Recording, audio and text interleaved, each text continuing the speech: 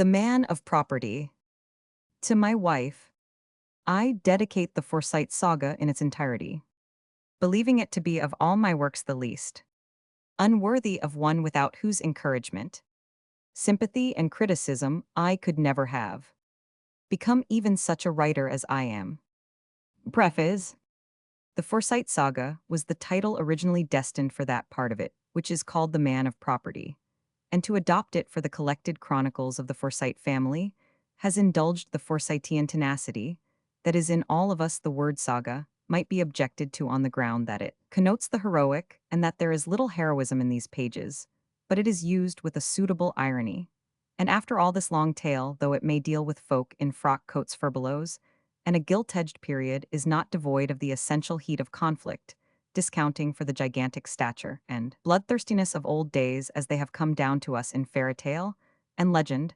The folk of the old sagas were Forsytes assuredly in their possessive instincts, and as little proof against the inroads of beauty and passion as within Soames or even young Jolyon, and if heroic figures in days that never were seen to startle out from their surroundings in fashion, unbecoming to a Forsyte of the Victorian era, we may be sure that tribal instinct was even then the prime force, and that family and the sense of home and property counted as they do to this day, for all the recent efforts to talk them out. So many people have written and claimed that their families were the originals of the Forsytes that one has been almost encouraged to believe in the typicality of an imagined species. Manners change, and modes evolve, and Timothy's on the Bayswater Road becomes a nest of the unbelievable in all except essentials. We shall not look upon its like again, nor perhaps on such a one as James or old Jolyon. And yet, the figures of insurance societies and the utterances of judges reassure us daily that our earthly paradise is still a rich preserve, where the wild raider's beauty and passion come stealing in filching security from beneath our noses. As surely as a dog will bark at a brass band, so will the essential Soames in human nature ever rise up uneasily against the dissolution which hovers round the folds of ownership. Let the dead past bury its dead, would be a better saying if the past ever died. The persistence of the past is one of those tragicomic blessings, which each new age denies coming cocksure on to the stage, to mouth its claim to a perfect novelty. But no age is so new as that human nature under its changing pretensions and clothes is, and ever will be very much of a Forsyte, and might after all be a much worse animal. Looking back on the Victorian era, whose ripeness, decline, and fall-off is in some sort pictured in the Forsyte Saga, we see now that we have but jumped out of a frying pan into a fire. It would be difficult to substantiate a claim that the case of England was better in 1913 than it was in 1886 when the Forsytes assembled at Old Jolyon's to celebrate the engagement of June to Philip Bosinney, and in 1920, when again the clan gathered to bless the marriage of Fleur with Michael Mont. The state of England is as surely too molten and bankrupt as in the 80s it was too congealed and low-percented. If these chronicles had been a really scientific study of transition, one would have dwelt probably on such factors as the invention of bicycle, motor car, and flying machine, the arrival of a cheap press, the decline of country life and increase of the towns, the birth of the cinema. Men are in fact quite unable to control their own inventions. They at best develop adaptability to the new conditions those inventions create. But this long tale is no scientific study of a period. It is rather an intimate incarnation of the disturbance that beauty affects in the lives of men. The figure of Irene, never as the reader may possibly have observed present, except through the senses of other characters, is a concretion of disturbing beauty impinging on a possessive world. One has noticed that readers, as they wade on through the salt waters of the saga, are inclined more and more to pity Soames, and to think that in doing so they are in revolt against the mood of his creator. Far from it, he too pities Soames, the tragedy of whose life is the very simple, uncontrollable tragedy of being unlovable without quite a thick enough skin to be thoroughly unconscious of the fact. Not even Fleur loves Soames as he feels he ought to be loved. But in pitying Soames, readers incline perhaps to animus against Irene. After all, they think he wasn't a bad fellow, it wasn't his fault, she ought to have forgiven him, and so on. And taking sides, they lose perception of the simple truth, which underlies the whole story, that where sex attraction is utterly and definitely lacking in one partner, to a union no amount of pity or reason or duty, or what not can overcome a repulsion implicit in nature. Whether it ought to or no is beside the point, because in fact it never does, and where Irene seems hard and cruel, as in the Bois de Boulogne or the Gutenberg Gallery, she is but wisely realistic, knowing that the least concession is the inch, which precedes the impossible, the repulsive L. A criticism one might pass on the last phase of the saga is the complaint that Irene and Jolyon, those rebels against property, claim spiritual property in their son John. But it would be hypercriticism, as the tale is told no father and mother could have let the boy marry Fleur without knowledge of the facts, and the facts determine John, not the persuasion of his parents. Moreover, Jolyon's persuasion is not on his own account, but on Irene's, and Irene's persuasion becomes a reiterated "don't think of me, think of yourself." That John, knowing the facts, can realize his mother's feelings will hardly with justice be held proof that she is after all a Forsyte. But though the impingement of beauty and the claims of freedom on a possessive world are the main prepossessions of the Forsyte Saga, it cannot be absolved from the charge of embalming the upper middle class, as the old Egyptians placed around their mummies the necessaries of a future existence. So I have endeavored to lay beside the figures of Aunts Anne and Julie, and Hester of Timothy, and Swithin of old Jolyon and James, and of their sons, that which shall guarantee them a little life, hereafter a little balm in the hurried Gilead of a dissolving progress. If the upper middle class with other classes is destined to move on into a morphism here pickled in these pages, it lies under glass for strollers in the wide and a larynged museum of letters. Here it rests preserved in its own juice, the sense of property. 1922. The Man of Property, by John Galsworthy. You will answer, the slaves are ours. Merchant of Venice. To Edward Garnet. Part 1. Chapter 1. At home at old Jolyon's. Those privileged to be present at a family festival of the Forsytes have seen that charming and instructive Sighton, upper middle-class family in full plumage. But whosoever of these favored persons has possessed the gift of psychological analysis, a talent without monetary value, and properly ignored by the Forsytes, has witnessed a spectacle not only delightful in itself, but illustrative of an obscure human problem. In plainer words, he has gleaned from a gathering of this familial branch of which had a liking for the other, between no three members of whom existed anything worthy of the name of sympathy, evidence of that mysterious concrete tenacity which renders a family so formidable a unit of society, so clear a reproduction of society in miniature. He has been admitted to a vision of the dim roads of social progress, has understood something of patriarchal life, of the swarmings of savage hordes, of the rise and fall of nations. He is like one who, having watched a tree grow from its planting, a paragon of tenacity, insulation, and success, amidst the deaths of 100 other plants, less fibrous, sappy, and persistent toned day, will see it flourishing with bland, full foliage in an almost repugnant prosperity at the summit of its efflorescence. On June 15, 1886, about 4 of the afternoon, the observer who chanced to be present at the house of old Jolyon Forsyte in Stanhope Gate might have seen the highest efflorescence of the Forsytes. This was the occasion of an at-home to celebrate the engagement of Miss June Forsyte, old Jolyon's granddaughter, to Mr. Philip Bosinney. In the bravery of light gloves, buff waistcoats, feathers, and frocks, the family were present, even Aunt Anne, who now but seldom left the corner of her brother Timothy's green drawing-room, where under the aegis of a plume of dyed pampas grass in a light blue vase, she sat all day reading and knitting, surrounded by the effigies of 3 generations of Forsytes. Even Aunt Anne was there, her inflexible back, and the dignity of her calm old face, personifying the rigid possessiveness of the family idea. When a Forsyte was engaged, married, or born, the Forsytes were present. When a Forsyte died, but no Forsyte had as yet died, they did not die, death being contrary to their principles. They took precautions against it, the instinctive precautions of highly vitalized persons who resent encroachments on their property. About the Forsytes mingling that day with the crowd of other guests, there was a more than ordinarily groomed look, an alert, inquisitive assurance, a brilliant respectability, as though they were attired in defiance of something. The habitual sniff on the face of Soames Forsyte had spread through their ranks. They were on their guard. The subconscious offensiveness of their attitude has constituted old Jolyon's home the psychological moment of the family history, made it the prelude of their drama.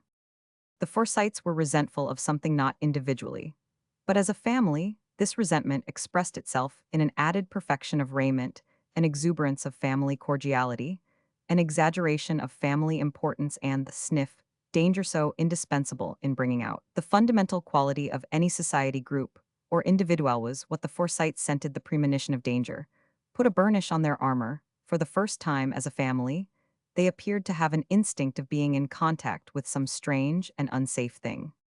Over against the piano, a man of bulk and stature was wearing two waistcoats on his wide chest, two waistcoats, and a ruby pin, instead of the single satin waistcoat and diamond pin of more usual occasions. And his shaven square old face, the color of pale leather with pale eyes, had its most dignified look above his satin stock. This was within Forsyte clothes, too. The window where he could get more than his fair share of fresh air, the other twin James the fat, and the lean of it old Jolyon called these brothers like the bulky, Swithin over 6 feet in height, but very lean as though destined from his birth to strike a balance, and maintain an average brooded over the scene with his permanent stoop. His gray eyes had an air of fixed absorption in some secret worry broken at intervals by a rapid shifting scrutiny of surrounding facts, his cheeks thinned by two parallel folds, and a long clean-shaven upper lip, were framed within Dundreary whiskers in his hands.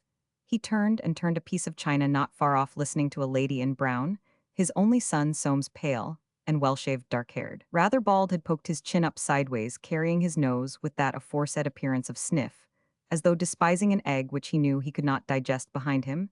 His cousin, the tall George son of the fifth Forsyte, Roger, had a quilpish look on his fleshy face, pondering one of his sardonic jests, something inherent to the occasion, had affected them all. Seated in a row close to one another were three ladies' aunts and Hester, the two Forsyte maids, and Julie Short for Julia, who not in first youth had so far forgotten herself as to marry Septimus Small, a man of poor constitution. She had survived him for many years with her elder and younger sister. She lived now in the house of Timothy, her sixth and youngest brother, on the Bayswater Road. Each of these ladies held fans in their hands, and each with some touch of color, some emphatic feather or brooch, testified to the solemnity of the opportunity. In the center of the room, under the chandelier, as became a host, stood the head of the family, old Jolyon himself, 80 years of age, with his fine white hair, his dome-like forehead, his little dark gray eyes, and an immense white mustache, which drooped and spread below the level of his strong jaw. He had a patriarchal look, and in spite of lean cheeks and hollows at his temples, seemed master of perennial youth. He held himself extremely upright, and his shrewd, steady eyes had lost none of their clear shining. Thus he gave an impression of superiority to the doubts and dislikes of smaller men. Having had his own way for innumerable years, he had earned a prescriptive right to it. It would never have occurred to old Jolyon that it was necessary to wear a look of doubt or of defiance. Between him and the four other brothers who were present, James, Swithin, Nicholas, and Roger, there was much difference, much similarity in turn. Each of these four brothers was very different from the other, yet they too were alike. Through the varying features and expression of those five faces could be marked a certain steadfastness of chin, underlying surface distinctions, marking a racial stamp too prehistoric to trace, too remote and permanent to discuss, the very hallmark and guarantee of the family fortunes.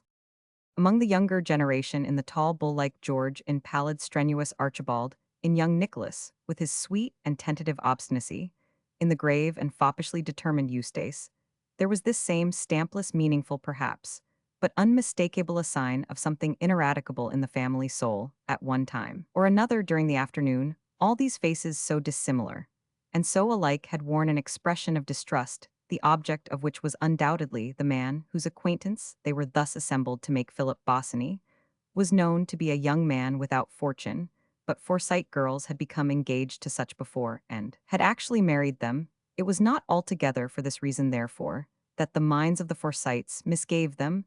They could not have explained the origin of a misgiving, obscured by the mist of family gossip. A story was undoubtedly told that he had paid his duty call to Aunts Aunt Julie and Hester in a soft gray hat, not even a new one, a dusty thing, with a shapeless crown, so extraordinary, my dear, so odd. Aunt Hester, passing through the little dark hall, she was rather short-sighted, had tried to shoo it off a chair, taking it for a strange, disreputable cat. Tommy had such disgraceful friends, she was disturbed when it did not move.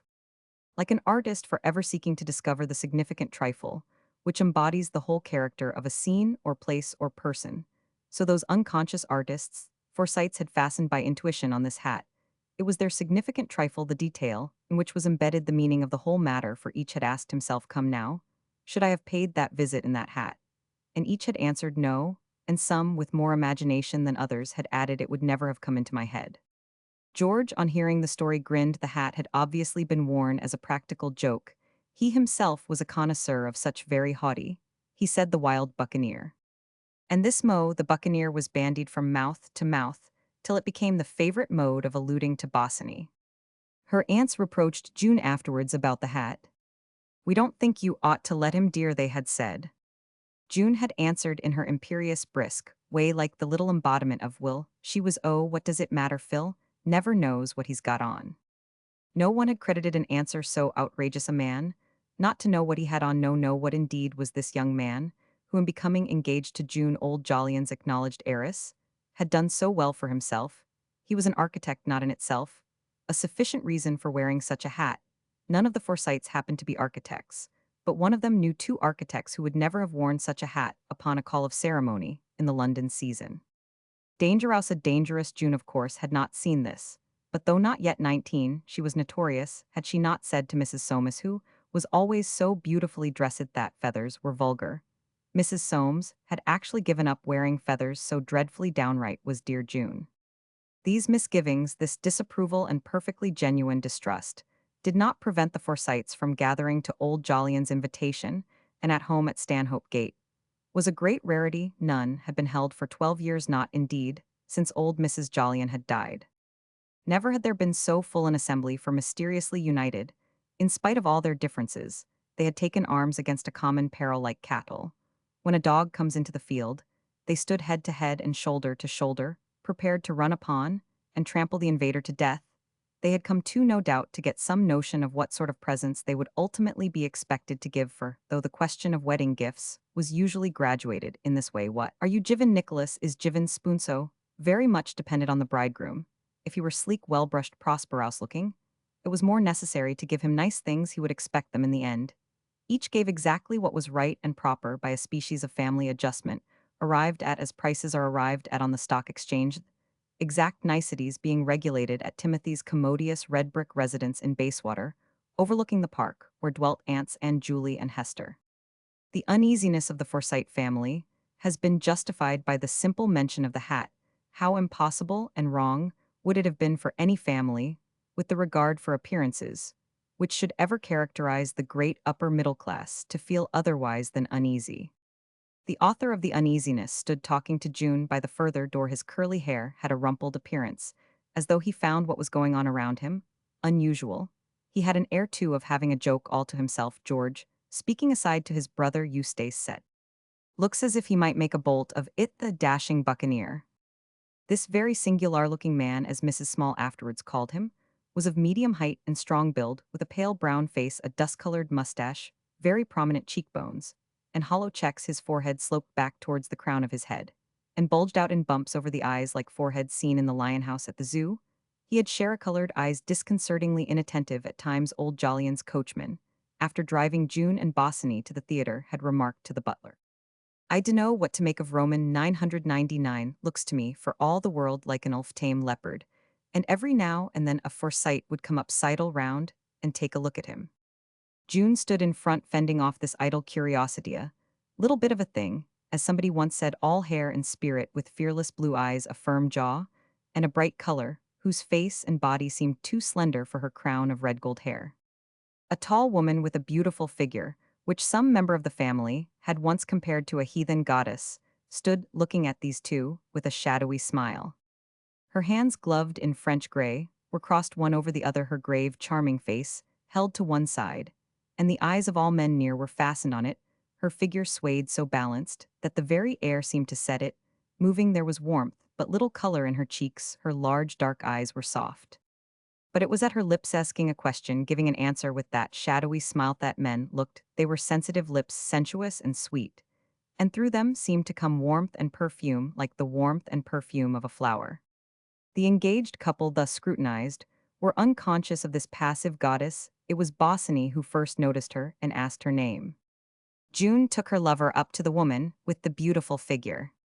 "Irene is my greatest chum," she said. "Please be good friends, you two." At the little lady's command they all three smiled, and while they were smiling, Soames Forsyte, silently appearing from behind the woman, with the beautiful figure who was his wife said. "Ah, introduce me to." He was seldom, indeed far from Irene's side at public functions, and even when separated by the exigencies of social intercourse, could be seen following her about with his eyes in which were strange expressions of watchfulness and longing. At the window, his father James was still scrutinizing the marks on the piece of china. "I wonder at Jolion's allowing this engagement," he said to Aunt Anne. "They tell me there's no chance of their getting married for years, this young Bosinney." He made the word a dactyl in opposition to general usage of a short O. "Has got nothing, when Winifred married Darty. I made him bring every penny into settlement, lucky thing, Toothite ha had nothing by this time." Aunt Anne looked up from her velvet chair, gray curls, banded her forehead, curls that unchanged for decades had extinguished in the family all sense of time. She made no reply, for she rarely spoke, husbanding her aged voice. But to James, uneasy of conscience, her look was as good as an answer. "Well," he said, "I couldn't help Irene's having no money. Soames was in such a hurry, he got quite thin dancing attendance on her." Putting the bowl pettishly down on the piano, he let his eyes wander to the group by the door. "It's my opinion," he said unexpectedly, "that it's just as well as it is." Aunt Anne did not ask him to explain this strange utterance. She knew what he was thinking. If Irene had no money, she would not be so foolish as to do anything wrong, for they said the Sedge had been asking for a separate room, but of course Soames had not. James interrupted her reverie. "But where," he asked, "was Timothy? Hadn't he come with them?" Through Aunt Anne's compressed lips, a tender smile forced its way. "No, he didn't think it wise with so much of this diphtheria about, and he's so liable to take things." James answered, "Well, he takes good care of himself. I can't afford to take the care of myself that he does." Nor was it easy to say which of admiration, envy, or contempt was dominant in that remark. Timothy, indeed, was seldom seen the baby of the family, a publisher by profession. He had some years before, when business was at full tide, scented out the stagnation which indeed had not yet come, but which ultimately, as all agreed, was bound to set in, and selling his share in a firm, engaged mainly in the production of religious books, had invested the quite conspicuous proceeds in 3% consols. By this act he had at once assumed an isolated position, no other Forsyte being content with less than 4% for his money. And this isolation had slowly and surely undermined a spirit perhaps better than commonly endowed. With caution he had become almost a myth, a kind of incarnation of security, haunting the background of the Forsyte universe. He had never committed the imprudence of marrying, or encumbering himself in any way with children. James resumed, tapping the piece of china. "This isn't real old Worcester. I suppose Jolion's told you something about the young man. From all I can learn, he's got no business, no income, and no connection worth speaking of. But then I know nothing, nobody tells me anything." Aunt Anne shook her head over her square-chinned, aquiline old face. A trembling passed the spidery fingers of her hands, pressed against each other, and interlaced as though she were subtly recharging her will. The eldest by some years of all the Forsytes, she held a peculiar position amongst them, opportunists and egotists one, and although not indeed more so than their neighbors, they quailed before her incorruptible figure. And when opportunities were too strong, what could they do but avoid her? Twisting his long, thin legs, James went on. "Jolion, he will have his own way. He's got no children." And stopped, recollecting the continued existence of old Jolion's son, young Jolion Jun's father, who had made such a mess of it, and done for himself by deserting his wife and child, and running away with that foreign governess. Well, he resumed hastily, "if he likes to do these things, I suppose he can afford to. Now what's he going to give her? I suppose he'll give her 1,000 a year. He's got nobody else to leave his money to." He stretched out his hand to meet that of a dapper, clean-shaven man, with hardly a hair on his head, a long broken nose, full lips, and cold gray eyes under rectangular brows. "Well, Nick," he muttered, "how are you?" Nicholas Forsyte, with his bird-like rapidity, and the look of a preternaturally sage schoolboy, he had made a large fortune quite legitimately out of the companies of which he was a director, placed within that cold palm the tips of his still colder fingers, and hastily withdrew them. "I am bad," he said, pouting, "been bad all the week, don't sleep at night. The doctor can't tell why. He's a clever fellow, or I shouldn't have him, but I get nothing out of him but bills." "Doctors," said James, coming down sharp on his words. "I've had all the doctors in London for one or another of us.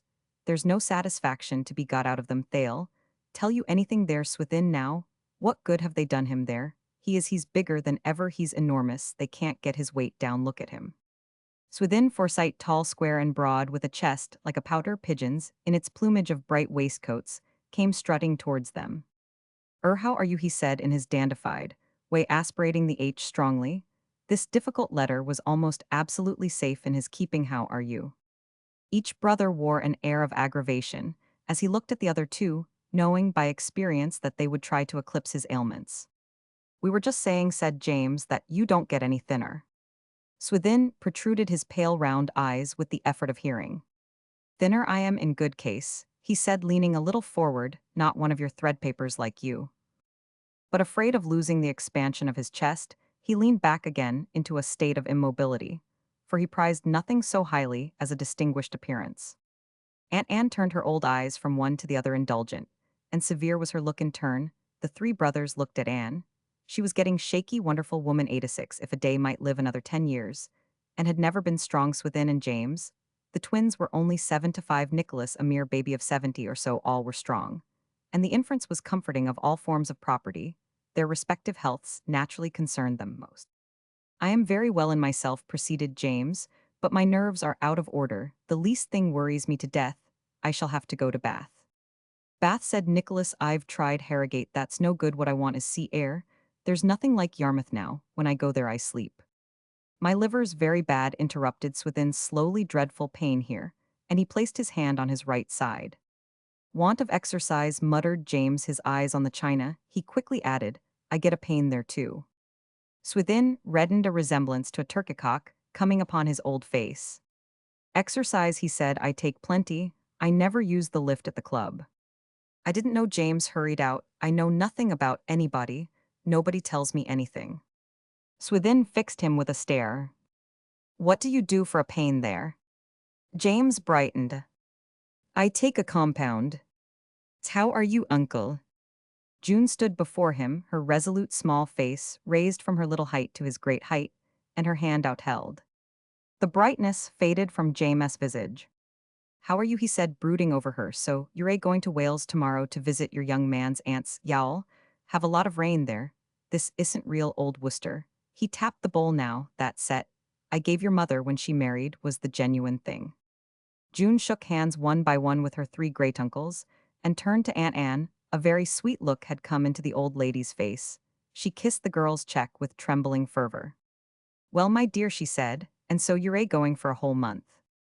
The girl passed on, and Aunt Anne looked after her slim little figure, the old lady's round steel, gray eyes over which a film like a bird's was beginning to come, followed her wistfully amongst the bustling crowd, for people were beginning to say goodbye, and her fingertips pressing and pressing against each other, were busy again with the recharging of her will against that inevitable ultimate departure of her own. Yes, she thought, everybody's been most kind, quite a lot of people come to congratulate her. She ought to be very happy amongst the throng of people. By the door, the well-dressed throng drawn from the families of lawyers and doctors from the stock exchange, and all the innumerable avocations of the upper middle class, there were only some 20% of Forsytes. But to Aunt Anne they seemed all Forsytes, and certainly there was not much difference. She saw only her own flesh and blood. It was her world, this family, and she knew no other, had never perhaps known any other. All their little secrets, illnesses, engagements, and marriages, how they were getting on, and whether they were making money at all, this was her property, her delight, her life. Beyond this, only a vague, shadowy mist of facts and persons of no real significance. This it was that she would have to lay down when it came to her turn to die, this which gave to her that importance, that secret self-importance, without which none of us can bear to live. And to this she clung wistfully, with a greed that grew each day. If life were slipping away from her, this she would retain to the end.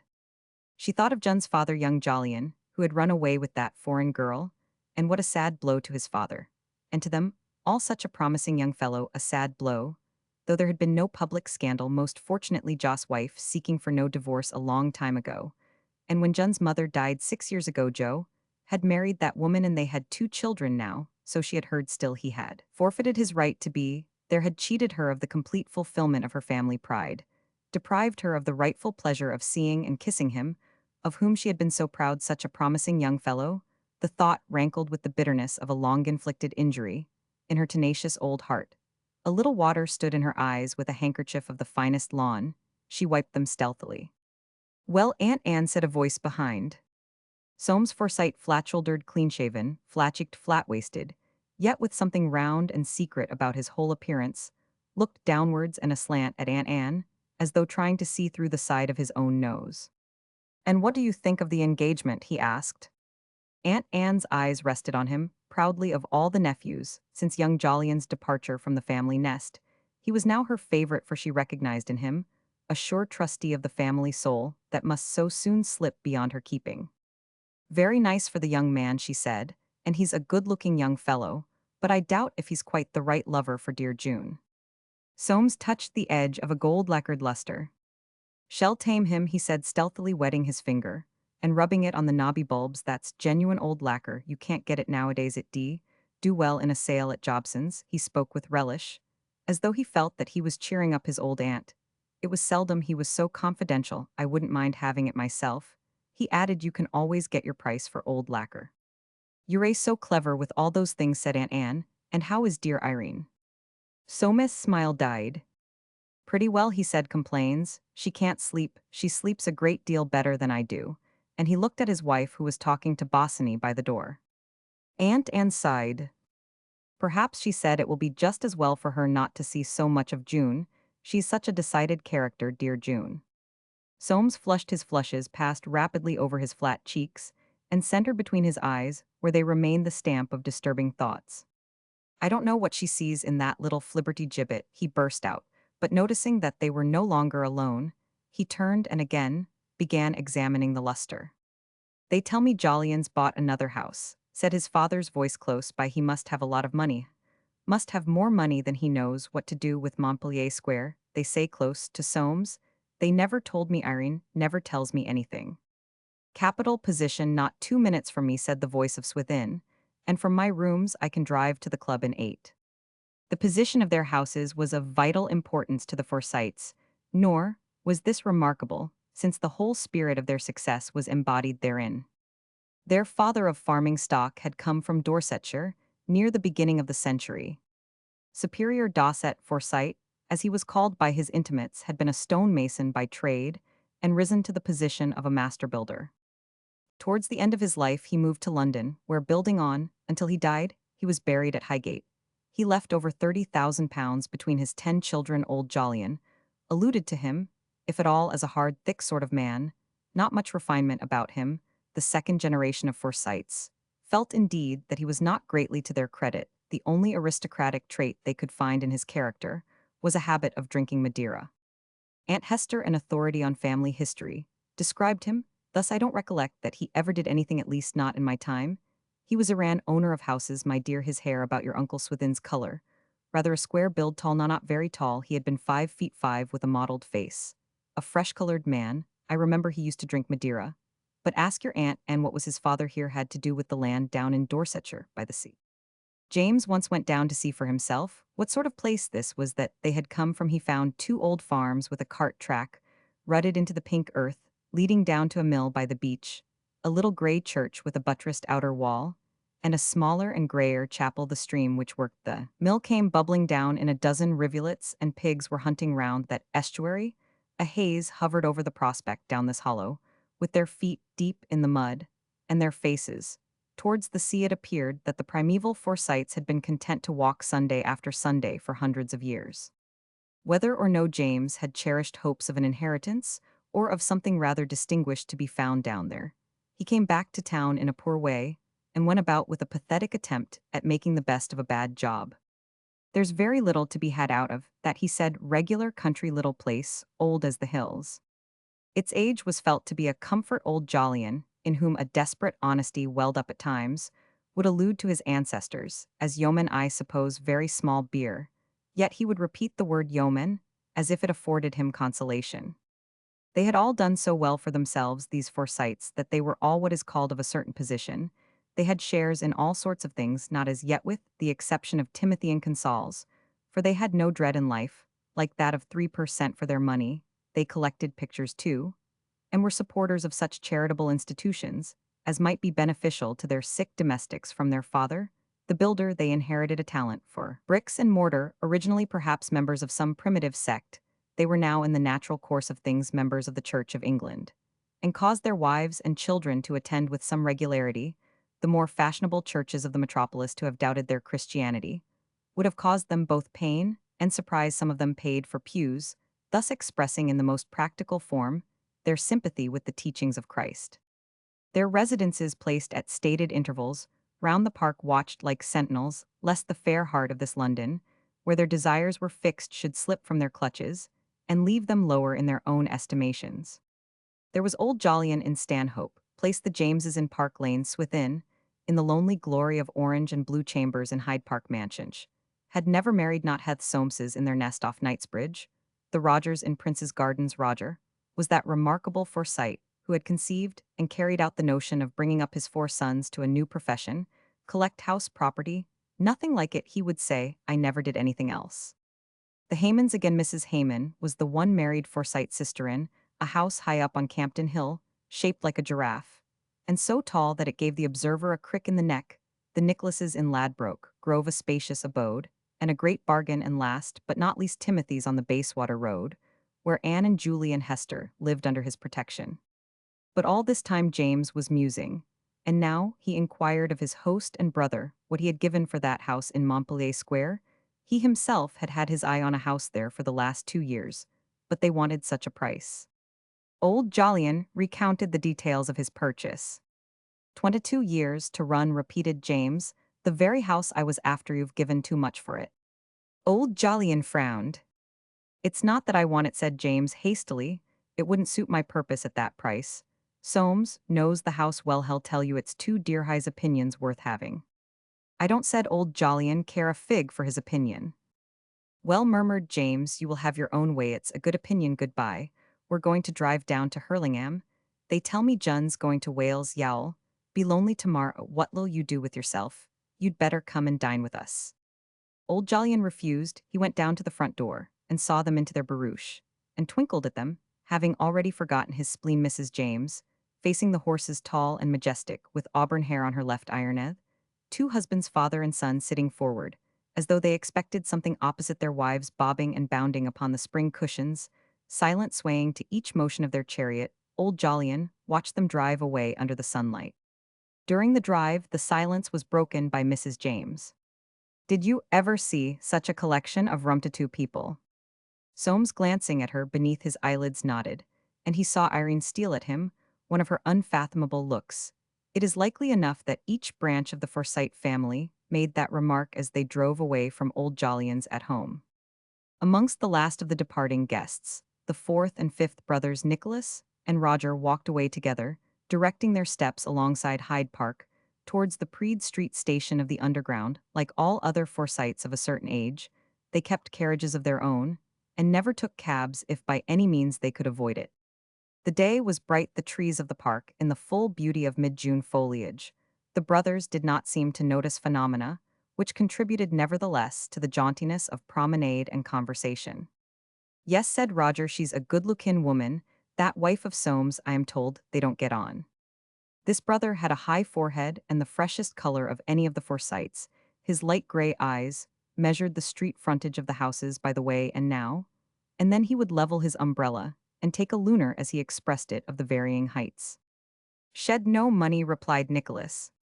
He himself had married a good deal of money, of which, it being then the golden age, before the Married Women's Property Act, he had mercifully been enabled to make a successful use. What was her father? Heron was his name, a professor, so they tell me. Roger shook his head. There's no money in that, he said. They say her mother's father was cement. Roger's face brightened. But he went bankrupt, went on Nicholas. Ah, exclaimed Roger, Soames will have trouble with her. You mark my words, he'll have trouble. She's got a foreign look. Nicholas licked his lips. She's a pretty woman, and he waved aside a crossing sweeper.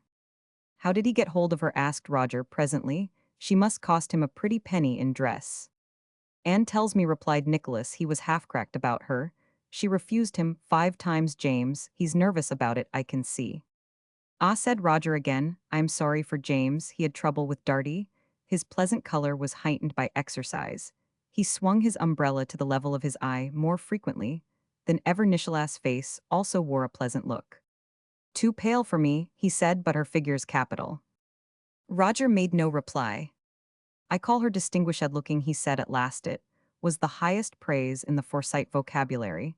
That young Bosinney will never do any good for himself, they say at Burkitt's. He's one of these artistic chaps, get an idea of improving English architecture. There's no money in that. I should like to hear what Timothy would say to it. They entered the station.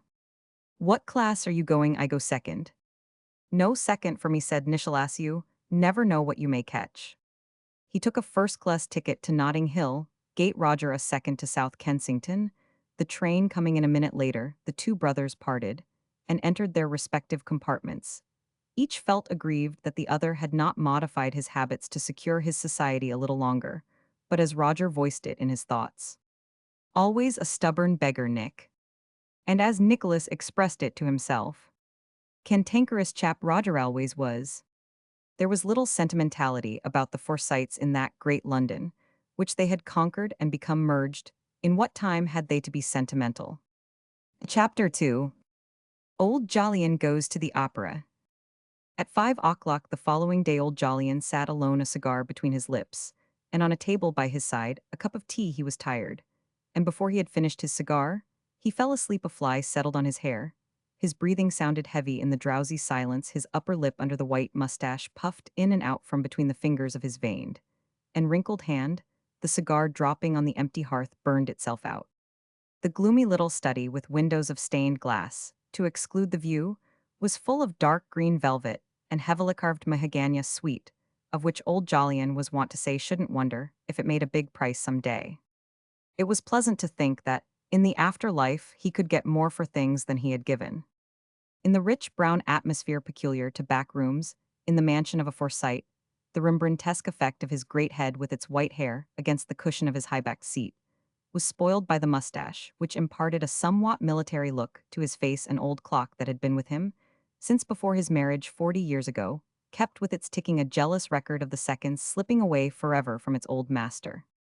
He had never cared for this room, hardly going into it from one year's end to another, except to take cigars from the Japanese cabinet in the corner, and the room now had its revenge. His temples curving like thatches over the hollows beneath his cheekbones and chin, all were sharpened in his sleep, and there had come upon his face the confession that he was an old man. He woke. June had gone. James had said he would be lonely. James had always been a poor thing. He recollected, with satisfaction, that he had bought that house over James's head.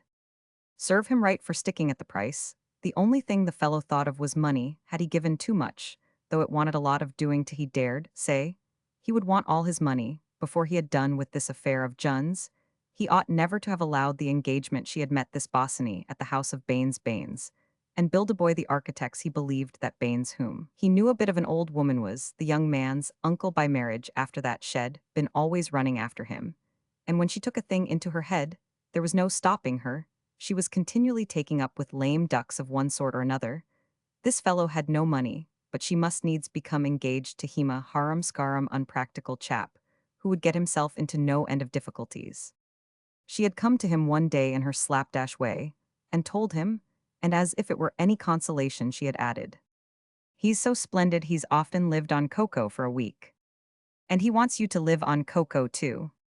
Oh no, he is getting into the swim now."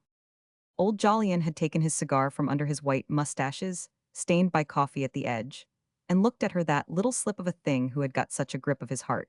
He knew more about swims than his granddaughter, but she, having clasped her hands on his knees, rubbed her chin against him, making a sound like a purring cat, and knocking the ash off his cigar. He had exploded in nervous desperation. "You're all alike. You won't be satisfied till you've got what you want. If you must come to grief, you must. I wash my hands of it." So he had washed his hands of it, making the condition that they should not marry until Bosinney had at least 400 a year. "I shan't be able to give you very much," he had said, a formula to which June was not unaccustomed. "Perhaps this what's-his-name will provide the cocoa." He had hardly seen anything of her since it began a bad business. He had no notion of giving her a lot of money to enable a fellow he knew nothing about to live on in idleness. He had seen that sort of thing before. No good ever came of it. Worst of all, he had no hope of shaking her resolution.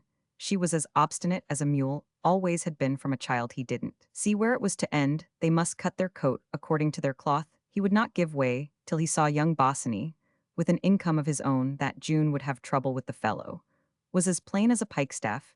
He had no more idea of money than a cow.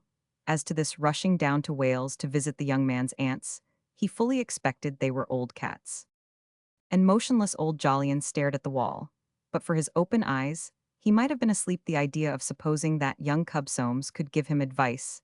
He had always been a cub with his nose in the air. He would be setting up as a man of property next, with a place in the country. A man of property HMPH like his father, he was always nosing out bargains, a cold-blooded young beggar.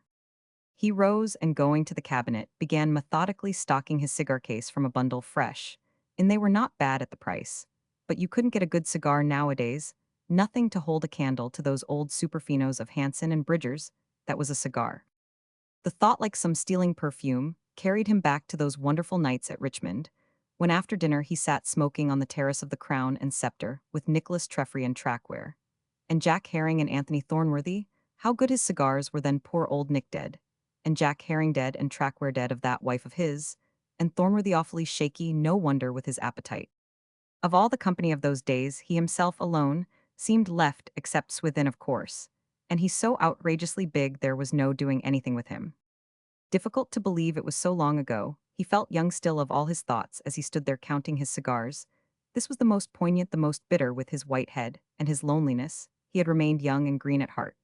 And those Sunday afternoons on Hampstead Heath, when young Jolyon and he went for a stretch along the Spaniards Road to Highgate to Child's Hill, and back over the heath again to dine at Jack Straw's Castle, how delicious his cigars were then, and such weather there was no weather now.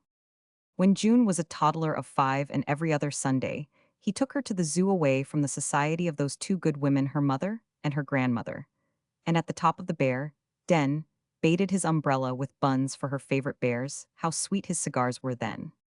Cigars he had not even succeeded in outliving his palateth famous palate, that in the 50s men swore by, and speaking of him, said Forsyte's the best palate in London. The palate that in a sense had made his fortuneth fortune, of the celebrated tea-men Forsyte and Treffry, whose tea, like no other man's tea, had a romantic aroma, the charm of a quite singular genuineness. About the house of Forsyte and Treffry in the city had clung an air of enterprise and mystery, of special dealings, in special ships at special ports with special Orientals. He had worked at that business men did work in those days. These young pups hardly knew the meaning of the word. He had gone into every detail known, everything that went on, sometimes sat up all night over it. And he had always chosen his agents himself, prided himself on it. His eye for men, he used to say, had been the secret of his success. And the exercise of this masterful power of selection had been the only part of it. All that he had really liked, not a career for a man of his ability. Even now, when the business had been turned into a limited liability company and was declining, he had got out of his shares long ago. He felt a sharp chagrin in thinking of that time. How much better he might have done. He would have succeeded splendidly at the bar. He had even thought of standing for Parliament. How often had not Nicholas Treffry said to him, "You could do anything, Joe, if you weren't so damned careful of yourself, dear old Nick, such a good fellow." But a rackety chap, the notorious Treffry, he had never taken any care of himself. So he was dead. Old Jolyon counted his cigars with a steady hand, and it came into his mind to wonder if perhaps he had been too careful of himself. He put the cigar case in the breast of his coat, buttoned it in, and walked up the long flights to his bedroom, leaning on one foot and the other, and helping himself by the banister. The house was too big after June was married. If she ever did marry this fellow, as he supposed, he would let it, and go into rooms. What was the use of keeping half a dozen servants eating their heads off? The butler came to the ring of his bell, a large man, with a beard, a soft tread, and a peculiar capacity for silence. Old Jolyon told him to put his dress clothes out. He was going to dine at the club. How long had the carriage been back from taking Miss June to the station? Since 2. Then let him come round at 6:30. The club, which old Jolyon entered on the stroke of 7, was one of those political institutions of the upper middle class, which have seen better days, in spite of being talked about perhaps. In consequence of being talked about, it betrayed a disappointing vitality. People had grown tired of saying that the disunion was on its last legs. Old Jolyon would say it too, yet disregarded the fact in a manner truly irritating to well-constituted clubmen. "Why do you keep your name on Swithin?" often asked him, with profound vexation. "Why don't you join the Polyglot? You can't get a wine like our Heidsieck, under 20 shillin' a bottle anywhere in London." And dropping his voice, He added, "There's only 500 dozen left. I drink it every night of my life."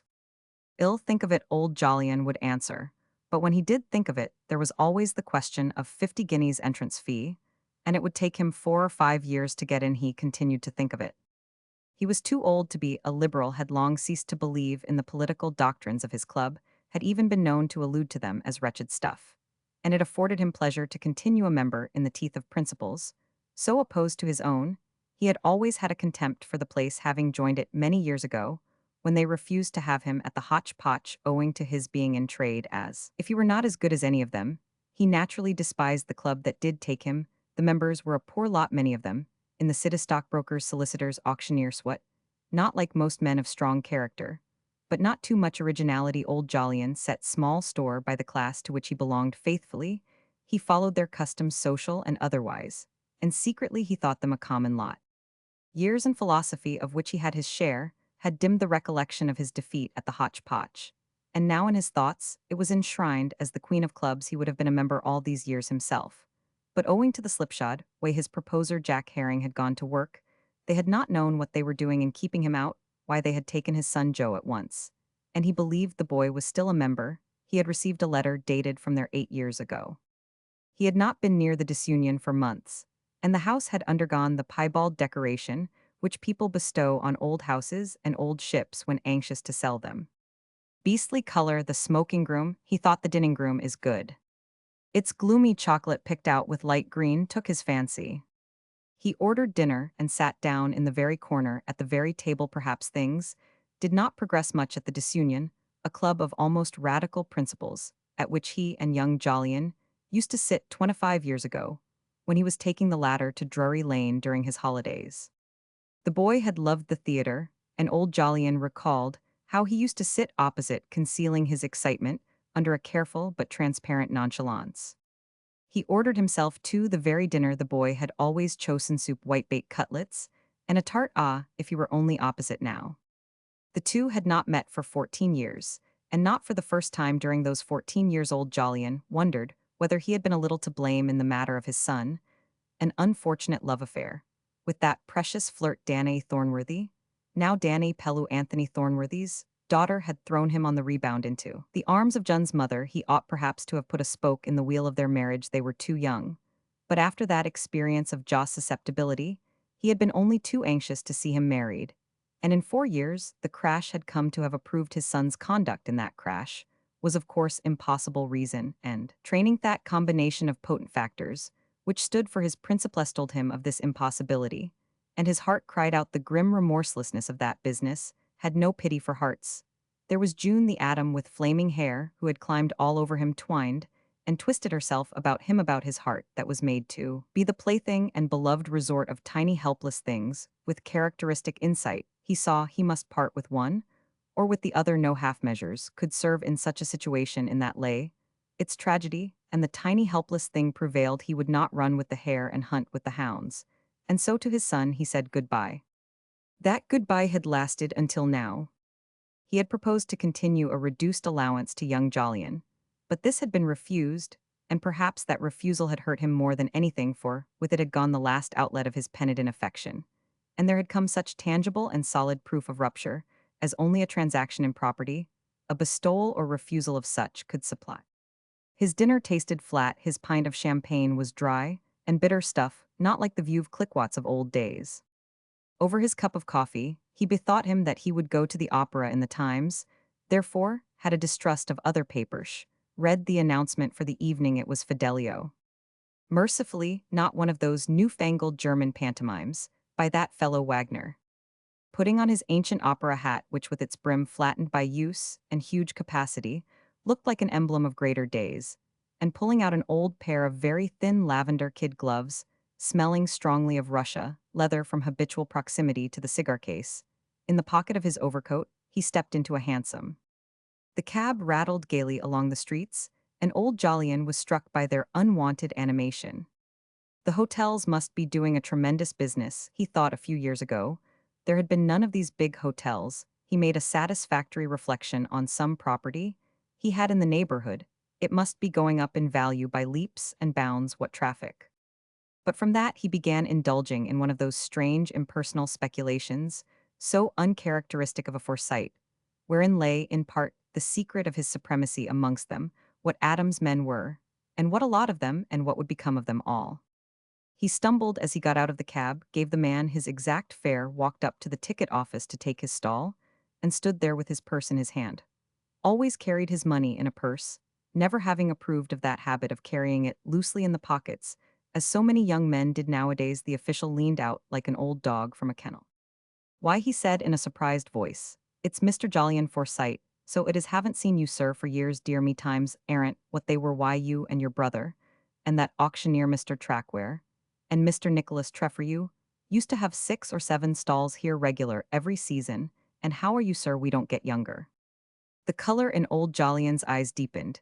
He paid his guinea, they had not forgotten him, he marched in to the sounds of the overture like an old warhorse to battle. Folding his opera hat, he sat down, drew out his lavender gloves in the old way, and took up his glasses for a long look round the house, dropping them at last on his folded hat. He fixed his eyes on the curtain more poignantly than ever. He felt that it was all over and done with him. Where were all the women, the pretty women? The house used to be so full of. Where was that old feeling in the heart, as he waited for one of those great singers, where that sensation of the intoxication of life, and of his own power to enjoy it all? The greatest opera-goer of his day, there was no opera now. That fellow Wagner had ruined everything, no melody left, nor any voices to sing it. Ah, the wonderful singers gone. He sat watching the old scenes, acted a numb feeling at his heart. From the curl of silver over his ear to the pose of his foot in its elastic-sided patent boot, there was nothing clumsy or weak about old Jolyon. He was as upright, very nearly as in those old times. When he came every night his sight was as good, almost as good. But what a feeling of weariness and disillusion. He had been in the habit all his life of enjoying things, even imperfect things, and there had been many imperfect things, had enjoyed them all with moderation, so as to keep himself young. But now he was deserted by his power of enjoyment, by his philosophy, and left with this dreadful feeling that it was all done with. Not even the prisoner's chorus, nor Florian's song, had the power to dispel the gloom of his loneliness. If Joe were only with him, the boy must be 40 by now. He had wasted 14 years out of the life of his only son, and Joe was no longer a social pariah. He was married. Old Jolyon had been unable to refrain from marking his appreciation of the action by enclosing his son a check for 500. The check had been returned in a letter from the hotchpotch couched in these words: "My dearest father, your generous gift was welcome as a sign that you might think worse of me. I return it.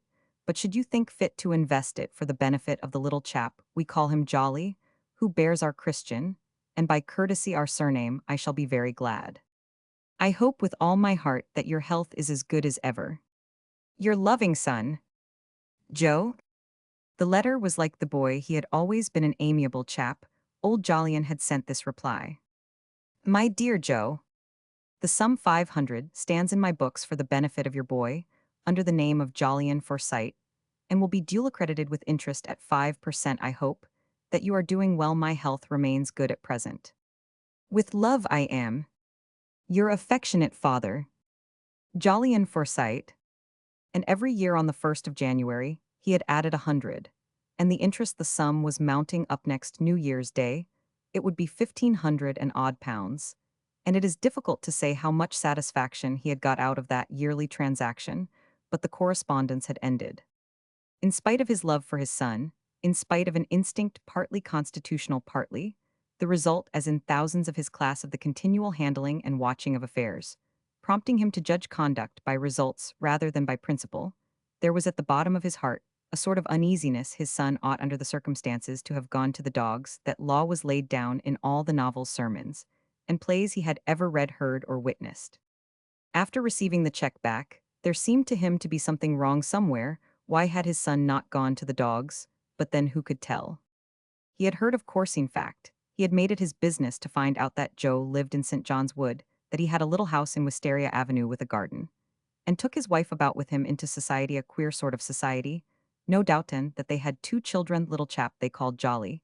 Considering the circumstances, the name struck him as cynical, and old Jolyon both feared and disliked cynicism, and a girl called Holly, born since the marriage. Who could tell what his son's circumstances really were? He had capitalized the income he had inherited from his mother's father, and joined Lloyd's as an underwriter.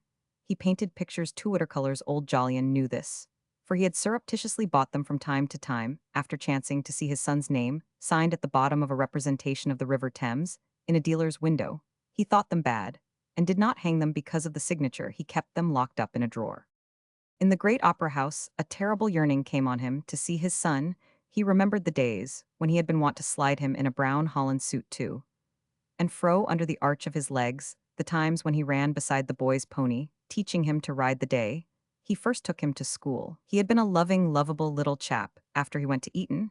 He had acquired perhaps a little too much of that desirable manner, which old Jolyon knew was only to be obtained at such places, and at great expense, but he had always been companionable, always a companion, even after Cambridge, a little far off perhaps owing to the advantages he had received. Old Jolyon's feeling towards our public schools and varsities never wavered, and he retained touchingly his attitude of admiration and mistrust towards a system appropriate to the highest in the land of which he had not himself been privileged to partake. Now that June had gone and left, or as good as left him, it would have been a comfort to see his son again guilty of this treason to his family, his principles, his class. Old Jolyon fixed his eyes on the singer, a poor thing, a wretched poor thing, and the Florian, a perfect stick. It was over. They were easily pleased nowadays. In the crowded street, he snapped up a cab under the very nose of a stout and much younger gentleman, who had already assumed it to be his own. His route lay through Pall Mall, and at the corner, instead of going through the Green Park, the cabman turned to drive up St. James Street. Old Jolyon put his hand through the trap. He could not bear being taken out of his way. In turning, however, he found himself opposite the hotch-potch, and the yearning that had been secretly with him the whole evening prevailed. He called to the driver to stop. He would go in and ask if Joe still belonged there. He went in. The hall looked exactly as it did when he used to dine there with Jack Herring, and they had the best cook in London, and he looked round with the shrewd, straight glance that had caused him all his life to be better served than most men. "Mr. Jolyon Forsyte still a member here?" "Yes, sir, in the club." "Now, sir, what name?" Old Jolyon was taken aback. "His father," he said, and having spoken, he took his stand back to the fireplace. Young Jolyon, on the point of leaving the club, had put on his hat, and was in the act of crossing the hall as the porter met him. He was no longer young, with hair going grey and face a narrower replica of his father's, with the same large drooping moustache decidedly worn. He turned pale. This meeting was terrible, after all those years, for nothing in the world was so terrible as a scene. They met, and crossed hands without a word. Then, with a quaver in his voice, the father said, "How are you, my boy?" The son answered, "How are you, Dad?" Old Jolyon's hand trembled in its thin lavender glove. "If you're going my way," he said, "I can give you a lift." And as though in the habit of taking each other home every night, they went out and stepped into the cab. To old Jolyon, it seemed that his son had grown more of a man altogether. Was his comment over the natural amiability of that son's face had come a rather sardonic mask, as though he had found in the circumstances of his life the necessity for armor. The features were certainly those of a Forsyte, but the expression was more the introspective look of a student or philosopher. He had no doubt been obliged to look into himself a good deal in the course of those 15 years. To young Jolyon, the first sight of his father was undoubtedly a shock. Looked so worn and old, but in the cab he seemed hardly to have changed, still having the calm look so well remembered, still being upright and keen-eyed. "You look well, Dad." "Middling," old Jolyon answered. He was the prey of an anxiety that he found he must put into words. Having got his son back like this, he felt he must know what was his financial position. "Joe," he said, "I should like to hear what sort of water you're in. I suppose you're in debt." He put it this way that his son might find it easier to confess. Young Jolyon answered in his ironical voice, "No, I am not in debt." Old Jolyon saw that he was angry and touched his hand. He had run a risk. It was worth it, however. And Joe had never been sulky with him. They drove on, without speaking again, to Stanhope Gate. Old Jolyon invited him in, but young Jolyon shook his head. "Jun's not here," said his father. "Hastily went off today on a visit, I suppose. You know that she's engaged to be married." "Already," murmured young Jolyon. Old Jolyon stepped out, and in paying the cab fare for the first time in his life, gave the driver a sovereign in mistake for a shilling. Placing the coin in his mouth, the cabman whipped his horse secretly on the underneath and hurried away. Old Jolyon turned the key softly in the lock, pushed open the door, and beckoned. His son saw him, gravely hanging up his coat, with an expression on his face like that of a boy who intends to steal cherries. The door of the dining room was open, the gas turned low, a spiritern hissed on a tea tray, and close to it, a cynical-looking cat had fallen asleep on the dining table. Old Jolyon shooed her off at once. The incident was a relief to his feelings. He rattled his opera hat behind the animal. "She's got fleas," he said, following her out of the room through the door in the hall. Leading to the basement, he called HSSSD several times, as though assisting the cat's departure, till by some strange coincidence the butler appeared below. "You can go to bed, Parfit," said Old Jolyon. "I will lock up and put out." When he again entered the dining room, the cat unfortunately preceded him, with her tail in the air, proclaiming that she had seen through this man, however, for suppressing the butler from the first. A fatality had dogged Old Jolyon's domestic stratagems all his life. Young Jolyon could not help smiling. He was very well versed in irony, and everything that evening seemed to him ironical: the episode of the cat, the announcement of his own daughter's engagement. So he had no more part or parcel in her than he had in the puss, and the poetical justice of this appealed to him. "What is June like now?" he asked. "She's a little thing," returned Old Jolyon. "They say she's like me, but that's their folly. She's more like your mother, the same eyes and hair." "Ah, and she is pretty." Old Jolyon was too much of a Forsyte to praise anything freely, especially anything for which he had a genuine admiration. "Not bad looking, a regular Forsyte chin. It'll be lonely here when she's gone, Joe." The look on his face again gave young Jolyon the shock he had felt on first seeing his father. "What will you do with yourself, Dad? I suppose she's wrapped up in him." "Do with myself," repeated Old Jolyon, with an angry break in his voice. "It'll be miserable work, living here alone.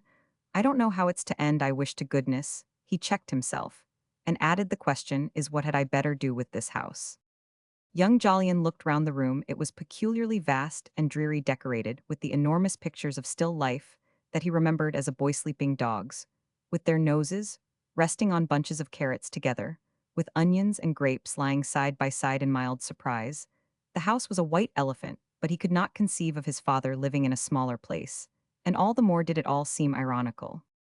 In his great chair with the bookrest sat Old Jolyon, the figurehead of his family and class, and Creed, with his white head and dome-like forehead, the representative of moderation and order and love of property, as lonely an old man as there was in London.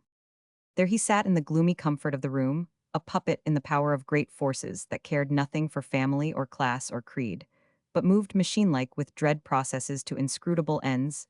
This was how it struck young Jolyon, who had the impersonal eye. The poor old dad! So this was the end, the purpose to which he had lived with such magnificent moderation, to be lonely and grow older and older, yearning for a soul to speak to. In his turn, Old Jolyon looked back at his son. He wanted to talk about many things that he had been unable to talk about all these years. It had been impossible to seriously confide. In June, his conviction that property in the Soho quarter would go up in value, his uneasiness about that tremendous silence of Pippin, the superintendent of the new colliery company of which he had so long been chairman, his disgust at the steady fall in American Golgothas, or even to discuss how, by some sort of settlement, he could best avoid the payment of those death duties, which would follow his decease. Under the influence, however, of a cup of tea, which he seemed to stir indefinitely, he began to speak at last. A new vista of life was thus opened up, a promised land of talk, where he could find a harbor against the waves of anticipation and regret, where he could soothe his soul with the opium of devising how to round off his property and make eternal the only part of him that was to remain alive. Young Jolyon was a good listener. It was his great quality. He kept his eyes fixed on his father's face, putting a question now and then. The clock struck 1 before Old Jolyon had finished, and at the sound of its striking his principles came back. He took out his watch with a look of surprise. "I must go to bed, Joe," he said. Young Jolyon rose and held out his hand to help his father up. The old face looked worn and hollow again. The eyes were steadily averted. "Goodbye, my boy, take care of yourself." A moment passed, and young Jolyon, turning on his heel, marched out at the door. He could hardly see his smile quavered. Never in all the 15 years since he had first found out that life was no simple business had he found it so singularly complicated. Chapter 3. Dinner at Swithin's. In Swithin's orange and light blue dining room facing the park, The round table was laid for 12. A cut-glass chandelier filled with lighted candles hung like a giant stalactite above its center, radiating over large gilt-framed mirrors, slabs of marble on the tops of side eatables, and heavy gold chairs with cruel-worked seats. Everything betokened that love of beauty so deeply implanted in each family, which has had its own way to make into society out of the more vulgar heart of nature. Swithin had indeed an impatience of simplicity, a love of ormolu which had always stamped him amongst his associates, as a man of great if somewhat luxurious taste, and out of the knowledge that no one could possibly enter his rooms without perceiving him to be a man of wealth, he had derived a solid and prolonged happiness such as perhaps no other circumstance in life had afforded him. Since his retirement from land agency, a profession deplorable in his estimation, especially as to its auctioneering department, he had abandoned himself to naturally aristocratic tastes. The perfect luxury of his latter days had embedded him like a fly in sugar, and his mind, where very little took place from morning till night, was the junction of two curiously opposite emotions, a lingering and sturdy satisfaction that he had made his own way, and his own fortune, and a sense that a man of his distinction should never have been allowed to soil his mind with work. He stood at the sideboard in a white waistcoat with large gold and onyx buttons, watching his valet screw the necks of 3 champagne bottles deeper into icebells between the points of his stand-up collar, which, though it hurt him to move, would on no account have it altered the pale flesh of his under chin remained. Immovable, his eyes roved from bottle to bottle he was debating, and he argued like this Jolyon drinks a glass. Perhaps, too, he's so careful of himself, James. He can't take his wine nowadays, Nicholas Fanny. And he would swill water, he shouldn't wonder Soames didn't count these young nephews. Soames was 30 and couldn't drink, but Bosinney. Encountering in the name of this stranger something outside the range of his philosophy, Swithin paused. A misgiving arose within him. It was impossible to tell. June was only a girl in love too. Emily, Mrs. James, liked a good glass of champagne. It was too dry for Julie, poor old soul, she had no palate. As to Hattie Chessman, the thought of this old friend caused a cloud of thought to obscure the perfect glassiness of his eyes. He shouldn't wonder if she drank half a bottle. But in thinking of his remaining guest, an expression like that of a cat who is just going to purr stole over his old face, Mrs. Soames. She might take much, but she would appreciate what she drank. It was a pleasure to give her good wine, a pretty woman and sympathetic to him. The thought of her was like champagne itself, a pleasure to give a good wine to a young woman who looked so well, who knew how to dress with charming manners, quite distinguished, at a pleasure to entertain her between the points of his collar. He gave his head the first small, painful oscillation of the evening. Adolphe, he said, put in another bottle. He himself might drink a good deal, for thanks to that prescription of Blight's, he found himself extremely well, and he had been careful to take no lunch. He had not felt so well for weeks. Puffing out his lower lip, he gave his last instructions. Adolphe, the least touch of the West India when you come to the ham. Passing into the anteroom, he sat down on the edge of a chair with his knees apart, and his tall, bulky form was wrapped at once in an expectant, strange, primeval immobility. He was ready to rise at a moment's notice. He had not given a dinner party for months. This dinner in honor of Jun's engagement had seemed a bore at first. Among Forsytes, the custom of solemnizing engagements by feasts was religiously observed, but the labors of sending invitations and ordering the repast over he felt pleasantly stimulated. And thus, sitting, a watch in his hand, fat and smooth and golden like a flattened globe of butter, he thought of nothing. A long man with side whiskers, who had once been in Swithin's service, but was now a greengrocer, entered and proclaimed, "Mrs. Chessman, Mrs. Septimus Small." 2 ladies advanced. The one in front, habited entirely in red, had large settled patches of the same color in her cheeks, and a hard, dashing eye. She walked at Swithin, holding out a hand cased in a long, primrose-colored glove. "Well, Swithin," she said, "I haven't seen you for ages. How are you? Why, my dear boy, how stout you're getting." The fixity of Swithin's eye alone betrayed emotion. A dumb and grumbling anger swelled his bosom. It was vulgar to be stout, to talk of being stout. He had a chest. Nothing more. Turning to his sister, he grasped her hand and said in a tone of command, "Well, Julie." Mrs. Septimus Small was the tallest of the 4 sisters. Her good round old face had gone a little sour, and innumerable pout clung all over it, as if it had been encased in an iron wire mask up to that evening, which, being suddenly removed, left little rolls of mutinous flesh all over her countenance. Even her eyes were pouting. It was thus that she recorded her permanent resentment at the loss of Septimus Small. She had quite a reputation for saying the wrong thing, and tenacious, like all her breed, she would hold to it, when she had said it, and add to it another wrong thing. And so, on with the decease of her husband, the family tenacity, the family matter-of-factness had gone sterile within her. A great talker when aloud, she would converse without the faintest animation for hours together, relating with epic monotony the innumerable occasions on which fortune had misused her. Nor did she ever perceive that her hearers sympathized with fortune, for her heart was kind. Having sat, poor soul, long by the bedside of Small, a man of poor constitution, she had acquired the habit, and there were countless subsequent occasions, when she had sat immense periods of time to amuse sick people, children, and other helpless persons, and she could never divest herself of the feeling that the world was the most ungrateful place anybody could live in. Sunday after Sunday, she sat at the feet of that extremely witty preacher, the Rev. Thomas Scholes, who exercised a great influence over her, but she succeeded in convincing everybody that even this was a misfortune she had passed into a proverb in the family, and when anybody was observed to be peculiarly distressing, he was known as a regular Julie. The habit of her mind would have killed anybody but a Forsyte at 40, but she was 72, and had never looked better, and one felt that there were capacities for enjoyment about her which might yet come out. She owned 3 canaries, the cat Tommy, and half a parrot in common with her sister Hester Rand. These poor creatures, kept carefully out of Timothy's way, was nervous about animals. Unlike human beings, recognizing that she could not help being blighted, attached themselves to her passionately. She was somberly magnificent this evening in black bombazine, with a mauve front cut in a shy triangle, and crowned with a black velvet ribbon round the base of her thin throat, black and mauve for evening, where was esteemed very chaste by nearly every Forsyte. Pouting at Swithin, she said, "Anne has been asking for you. You haven't been near us for an age." Swithin put his thumbs within the armholes of his waistcoat and replied, "Anne's getting very shaky. She ought to have a doctor." Mr. and Mrs. Nicholas Forsyte.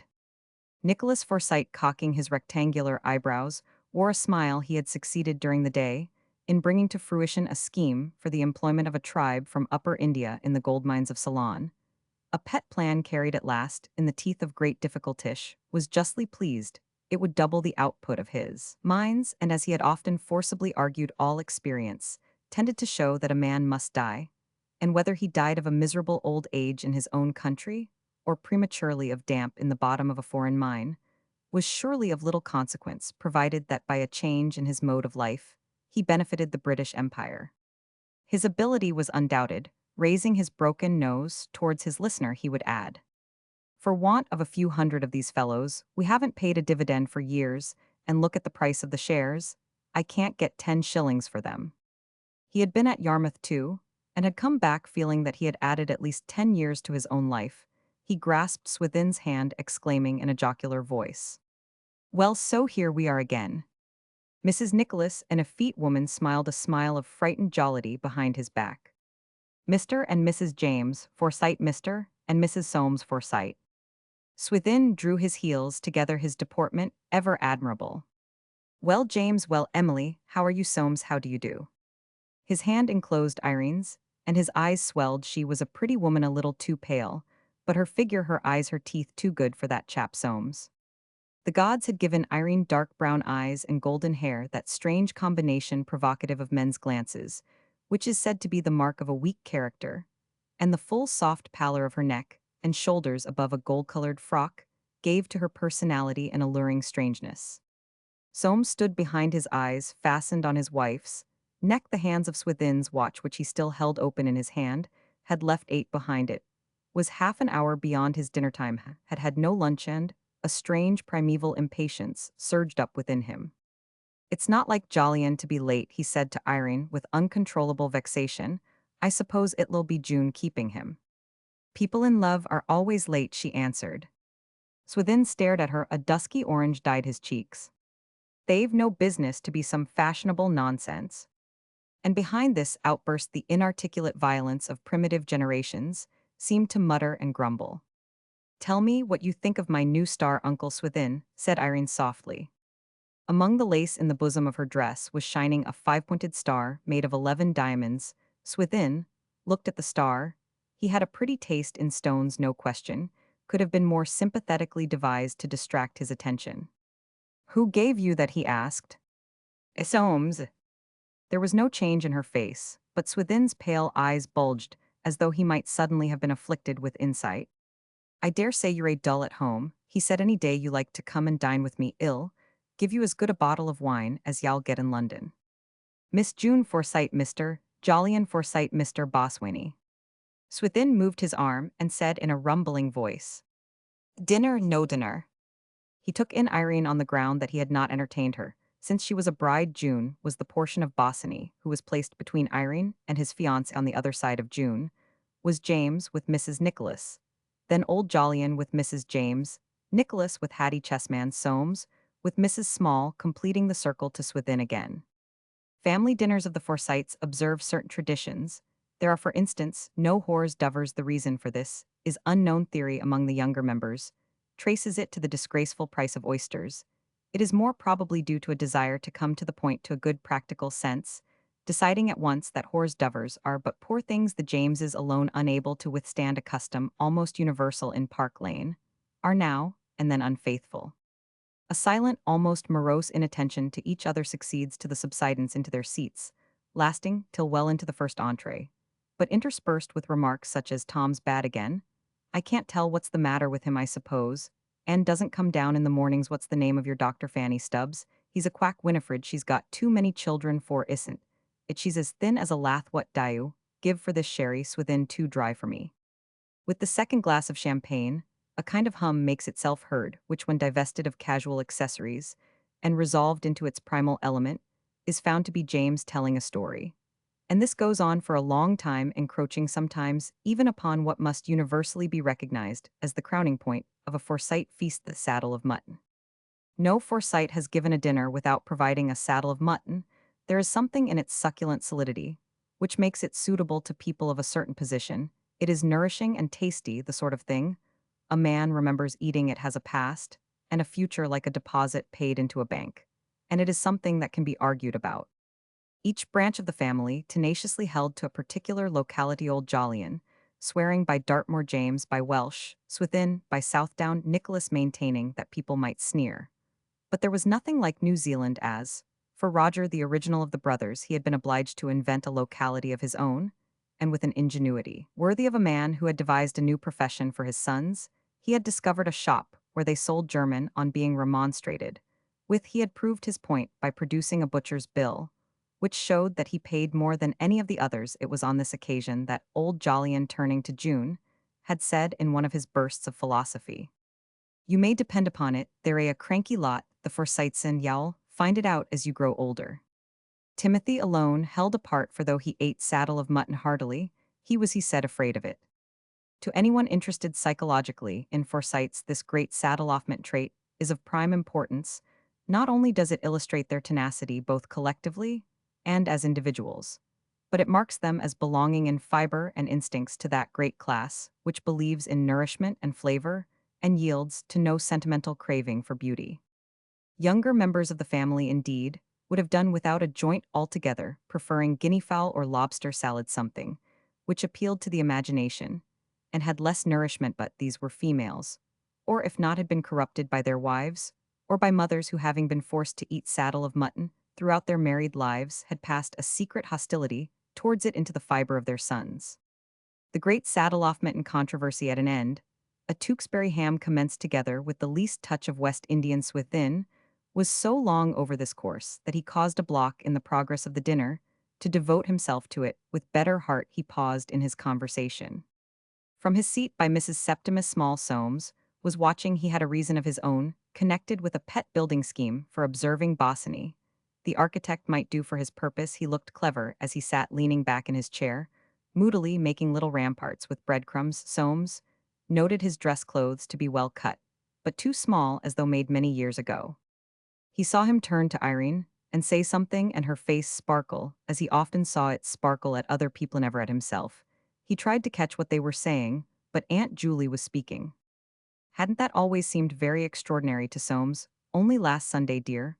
Mr. Scholes had been so witty in his sermons, so sarcastic.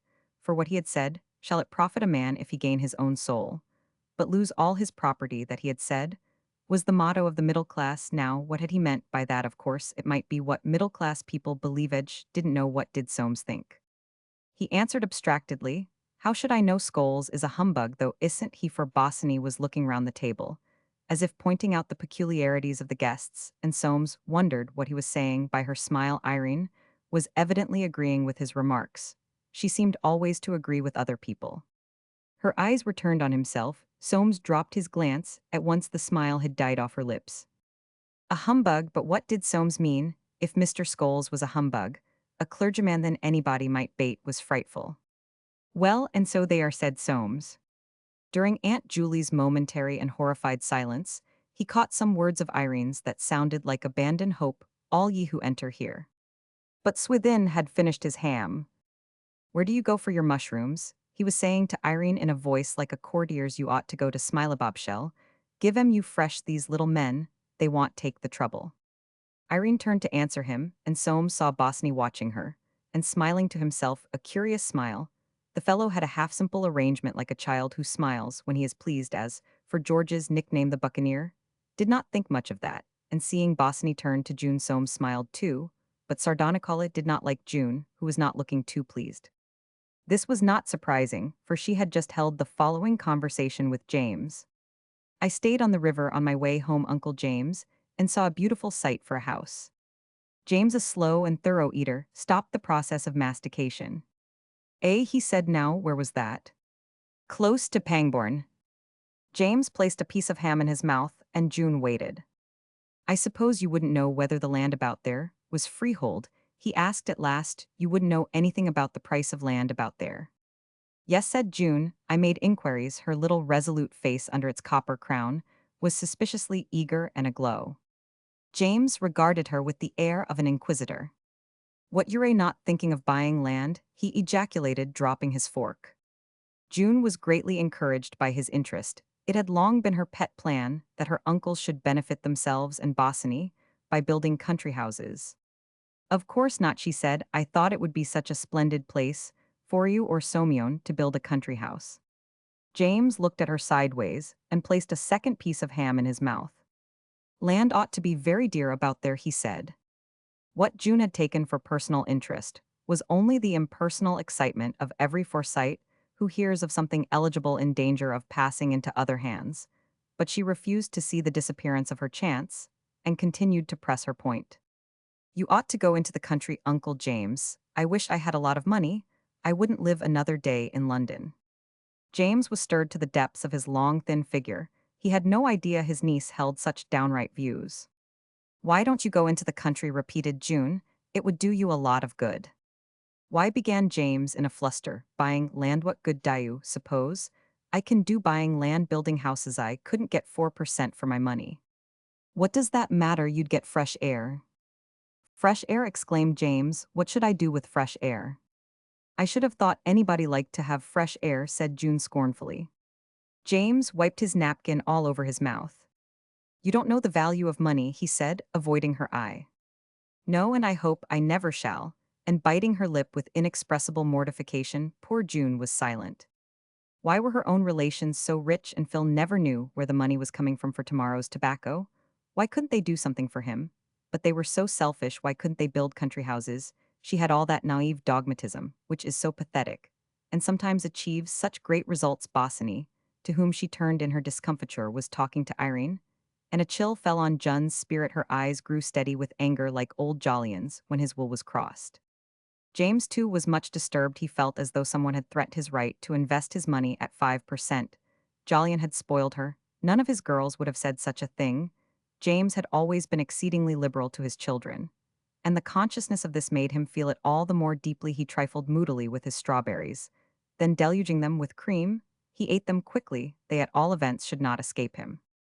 No wonder he was upset. Engaged for 54 years.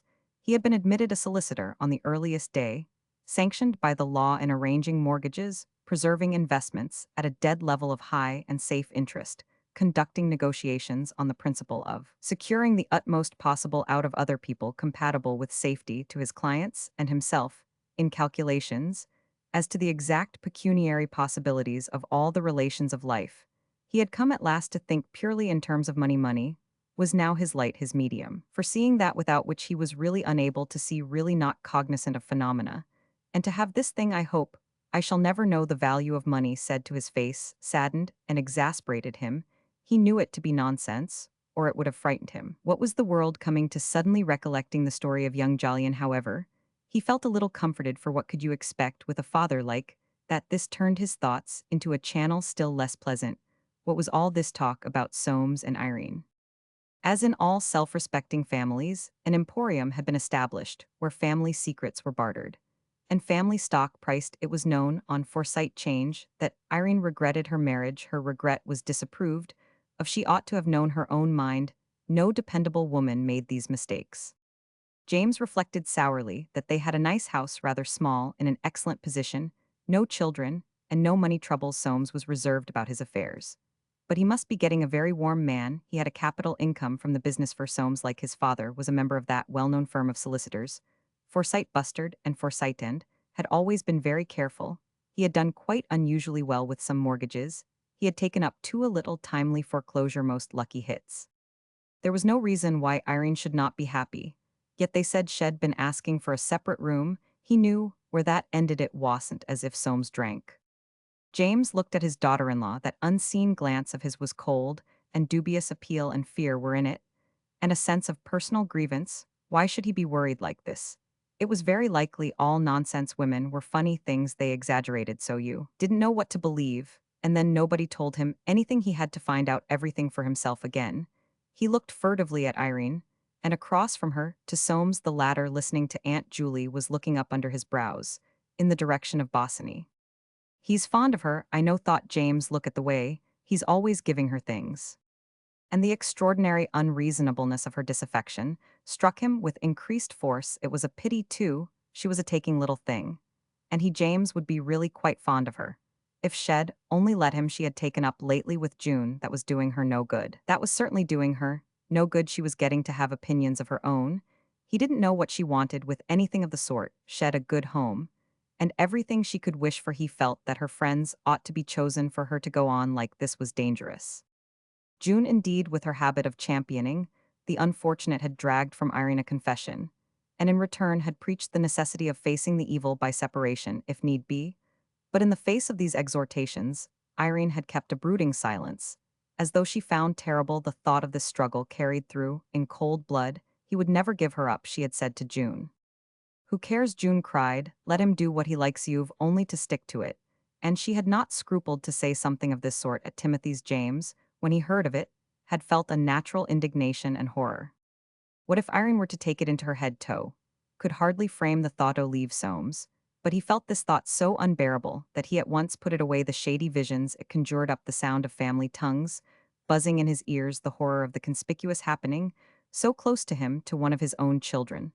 Luckily, she had no money, a beggarly £50 a year, and he thought of the deceased Heron, who had had nothing to leave her. With contempt brooding over his glass, his long legs twisted under the table, he quite omitted to rise. When the ladies left the room, he would have to speak to Soames, would have to put him on his guard.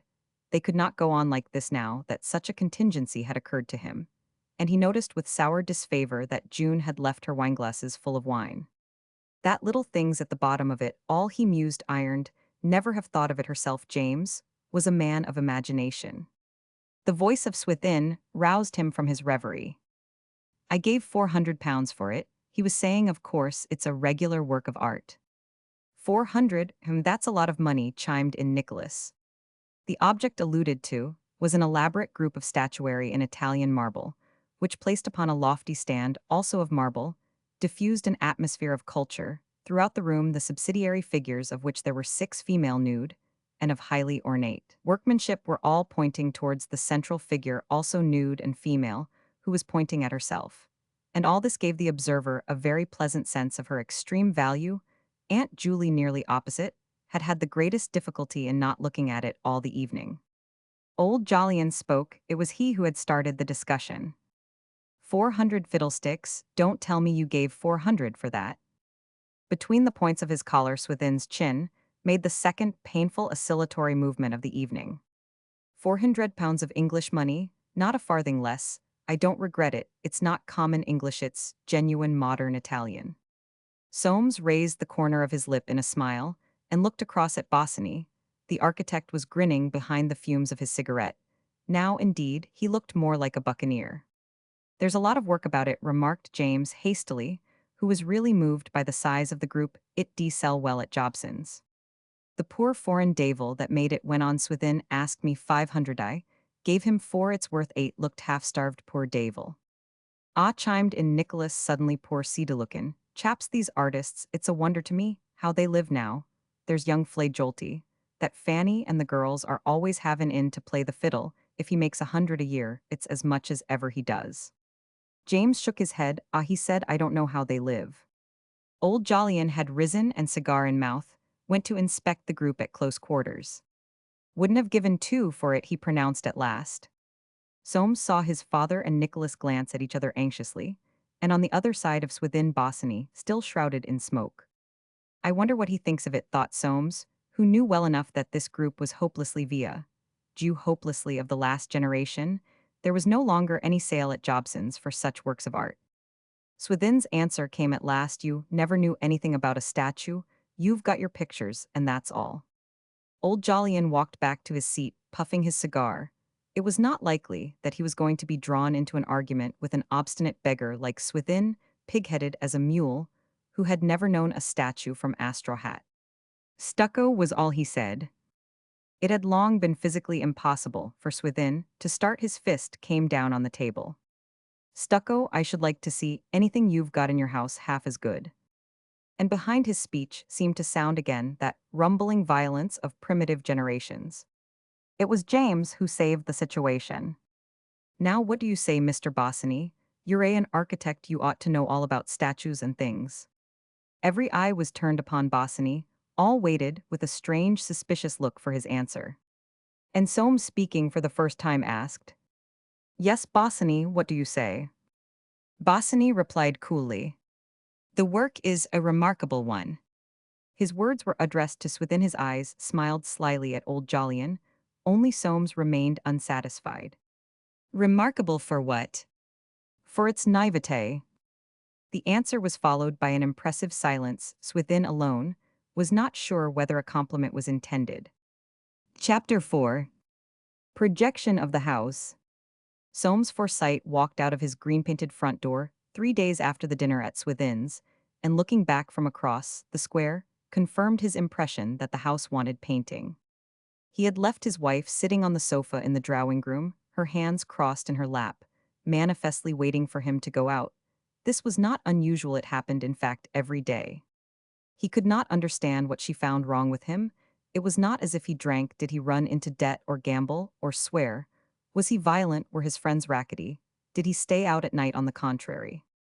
The profound, subdued aversion which he felt in his wife was a mystery to him, and a source of the most terrible irritation. That she had made a mistake, and did not love him, had tried to love him, and could not love him, was obviously no reason. He that could imagine so outlandish a cause for his wife's not getting on with him was certainly no Forsyte. Soames was forced, therefore, to set the blame entirely down to his wife. He had never met a woman so capable of inspiring affection. They could not go anywhere without his seeing how all the men were attracted by her. Their looks, manners, voices betrayed it. Her behavior under this attention had been beyond reproach. That she was one of those women not too common in the Anglo-Saxon race, born to be loved, and to love, who, when not loving, are not living, had certainly never even occurred to him. Her power of attraction he regarded as part of her value as his property. But it made him indeed suspect that she could give as well as receive. And she gave him nothing then. Why did she marry me, was his continual thought. He had forgotten his courtship, that year and a half, when he had besieged and lain in wait for her, devising schemes for her entertainment, giving her presents, proposing to her periodically, and keeping her other admirers away with his perpetual presence. He had forgotten the day when, adroitly taking advantage of an acute phase of her dislike to her home surroundings, he crowned his labors with success. If he remembered anything, it was the dainty capriciousness with which the gold-haired, dark-eyed girl had treated him. He certainly did not remember the look on her face, strange, passive, appealing when, suddenly, one day she had yielded, and said that she would marry him.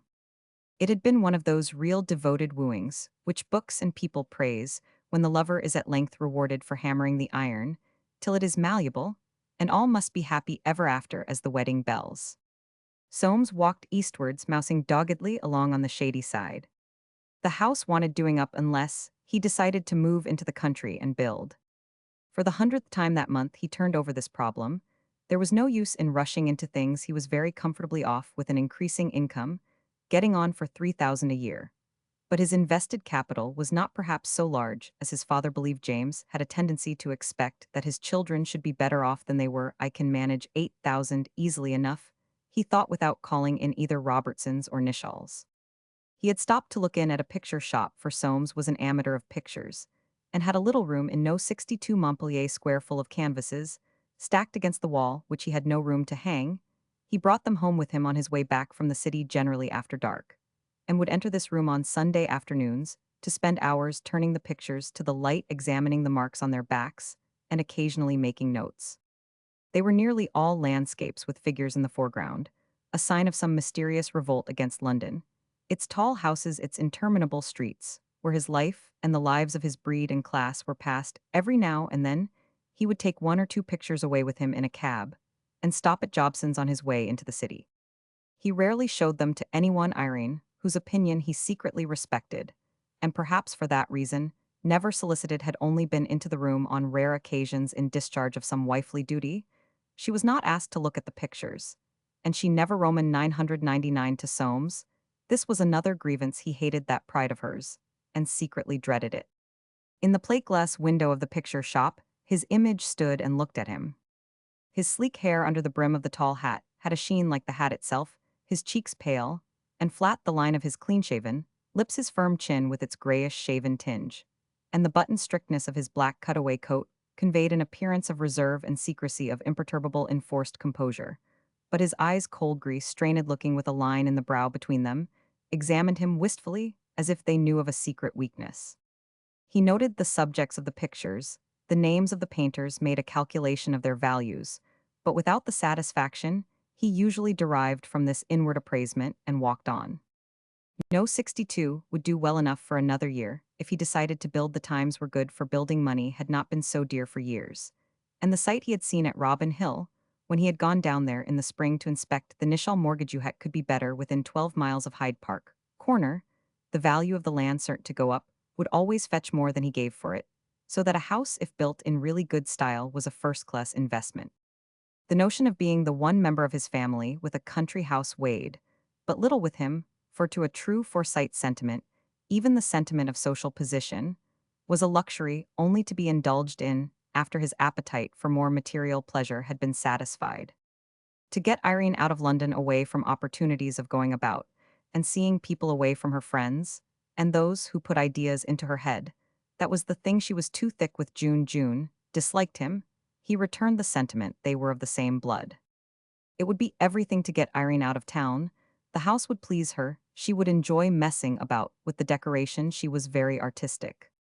The house must be in good style, something that would always be certain to command a price, something unique like that last house of Parks, which had a tower, but Parks had himself said that his architect was ruinous. You never knew where you were with those fellows. If they had a name, they ran you into no end of expense, and were conceited into the bargain. And a common architect was no good. The memory of Parks Tower precluded the employment of a common architect. This was why he had thought of Bosinney. Since the dinner at Swithin's, he had made inquiries, the result of which had been meager, but encouraging, one of the new school. Clever. As clever as you like, a bit up in the air. He had not been able to discover what houses Bosinney had built, nor what his charges were. The impression he gathered was that he would be able to make his own terms. The more he reflected on the idea, the more he liked it. It would be keeping the thing in the family, with Forsytes almost an instinct, and he would be able to get favored nation, if not nominal terms. Only fair, considering the chance to Bosinney of displaying his talents for this house, must be no common edifice. Soames reflected complacently on the work it would be sure to bring the young man, for like every Forsyte, he could be a thorough optimist when there was anything to be had out of it. Bosinney's office was in Sloane Street, close at hand, so that he would be able to keep his eye continually on the plans. Again, Irene would not be too likely to object to leave London if her greatest friend's lover were given the job. Jun's marriage might depend on it. Irene could not decently stand in the way of Jun's marriage. she would never do that. He knew her too well. And June would be pleased of this, he saw the advantage. Bosinney looked clever, but he had also, and it was one of his great attractions in air, as if he did not quite know on which side his bread were buttered. He should be easy to deal with in money matters. Soames made this reflection in no defrauding spirit. It was the natural attitude of his mind off, the mind of any good businessman off, all those thousands of good businessmen through whom he was threading his way up Ludgate Hill. Thus he fulfilled the inscrutable laws of his great class of human nature itself when he reflected with a sense of comfort that Bosinney would be easy to deal with in money matters. While he elbowed his way on his eyes, which he usually kept fixed on the ground before his feet, were attracted upwards by the dome of St. Paul's, it had a peculiar fascination for him, that old dome, and not once but twice or three times a week would he halt in his daily pilgrimage, to enter beneath and stop in the side aisles, for 5 or 10 minutes, scrutinizing the names and epitaphs on the monuments. The attraction for him of this great church was inexplicable unless it enabled him to concentrate his thoughts on the business of the day. If any affair of particular moment, or demanding peculiar acuteness, was weighing on his mind, he invariably went in to wander with mouse-like attention from epitaph to epitaph. Then, retiring in the same noiseless way, he would hold steadily on up Cheapside, a thought more of dogged purpose in his gait, as though he had seen something which he had made up his mind to buy. He went in this morning, but instead of stealing from monument to monument, turned his eyes upwards to the columns and spacings of the walls, and remained motionless. His uplifted face, with the odd and wistful look which faces take on themselves in church, was whitened to a chalky hue in the vast building. His gloved hands were clasped in front over the handle of his umbrella. He lifted them. Some sacred inspiration perhaps had come to him. Yes, he thought, I must have room to hang my pictures. That evening on his return from the city he called at Bosinney's office. He found the architect in his shirt sleeves smoking a pipe and ruling off lines on a plan. Soames refused a drink and came at once to the point. If you've nothing better to do on Sunday, come down with me to Robin Hill and give me your opinion on a building site. Are you going to build? Perhaps, said Soames, but don't speak of it, I just want your opinion. Quite so, said the architect. Soames peered about the room. You're rather high up here, he remarked. Any information he could gather about the nature and scope of Bosinney's business would be all to the good. It does well enough for me, so far, answered the architect, you're accustomed to the swells. He knocked out his pipe, but replaced it empty between his teeth. It assisted him perhaps to carry on the conversation. Soames noted a hollow in each cheek, made as it were by suction. What do you pay for an office like this, said he. 52, much, replied Bosinney. This answer impressed Soames favorably. I suppose it is dear, he said. I'll call for you on Sunday about 11. The following Sunday, therefore, he called for Bosinney in a hansom, and drove him to the station. On arriving at Robin Hill, they found no cab, and started to walk the mile and a half to the site. It was the first of Augusta, perfect day, with a burning sun and cloudless sky, and, in the straight narrow road leading up the hill, their feet kicked up a yellow dust. Gravel soil, remarked Soames, and sideways he glanced at the coat Bosinney wore. Into the side pockets of this coat were thrust bundles of papers, and under one arm was carried a queer-looking stick. Soames noted these and other peculiarities. No one but a clever man, or indeed a buccaneer, would have taken such liberties with his appearance, and though these eccentricities were revolting to Soames, he derived a certain satisfaction from them, as evidence of qualities by which he must inevitably profit. If the fellow could build houses, what did his clothes matter? I told you, he said, that I want this house to be a surprise, so don't say anything about it. I never talk of my affairs until they're carried through. Bosinney nodded. Let women into your plans, pursued Soames, and you never know where it'll end. Ah, said Bosinney, women are the devil.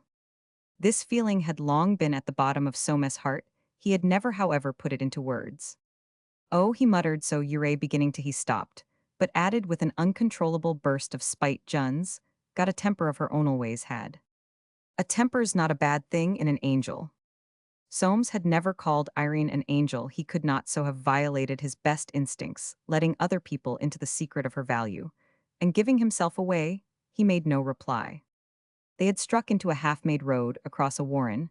A cart track led at right angles to a gravel pit, beyond which the chimneys of a cottage rose amongst a clump of trees. at the border of a thick wood tussocks of feathery grass, covered the rough surface of the ground, and out of these, the larks soared into the haze of sunshine on the far horizon. Over a countless succession of fields and hedges rose a line of downs. Soames led till they had crossed to the far side, and there he stopped. It was the chosen site, but now that he was about to divulge the spot to another he had become uneasy. "The agent lives in that cottage," he said. "Hell, give us some lunch. Would better have lunch before we go into this matter." He again took the lead to the cottage, where the agent, a tall man named Oliver with a heavy face and grizzled beard, welcomed them during lunch, which Soames hardly touched. He kept looking at Bosinney, and once or twice passed his silk handkerchief stealthily over his forehead.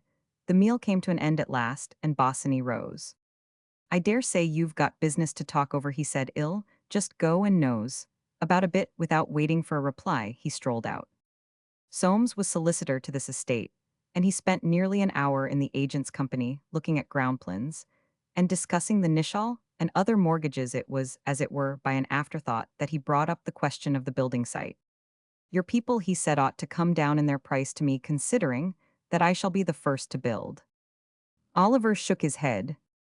"The site you've fixed on, sir," he said, "is the cheapest. We've got sites at the top of the slope, are dearer by a good bit." "Mine," said Soames, "I've not decided. It's quite possible I shan't build at all. The ground rent's very high." "Well, Mr. Forsyte, I shall be sorry if you go off. And I think y'all make a mistake, sir. There's not a bit of land near London with such a view as this, nor one that's cheaper. All things considered, we've only to advertise to get a mob of people after it." They looked at each other. Their faces said very plainly, "I respect you as a man of business, and you can't expect me to believe a word you say." "Well," repeated Soames, "I haven't made up my mind. The thing will very likely go off." With these words, taking up his umbrella, he put his chilly hand into the agent's, withdrew it without the faintest pressure, and went out into the sun. He walked slowly back towards the site in deep thought. His instinct told him that what the agent had said was true, a cheap site, and the beauty of it was that he knew the agent did not really think it cheap, so that his own intuitive knowledge was a victory over the agent's. "Cheap or not, I mean to have it," he thought. The lark sprang up in front of his feet. The air was full of butterflies. A sweet fragrance rose from the wild grasses. The sappy scent of the bracken stole forth from the wood, where hidden in the depths pigeons were cooing.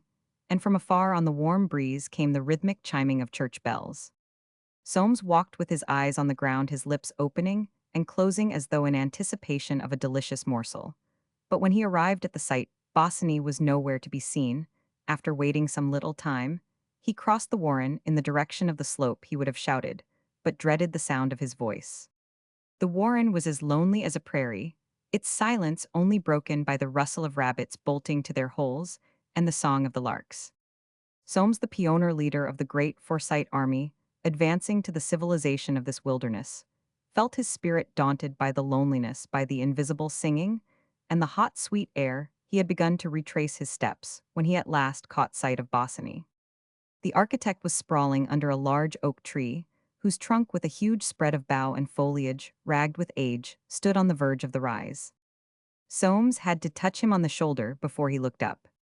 "Hallo, Forsyte," he said, "I've found the very place for your house. Look here." Soames stood and looked, then he said coldly, "You may be very clever, but this site will cost me half as much again." "Hang the cost, man, look at the view." Almost from their feet stretched ripe corn, dipping to a small dark copse. Beyond, a plain of fields and hedges spread to the distant grey-blue downs. In a silver streak to the right could be seen the line of the river. The sky was so blue, and the sun so bright, that an eternal summer seemed to reign over this prospect. Thistledown floated round them, enraptured by the serenity of the ether. The heat danced over the corn, and pervading all was a soft, insensible hum, like the murmur of bright minutes, holding revel between earth and heaven. Soames looked in spite of himself. Something swelled in his breast to live here, in sight of all this, to be able to point it out to his friends, to talk of it, to possess it. His cheeks flushed. The warmth, the radiance, the glow were sinking into his senses, as 4 years before Irene's beauty had sunk into his senses and made him long for her. He stole a glance at Bosinney, whose eyes, the eyes of the coachman's half-tame leopard, seemed running wild over the landscape. The sunlight had caught the promontories of the fellow's face, the bumpy cheekbones, the point of his chin, the vertical ridges above his brow. And Soames watched this rugged, enthusiastic, careless face with an unpleasant feeling. A long, soft ripple of wind flowed over the corn and brought a puff of warm air into their faces. "I could build you a teaser here," said Bosinney, breaking the silence at last. "I dare say," replied Soames dryly, "you haven't got to pay for it. For about 8,000 I could build you a palace." Soames had become very pale. A struggle was going on within him. He dropped his eyes and said stubbornly, "I can't afford it." And slowly, with his mousing walk, he led the way back to the first site. They spent some time there, going into particulars of the projected house, and then Soames returned to the agent's cottage. He came out in about half an hour and joining, Bosinney started for the station. "Well," he said hardly, opening his lips, "I've taken that site of yours after all." And again, he was silent, confusedly debating how it was that this fellow whom by habit he despised should have overborne his own decision. Chapter 5. A Forsyte Menage. Like the enlightened thousands of his class and generation in this great city of London, who no longer believe in red velvet chairs, and know that groups of modern Italian marble are via Jew, Soames Forsyte inhabited a house, which did what it could. It owned a copper door knocker of individual design windows, which had been altered to open outwards hanging flower boxes filled with fuchsias, and at the back a great feature, a little court tiled with jade green tiles, and surrounded by pink hydrangeas in peacock blue tubs. Here, under a parchment-colored Japanese sunshade covering the whole end, inhabitants or visitors could be screened from the eyes of the curious while they drank tea and examined at their leisure the latest of Soames' little silver boxes. The inner decoration favored the First Empire and William Morris. For its size, the house was commodious. There were countless nooks resembling birds' nests, and little things made of silver were deposited like eggs. In this general perfection, two kinds of fastidiousness were at war. There lived here a mistress, who would have dwelt daintily on a desert island, a master, whose daintiness was as it were an investment cultivated by the owner for his advancement, in accordance with the laws of competition. This competitive daintiness had caused Soames in his Marlborough days to be the first boy into white waistcoats in summer and corduroy waistcoats in winter, had prevented him from ever appearing in public with his tie climbing up his collar, and induced him to dust his patent leather boots before a great multitude assembled on speech day to hear him recite Molière. Skin-like immaculateness had grown over Soames, as over many Londoners impossible to conceive of him with a hair out of place, a tie deviating 1/8 of an inch from the perpendicular, a collar unglossed. He would not have gone without a bath for worlds. It was the fashion to take baths, and how bitter was his scorn of people who omitted them. But Irene could be imagined like some nymph bathing in wayside streams for the joy of the freshness, and of seeing her own fair body. In this conflict throughout the house, the woman had gone to the wall, as in the struggle between Saxon and Celt, still going on within the nation. The more impressionable and receptive temperament had forced on it a conventional superstructure. Thus the house had acquired a close resemblance to hundreds of other houses, with the same high aspirations, having become that very charming little house of the Soames Forsytes, quite individual, my dear, really elegant. For Soames Forsyte, read James Peabody Thomas Atkins, or Emmanuel Spagnolti, the name, in fact, of any upper-middle-class Englishman in London, with any pretensions to taste, and though the decoration be different, the phrase is just.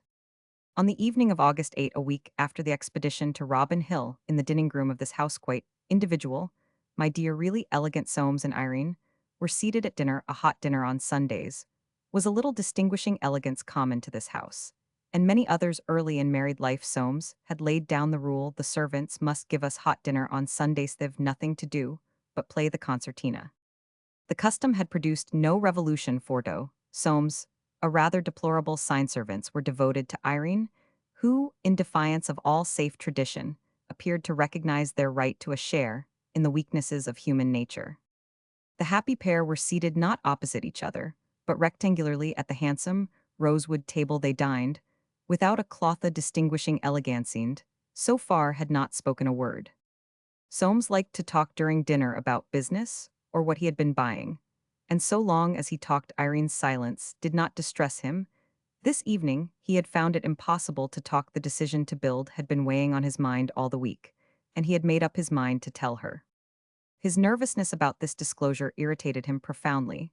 She had no business to make him feel like thought a wife, and a husband being one person. She had not looked at him once since they sat down, and he wondered what on earth she had been thinking about all the time. It was hard, when a man worked as he did making money for her, yes. And with an ache in his heart that she should sit there looking, as if she saw the walls of the room closing and it was enough to make a man get up and leave the table. The light from the rose-shaded lamp fell on her neck, and armed Soames liked her to dine in a low dress. It gave him an inexpressible feeling of superiority to the majority of his acquaintance, whose wives were contented with their best high frocks, or with tea gowns when they dined at home under that rosy light. Her amber-colored hair and fair skin made strange contrast with her dark brown eyes. Could a man own anything prettier than this dining table with its deep tints, the starry soft-petaled roses, the rubby-colored glass, and quaint silver furnishing? Could a man own anything prettier than the woman who sat at it? Gratitude was no virtue among Forsytes, who, competitive and full of common sense, had no occasion for it, and Soames only experienced a sense of exasperation, amounting to pain, that he did not own her as it was his right to own her, that he could not, as by stretching out his hand to that rose, pluck her and sniff the very secrets of her heart. Out of his other property, out of all the things he had collected, his silver, his pictures, his houses, his investments, he got a secret and intimate feeling. Out of her, he got none. In this house of his, there was writing on every wall. His businesslike temperament protested against a mysterious warning that she was not made for him.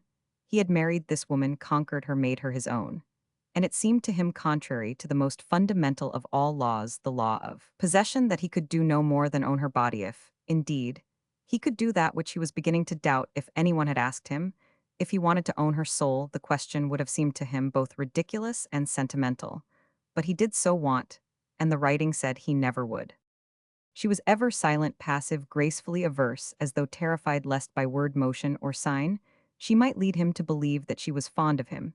And he asked himself, must I always go on like this? Like most novel readers of his generation, and Soames was a great novel reader, literature colored his view of life, and he had imbibed the belief that it was only a question of time. In the end, the husband always gained the affection of his wife, even in those cases a class of book he was not very fond of, which ended in tragedy. The wife always died with poignant regrets on her lips, or if it were the husband who died in pleasant thought threw herself on his body in an agony of remorse. He often took Irene to the theater, instinctively choosing the modern society plays, with the modern society conjugal problem, so fortunately different from any conjugal problem in real life. He found that they too always ended in the same way, even when there was a lover in the case. While he was watching the play, Soames often sympathized with the lover.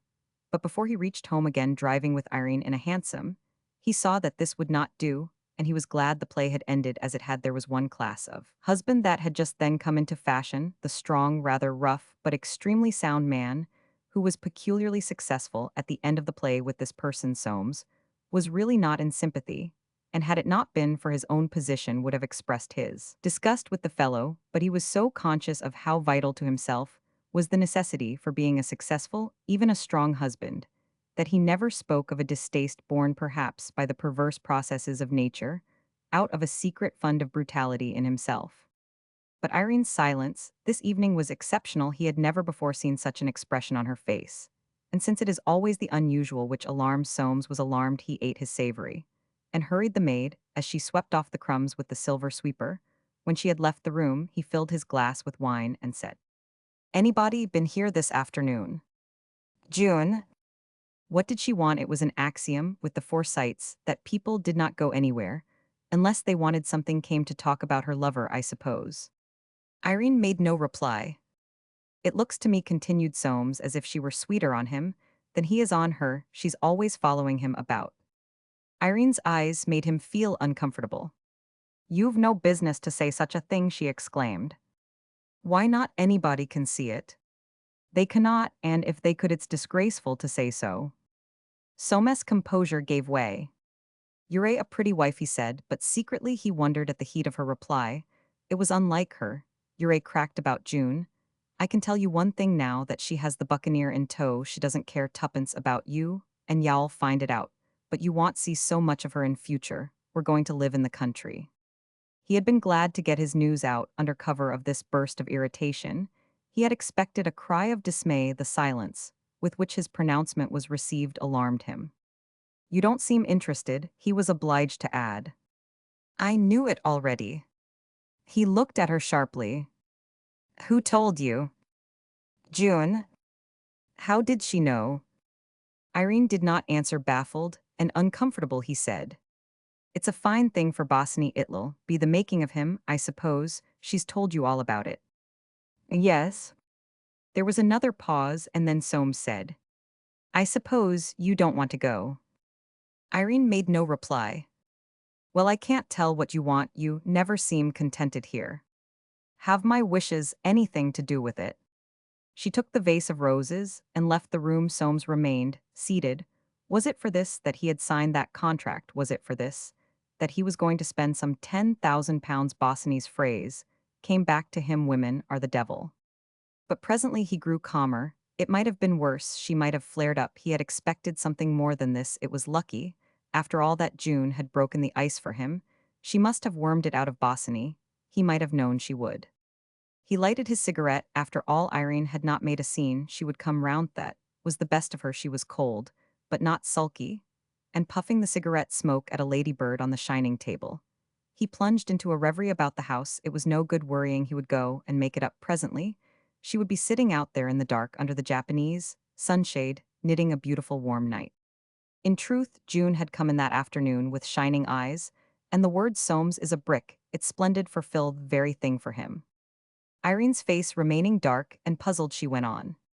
"Your new house at Robin Hill, of course. What don't you know?" Irene did not know. "Oh, then I suppose I ought to have told you." Looking impatiently at her friend, she cried, "You look as if you didn't care. Don't you see it's what I've been praying for? Very chance he's been wanting all this time. Now y'all see what he can do." And thereupon, she poured out the whole story. Since her own engagement, she had not seemed much interested in her friend's position. The hours she spent with Irene were given to confidences of her own. And at times, for all her affectionate pity, it was impossible to keep out of her smile a trace of compassionate contempt for the woman who had made such a mistake in her life, such a vast, ridiculous mistake. "He's to have all the decorations as well, a free hand. It's perfect." June broke into laughter. Her little figure quivered gleefully. She raised her hand and struck a blow at a muslin curtain. "Do you know, I even asked Uncle James," but with a sudden dislike to mentioning that incident she stopped, and presently finding her friend so unresponsive, went away. She looked back from the pavement, and Irene was still standing in the doorway. In response to her farewell wave, Irene put her hand to her brow and, turning slowly, shut the door. Soames went to the drawing room presently and peered at her through the window. Out in the shadow of the Japanese sunshade, she was sitting very still, the lace on her white shoulders stirring with the soft rise and fall of her bosom. But about this silent creature, sitting there so motionless in the dark, there seemed a warmth, a hidden fervor of feeling, as if the whole of her being had been stirred, and some change were taking place in its very depths. He stole back to the dining room unnoticed. Chapter 6. James at Large. It was not long before Soames' determination to build went the round of the family, and created the flutter that any decision connected with property should make among Forsytes. It was not his fault, for he had been determined that no one should know June in the fullness of her heart. Had told Mrs. Small, giving her leave only to tell Aunt Anne, thought it would cheer her. The poor old sweet, for Aunt Anne had kept her room now for many days. Mrs. Small told Aunt Anne at once, who, smiling as she lay back on her pillows, said in her distinct, trembling old voice, "It's very nice for dear June, but I hope they will be careful. It's rather dangerous." When she was left alone again, a frown like a cloud, presaging a rainy morrow, crossed her face. While she was lying there so many days, the process of recharging her will went on all the time. It spread to her face too, and tightening movements were always in action at the corners of her lips. The maid Smither, who had been in her service since girlhood, and was spoken of as Smither, a good girl but so sloth, maid Smither performed every morning with extreme punctiliousness the crowning ceremony of that ancient toilet, taking from the recesses of their pure white bandbox those flat gray curls, the insignia of personal dignity. She placed them securely in her mistress' hands and turned her back. And every day Aunts Julie and Hester were required to come and report on Timothy, what news there was of Nicholas, whether dear June had succeeded in getting Jolyon to shorten the engagement now that Mr. Bosinney was building Soames a house, whether young Roger's wife was really expecting, how the operation on Archie had succeeded, and what Swithin had done about that empty house in Wigmore Street, where the tenant had lost all his money, and treated him so badly above all about Soames? Was Irene still asking for a separate room? And every morning Smither was told, I shall be coming down this afternoon, Smither, about 2 o'clock. I shall want your arm after all these days in bed. After telling Aunt Anne Mrs. Small had spoken of the house in the strictest confidence to Mrs. Nicholas, who in her turn had asked Winifred Darty for confirmation, supposing of course that being Soames' sister, she would know all about it through her, it had in due course come round to the ears of James. He had been a good deal agitated. Nobody, he said, told him anything, and rather than go direct to Soames himself, of whose taciturnity he was afraid, he took his umbrella and went round to Timothy's. He found Mrs. Septimus and Hester, who had been told she was so safe. She found it tiring to talk, ready, and indeed eager to discuss the news. It was very good of dear Soames, they thought, to employ Mr. Bosinney, but rather risky. What had George named him, the buccaneer? How droll! But George was always droll, however, it would be all in the family. They supposed they must really look upon Mr. Bosinney as belonging to the family, though it seemed strange. James here broke in. Nobody knows anything about him. I don't see what Soames wants with a young man like that. I shouldn't be surprised if Irene had put her oar in. I shall speak to Soames interposed. Aunt Julie told Mr. Bosinney that he didn't wish it mentioned, he wouldn't like it to be talked about, I am sure. And if Timothy knew, he would be very vexed. Roman 1. James put his hand behind his ear. What he said, I'm getting very deaf, I suppose. I don't hear people. Emily's got a bad toe. We shan't be able to start for Wales till the end of the month. There's always something. And having got what he wanted, he took his hat and went away. It was a fine afternoon, and he walked across the park towards Soames, where he intended to dine, for Emily's toe kept her in bed, and Rachel and Cicely were on a visit to the country. He took the slanting path from the Bayswater side of the Row to the Knightsbridge gate, across a pasture of short burnt grass, dotted with blackened sheep, strewn with seated couples and strange waifs lying prone on their faces like corpses on a field over which the wave of battle has rolled. He walked rapidly, his head bent, looking neither to right nor left. The appearance of this park, the center of his own battlefield, where he had all his life been fighting, excited no thought or speculation in his mind. These corpses flung down there from out the press and turmoil of the struggle, these pairs of lovers sitting cheek by jowl for an hour of idle elysium snatched from the monotony of their treadmill, awakened no fancies in his mind. He had outlived that kind of imagination. His nose, like the nose of a sheep, was fastened to the pastures on which he browsed. One of his tenants had lately shown a disposition to be behindhand in his rent, and it had become a grave question whether he had not better turn him out at once, and so run the risk of not reletting before Christmas. Within had just been let in very badly, but it had served him right, had held on too long. He pondered this as he walked steadily, holding his umbrella carefully by the wood just below the crook of the handle, so as to keep the ferrule off the ground and not fray the silk in the middle, and with his thin high shoulders stooped his long legs, moving with swift mechanical precision.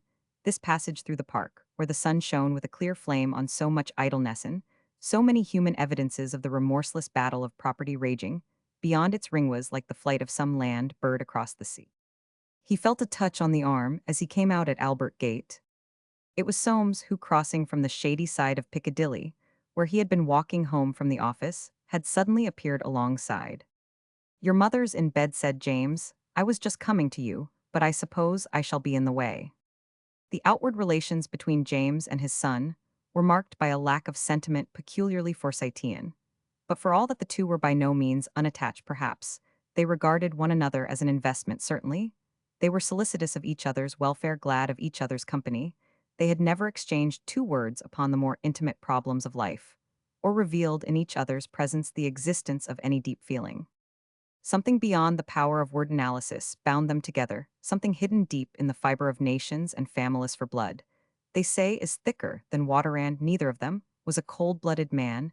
Indeed, in James' love of his children was now the prime motive of his existence. To have creatures who were parts of himself, to whom he might transmit the money he saved, was at the root of his saving.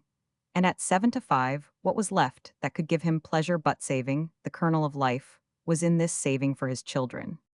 Then James Forsyte, notwithstanding all his Jonisms, there was no saner man, if the leading symptom of sanity, as we are told, is self-preservation, though without doubt, Timothy went too far in all this London of which he owned so much and loved with such a dumb love, as the center of his opportunities. He had the marvelous instinctive sanity of the middle class in him more than in Jolyon with his masterful will, and his moments of tenderness and philosophy more, than in Swithin the martyr, to crankiness Nicholas the sufferer from ability and, Roger the victim of enterprise beat, the true pulse of compromise of all the brothers, he was least remarkable in mind and person, and for that reason more likely to live forever. To James more than to any of the others was the family significant, and dear there had always been something primitive and cozy in his attitude towards life. He loved the family hearth, he loved gossip, and he loved grumbling. All his decisions were formed of a cream, which he skimmed off the family mind, and through that family off the minds of thousands of other families of similar fiber year after year, week after week. He went to Timothy's, and in his brother's front drawing room his legs, twisted his long white whiskers, framing his clean-shaven mouth would sit, watching the family pot simmer, the cream rising to the top. And he would go away sheltered, refreshed, comforted with an indefinable sense of comfort. Beneath the adamant of his self-preserving instinct, there was much real softness in James. A visit to Timothy's was like an hour spent in the lap of a mother. And the deep craving he himself had, for the protection of the family wing, reacted in turn on his feelings towards his own children. It was a nightmare to him to think of them exposed to the treatment of the world. In money, health, or reputation, when his old friend John Street's son volunteered for special service, he shook his head querulously and wondered what John Street was about to allow it. And when young Street was assagaed, he took it so much to heart that he made a point of calling everywhere with the special object of saying he knew how it would bade no patience with them. When his son-in-law Darty had that financial crisis due to speculation in oil shares, James made himself ill worrying over it. The knell of all prosperity seemed to have sounded. It took him 3 months and a visit to Baden-Baden to get better. There was something terrible in the idea that, but for his James money, Darty's name might have appeared in the bankruptcy list. Composed of a physiological mixture, so sound that if he had an earache, he thought he was dying. He regarded the occasional ailments of his wife and children as in the nature of personal grievances, special interventions of Providence, for the purpose of destroying his peace of mind. But he did not believe at all in the ailments of people outside his own immediate family, affirming them in every case to be due to neglected liver. His universal comment was, "What can they expect? I have it myself, if I am not careful." When he went to Soames that evening, he felt that life was hard on him. There was Emily with a bad toe and Rachel gadding about in the country. He got no sympathy from anybody. And Anne, she was ill-head, did not believe she would last through the summer. He had called there 3 times now, without her being able to see him. And this idea of Soames building a house that would have to be looked into. As to the trouble with Irene, he didn't know what was to come of that. Nothing might come of it. He entered 62 Montpellier Square with the fullest intentions of being miserable. It was already 7:30, and Irene, dressed for dinner, was seated in the drawing room. She was wearing her gold-colored frock for having been displayed at a dinner party, a soirée, and a dance it was now to be worn at home, and she had adorned the bosom with a cascade of lace, on which James's eyes riveted themselves at once. "Where do you get your things?" he said in an aggravated voice. "I never see Rachel and Cicely looking half so well. That rosepint, now that's not real." Irene came close to prove to him that he was in error. And in spite of himself, James felt the influence of her deference, of the faint seductive perfume exhaling from her. No self-respecting Forsyte surrendered at a blow, so he merely said he didn't know, expected she was spending a pretty penny on dress. The gong sounded, and putting her white arm within his, Irene took him into the dining room. She seated him in Soames' usual place round the corner on her left. The light fell softly there, so that he would not be worried by the gradual dying of the day, and she began to talk to him about himself. Presently over James came a change like the mellowing that steals upon a fruit in the sun, a sense of being caressed and praised and petted, and all without the bestowal of a single caress or word of praise. He felt that what he was eating was agreeing with him. He could not get that feeling at home. He did not know when he had enjoyed a glass of champagne so much, and on inquiring the brand and price, was surprised to find that it was one of which he had a large stock himself, but could never drink. He instantly formed the resolution to let his wine merchant know that he had been swindled.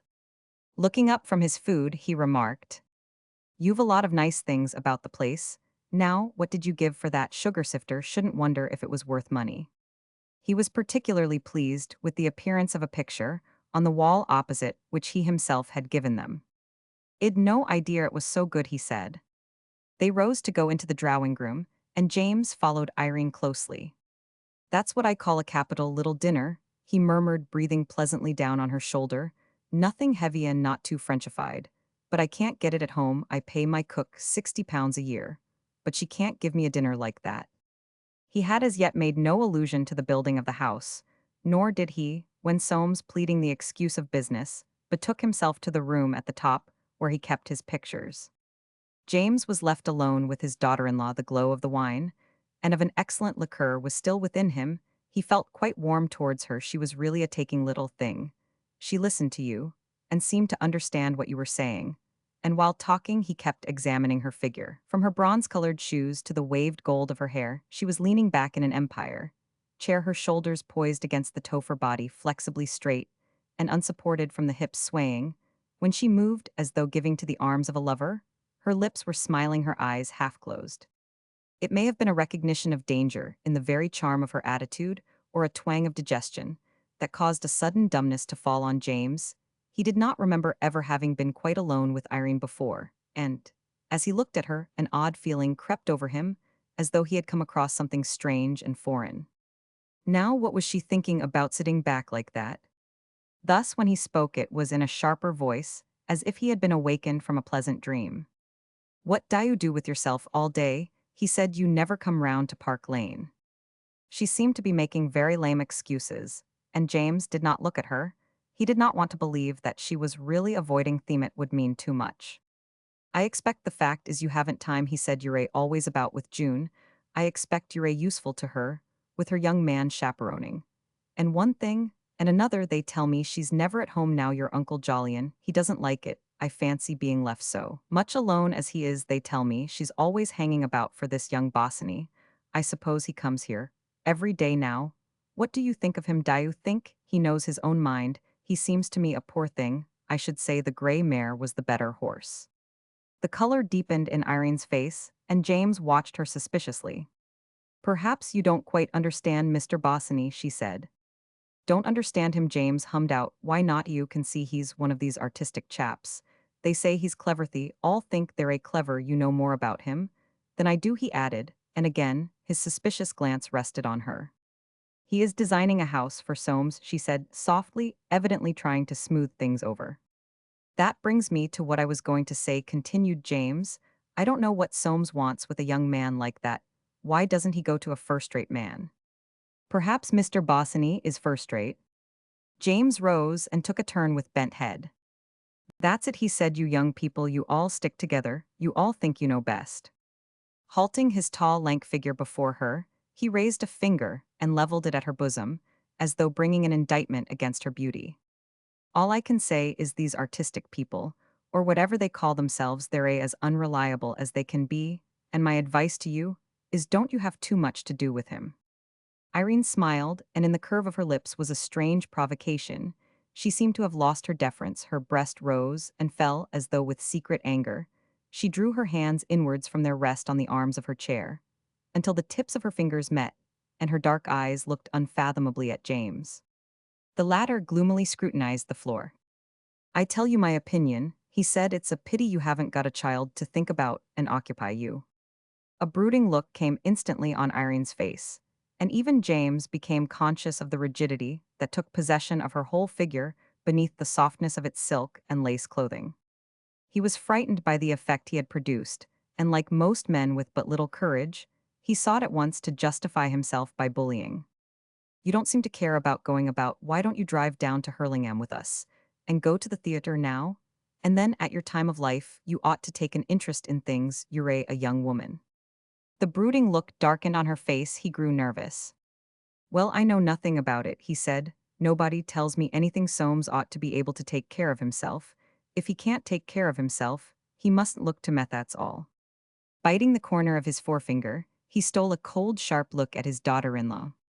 He encountered her eyes fixed on his own, so dark and deep that he stopped and broke into a gentle perspiration. "Well, I must be going," he said after a short pause, and a minute later rose with a slight appearance of surprise, as though he had expected to be asked to stop giving his hand to Irene. He allowed himself to be conducted to the door and let out into the street. He would not have a cab, he would walk. Irene was to say good night to Soames for him, And if she wanted a little gaiety, well, he would drive her down to Richmond any day. He walked home and going upstairs woke Emily out of the first sleep.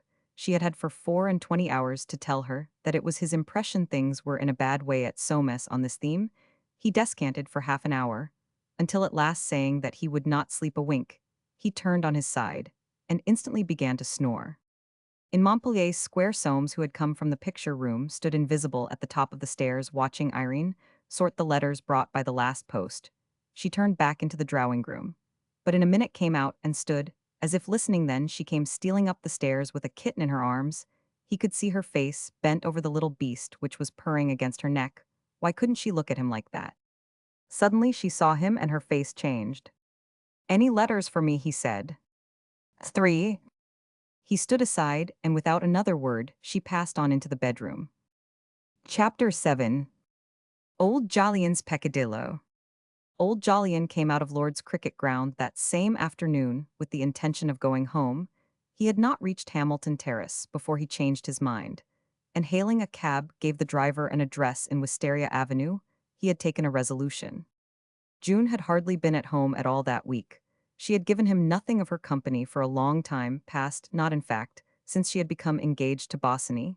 He never asked her for her company. It was not his habit to ask people for things. She had just that one idea now: Bosinney and his affair. Since she left him stranded in his great house with a parcel of servants, and not a soul to speak to from morning to night. His club was closed for cleaning his boards in recess. There was nothing therefore to take him into the city. June had wanted him to go away. She would not go herself because Bosinney was in London. But where was he to go by himself? He could not go abroad alone. The sea upset his liver. He hated hotels. Roger went to a hydropathic. Was not going to begin that at his time of life. Those newfangled places were all humbug. With such formulas he clothed to himself the desolation of his spirit, the lines down his face, deepening his eyes day by day, looking forth with the melancholy which sat so strangely on a face wont to be strong and serene. And so that afternoon, he took this journey through St. John's Wood in the golden light that sprinkled the rounded green bushes of the acacias before the little houses in the summer sunshine that seemed holding a revel over the little gardens. And he looked about him with interest, for this was a district which no Forsyte entered without open disapproval and secret curiosity. His cab stopped in front of a small house of that peculiar buff color, which implies a long immunity from paint. It had an outer gate and a rustic approach. He stepped out, his bearing extremely composed, his massive head, with its drooping mustache and wings of white hair, very upright, under an excessively large top hat, his glance firm, a little angry. He had been driven into this. "Mrs. Jolyon Forsyte at home?" "Oh yes, sir. What name shall I say, if you please, sir?" Old Jolyon could not help twinkling at the little maid. As he gave his name, she seemed to him such a funny little toad. And he followed her through the dark hall into a small double drawing room, where the furniture was covered in chintz, and the little maid placed him in a chair. "They're all in the garden, sir. If y'all kindly take a seat, I'll tell them." Old Jolyon sat down in the chintz-covered chair, and looked around him. The whole place seemed to him, as he would have expressed it, poky. There was a certain, could not tell exactly what, air of shabbiness, or rather of making two ends meet, about everything as far as he could see. Not a single piece of furniture was worth a £5 note. The walls, distempered rather a long time ago, were decorated with watercolor sketches. Across the ceiling meandered a long crack. These little houses were all old second-rate concerns. He should hope the rent was under 100 a year. It hurt him more than he could have said to think of a Forsyte, his own son, living in such a place. The little maid came back. Would he please to go down into the garden? Old Jolyon marched out through the French windows. In descending the steps he noticed that they wanted painting. Young Jolyon, his wife, his 2 children, and his dog Balthazar were all out there under a pear tree. This walk towards them was the most courageous act of old Jolyon's life, but no muscle of his face moved, no nervous gesture betrayed him. He kept his deep-set eyes steadily on the enemy. In those 2 minutes he demonstrated to perfection all that unconscious soundness, balance, and vitality of fiber that made of him, and so many others of his class, the core of the nation, in the unostentatious conduct of their own affairs. To the neglect of everything else they typified the essential individualism, born in the Briton, from the natural isolation of his country's life. The dog Balthazar sniffed round the edges of his trousers, this friendly and cynical mongrel offspring of a liaison between a Russian poodle and a fox terrier had a nose for the unusual. The strange greetings over old Jolyon seated himself in a wicker chair, and his two grandchildren, one on each side of his knees, looked at him silently, never having seen so old a man. They were unlike, as though recognizing the difference set between them by the circumstances of their births. Jolly, the child of sin, pudgy-faced with his tow-colored hair brushed off his forehead, and a dimple in his chin, had an air of stubborn amiability, and the eyes of a Forsyte little Holly. The child of wedlock was a dark-skinned, solemn soul, with her mother's gray and wistful eyes. The dog Balthazar, having walked round the three small flower beds to show his extreme contempt for things at large, had also taken a seat in front of old Jolyon, and oscillating a tail, curled by nature tightly, over his back, was staring up with eyes that did not blink. Even in the garden, that sense of things being poky haunted old Jolyon. The wicker chair creaked under his weight. The gardens looked daverty on the far side under the smut-stained wall. Cats had made a path. While he and his grandchildren thus regarded each other with the peculiar scrutiny, curious yet trustful, that passes between the very young and the very old, young Jolyon watched his wife. The color had deepened in her thin oval face with its straight brows and large gray eyes. Her hair, brushed in fine, high curves back from her forehead, was going gray like his own. And this grayness made the sudden vivid color in her cheeks painfully pathetic.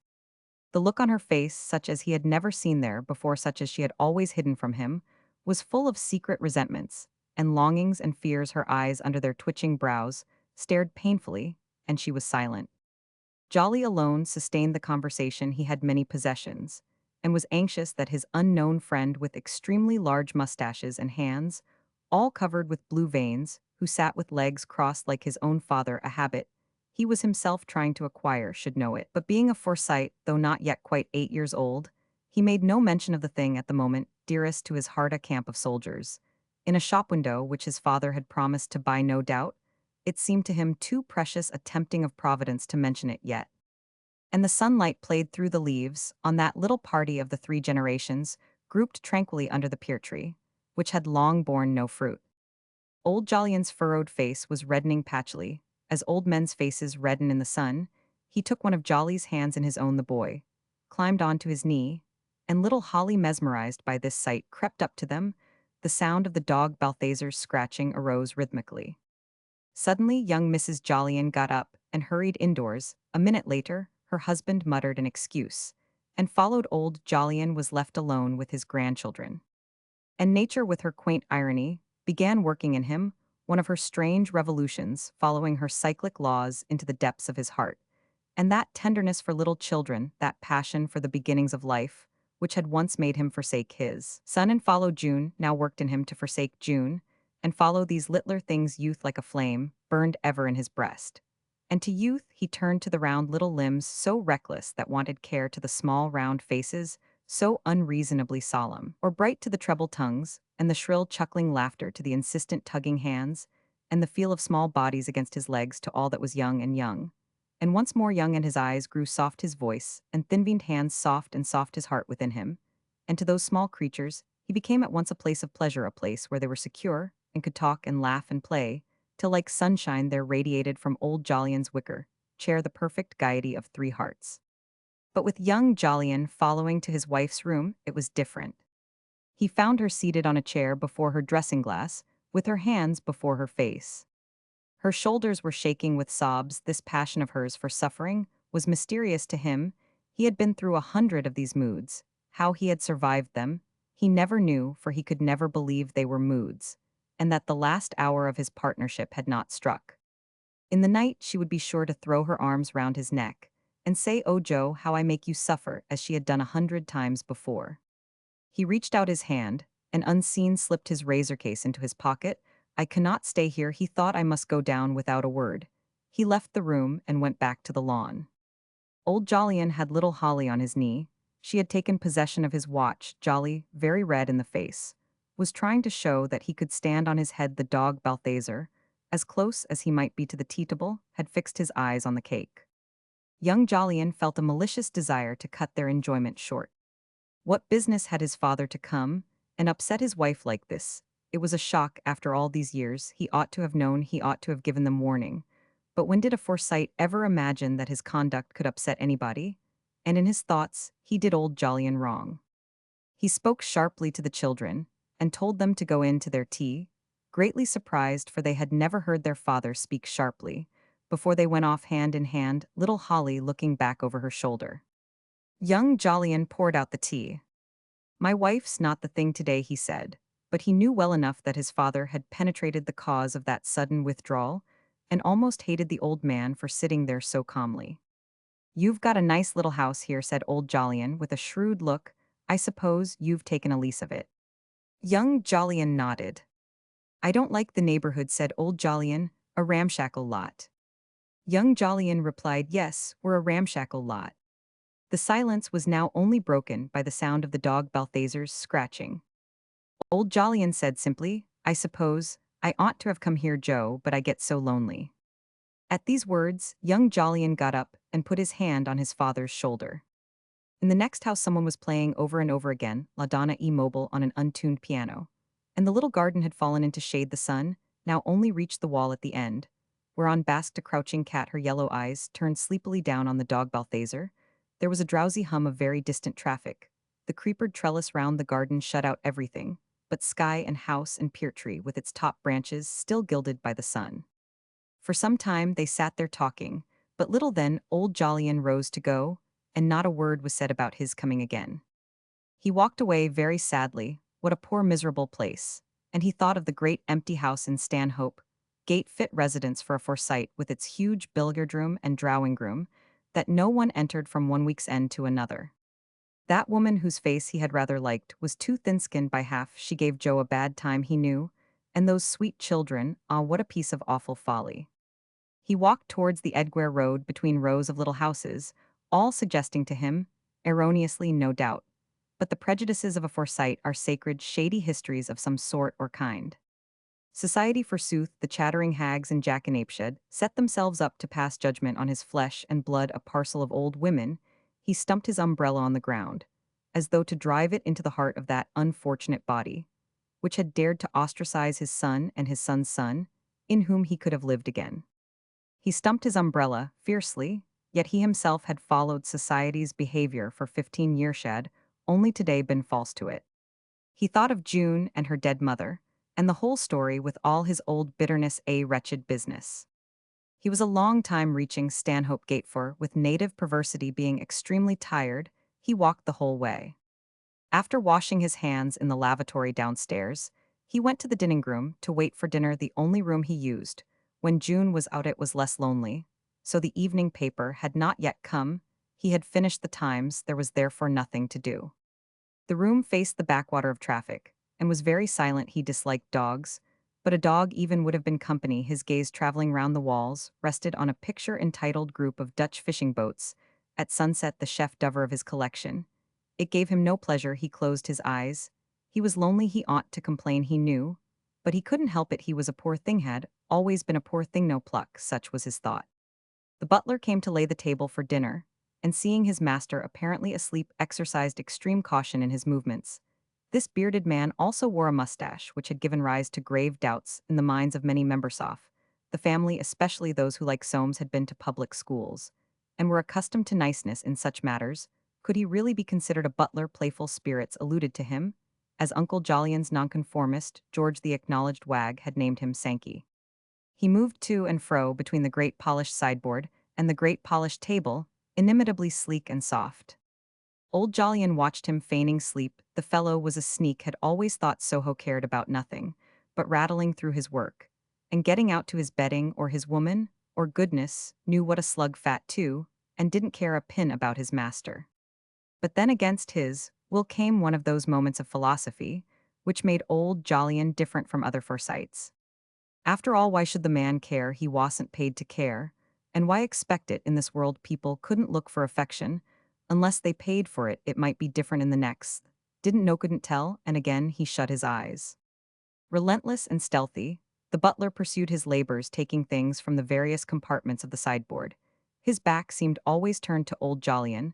Thus he robbed his operations of the unseemliness of being carried on in his master's presence now, and then he furtively breathed on the silver and wiped it with a piece of chamois leather.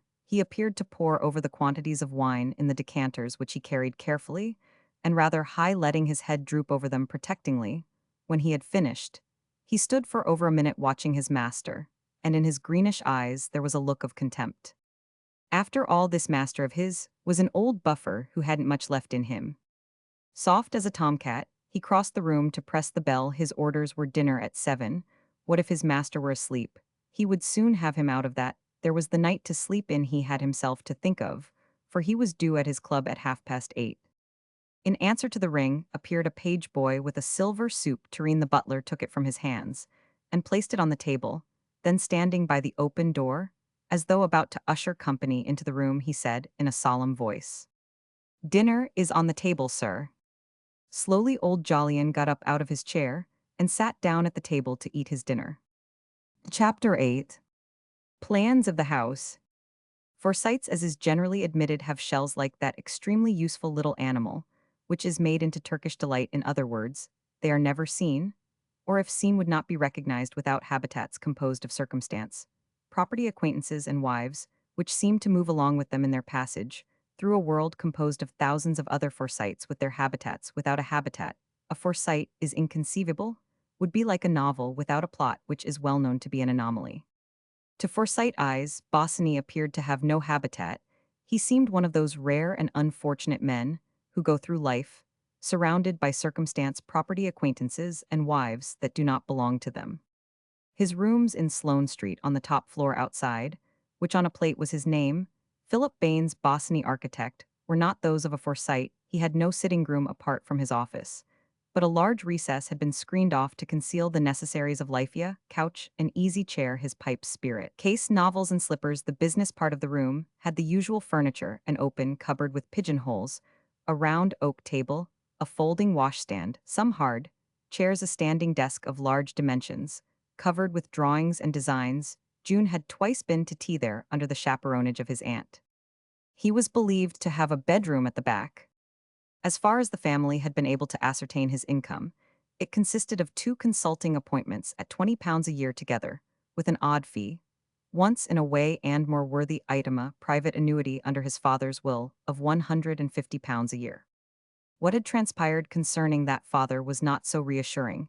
It appeared that he had been a Lincolnshire country doctor of Cornish extraction, striking appearance and Byronic tendencies, well-known figure, in fact, in his county. Bosinney's uncle, by marriage Baines of Baines and Bildeboy, a Forsyte in instincts if not in name, had but little that was worthy to relate of his brother-in-law.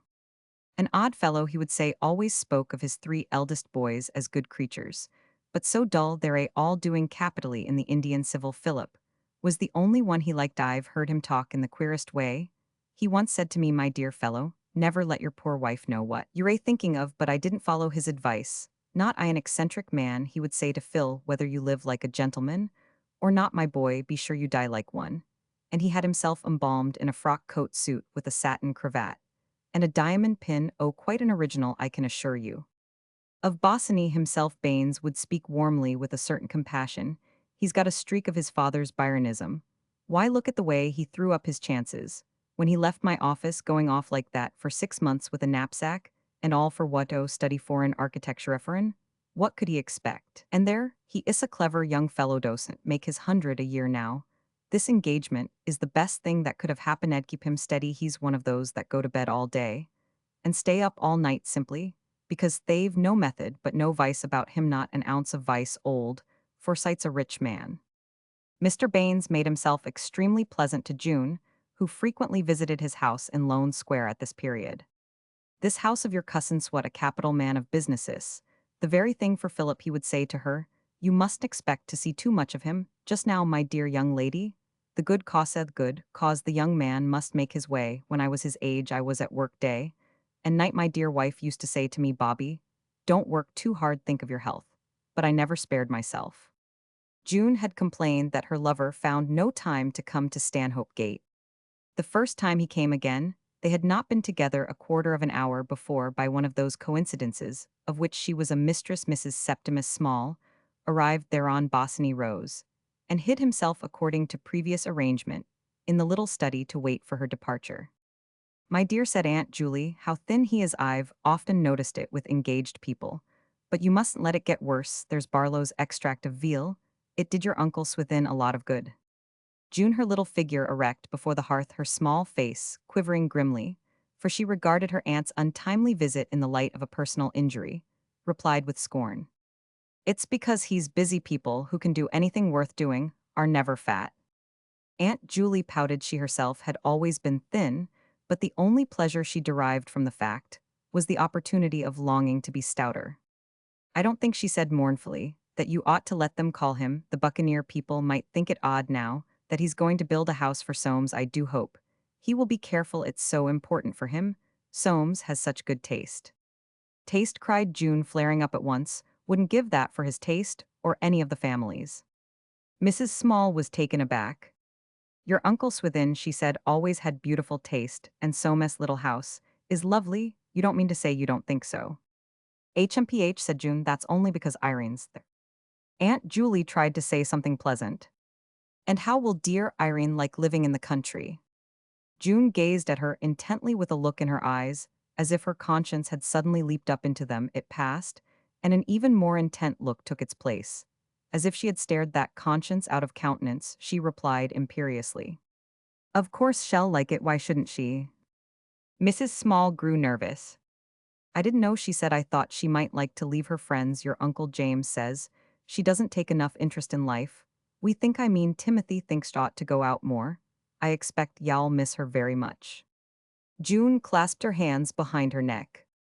I do wish, she cried, Uncle Timothy wouldn't talk about what doesn't concern him. Aunt Julie rose to the full height of her tall figure. He never talks about what doesn't concern him, she said.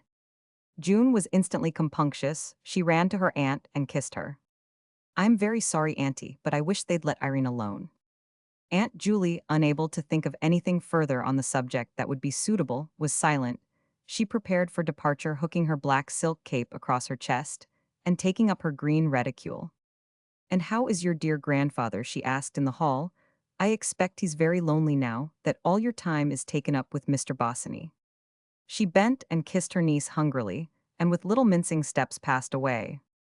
The tears sprang up in Jun's eyes, running into the little study, where Bosinney was sitting at the table drawing birds on the back of an envelope. She sank down by his side and cried. Oh, Phil, it's all so horrid. Her heart was as warm as the color of her hair.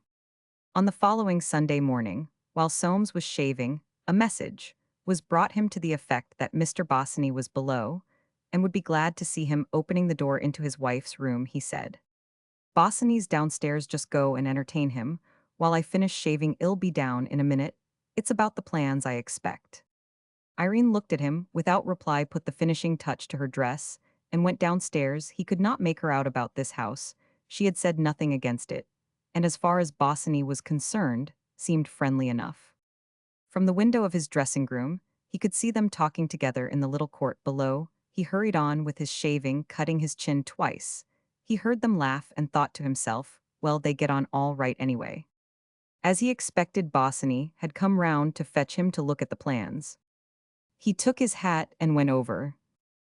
The plans were spread on the oak table in the architect's room, and pale, imperturbable, inquiring Soames bent over them for a long time without speaking. He said at last in a puzzled voice, It's an odd sort of house. A rectangular house of 2 stories was designed in a quadrangle round a coverted court. This court, encircled by a gallery on the upper floor, was roofed with a glass roof supported by 8 columns, running up from the ground. It was indeed, to Forsyte eyes, an odd house. There's a lot of room cut to waste, pursued Soames. Bosinney began to walk about, and Soames did not like the expression on his face. The principle of this house, said the architect, was that you should have room to breathe like a gentleman. Soames extended his finger and thumb, as if measuring the extent of the distinction he should acquire, and replied, Oh, yes, I see. The peculiar look came into Bosinney's face, which marked all his enthusiasms. I've tried to plan you a house here with some self-respect of its own. If you don't like it, you'd better say so. It's certainly the last thing to be considerate who wants self-respect in a house when you can squeeze in an extra lavatory. He put his finger suddenly down on the left division of the center oblong. You can swing a cat. Here, this is for your pictures divided from this court by curtains. Draw them back. And y'all have a space of 51 by 23 6. This double-faced stove in the center here looks one way towards the court, one way towards the picture room. This end wall is all window. You've a southeast light, from that a north light. From the court, the rest of your pictures you can hang round the gallery upstairs or in the other rooms in architecture. He went on, and, though looking at Soames, he did not seem to see him, which gave Soames an unpleasant feeling. As in life y'all get no self-respect without regularity. Fellows tell you that's old-fashioned. It appears to be peculiar. Anyway, it never occurs to us to embody the main principle of life in our buildings. We load our houses with decoration, gimcracks, corners, anything to distract the eye. On the contrary, the eye should rest. Get your effects with a few strong lines. The whole thing is regularity. There's no self-respect without it. Soames, the unconscious ironist, fixed his gaze on Bosinney's tie, which was far from being in the perpendicular. He was unshaven too, and his dress, not remarkable for order architecture, appeared to have exhausted his regularity. "Want it look like a barrack?" he inquired. He did not at once receive a reply. "I can see what it is," said Bosinney. "You want one of little master's house, of the pretty and commodious sort, where the servants will live in garrets, and the front door be sunk, so that you may come up again. By all means try. Little master Yowl, find him a capital fellow. I've known him all my life." Soames was alarmed. He had really been struck by the plans, and the concealment of his satisfaction had been merely instinctive. It was difficult for him to pay a compliment. He despised people who were lavish with their praises. He found himself now in the embarrassing position of one who must pay a compliment or run the risk of losing a good thing. Bosinney was just the fellow who might tear up the plans and refuse to act for him, a kind of grown-up child. This grown-up childishness, to which he felt so superior, exercised a peculiar and almost mesmeric effect on Soames, for he had never felt anything like it in himself. "Well," he stammered at last, "it's certainly original." He had such a private distrust, and even dislike of the word original, that he felt he had not really given himself away by this remark. Bosinney seemed pleased. It was the sort of thing that would please a fellow like that, and his success encouraged Soames. "It's a big place," he said. "Space, air, light," he heard Bosinney murmur. "You can't live like a gentleman in one of little master's builds for manufacturers." Soames made a deprecating movement. He had been identified with a gentleman, not for a good deal of money. Now would he be classed with manufacturers? But his innate distrust of general principles revived. What the deuce was the good of talking about regularity and self-respect? It looked to him as if the house would be cold. "Irene can't stand the cold," he said. "Ah," said Bosinney sarcastically, "your wife, she doesn't like the cold. I'll see to that she shan't be cold. Look here." He pointed to 4 marks at regular intervals on the walls of the court. "I've given you hot water pipes in aluminum casings. You can get them with very good designs." Soames looked suspiciously at these marks. "It's all very well, all this," he said, "but what's it going to cost?" The architect took a sheet of paper from his pocket. "The house, of course, should be built entirely of stone, but as I thought you wouldn't stand that, I've compromised for a facing. It ought to have a copper roof, but I've made it green slate, as it is, including metal work. It'll cost you 8,500. 8,500, said Soames. "Why, I gave you an outside limit of 8. "Can't be done for a penny less," replied Bosinney coolly. "You must take it or leave it." It was the only way, probably, that such a proposition could have been made to Soames. He was nonplussed. Conscience told him to throw the whole thing up, but the design was good, and he knew there was completeness about it. And dignity. The servants' apartments were excellent too. He would gain credit by living in a house like that with such individual features, yet perfectly well arranged. He continued poring over the plans, while Bosinney went into his bedroom to shave and dress. The two walked back to Montpellier Square in silence, Soames watching him out of the corner of his eye. The buccaneer was rather a good-looking fellow, so he thought, when he was properly got up. Irene was bending over her flowers when the 2 men came in. She spoke of sending across the park to fetch June. "No, no," said Soames, "we've still got business to talk over." At lunch he was almost cordial and kept pressing Bosinney to eat. He was pleased to see the architect in such high spirits, and left him to spend the afternoon with Irene, while he stole off to his pictures after his Sunday habit at tea-time. He came down to the drawing-room, and found them talking, as he expressed it, 19 to the dozen. Unobserved in the doorway, he congratulated himself that things were taking the right turn. It was lucky she and Bosinney got on. She seemed to be falling into line with the idea of the new house. Quiet meditation among his pictures had decided him to spring the 500 if necessary, but he hoped that the afternoon might have softened Bosinney's estimates. It was so purely a matter, which Bosinney could remedy, if he liked there, must be a dozen ways in which he could cheapen the production of a house, without spoiling the effect. He awaited therefore his opportunity, till Irene was handing the architect his first cup of tea. A chink of sunshine, through the lace of the blinds, warmed her cheek, shone in the gold of her hair, and in her soft eyes possibly the same gleam deepened Bosinney's color, gave the rather startled look to his face. Soames hated sunshine, and he at once got up to draw the blind. Then he took his own cup of tea from his wife, and said more coldly than he had intended, "Can't you see your way to do it for 8,000? After all, there must be a lot of little things you could alter." Bosinney drank off his tea at a gulp, put down his cup, and answered, "It's not one." Soames saw that his suggestion had touched some unintelligible point of personal vanity. "Well," he agreed with sulky resignation, "you must have it your own way, I suppose." A few minutes later Bosinney rose to go, and Soames rose too to see him off the premises. The architect seemed in absurdly high spirits, after watching him walk away at a swinging pace.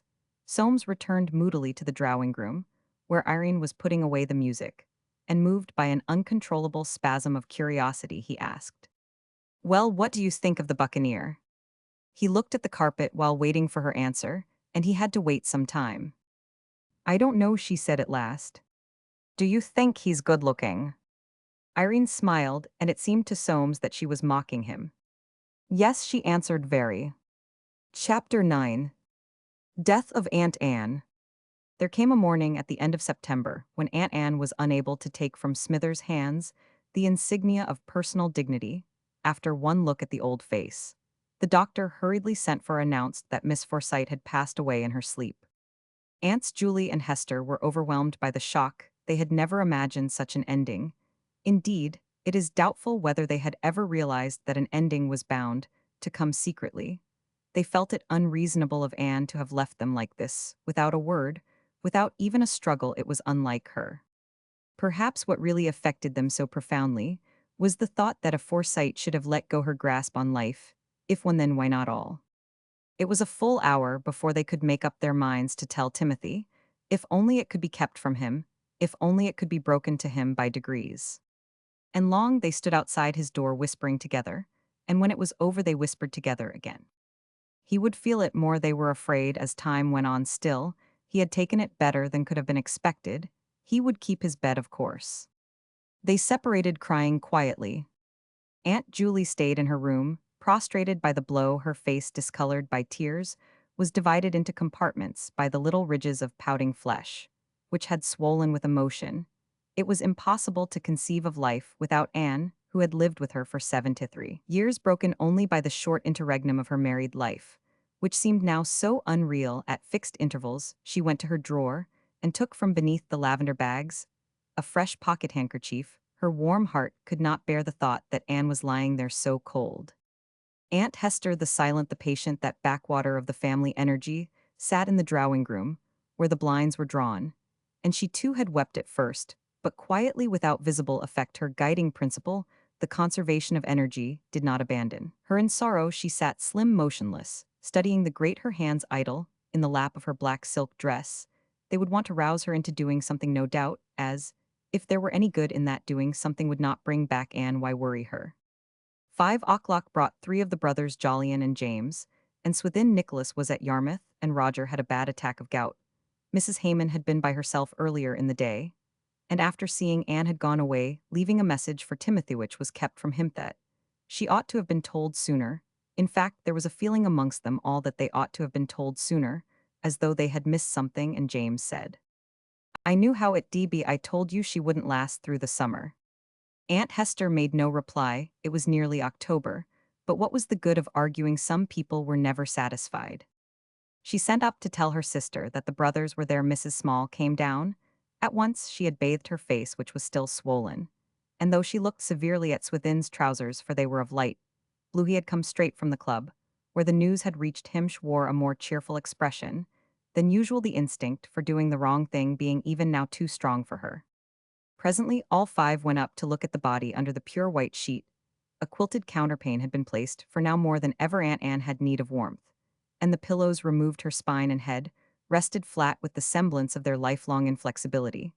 The coif banding the top of her brow was drawn on either side to the level of the ears, and between it and the sheet her face almost as white was turned with closed eyes to the faces of her brothers and sisters in its extraordinary peace.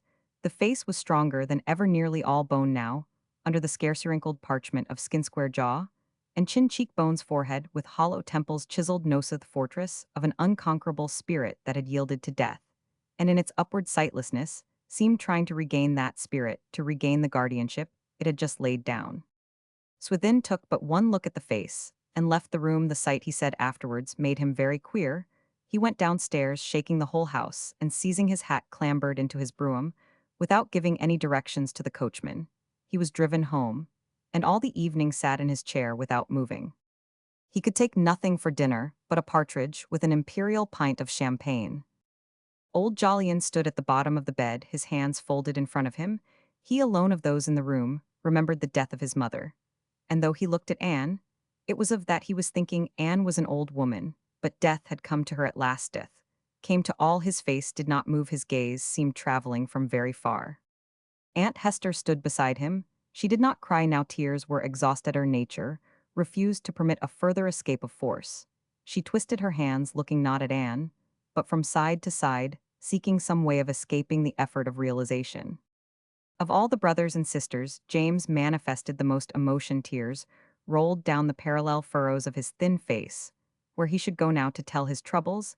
He did not know. Julie was no good, Hester worse than useless. He felt Anne's death more than he had ever thought he should. This would upset him for weeks.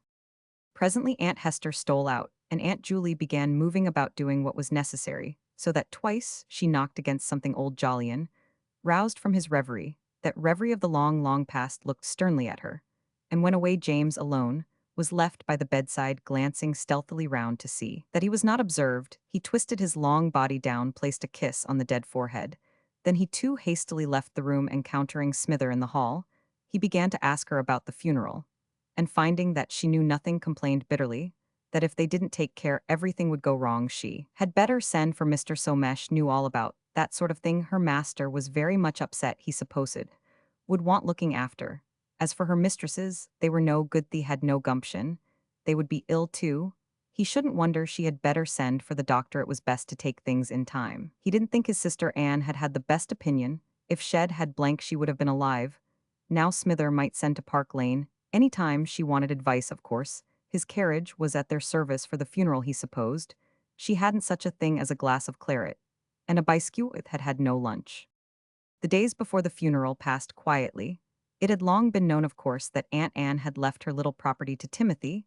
There was therefore no reason for the slightest agitation. Soames, who was sole executor, took charge of all arrangements, and in due course sent out the following invitation to every male member of the family.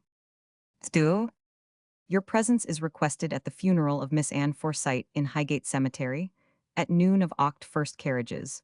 Will meet at the Bower Bayswater Road at 10. No flowers by request. R.S. Roman 5p. The morning came cold with a high grey London sky, and at 10:30, the first carriage, that of James, drove up. It contained James and his son-in-law Darty, a fine man with a square chest buttoned very tightly into a frock coat, and a sallow fattish face adorned with dark well-curled moustaches, and that incorrigible commencement of whisker which, eluding the strictest attempts at shaving, seems the mark of something deeply ingrained in the personality of the shaver, being especially noticeable in men who speculate. Soames, in his capacity of executor, received the guests, for Timothy still kept his bed. He would get up after the funeral, and Aunts Julie and Hester would not be coming down till all was over. When it was understood there would be lunch for anyone who cared to come. Back the next to arrive was Roger, still limping from the gout, and encircled by three of his sons, young Roger Eustace and Thomas George. The remaining son arrived almost immediately afterwards in a hansom, and paused in the hall to ask Soames how he found undertaking pay. They disliked each other. Then came two Haymans, Giles and Jessie, perfectly silent and very well dressed, with special creases down their evening trousers. Then old Jolyon alone, next Nicholas, with a healthy color in his face, and a carefully veiled sprightliness in every movement of his head and body. One of his sons followed him, meek, and subdued Swithin Forsyte and Bosinney, arrived at the same moment and stood bowing precedence to each other but on the door opening. They tried to enter together, they renewed their apologies in the hall, and Swithin settling his stock, which had become disarranged, in the struggle, very slowly mounted the stairs the other Haman two married sons of Nicholas together with Tweedham and Spender, and Worry the husbands of married Forsyte and Haman daughters. The company was then complete 21, in all not a male member of the family being absent, but Timothy and young Jolyon. Entering the scarlet and green drawing-room, whose apparel made so vivid a setting for their unaccustomed costumes, each tried nervously to find a seat desirous of hiding the emphatic blackness of his trousers. There seemed a sort of indecency in that blackness, and in the color of their gloves a sort of exaggeration of the feelings, and many cast shocked looks of secret envy at the buccaneer who had no gloves and was wearing gray trousers. A subdued hum of conversation rose, no one speaking of the departed, but each asking after the other, as though thereby casting an indirect libation to this event which they had come to honor. And presently James said, "Well, I think we ought to be starting." They went downstairs and two, as they had been told off in strict precedence, mounted the carriages. The hearse started at a foot's pace. The carriages moved slowly after. In the first went old Jolyon with Nicholas in the second, the twins Swithin and James in the third, Roger, and young Roger Soames, young Nicholas George, and Bosinney followed in the fourth each of the other. Carriages 8 in all held 3 or 4 of the family behind them. Came the doctor's brougham, then, at a decent interval, cabs, containing family clerks and servants, and at the very end, one containing nobody at all, but bringing the total cortege up to the number of 13. So long as the procession kept to the highway of the Bayswater Road, it retained the footspace, but turning into less important thoroughfares, it soon broke into a trot, and so proceeded with intervals of walking in the more fashionable streets, until it arrived in the first carriage. Old Jolyon and Nicholas were talking of their wills in the second. The twins, after a single attempt, had lapsed into complete silence. Both were rather deaf, and the exertion of making themselves heard was too great. Only once James broke this silence. "I shall have to be looking about for some ground somewhere. What arrangements have you made, Swithin?" And Swithin, fixing him with a dreadful stare, answered, "Don't talk to me about such things." In the third carriage, a disjointed conversation was carried on in the intervals of looking out to see how far they had got, George remarking, "Well, it was really time that the poor old lady went. He didn't believe in people living beyond 70. Young Nicholas replied mildly that the rule didn't seem to apply to the Forsytes. George said he himself intended to commit suicide at 60. Young Nicholas, smiling and stroking a long chin, didn't think his father would like that theory. He had made a lot of money since he was 60. Well, 70 was the outside limit.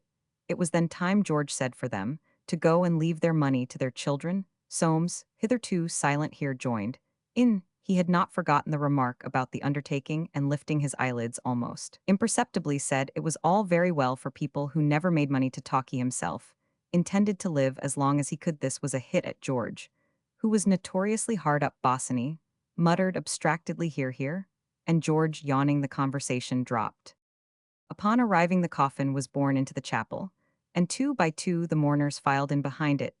This guard of men, all attached to the dead by the bond of kinship, was an impressive and singular sight in the great city of London, with its overwhelming diversity of life, its innumerable vocations, pleasures, duties, its terrible hardness, its terrible call to individualism. The family had gathered to triumph over all this, to give a show of tenacious unity, to illustrate gloriously that law of property underlying the growth of their tree, by which it had thriven and spread trunk and branches, the sap flowing through all the full growth reached at the appointed time. The spirit of the old woman lying in her last sleep had called them to this demonstration. It was her final appeal to that unity which had been their strength. It was her final triumph that she had died while the tree was yet whole. She was spared the watching of the branches, jet out beyond the point of balance. She could not look into the hearts of her followers. The same law that had worked in her, bringing her up from a tall, straight-backed slip of a girl, to a woman strong and grown, from a woman grown, to a woman old, angular, feeble, almost witch-like, with individuality all sharpened and sharpened, as all rounding from the world's contact fell off from her. That same law was working in the family she had watched like a mother. She had seen it young and growing, she had seen it strong and grown, and before her old eyes had time or strength to see any more, she died. She would have tried, and who knows but she might have kept it young and strong with her old fingers, her trembling kisses, a little longer, alas, Not even Aunt Anne could fight with nature. Pride comes before a fall in accordance with this, the greatest of nature's ironies. The Forsyte family had gathered for a last proud pageant. Before they fell their faces to right and left in single lines, were turned for the most part impassively toward the ground guardians of their thoughts, but here and there one looking upward with a line between his brows, searched to see some sight on the chapel walls too much for him, to be listening to something that appalled. And the responses low-muttered in voices, through which rose the same tone, the same unseizable family ring, sounded weird, as though murmured in hurried duplication by a single person. The service in the chapel over the mourners filed up again. To guard the body to the tomb, the vault stood open, and round it men in black were waiting. From that high and sacred field, where thousands of the upper middle class lay in their last sleep, the eyes of the Forsytes traveled down across the flocks of graves. There spreading to the distance lay London, with no sun over it mourning, the loss of its daughter mourning with this family. So dear the loss of her who was mother and guardian, 100,000 spires and houses blurred in the great gray web of property, lay there like prostrate worshippers before the grave of this the oldest Forsyte of them all. A few words, a sprinkle of earth, the thrusting of the coffin home, and Aunt Anne had passed to her last rest. Round the vault trustees of that passing the five brothers stood with white heads bowed. They would see that Anne was comfortable, where she was going her little property, must stay behind, but otherwise all that could be should be done. Then severally each stood aside, and putting on his hat turned back to inspect the new inscription on the marble of the family vault.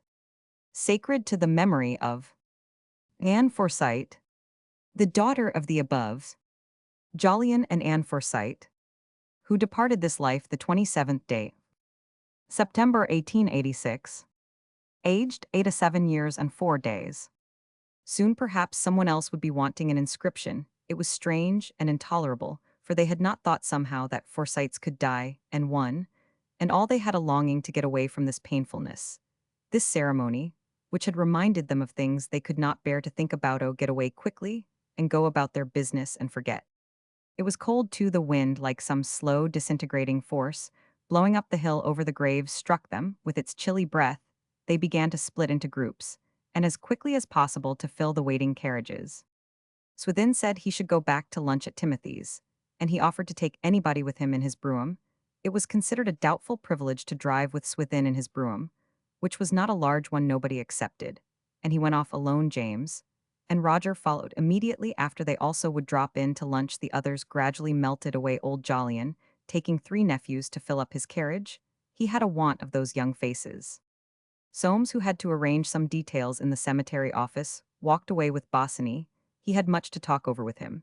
And having finished his business, they strolled to Hampstead, lunched together at the Spaniards Inn, and spent a long time in going into practical details connected with the building of the house. They then proceeded to the tram line, and came as far as the Marble Arch, where Bosinney went off to Stanhope Gate to see June. Soames felt in excellent spirits when he arrived home, and confided to Irene at dinner that he had had a good talk with Bosinney, who really seemed a sensible fellow. They had had a capital walk too, which had done his liver good, had been short of exercise for a long time, and, altogether, a very satisfactory day. If only it hadn't been for poor Aunt Anne, he would have taken her to the theatre. As it was, they must make the best of an evening at home. The buccaneer asked after you more than once, he said suddenly, and moved by some inexplicable desire to assert his proprietorship, he rose from his chair and planted a kiss on his wife's shoulder. Part 2. Chapter 1. Progress of the house. The winter had been an open one. Things in the trade were slack, and as Soames had reflected before making up his mind, it had been a good time for building. The shell of the house at Robin Hill was thus completed by the end of April. Now that there was something to be seen for his money, he had been coming down once, twice, even 3 times a week, and would mouse about among the debris for hours, careful never to soil his clothes, moving silently through the unfinished brickwork of doorways or circling round the columns in the central court. And he would stand before them for minutes together, as though peering into the real quality of their substance. On April 30, he had an appointment with Bosinney to go over the accounts, and 5 minutes before the proper time, he entered the tent which the architect had pitched for himself close to the old oak tree. The accounts were already prepared on a folding table, and with a nod Soames sat down to study them. It was some time before he raised his head. I can't make them out, he said at last. They come to nearly 700 more than they ought. After a glance at Bosinney's face, he went on quickly. If you only make a firm stand against these builder chaps, y'all get them down, they stick you with everything. If you don't look sharp, take 10% off all round. I shan't mind it's coming out 100 or so over the mark. Bosinney shook his head. I've taken off every farthing I can. Soames pushed back the table with a movement of anger, which sent the account sheets fluttering to the ground. Then all I can say is, he flustered out, you've made a pretty mess of it. I've told you a dozen times, Bosinney answered sharply, that there'd be extras. I've pointed them out to you over and over again. I know that, growled Soames. I shouldn't have objected to a £10 note here. And there, how was I to know that by extras you meant £700? The qualities of both men had contributed to this note inconsiderable discrepancy. On the one hand, the architect's devotion to his idea, to the image of a house, which he had created and believed, and had made him nervous of being stopped or forced to the use of makeshifts. On the other, Soames, not less true and wholehearted devotion to the very best article that could be obtained for the money, had rendered him averse to believing that things worth 13 shillings could not be bought with 12. I wish I'd never undertaken your house, said Bosinney suddenly. You come down here worrying me out of my life. You want double the value for your money anybody else would. And now that you've got a house that, for its size, is not to be beaten in the county, you don't want to pay for it. If you're anxious to be off your bargain, I dare say I can find the balance above the estimates myself. But I am DD if I do another stroke of work for you. Soames regained his composure, knowing that Bosinney had no capital. He regarded this as a wild suggestion. He saw, too, that he would be kept indefinitely out of this house, on which he had set his heart, and just at the crucial point when the architect's personal care made all the difference. In the meantime, there was Irene to be thought of. She had been very queer lately. He really believed it was only because she had taken to Bosinney that she tolerated the idea of the house at all. It would not do to make an open breach with her. You needn't get into a rage, he said, if I am willing to put up with it, I suppose. You needn't cry out. All I meant was that when you tell me a thing is going to cost so much, I like towel. In fact, I like to know where I am.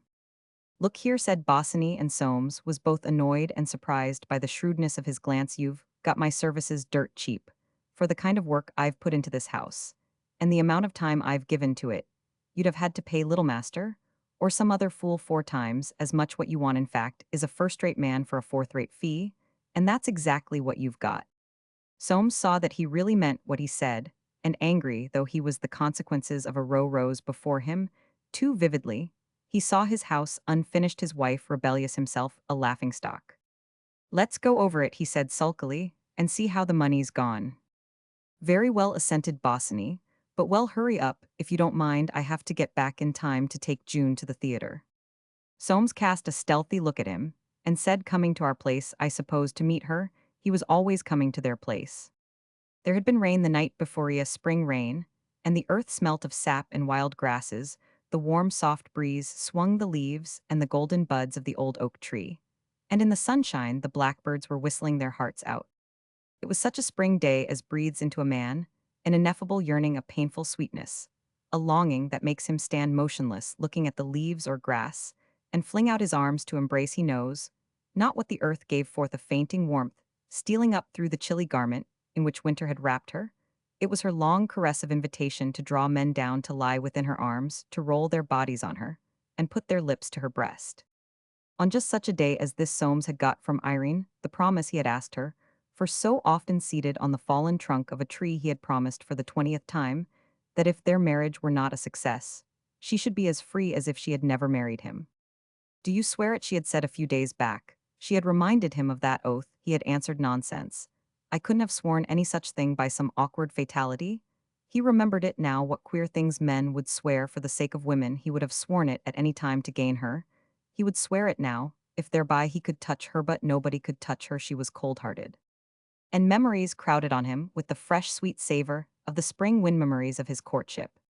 In the spring of the year 1881, he was visiting his old schoolfellow and client George Liversedge of Branksome, who, with the view of developing his pine woods in the neighborhood of Bournemouth, had placed the formation of the company necessary to the scheme in Soames' hands. Mrs. Liversedge, with a sense of the fitness of things, had given a musical tea in his honor later, in the course of this function. which Soames no musician had regarded as an unmitigated bore. His eye had been caught by the face of a girl dressed in mourning, standing by herself. The lines of her tall, as yet rather thin figure showed through the wispy clinging stuff of her black dress. Her black-gloved hands were crossed in front of her, her lips slightly parted, and her large dark eyes wandered from face to face. Her hair, done low on her neck, seemed to gleam above her black collar like coils of shining metal. And as Soames stood looking at her, the sensation that most men have felt at one time or another went stealing through him, a peculiar satisfaction of the senses, a peculiar certainty, which novelists and old ladies call love at first sight. Still stealthily watching her, he at once made his way to his hostess, and stood doggedly waiting for the music to cease. "Who is that girl with yellow hair and dark eyes?" he asked. "That'o Irene Heron. Her father, Professor Heron, died this year. She lives with her stepmother. She's a nice girl, a pretty girl, but no money." "Introduce me, please," said Soames. It was very little that he found to say, nor did he find her responsive to that little. But he went away with the resolution to see her again. He effected his object by chance meeting her on the pier with her stepmother, who had the habit of walking there from 12 to 1 of a forenoon. Soames made this lady's acquaintance with alacrity, nor was it long before he perceived in her the ally he was looking for. His keen scent for the commercial side of family life soon told him that Irene cost her stepmother more than the £50 a year she brought her. It also told him that Mrs. Heron, a woman yet in the prime of life, desired to be married again. The strange ripening beauty of her stepdaughter stood in the way of this desirable consummation, and Soames, in his stealthy tenacity, laid his plans. He left Bournemouth without having given himself away, but in a month's time came back, and this time he spoke not to the girl, but to her stepmother. He had made up his mind. He said he would wait any time, and he had longed to wait, watching Irene bloom the lines of her young figure, softening the stronger blood, deepening the gleam of her eyes, and warming her face to a creamy glow. And at each visit he proposed to her, and when that visit was at an end, took her refusal away with him back to London, sore at heart, but steadfast and silent as the grave. He tried to come at the secret springs of her resistance. Only once had he a gleam of light. It was at one of those assembly dances, which afford the only outlet to the passions of the population of seaside watering places. He was sitting with her, in an embrasure, his senses tingling with the contact of the waltz. She had looked at him over her slowly waving fan, and he had lost his head, seizing that moving wrist. He pressed his lips to the flesh of her arm, and she had shudderedto this day. He had not forgotten that shudderer, the look so passionately averse she had given him. A year after that she had yielded what had made her yield he could never make out. And from Mrs. Heron, a woman of some diplomatic talent, he learnt nothing. Once after they were married, he asked her, "What made you refuse me so often?" She had answered by a strange silence, an enigma to him from the day that he first saw her. She was an enigma to him still. Bosinney was waiting for him at the door, and on his rugged, good-looking face was a queer yearning, yet happy look, as though he too saw a promise of bliss in the spring sky, sniffed a coming happiness in the spring air. Soames looked at him, waiting there. What was the matter with the fellow that he looked so happy? What was he waiting for with that smile on his lips and in his eyes? Soames could not see that for which Bosinney was waiting, as he stood there drinking in the flower-scented wind. And once more he felt baffled in the presence of this man whom by habit he despised. He hastened on to the house. "The only color for those tiles," he heard Bosinney say, "is ruby with a gray tint in the stuff, to give a transparent effect. I should like Irene's opinion. I am ordering the purple leather curtains for the doorway of this court. And if you distemper the drawing room ivory cream over paper, you'll get an elusive look. You want to aim all through the decorations at what I call charm." Soames said, "You mean that my wife has charm?" Bosinney evaded the question. "You should have a clump of iris plants in the center of that court." Soames smiled superciliously. "I'll look into beeches sometime," he said, "and see what's appropriate." They found little else to say to each other, but on the way to the station Soames asked, "I suppose you find Irene very artistic?" "Yes." The abrupt answer was as distinct a snub as saying, "If you want to discuss her, you can do it with someone else." And the slow, sulky anger Soames had felt all the afternoon burned the brighter within him. Neither spoke again till they were close to the station. Then Soames asked, "When do you expect to have finished?" "By the end of June, if you really wish me to decorate as well." Soames nodded. "But you quite understand," he said, "that the house is costing me a lot beyond what I contemplated. I may as well tell you that I should have thrown it up, only I am not in the habit of giving up what I've set my mind on. Bosinney made no reply, and Soames gave him askance a look of dogged dislike for, in spite of his fastidious air, and that supercilious dandified taciturnity. Soames, with his set lips and squared chin, was not unlike a bulldog. When at 7 o'clock that evening June arrived at 62 Montpellier Square, the maid Bilson told her that Mr. Bosinney was in the drawing-room, the mistress said was dressing, and would be down in a minute. She would tell her that Miss June was here. June stopped her at once. "All right, Bilson," she said, "ill, just go and you needn't hurry, Mrs. Soames." She took off her cloak, and Bilson, with an understanding look, did not even open the drawing-room door for her, but ran downstairs. June paused for a moment to look at herself in the little old-fashioned silver mirror, above the oaken rug chest, a slim, imperious young figure, with a small, resolute face in a white frock cut, moon-shaped at the base of a neck too slender for her crown of twisted red gold hair. She opened the drawing-room door softly, meaning to take him by surprise. The room was filled with a sweet hot scent of flowering azaleas. She took a long breath of the perfume and heard Bosinney's voice, not in the room but quite close, saying, "Ah, there were such heaps of things I wanted to talk about, and now we shan't have time." Irene's voice answered, "Why not at dinner? How can one talk?" Jun's first thought was to go away, but instead she crossed to the long window opening on the little court. It was from there that the scent of the azaleas came, and standing with their backs to her, their faces buried in the golden pink blossoms, stood her lover and Irene. Silent but unashamed, with flaming cheeks and angry eyes, the girl watched. "Come on Sunday by yourself, we can go over the house together." June saw Irene look up at him through her screen of blossoms. It was not the look of a coquette, but far worse to the watching Gerloff, a woman fearful lest that look should say too much. "I've promised to go for a drive with Uncle. The big one make him bring you. It's only 10 miles, the very thing for his horses. Poor old Uncle Swithin." A wave of the azalea scent drifted into Jun's face. She felt sick and dizzy. Do. But why? I must see you there. I thought you'd like to help me." The answer seemed to the girl to come softly with a tremble from amongst the blossoms. "So I do." And she stepped into the open space of the window. "How stuffy it is here," she said. "I can't bear this scent." Her eyes, so angry and direct, swept both their faces. "Were you talking about the house? I haven't seen it, yet you know shall we all go on Sunday?" From Irene's face the color had flown. "I am going for a drive that day with Uncle Swithin," she answered. "Uncle Swithin, what does he matter? You can throw him over." "I am not in the habit of throwing people over." There was a sound of footsteps, and June saw Soames standing just behind her. "Well, if you are all ready," said Irene, looking from one to the other with a strange smile. "Dinner is too." Chapter 2. A June's Treat. Dinner began in silence, the women facing one another, and the men.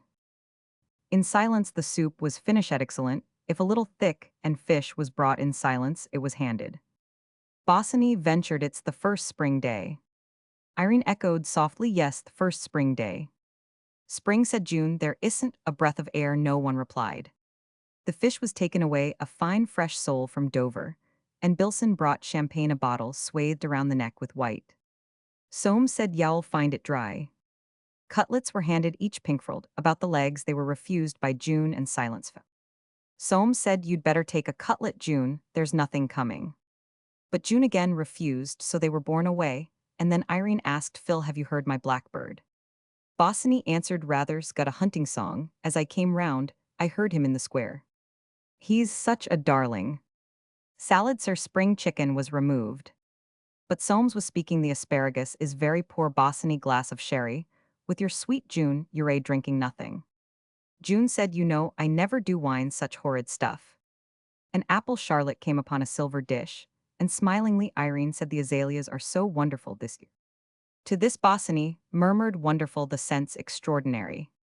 June said, "How can you like the scent?" "Sugar, please, Bilson." Sugar was handed her, and Soames remarked, "This charlotte's good." The charlotte was removed. Long silence followed. Irene, beckoning, said, "Take out the azalea, Bilson. Miss June can't bear the scent." "No, let it stay," said June. Olives from France with Russian caviar were placed on little plates, and Soames remarked, "Why can't we have the Spanish?" But no one answered. The olives were removed, lifting her tumbler. June demanded, "Give me some water, please." Water was given her. A silver tray was brought with German plums. There was a lengthy pause in perfect harmony. All were eating them. Bosinney counted up the stones, "This year, next year sometime." Irene finished softly, "Never there was such a glorious sunset, the skies, all ruby still so beautiful." He answered underneath the dark. Their eyes had met, and June cried scornfully, "A London sunset." Egyptian cigarettes were handed in a silver box. Soames, taking one, remarked, "What time's your play begin?" No one replied, and Turkish coffee followed in enameled cups. Irene, smiling, quietly said, "If only." "Only what?" said June. "If only it could always be the spring." Brandy was handed. It was pale and old. Soames said, "Bosinney, better take some brandy." Bosinney took a glass. They all arose. "You want a cab?" asked Soames. June answered, "No, my cloaks please." Bilson, her cloak was brought. Irene from the window murmured, "Such a lovely night, the stars are coming out." Soames added, "Well, I hope y'all both enjoy yourselves." From the door June answered, "Thanks, come Phil." Bosinney cried, "I am coming." Soames smiled a sneering smile and said, "I wish you luck." And at the door Irene watched them go. Bosinney called, "Good night." "Good night," she answered softly. June made her lover take her on the top of a bus, saying she wanted air, and there sat silent with her face to the breeze. The driver turned once or twice with the intention of venturing a remark, but thought better of it. They were a lively couple. The spring had got into his blood too. He felt the need for letting steam escape, and clucked his tongue, flourishing his whip, wheeling his horses, and even they, poor things, had smelled the spring, and for a brief half-hour spurned the pavement with happy hoofs. The whole town was alive. The boughs curled upward with their decking of young leaves, awaited some gift. The breeze could bring. New lighted lamps were gaining mastery, and the faces of the crowd showed pale under that glare, while on high the great white clouds slid swiftly, softly over the purple sky. Men in evening dress had thrown back overcoats, stepping jauntily up the steps of clubs. Working folk loitered, and women, those women who at that time of night are solitary, and moving eastward in a stream, swung slowly along with expectation in their gait, dreaming of good wine and a good supper, or for an unwanted minute of kisses given for love. Those countless figures going their ways under the lamps, and the moving sky had one and all received some restless blessing from the stir of spring, and one and all, like those clubmen with their open coats, had shed something of caste and creed and custom, and by the cock of their hats, the pace of their walk, their laughter, or their silence, revealed their common kinship under the passionate heavens. Bosinney and June entered the theater in silence, and mounted to their seats in the upper boxes. The piece had just begun, and the half-darkened house, with its rows of creatures peering all one way, resembled a great garden of flowers turning their faces to the sun.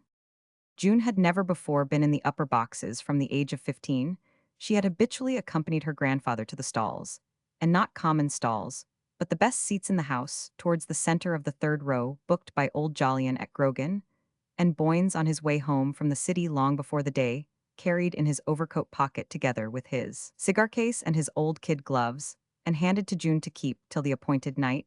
And in those stalls an erect old figure with a serene white head, a little figure strenuous and eager with a red gold headthy, would sit through every kind of play. And on the way home, old Jolyon would say of the principal actor, "Oh, he's a poor stick, you should have seen little Bobson." She had looked forward to this evening with keen delight. It was stolen, chaperoneless, undreamed of at Stanhope Gate, where she was supposed to be at Soames. She had expected reward for her subterfuge plan for her lover's sake. She had expected it to break up the thick, chilly cloud and make the relations between them, which of late had been so puzzling, so tormenting, sunny and simple again, as they had been before the winter. She had come with the intention of saying something definite, and she looked at the stage with a furrow between her brows, seeing nothing, her hands squeezed together in her lap.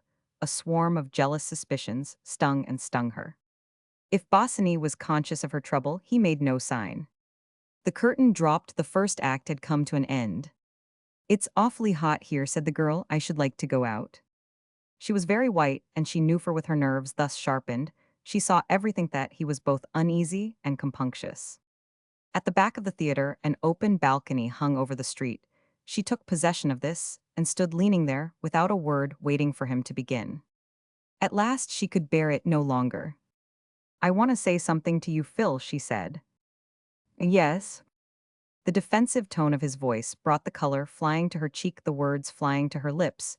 You don't give me a chance to be nice to you? You haven't for ages now. Bosinney stared down at the street. He made no answer. June cried passionately, you know, I want to do everything for you, Set. I want to be everything to you. A hum rose from the street, and piercing it with a sharp ping, the bell sounded for the raising of the curtain. June did not stir. A desperate struggle was going on within her. Should she put everything to the proof? Should she challenge directly that influence, that attraction which was driving him away from her? It was her nature to challenge.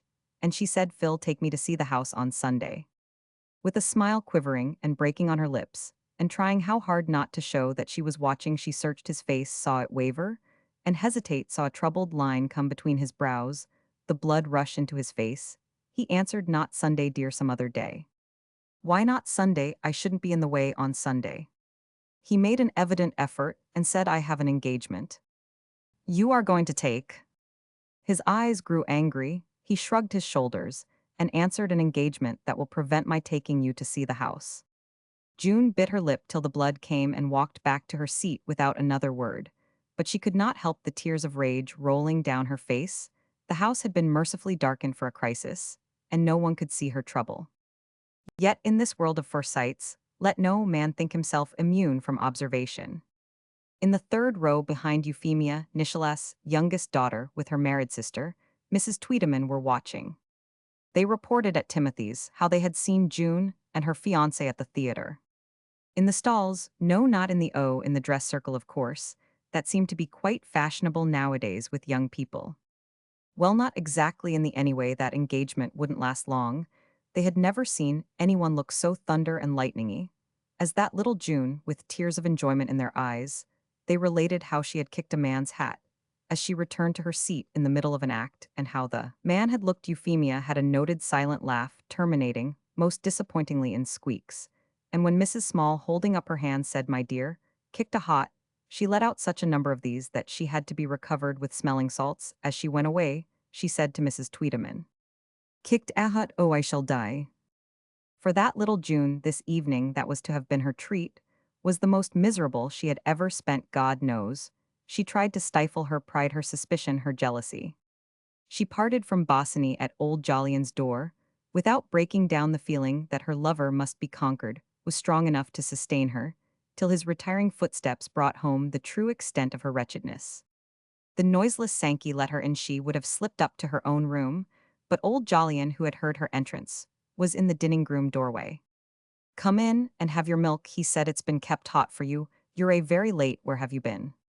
June stood at the fireplace with a foot on the fender and an arm on the mantelpiece, as her grandfather had done when he came in that night of the opera.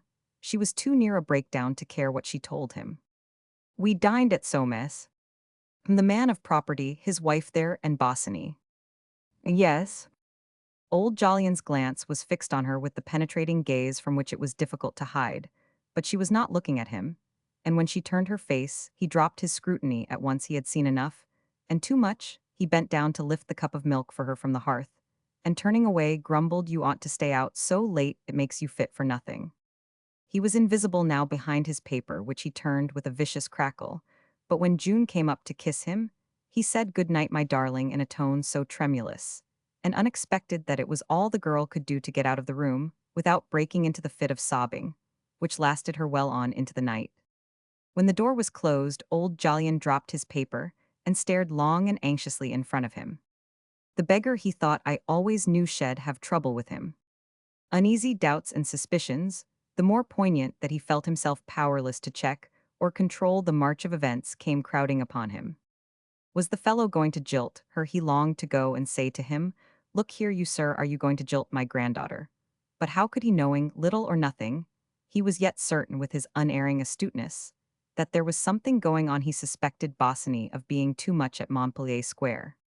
This fellow, he thought, may not be a scamp. His face is not a bad one, but he's a queer fish. I don't know what to make of him.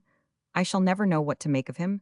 They tell me he works like a nigger, but I see no good coming of it. He's unpractical, he has no method. When he comes here, he sits as glum as a monkey. If I ask him what wine hell have, he says, thanks, any wine. If I offer him a cigar, he smokes it, as if it were a tuppenny German thing. I never see him looking at June as he ought to look at her.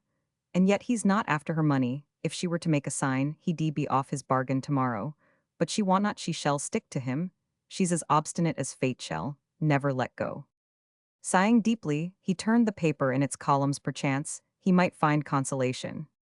And upstairs in her room, June sat at her open window, where the spring wind came after its revel across the park, to cool her hot cheeks and burn her heart. Chapter 3. Drive with Swithin. 2 lines of a certain song, in a certain famous old school songbook, run as follows. How the buttons on his blue frock shone tralala. How he caroled and he sang like a bird. Swithin did not exactly carol and sing like a bird, but he felt almost like endeavoring to hum a tune as he stepped out of Hyde Park Mansions and contemplated his horses drawn up before the door. The afternoon was as balmy as a day in June, and to complete the simile of the old song, he had put on a blue frock coat, dispensing with an overcoat after sending Adolph down 3 times to make sure that there was not the least suspicion of east in the wind. And the frock coat was buttoned so tightly around his personable form that if the buttons did not shine, they might pardonably have done so majestic on the pavement. He fitted on a pair of dogskin gloves with his large bell-shaped top hat, and his great stature and bulk. He looked too primeval for a Forsyte. His thick white hair, on which Adolph had bestowed a touch of pomatum, exhaled the fragrance of opoponax and cigars, the celebrated Swithin brand, for which he paid 140 shillings the hundred, and of which old Jolyon had unkindly said he wouldn't smoke them as a gift, they wanted the stomach of a horse. Adolph, there, the new plaid rug. He would never teach that fellow to look smart, and Mrs. Soames he felt sure had an eye. The phaeton hood down, I am going to drive a lady. A pretty woman would want to show off her frock and was going to drive a lady? It was like a new beginning to the good old days. Ages since he had driven a woman the last time, if he remembered it, had been Julie. The poor old soul had been as nervous as a cat the whole time, and so put him out of patience that, as he dropped her in the Bayswater Road, he had said, well, I am DD, if I ever drive you again, and he never had not he.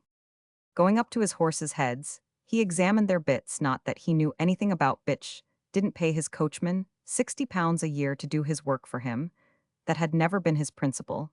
Indeed, his reputation, as a horsey man, rested mainly on the fact that once on Derby Day he had been welshed by some thimble-riggers, but someone at the club, after seeing him drive his greys up to the door. Always drove grey horses, you got more style, for the money some thought had called him four-in-hand, Forsyte the name having reached his ears, through that fellow Nicholas Treffry, old Jolyon's dead partner, the great driving man notorious for more carriage accidents than any man in the kingdom. Swithin had ever after conceived it right to act up to it. The name had taken his fancy not because he had ever driven four-in-hand, or was ever likely to, but because of something distinguished in the sound, four-in-hand Forsyte not bad born too. Soon Swithin had missed his vocation. Coming upon London 20 years later, he could not have failed to have become a stockbroker. But at the time when he was obliged to select this great profession, had not as yet become the chief glory of the upper middle class. He had literally been forced into auctioneering. Once in the driving seat with the reins handed to him, and blinking over his pale old cheeks in the full sunlight, he took a slow look round.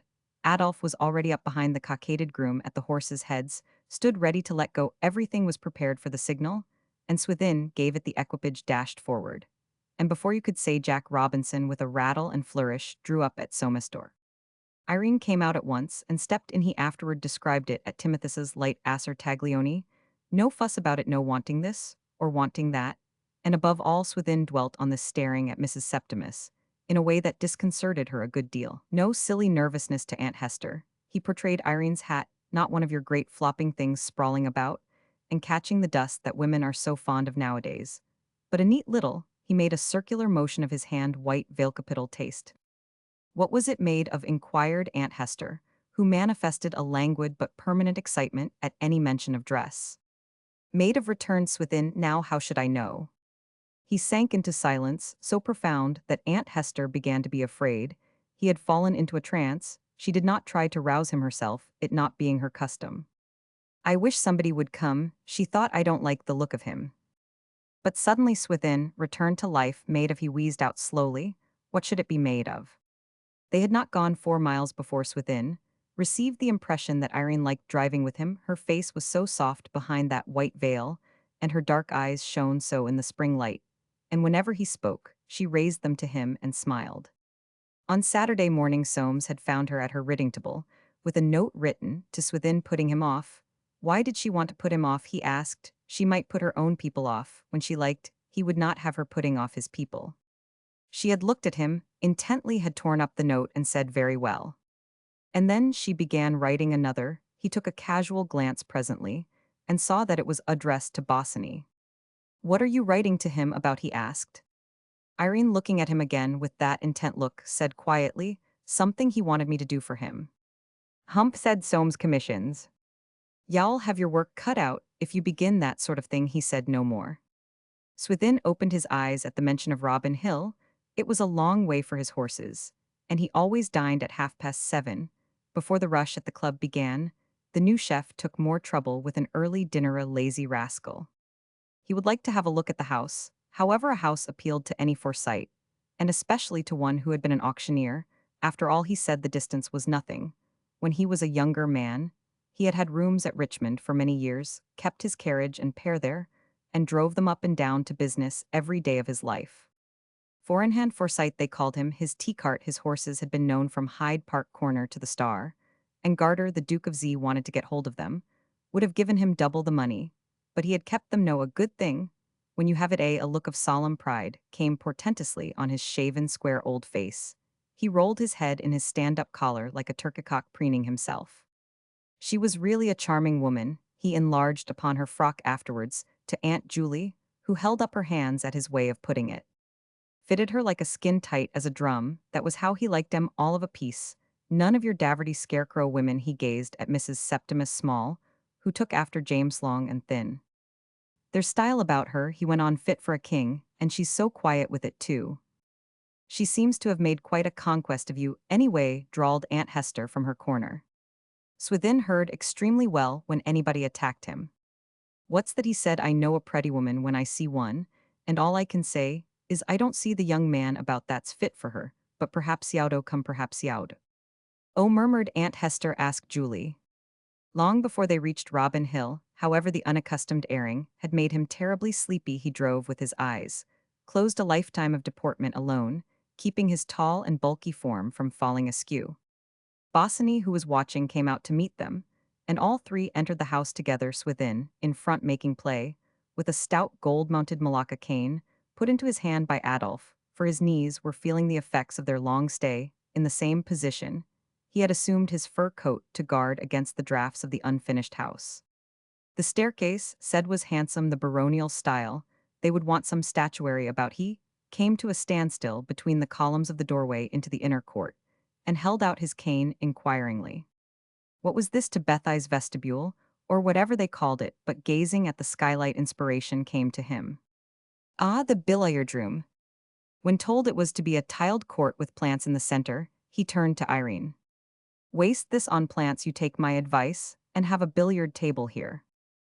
Irene smiled. She had lifted her veil, banding it like a nun's coif across her forehead, and the smile of her dark eyes below this seemed to Swithin more charming than ever. He nodded. She would take his advice, he saw. He had little to say of the drawing or dining rooms, which he described as spacious, but fell into such raptures as he permitted to a man of his dignity in the wine cellar, to which he descended by stone steps. Bosinney, going first with a light. "Y'all have room here," he said, "for 600 or 700 dozina, very pooty little cellar." Bosinney, having expressed the wish to show them the house from the copse below, Swithin came to a stop. "There's a fine view from here," he remarked. "You haven't such a thing as a chair." A chair was brought him from Bosinney's tent. "You go down," he said blandly. "You two 'll sit here and look at the view." He sat down by the oak tree in the sun square, and upright, with one hand stretched out, resting on the knob of his cane, the other planted on his knee, his fur coat thrown open, his hat roofing with its flat top, the pale square of his face, his stare very blank, fixed on the landscape. He nodded to them as they went off down through the fields. He was indeed not sorry to be left thus for a quiet moment of reflection. The air was balmy, not too much heat in the sun. The prospect, a fine one. A remarka. His head fell a little to one side. He jerked it up and thought odd they were waving to him from the bottom. He put up his hand and moved it more than once. They were active. The prospect was Ramar. His head fell to the left. He jerked it up At once it fell to the right, it remained there. He was asleep. And asleep a sentinel on the top of the rise.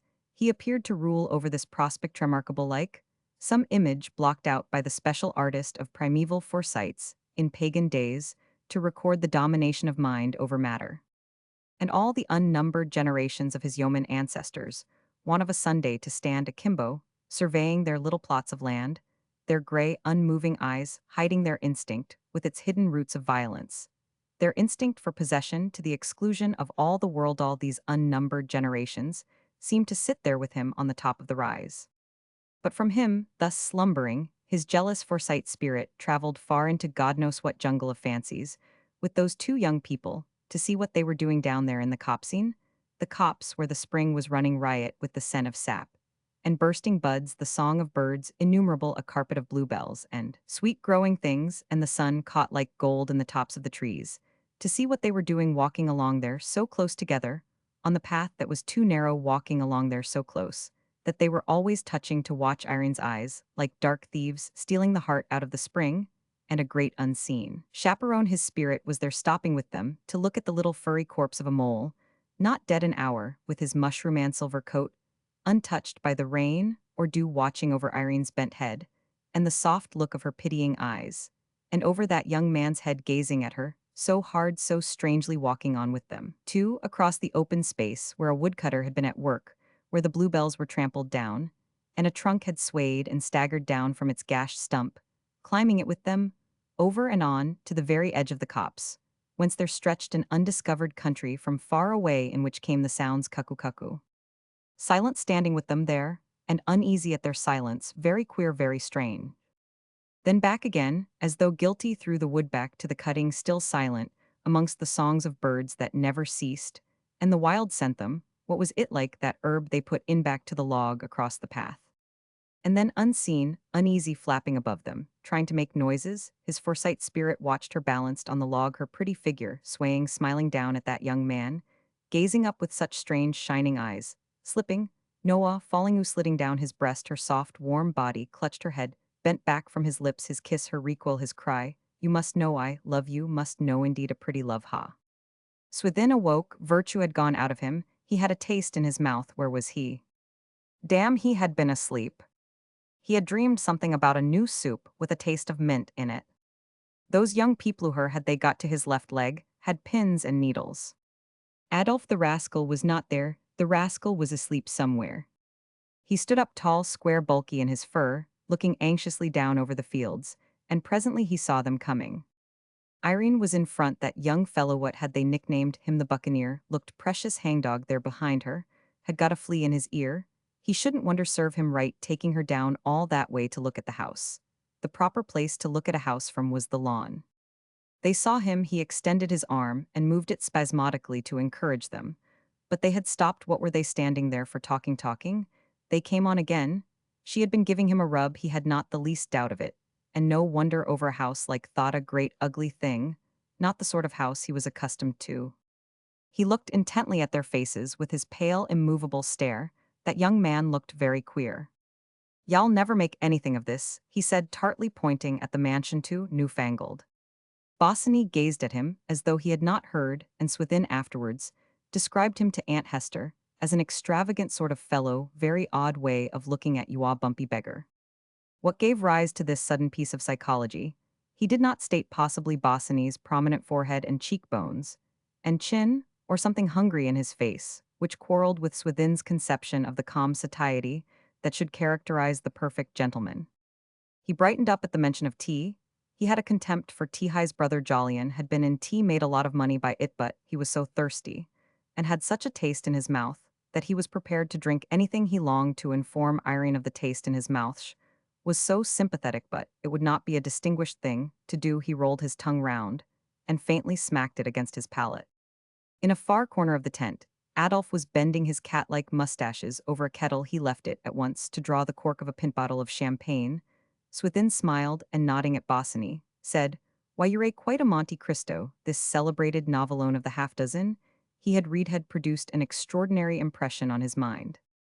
Taking his glass from the table, he held it away from him to scrutinize the color. Thirsty as he was, it was not likely that he was going to drink trash. Then placing it to his lips, he took a sip. A very nice wine, he said at last, passing it before his nose, not the equal of my Heidsieck. It was at this moment that the idea came to him, which he afterwards imparted at Timothy's in this nutshell. I shouldn't wonder a bit if that architect chap were sweet upon Mrs. Soames. And from this moment, his pale round eyes never ceased to bulge with the interest of his discovery. The fellow, he said to Mrs. Septimus, follows her about with his eyes like a dogged, bumpy beggar. I don't wonder it itches a very charming woman. And I should say the pink of discretion, a vague consciousness of perfume caging about Irene like that from a flower with half-closed petals and a passionate heart, moved him to the creation of this image. But I wasn't sure of it, he said, till I saw him pick up her handkerchief. Mrs. Small's eyes boiled with excitement. And did he give it her back, she asked. Give it back, said Swithin. I saw him slobber on it when he thought I wasn't looking. Mrs. Small gasped too, interested to speak. But she gave him no encouragement, went on Swithin.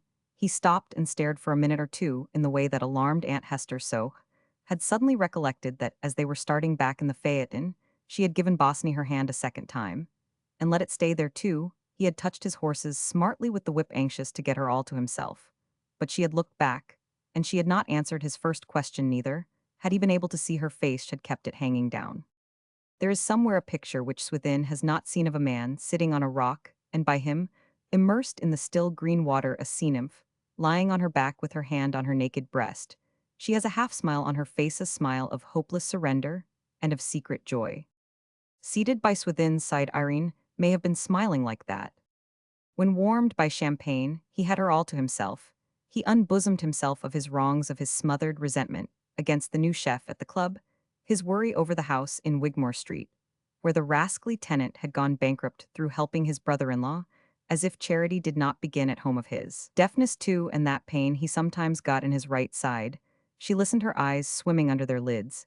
He thought she was thinking deeply of his troubles, and pitied himself terribly, yet in his fur coat with frogs across the breast, his top hat aslant, driving this beautiful woman, he had never felt more distinguished. A coster, however, taking his girl for a Sunday airing, seemed to have the same impression about himself.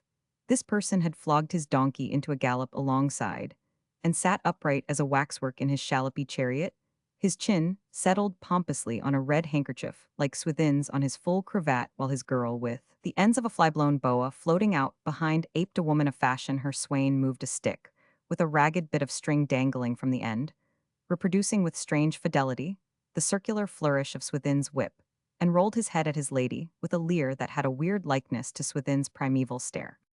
Though for a time unconscious of the lowly ruffian's presence, Swithin presently took it into his head that he was being guyed. He laid his whiplash across the mare's flank. The two chariots, however, by some unfortunate fatality, continued abreast. Swithin's yellow, puffy face grew red. He raised his whip to lash the costermonger, but was saved from so far forgetting his dignity by a special intervention of Providence. A carriage driving out through a gate forced phaeton and donkey cart into proximity. The wheels grated, the lighter vehicle skidded, and was overturned. Swithin did not look round on no account. Would he have pulled up to help the ruffian serve him right if he had broken his neck? But he could not if he would. The greys had taken alarm. The phaeton swung from side to side, and people raised frightened faces as they went dashing past. Swithin's great arms, stretched at full length, tugged at the reins. His cheeks were puffed, his lips compressed, his swollen face was of a dull, angry red. Irene had her hand on the rail, and at every lurch she gripped it tightly. Swithin heard her ask, "Are we going to have an accident, Uncle Swithin?" He gasped out between his pants, "It's nothing, a little fresh. I've never been in an accident." "Don't you move." He took a look at her. She was smiling, perfectly calm. "Sit still." He repeated, "Never fear, it'll get you home." And in the midst of all his terrible efforts, he was surprised to hear her answer in a voice not like her own. "I don't care if I never get home." The carriage, giving a terrific lurch, Swithin's exclamation was jerked back into his throat.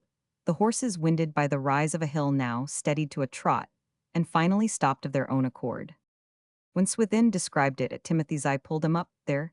She was as cool as myself, God bless my soul. She behaved as if she didn't care whether she broke her neck or not. What was it she said? I don't care if I never get home," leaning over the handle of his cane. He wheezed out to Mrs. Small's terror, "And I'm not altogether surprised with a finikin feller like young Soames for a husband." It did not occur to him to wonder what Bosinney had done after they had left him there alone, whether he had gone wandering about like the dog to which Swithin had compared him, wandering down to that copse, where the spring was still in riot, the cuckoo still calling from afar, gone down there with her handkerchief pressed to lips, its fragrance mingling with the scent of mint and thyme, gone down there with such a wild, exquisite pain in his heart that he could have cried out among the trees, or what indeed the fellow had done in fact, till he came to Timothy's Swithin, had forgotten all about him. Chapter 4. James goes to see for himself. Those ignorant of Forsyte change would not perhaps foresee all the stir made by Irene's visit to the house. After Swithin had related at Timothy's the full story of his memorable drive, the same with the least suspicion of curiosity, the merest touch of malice, and a real desire to do good, was passed on to June. "And what a dreadful thing to say, my dear," ended Aunt Julie, "that about not going home. What did she mean?" It was a strange recital for the girl. She heard it flushing painfully, and suddenly, with a curt handshake, took her departure. "Almost rude," Mrs. Small said to Aunt Hester, when June was gone. The proper construction was put on her reception of the news. She was upset. Something was therefore very wrong. Odd, she and Irene had been such friends. It all tallied too well with whispers and hints that had been going about for some time, past recollections of Euphemia's account of the visit to the theatre. Mr. Bosinney, always at Soames. Oh, indeed, yes, of course. He would be about the house, nothing open, only upon the greatest, the most important provocation, was it necessary to say anything open on Forsyte. Change. This machine was too nicely adjusted. A hint, the merest trifling expression of regret or doubt, sufficed to set the family soul, so sympathetic, vibrating. No one desired that harm should come of these vibrations. Far from it.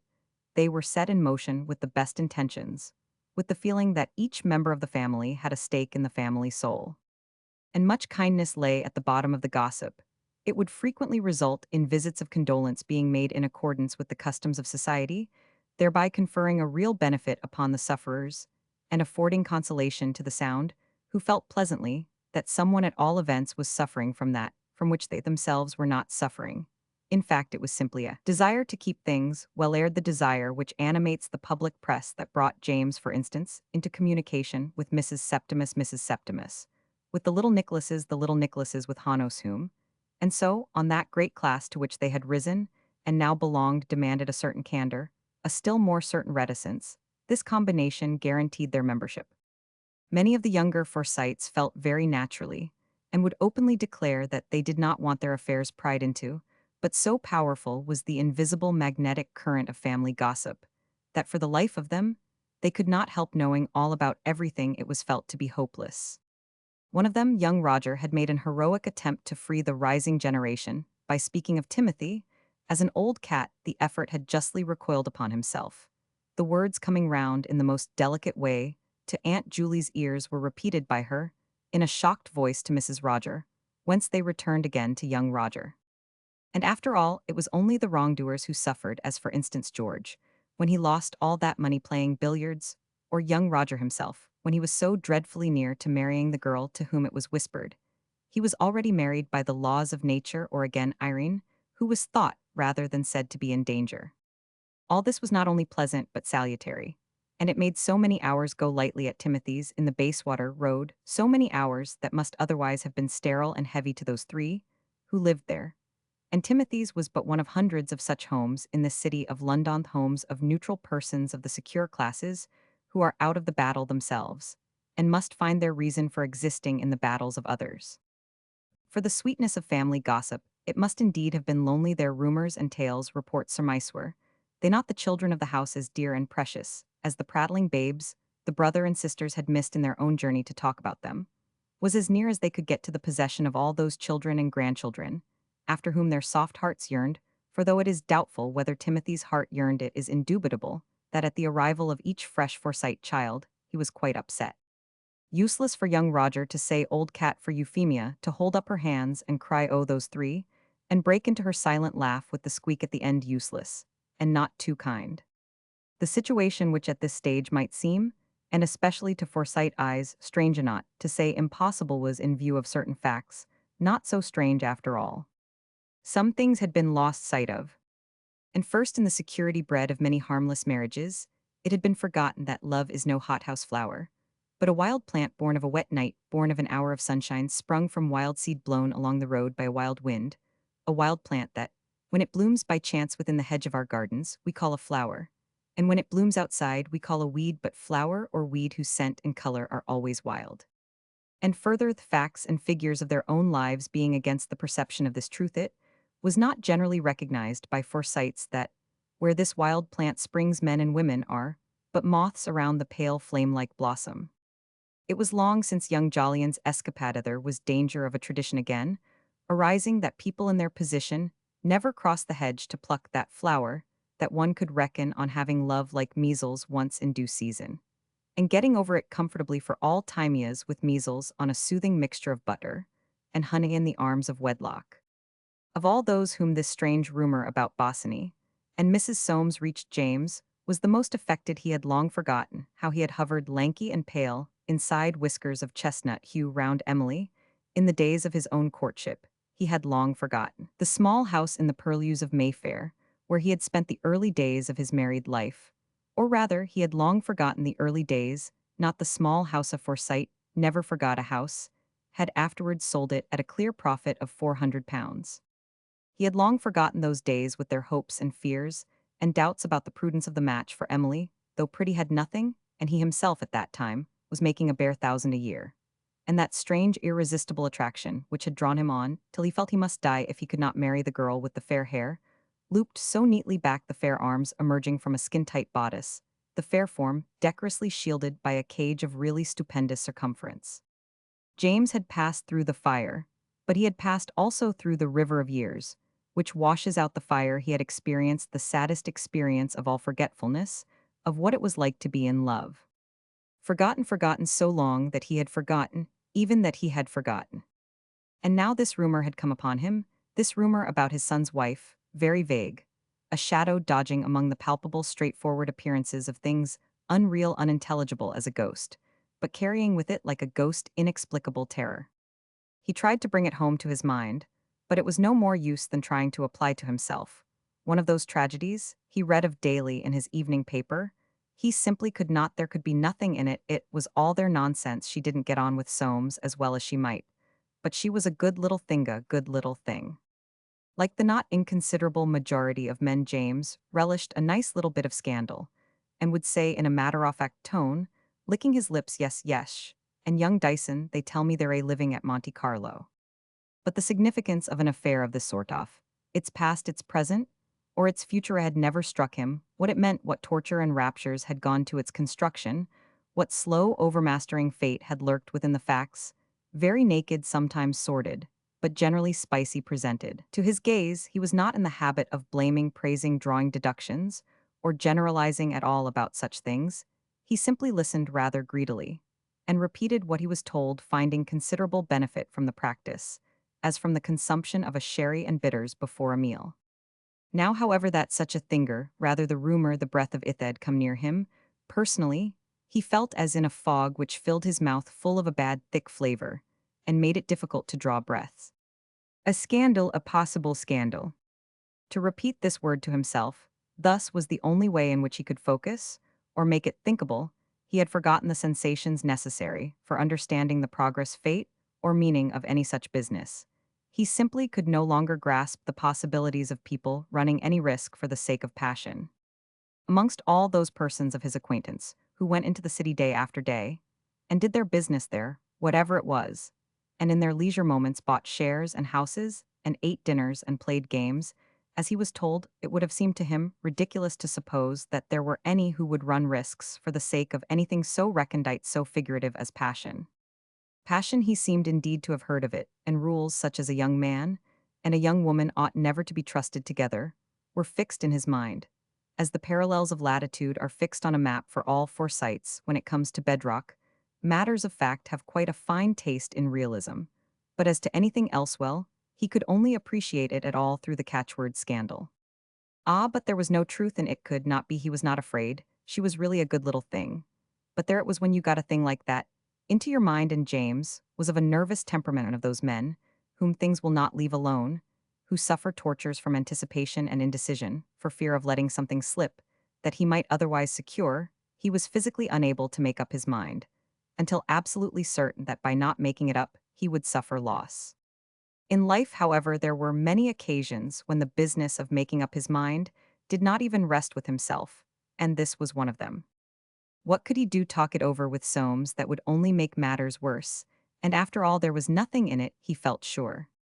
It was all that house he had mistrusted the idea. From the first, what did Soames want to go into the country for? And, if he must go spending a lot of money building himself a house, why not have a first-rate man, instead of this young Bosinney, whom nobody knew anything about? He had told them how it would be, and he had heard that the house was costing Soames a pretty penny, beyond what he had reckoned on spending.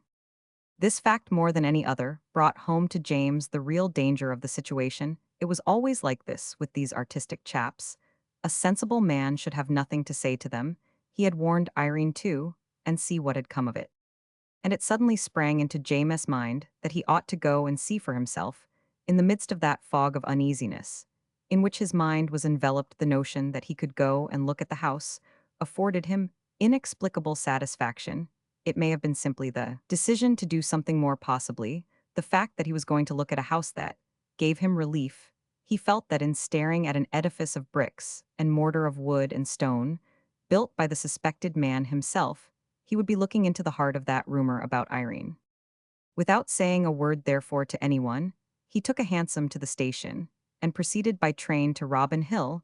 Thence, there being no flies in accordance with the custom of the neighborhood, found himself obliged to walk. He started slowly up the hill, his angular knees and high shoulders bent complainingly, his eyes fixed on his feet, yet neat for all that in his high hat, and his frock coat, on which was the speckless gloss imparted by perfect superintendence.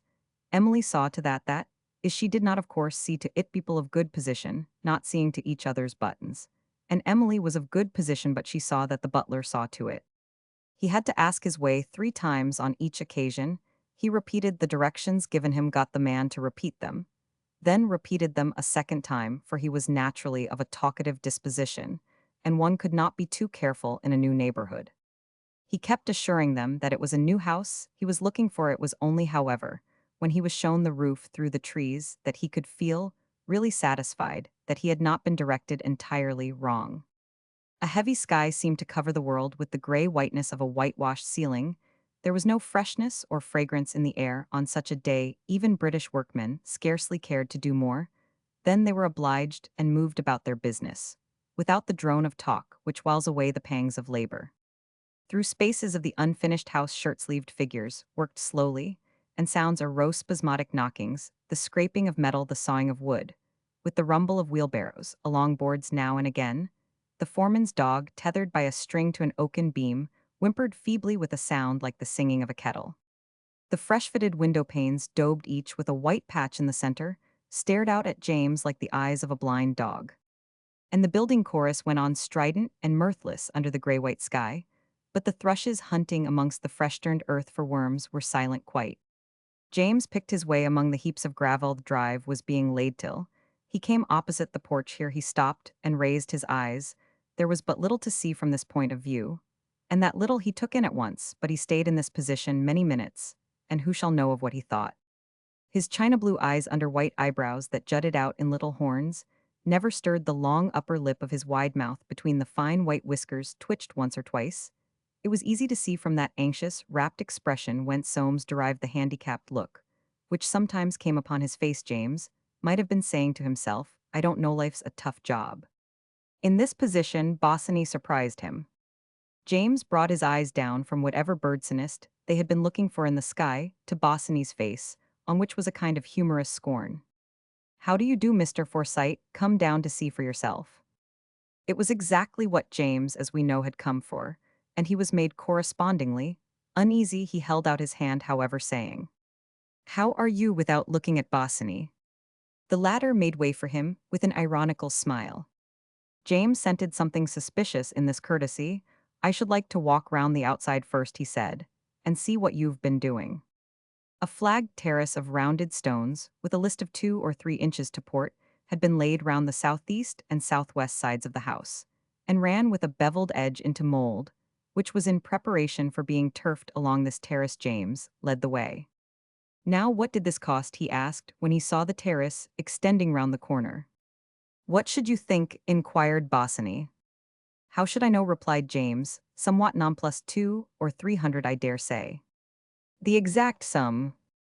James gave him a sharp look, but the architect appeared unconscious, and he put the answer down to mishearing. On arriving at the garden entrance, he stopped to look at the view. That ought to come down, he said, pointing to the oak tree. You think so? You think that, with the tree there, you don't get enough view for your money. Again James eyed him suspiciously. This young man had a peculiar way of putting things. Well, he said, with a perplexed, nervous emphasis, I don't see what you want with a tree. It shall come down tomorrow, said Bosinney. James was alarmed. Oh, he said, don't go saying, I said it was to come down, I know nothing about it. No? James went on in a fluster, why, what should I know about it? It's nothing to do with me. You do it on your own responsibility. You'll allow me to mention your name.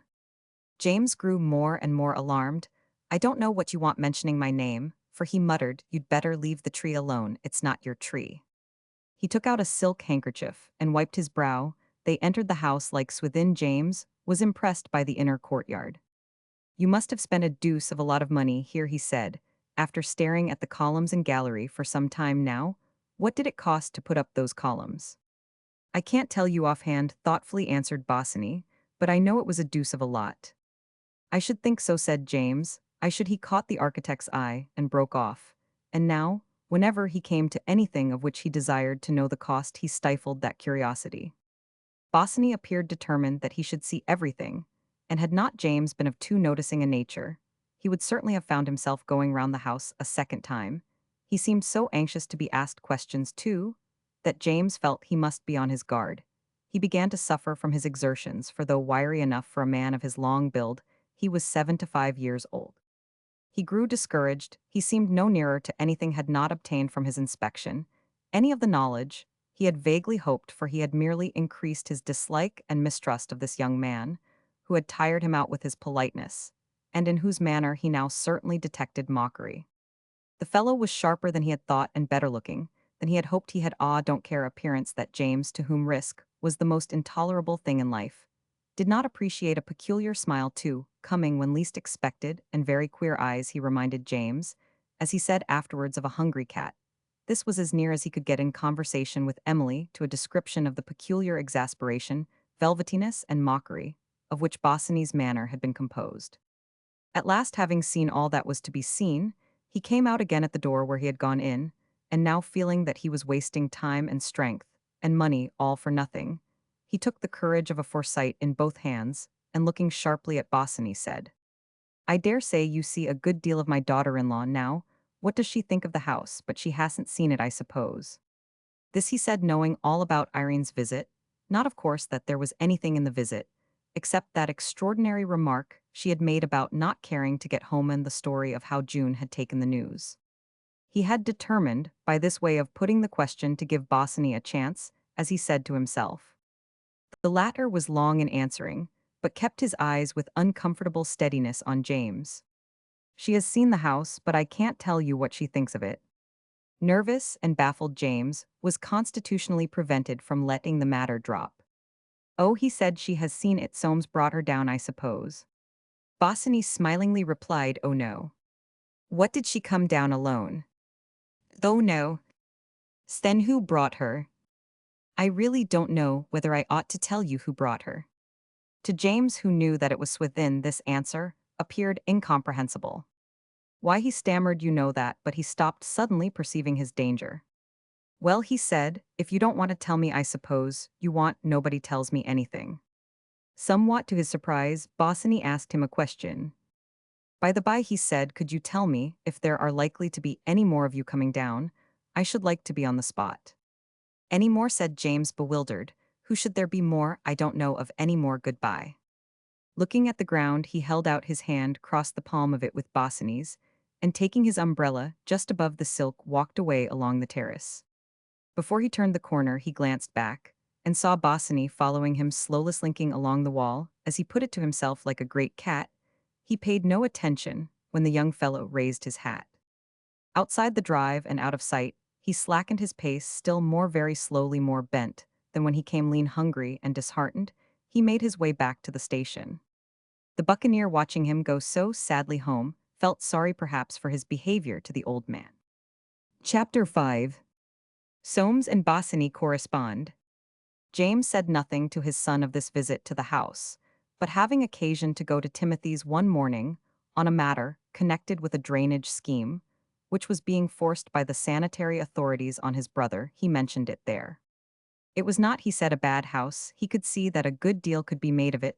The fellow was clever in his way, though what it was going to cost Soames, before it was done with, he didn't know. Euphemia Forsyte, who happened to be in the room, had come round to borrow the Rev. Mr. Scholl's last novel, Passion and Paregoric, which was having such a vogue, chimed in. I saw Irene yesterday at the stores. She and Mr. Bosinney were having a nice little chat in the groceries. It was thus simply that she recorded a scene which had really made a deep and complicated impression on her. She had been hurrying to the silk department of the church and commercial stores, that institution, than which, with its admirable system admitting only guaranteed persons on a basis of payment before delivery, no emporium can be more highly recommended to Forsytes to match a piece of prunella silk for her mother, who was waiting in the carriage outside. Passing through the groceries, her eye was unpleasantly attracted by the back view of a very beautiful figure. It was so charmingly proportioned, so balanced, and so well clothed that Euphemia's instinctive propriety was at once alarmed. Such figures, she knew by intuition, rather than experience, were rarely connected with virtue, certainly never in her mind, for her own back was somewhat difficult to fit. Her suspicions were fortunately confirmed. A young man, coming from the drugs, had snatched off his hat and was accosting the lady with the unknown back.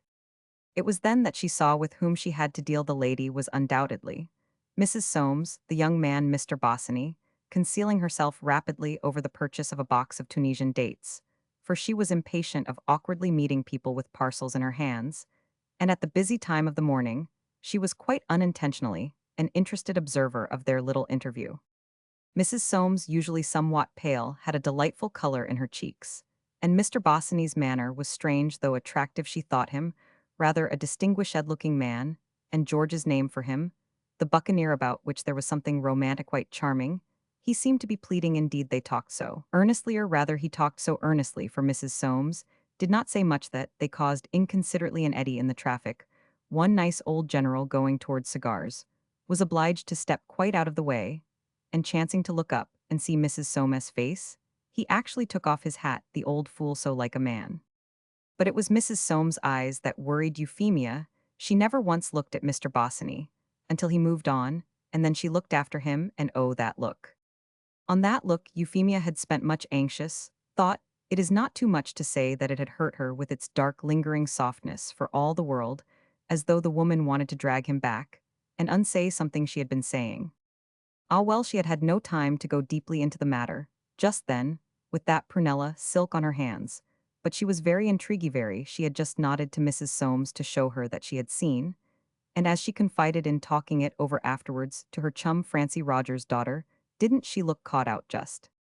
James, most averse at the first blush to accepting any news confirmatory of his own poignant suspicions, took her up at once. Oh, he said they'd be after wallpapers, no doubt. Euphemia smiled. In the groceries, she said softly, and taking Passion and Paregoric from the table added, and so y'all lend me this, dear auntie, goodbye, and went away. James left almost immediately after he was late as it was. When he reached the office of Forsyte Bustard and Forsyte, he found Soames sitting in his revolving chair, drawing up a defense. The latter greeted his father with a curt good morning, and taking an envelope from his pocket said, "It may interest you to look through this." James read as follows: D. Sloane Street, May 15. Dear Forsyte, the construction of your house being now completed, my duties as architect have come to an end. If I am to go on with the business of decoration, which at your request I undertook, I should like you to clearly understand that I must have a free hand. You never come down without suggesting something that goes counter to my scheme. I have here 3 letters from you, each of which recommends an article I should never dream of putting in. I had your father here yesterday afternoon, who made further valuable suggestions. Please make up your mind, therefore, whether you want me to decorate for you or to retire, which on the whole I should prefer to do. but understand that if I decorate alone, without interference of any sort. If I do the thing, I will do it thoroughly, but I must have a free hand. Yours truly, Philip Bosinney. The exact and immediate cause of this letter cannot, of course, be told, though it is not improbable that Bosinney may have been moved by some sudden revolt against his position towards Soames, that eternal position of art towards property which is so admirably summed up on the back of the most indispensable of modern appliances, in a sentence comparable to the very finest in Tacitus. Those Tesaro. Inventor. Bert Roman 1000 Padland. Proprietor. What are you going to say to him? James asked. Soames did not even turn his head. I haven't made up my mind, he said, and went on with his defense. A client of his having put some buildings on a piece of ground that did not belong to him had been suddenly, and most irritatingly warned to take them off again. After carefully going into the facts, however, Soames had seen his way to advise that his client had what was known as a title by possession, and that though undoubtedly the ground did not belong to him, he was entitled to keep it and had better do so, and he was now following up this advice by taking steps towards the sailors say make it so. He had a distinct reputation for sound advice, people saying of him, go to young Forsyte, a long-headed fellow, and he prized this reputation highly. His natural taciturnity was in his favor. Nothing could be more calculated to give people, especially people with property. Soames had no other clients the impression that he was a safe man. And he was safe tradition, habit, education, inherited aptitude, native caution, all joined to form a solid professional honesty, superior to temptation from the very fact that it was built on an innate avoidance of risk. How could he fall when his soul abhorred circumstances, which render a fall possibly a man cannot fall off the floor? And those countless Forsytes, who in the course of innumerable transactions, concerned with property of all sorts from wives to water rights, had occasion for the services of a safe man, found it both reposeful and profitable to confide in Soames. That slight superciliousness of his combined with an air of mousing amongst precedents was in his favor. To a man would not be supercilious unless he knew he was really at the head of the business, for though James still came nearly every day to see for himself, he did little now but sit in his chair, twist his legs, slightly confuse things already decided, and presently go away again. And the other partner, Bustard, was a poor thing who did a great deal of work, but whose opinion was never taken. So Soames went steadily on with his defense, yet it would be idle to say that his mind was at ease. He was suffering from a sense of impending trouble that had haunted him for some time past. He tried to think it physical a condition of his liver, but knew that it was not. He looked at his watch. In a quarter of an hour, he was due at the general meeting of the new colliery companion of Uncle Jolyon's concerns. He should see Uncle Jolyon there, and say something to him about Bosinney. Had not made up his mind what, but something. In any case, he should not answer this letter until he had seen Uncle Jolyon. He got up and methodically put away the draft of his defense, going into a dark little cupboard. He turned up the light, washed his hands with a piece of brown Windsor soap, and dried them on a roller towel. Then he brushed his hair, paying strict attention to the parting, turned down the light, took his hat, and saying he would be back at 2:30, stepped into the Poultry. It was not far to the offices of the new colliery company in Ironmonger Lane, where, and not at the Cannon Street Hotel, in accordance with the more ambitious practice of other companies, the general meeting was always held. Old Jolyon had from the first set his face against the press. What business, said, had the public with his concerns? Soames arrived on the stroke of time, and took his seat alongside the board, who, in a row, each director behind his own inkpot, faced their shareholders.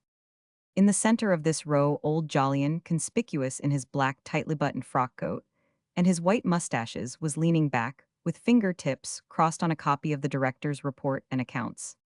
On his right hand, always a little larger than life, sat the secretary down by the starn, Hemmings and all said sadness, beaming in his fine eyes, his iron-gray beard in mourning like the rest of him, giving the feeling of an all too black tie behind it.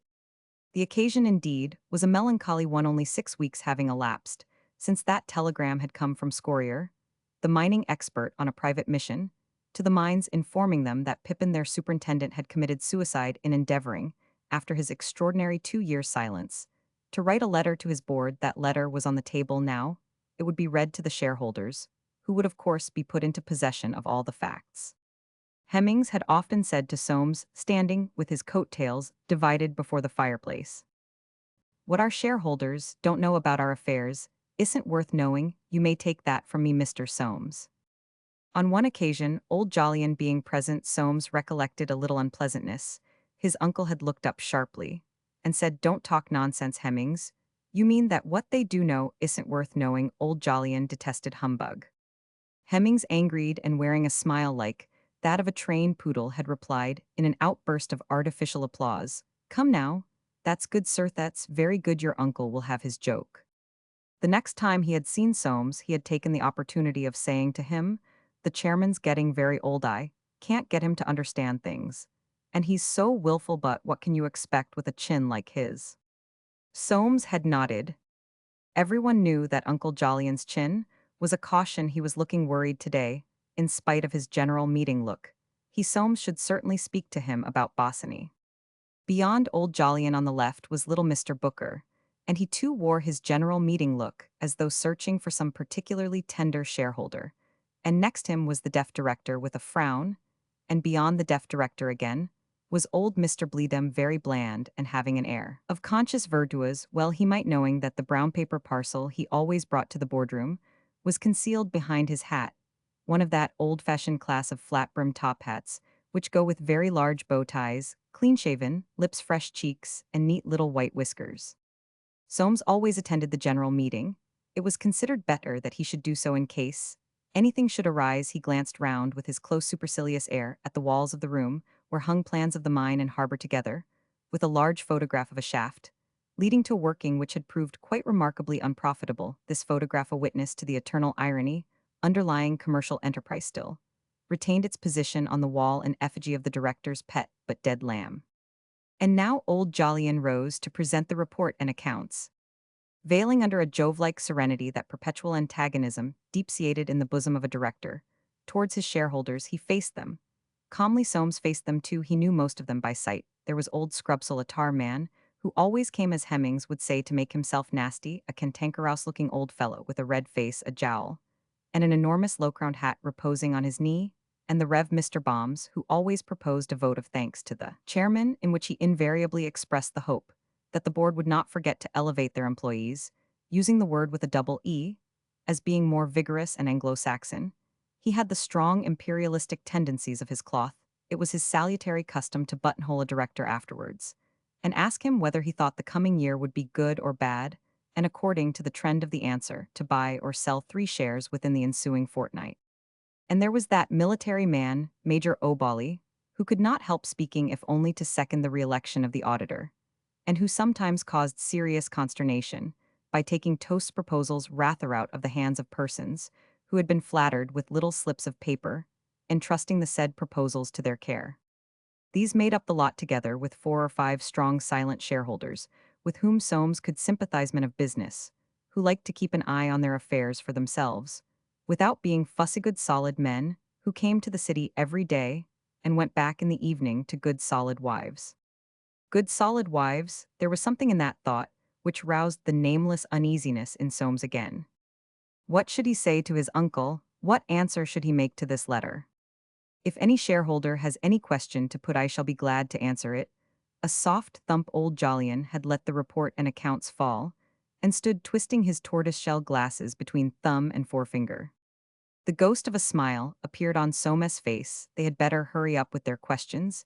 He well knew his uncle's method, the ideal one of at once saying, "I propose, then, that the report and accounts be adopted." Never let them get their wind. Shareholders were notoriously wasteful of time. A tall, white-bearded man with a gaunt, dissatisfied face arose. "I believe I am in order, Mr. Chairman, in raising a question on this figure of 5,000 in the accounts to the widow and family." He looked sourly round of our late superintendent, who so ill-advisedly, I say ill-advisedly, committed suicide at a time when his services were of the utmost value to this company. You have stated that the agreement which he has so unfortunately cut short with his own hand was for a period of 5 years, of which one only had expired. Old Jolyon made a gesture of impatience. "I believe I am in order, Mr. Chairman. I ask whether this amount paid or proposed to be paid by the board to the deceasees for services which might have been rendered to the company, had he not committed suicide." It is in recognition of past services, which we all know you as well as any of us do, have been of vital value. Then, sir, all I have to say is that the services being past the amount is too much. The shareholder sat down. Old Jolyon waited a second and said, I now propose that the report end. The shareholder rose again. May I ask if the board realizes that it is not their money, which I don't hesitate to say that if it were their money. A second shareholder with a round, dogged face, whom Soames recognized as the late superintendent's brother-in-law, got up and said warmly, in my opinion, sir, the sum is not enough. The Rev. Mr. Bombs now rose to his feet. If I may venture to express myself, he said, I should say that the fact of their deceased having committed suicide should weigh very heavily with our worthy chairman. I have no doubt it has weighed with him, for I say this for myself, and I think for everyone present here, enjoys our confidence in a high degree. We all desire, I should hope, to be charitable, but I feel sure he'll look severely at the late superintendent's brother-in-law that he will in some way, by some written expression, or better perhaps, by reducing the amount, record our grave disapproval, that so promising and valuable a life should have been thus impiously removed from a sphere where both its own interests and, if I may say, sewer interests so imperatively demanded its continuance, we should not, nay, we may not countenance so grave a dereliction of all duty, both human and divine. The reverend gentleman resumed his seat. The late superintendent's brother-in-law again rose. What I have said I stick to. He said the amount is not enough. The first shareholder struck in, I challenge the legality of the payment. In my opinion, this payment is not legal. The company's solicitor is present. I believe I am in order in asking him the question. All eyes were now turned upon Soames. Something had arisen. He stood up close-lipped, and cold his nerves, inwardly fluttered, his attention tweaked away at last from contemplation of that cloud looming on the horizon of his mind. The point, he said in a low, thin voice, is by no means clear, as there is no possibility of future consideration being received. It is doubtful whether the payment is strictly legal. If it is desired, the opinion of the court could be taken. The superintendent's brother-in-law frowned and said in a meaning tone, we have no doubt the opinion of the court could be taken. May I ask the name of the gentleman who has given us that striking piece of information, Mr. Soames Forsyte? Indeed. He looked from Soames to old Jolyon in a pointed manner. A flush colored Soames' pale cheeks, but his superciliousness did not waver. Old Jolyon fixed his eyes on the speaker.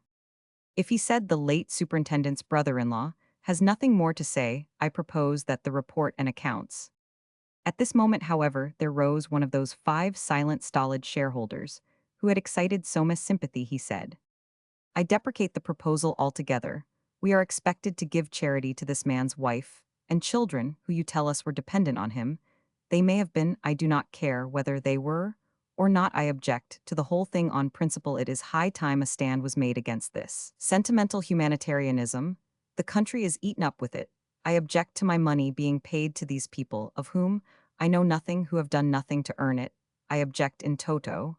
It is not business. I now move that the report and accounts be put back and amended by striking out the grant altogether.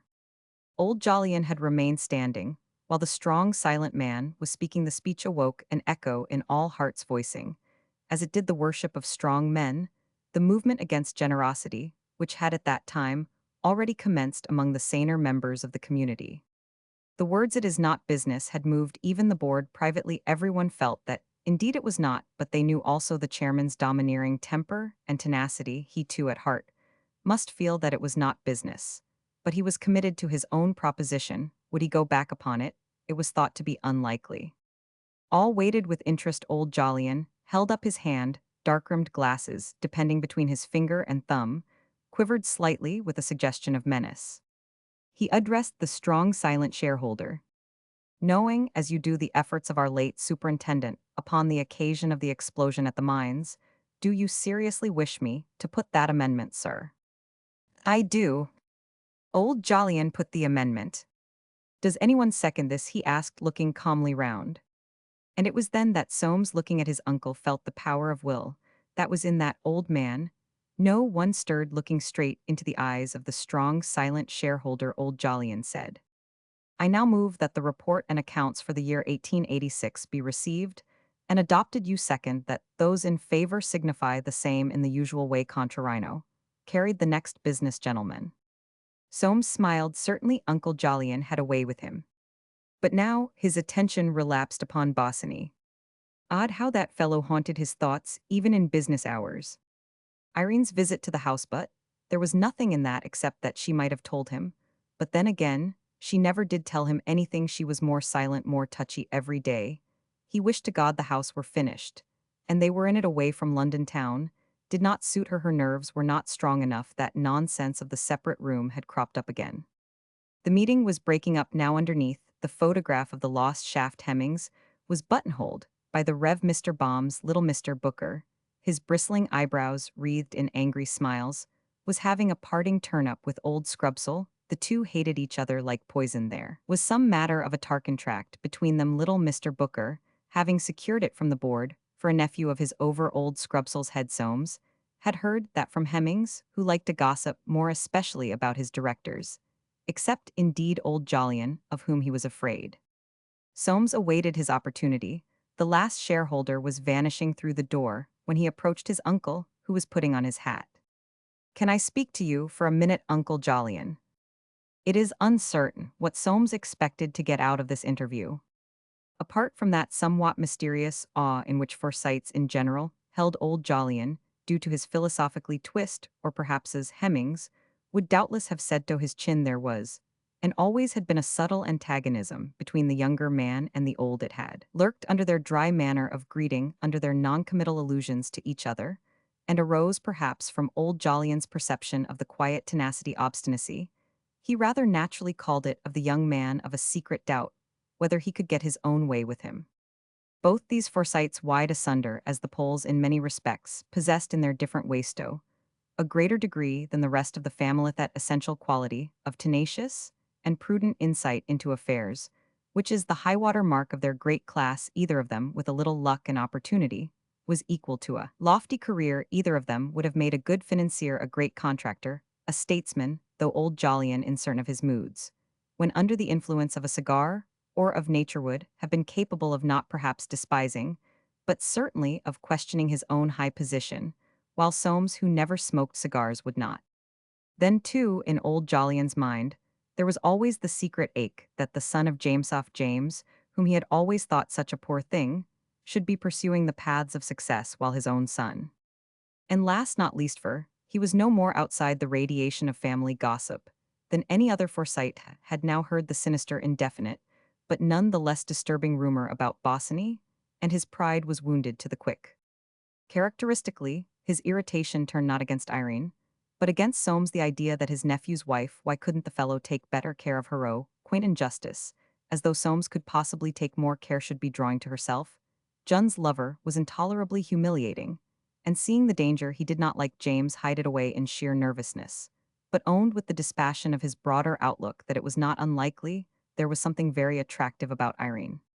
He had a presentiment on the subject of Soames' communication as they left the board-room together and went out into the noise and hurry of Cheapside. They walked together a good minute without speaking, Soames with his mousing, mincing step, and old Jolyon upright, and using his umbrella languidly as a walking stick. They turned presently into comparative quiet, for old Jolyon's way to a second board led him in the direction of Murridge Street. Then Soames, without lifting his eyes, began, "I've had this letter from Bosinney. You see what he says. I thought I'd let you know I've spent a lot more than I intended on this house, and I want the position to be clear." Old Jolyon ran his eyes unwillingly over the letter. "What he says is clear enough," he said. "He talks about a free hand," replied Soames. Old Jolyon looked at him. The long-suppressed irritation and antagonism towards this young fellow, whose affairs were beginning to intrude upon his own, burst from him. "Well, if you don't trust him, why do you employ him?" Soames stole a sideway look. "It's much too late to go into that," he said. "I only want it to be quite understood that if I give him a free hand, he doesn't let me, and I thought, if you were to speak to him, it would carry more weight." "No," said old Jolyon abruptly, "it'll have nothing to do with it." The words of both uncle and nephew gave the impression of unspoken meanings far more important behind, and the look they interchanged was like a revelation of this consciousness. "Well," said Soames, "I thought for Jun's sake I'd tell you. That's all. I thought you'd better know. I shan't stand any nonsense." "What is that to me?" Old Jolyon took him up. "Oh, I don't know," said Soames, and flurried by that sharp look, he was unable to say more. "Don't say, I didn't tell you," he added sulkily, recovering his composure. "Tell me," said old Jolyon. "I don't know what you mean you come worrying me about a thing like this. I don't want to hear about your affairs, you must manage them yourself." "Very well," said Soames immovably, "I will." "Good morning," then said old Jolyon, and they parted. Soames retraced his steps, and going into a celebrated eating-house asked for a plate of smoked salmon and a glass of Chablis. He seldom ate much in the middle of the day, and generally ate standing, finding the position beneficial to his liver, which was very sound, but to which he desired to put down all his troubles. When he had finished, he went slowly back to his office with bent head, taking no notice of the swarming thousands on the pavements who in their turn took no notice of him. The Evening Post carried the following reply to Bosinney. Forsyte Bustard and Forsyte, Commissioners for Oaths, 92,001, Branch Lane Poultry Aroman 100. May 17, 1887. Dear Bosinney, I have received your letter, the terms of which not a little surprise me.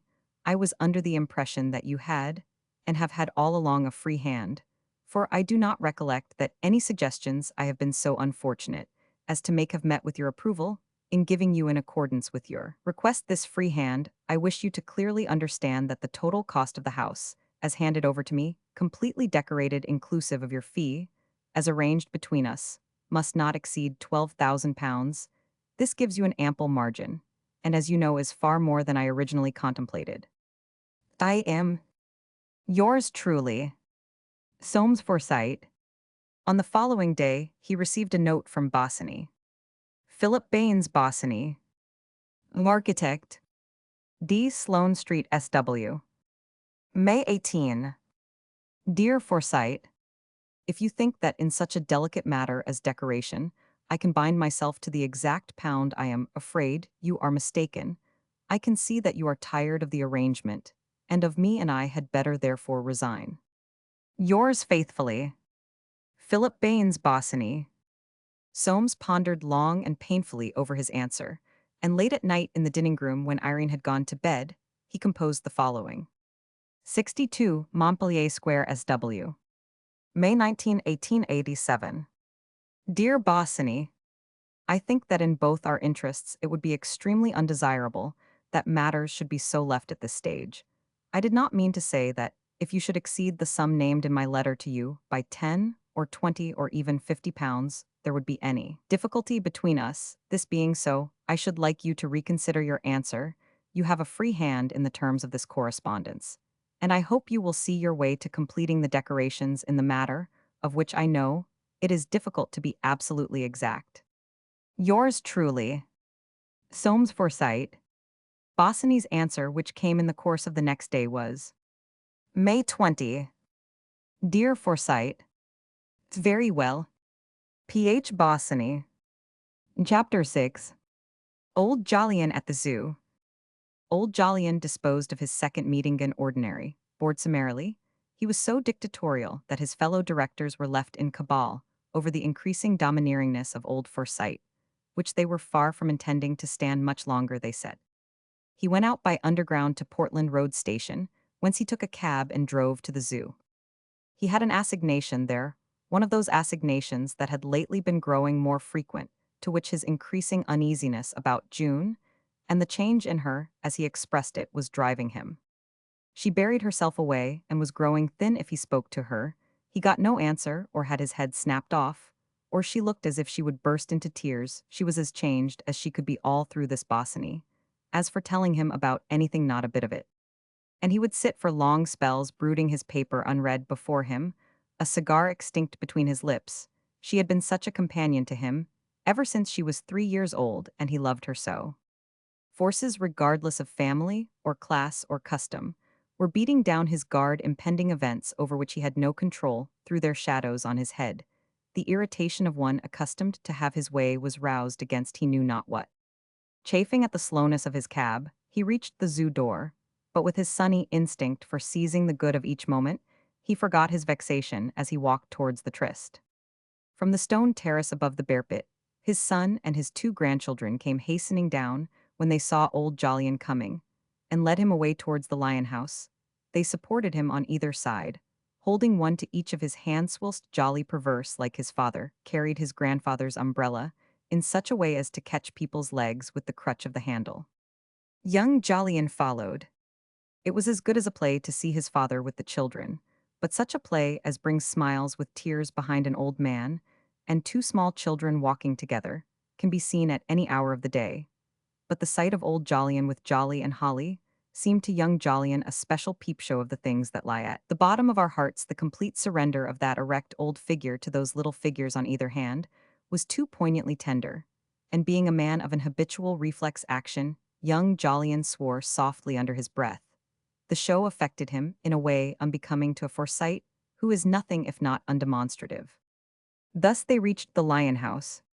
There had been a morning fete at the botanical gardens, and a large number of Forsytes of well-dressed people who kept carriages had brought them on to the zoo so as to have more if possible for their money before going back to Rutland Gate or Bryanston Square.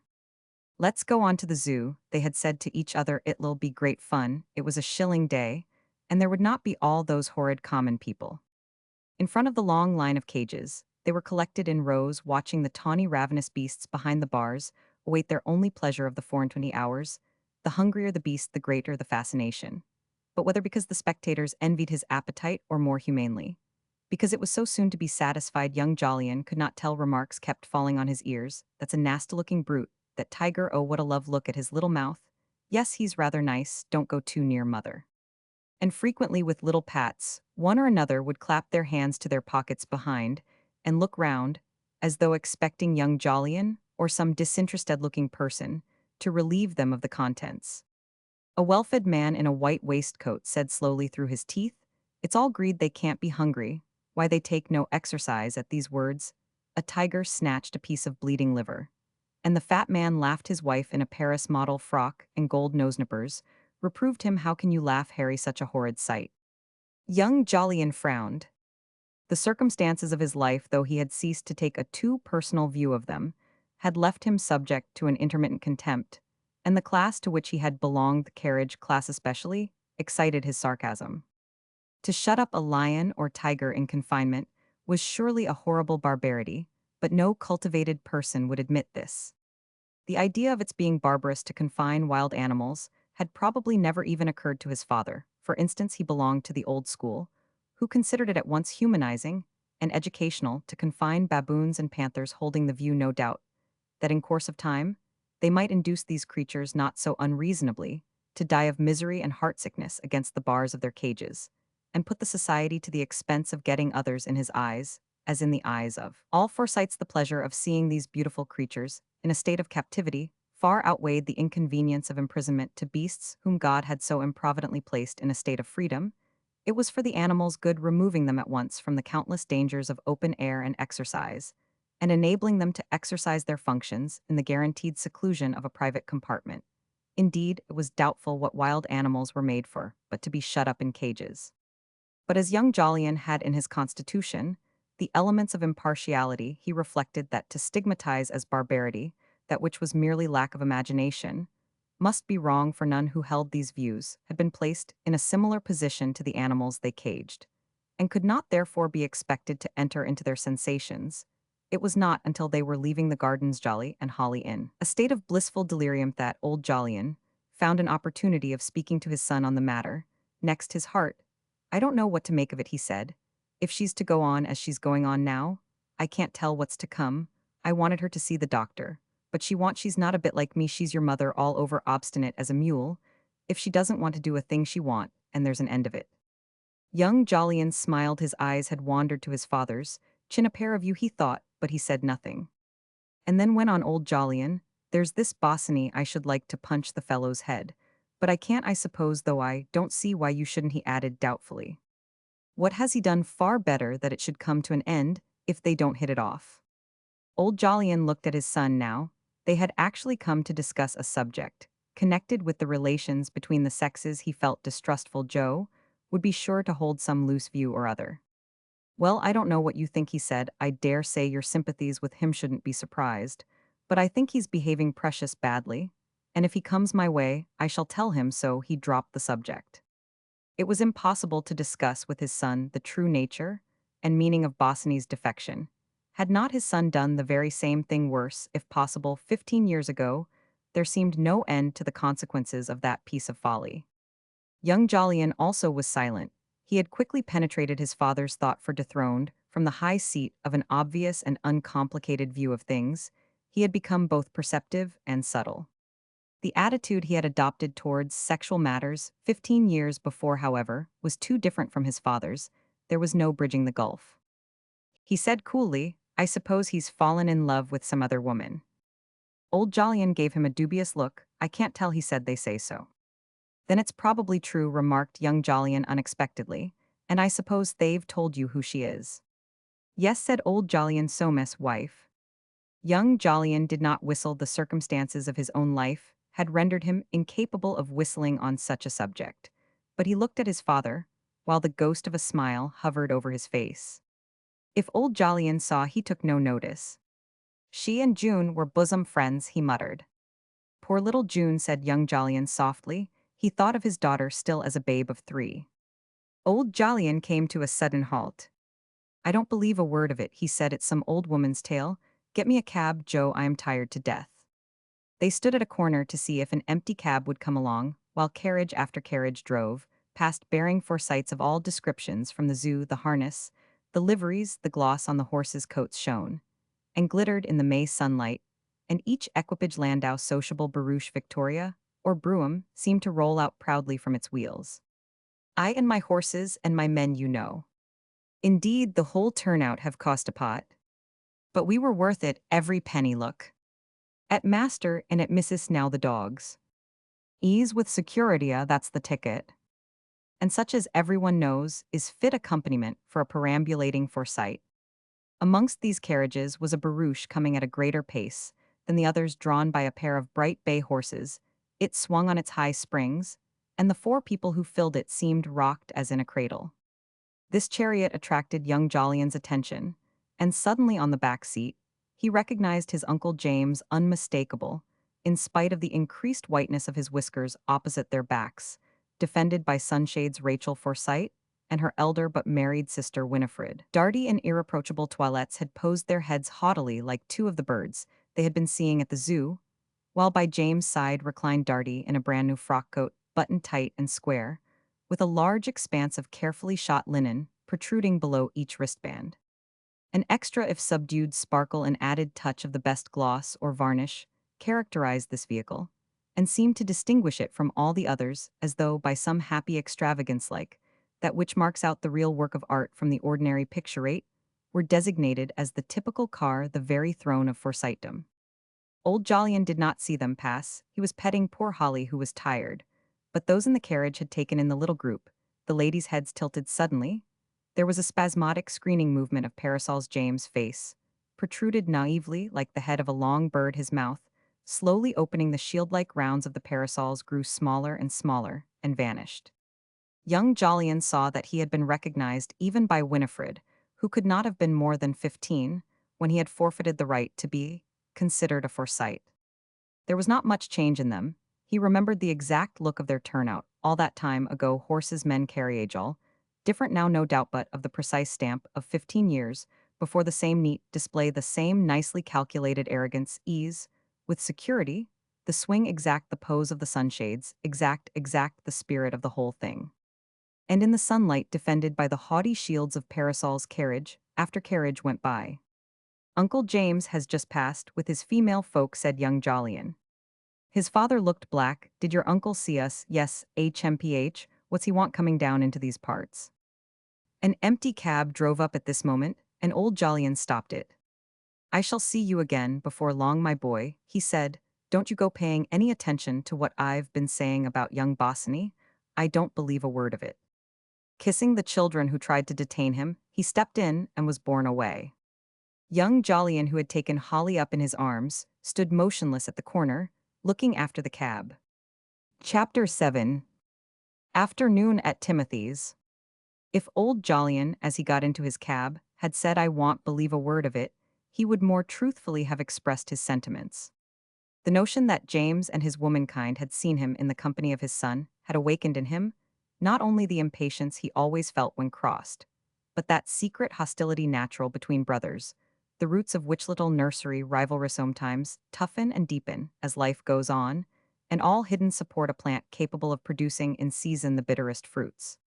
Hitherto there had been between these six brothers no more unfriendly feeling than that caused by the secret and natural doubt that the others might be richer than themselves, a feeling increased to the pitch of curiosity by the approach of death, that end of all handicaps, and the great closeness of their man of business, who with some sagacity would profess to Nicholas ignorance of James, income to James ignorance of old Jollions, to Jollion ignorance of Rogers, to Roger ignorance of Swithins, while to Swithin he would say most irritatingly that Nicholas must be a rich man. Timothy alone was exempt, being in gilt-edged securities. But now between two of them at least had arisen a very different sense of injury, from the moment when James had the impertinence to pry into his affairs. He put idle Jolyon no longer chose to credit this story about Bosinney, his granddaughter slighted through a member of that fellow's family. He made up his mind that Bosinney was maligned. There must be some other reason for his defection. June had flown out at him, or something. She was as touchy as she could be. He would, however, let Timothy have a bit of his mind, and see if he would go on dropping hints, and he would not let the grass grow under his feet.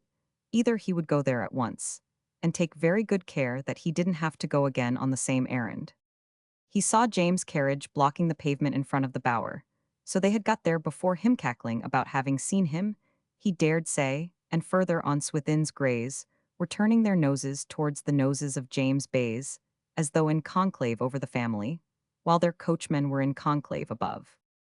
Old Jolyon depositing his hat on the chair in the narrow hall, where that hat of Bosinney's had so long ago been mistaken for a cat, passed his thin hand grimly over his face with its great drooping white mustaches, as though to remove all traces of expression, and made his way upstairs. He found the front drawing-room full. It was full enough at the best of times, without visitors, without anyone in it, for Timothy and his sisters, following the tradition of their generation, considered that a room was not quite nice unless it was properly furnished. It held therefore 11 chairs, a sofa, 3 tables, 2 cabinets, innumerable knickknacks, and part of a large grand piano, and now occupied by Mrs. Small Aunt Hester, by Swithin James, Rachel, Winifred, Euphemia, who had come in again to return Passion and Paregoric, which she had read at lunch, and her chum Frances Rogers, daughter the musical Forsyte, the one who composed songs. There was only one chair left unoccupied, except of course the 2 that nobody ever sat on, and the only standing room was occupied by the cat, on whom old Jolyon promptly stepped. In these days it was by no means unusual for Timothy to have so many visitors. The family had always one, and all had a real respect for Aunt Anne, and now that she was gone, they were coming far more frequently to the bower and staying longer. Swithin had been the first to arrive, and seated torpid in a red satin chair with a gilt back, he gave every appearance of lasting the others out, and symbolizing Bosinney's name, the big one, with his great stature and bulk, his thick white hair, his puffy, immovable, shaven face. He looked more primeval than ever in the highly upholstered room. His conversation, as usual of late, had turned at once upon Irene, and he had lost no time in giving Aunts Julie and Hester his opinion with regard to this rumor. He heard was going about Noah's. He said she might want a bit of flirtation. A pretty woman must have her fling, but more than that he did not believe. Nothing open. She had too much good sense, too much proper appreciation of what was due to her position and to the family. No sc. He was going to say scandal, but the very idea was so preposterous that he waved his hand as though to say, but let that pass. Granted that Swithin took a bachelor's view of the situation still, what indeed was not due to that family, in which so many had done so well for themselves, had attained a certain position. If he had heard in dark pessimistic moments the words yeoman and very small beer used in connection with his origin, did he believe them? No, he cherished, hugging it pathetically to his bosom, the secret theory that there was something distinguished somewhere in his ancestry. Must be, he once said to young Jolyon, before the latter went to the bad, look at us, we've got on, there must be good blood in us somewhere. He had been fond of young Jolyon. The boy had been in a good set at college, had known that old ruffian Sir Charles Fists, Sansa, pretty rascal. One of them had turned out too, and there was style about him. It was 1,000 pities he had run off with that half-foreign governess. If he must go off like that, why couldn't he have chosen someone who would have done them credit? And what was he known? Underwriter at Lloyd's, They said he even painted picturesque pictures. Damn, he might have ended as Sir Jolyon Forsyte Bart with a seat in Parliament and a place in the country. It was Swithin who, following the impulse which sooner or later urges thereto some member of every great family, went to the herald's office, where they assured him that he was undoubtedly of the same family as the well-known Forsytes with an eye, whose arms were 3 dexter buckles on a sable ground gules, hoping no doubt to get him to take them up. Swithin, however, did not do this, but having ascertained that the crest was a pheasant proper, and the motto for Forsyte he had the pheasant proper placed upon his carriage, and the buttons of his coachman, and both crest and motto on his writing paper, the arms he hugged to himself, partly, because not having paid for them he thought it would look ostentatious to put them on his carriage, and he hated ostentation, and partly, because he, like any practical man all over the country, had a secret dislike and contempt for things he could not understand. He found it hard, as anyone might, to swallow 3 dexter buckles on a sable ground gules. He never forgot, however, their having told him that if he paid for them, he would be entitled to use them, and it strengthened his conviction that he was a gentleman. Imperceptibly, the rest of the family absorbed the pheasant proper, and some more serious than others adopted the motto. Old Jolyon, however, refused to use the latter, saying that it was humbug, meaning nothing so far as he could see. Among the older generation, it was perhaps known at bottom from what great historical event they derived their crest, and if pressed on the subject sooner than tell a liethy, did not like telling lies, having an impression that only Frenchmen and Russians told them thigh, would confess hurriedly that Swithin had got hold of it somehow. Among the younger generation, the matter was wrapped in a discretion proper. They did not want to hurt the feelings of their elders, nor to feel ridiculous themselves. They simply used the crest. No, said Swithin, he had had an opportunity of seeing for himself, and what he should say was that there was nothing in her manner to that young buccaneer or Bosinney, or whatever his name was, different from her manner to himself. In fact, he should rather say. But here the entrance of Francis and Euphemia put an unfortunate stop to the conversation, for this was not a subject which could be discussed before young people. And though Swithin was somewhat upset at being stopped like this, on the point of saying something important, he soon recovered his affability. He was rather fond of Frances Francie, as she was called in the family. She was so smart, and they told him she made a pretty little pot of pin money by her songs. He called it very clever of her. He rather prided himself, indeed, on a liberal attitude towards women, not seeing any reason why they shouldn't paint pictures or write tunes or books, even for the matter of that, especially if they could turn a useful penny by it. Not at all kept them out of mischief. It was not as if they were men. Little Francie, as she was usually called with good-natured contempt, was an important personage, if only as a standing illustration of the attitude of Forsytes. Towards the arts she was not really little, but rather tall, with dark hair for a Forsyte, which together with a grey eye gave her what was called a Celtic appearance. She wrote songs with titles like Breathing Sighs, or Kiss Me Mother Ere I Die, with a refrain like an anthem. Kiss me mother ere I die. Kiss me mother ah. Kiss me ere I. Kiss me mother ere I die. She wrote the words to them herself, and other poems in lighter moments. She wrote waltzes, one of which, the Kensington Coil, was almost national to Kensington, having a sweet dip in it thus. It was very original. Then there were her songs for little people, at once educational and witty, especially Grandma's Porgy, and that ditty almost prophetically imbued with the coming imperial spirit, entitled Black Him in His Little Eye. Any publisher would take these and reviews like high living, and the Ladies' Genteel Guide went into raptures over another of Miss Francie Forsyte's spirited ditties, sparkling and pathetic. We ourselves were moved to tears, and laughter. Miss Forsyte should go far. With the true instinct of her breed, Francie had made a point of knowing the right people who would write about her and talk about her, and people in society took keeping a mental register of just where to exert her fascinations, and an eye on that steady scale of rising prices, which in her mind's eye represented the future. In this way, she caused herself to be universally respected. Once at a time, when her emotions were whipped by an attachment for the tenor of Roger's life with its wholehearted collection of house property, had induced in his only daughter a tendency towards passion, turned to great and sincere work, choosing the sonata form for the violin. This was the only one of her productions that troubled the Forsytes. They felt at once that it would not sell. Roger, who liked having a clever daughter well enough, and often alluded to the amount of pocket money she made for herself, was upset by this violin sonata. Rubbish like that he called it, Francie had borrowed young Flageolte from Euphemia to play it in the drawing room at Prince's Gardens. As a matter of fact, Roger was right. It was rubbish, beaut annoying, the sort of rubbish that wouldn't sell, as every Forsyte knows rubbish that sells is not rubbish at all, far from it. And yet, in spite of the sound common sense, which fixed the worth of art at what it would fetch, some of the Forsytes' Aunt Hester, for instance, who had always been musical, could not help regretting that Francie's music was not classical, the same with her poems. But then, as Aunt Hester said, they didn't see any poetry. Nowadays, all the poems were little light things. There was nobody who could write a poem like Paradise Lost or Childe Harold, either of which made you feel that you really had read something still. It was nice for Francie to have something to occupy her. While other girls were spending money shopping, she was making it. And both Aunt Hester and Aunt Julie were always ready to listen to the latest story of how Francie had got her price increased. They listened now together with Swithin, who sat pretending not to, for these young people talked so fast and mumbled, so he never could catch what they said. "And I can't think," said Mrs. Septimus, "how you do it. I should never have the audacity." Francie smiled lightly. "Id much rather deal with a man than a woman. Women are so sharp." "My dear," cried Mrs. Small, "I am sure we're not."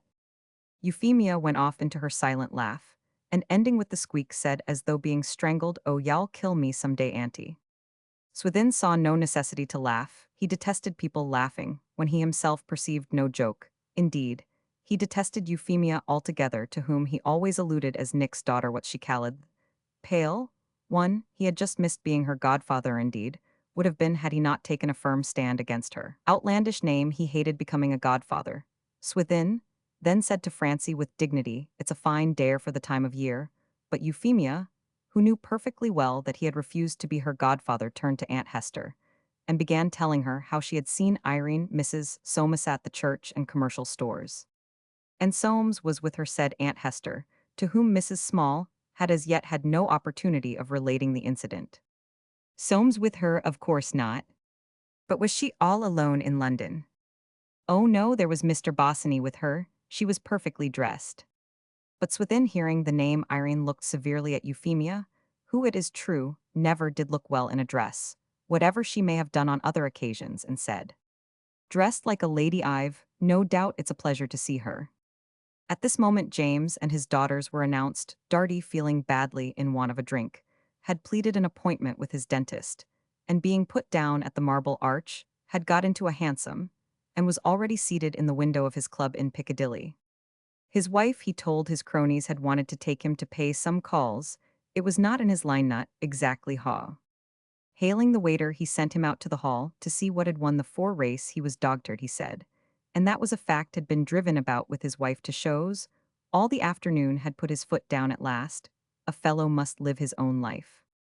At this moment, glancing out of the bay window, for he loved this seat, whence he could see everybody pass, his eye unfortunately, or perhaps fortunately, chanced to light on the figure of Soames, who was mousing across the road from the Green Park side, with the evident intention of coming in, for he too belonged to the Iseum. Darty sprang to his feet, grasping his glass. He muttered something about that 4 race, and swiftly withdrew to the cardroom, where Soames never came here, in complete isolation. And a dim light, he lived his own life till 7:30, by which hour he knew Soames must certainly have left the club.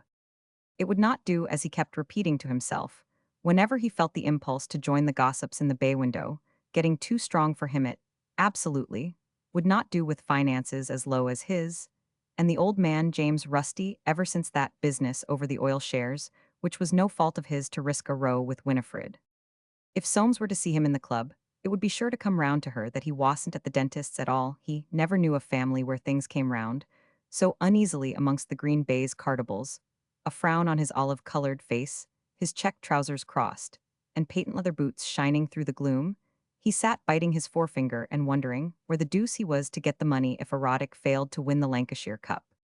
His thoughts turned gloomily to the Forsytes. What a set they were! There was no getting anything out of them, at least, it was a matter of extreme difficulty. They were so particular about money matters. Not a sportsman amongst the lot, unless it were George, that fellow Soames for instance, would have a fit if you tried to borrow a tenner from him, Or if he didn't have a fit, he looked at you with his cursed supercilious smile, as if you were a lost soul because you were in want of money.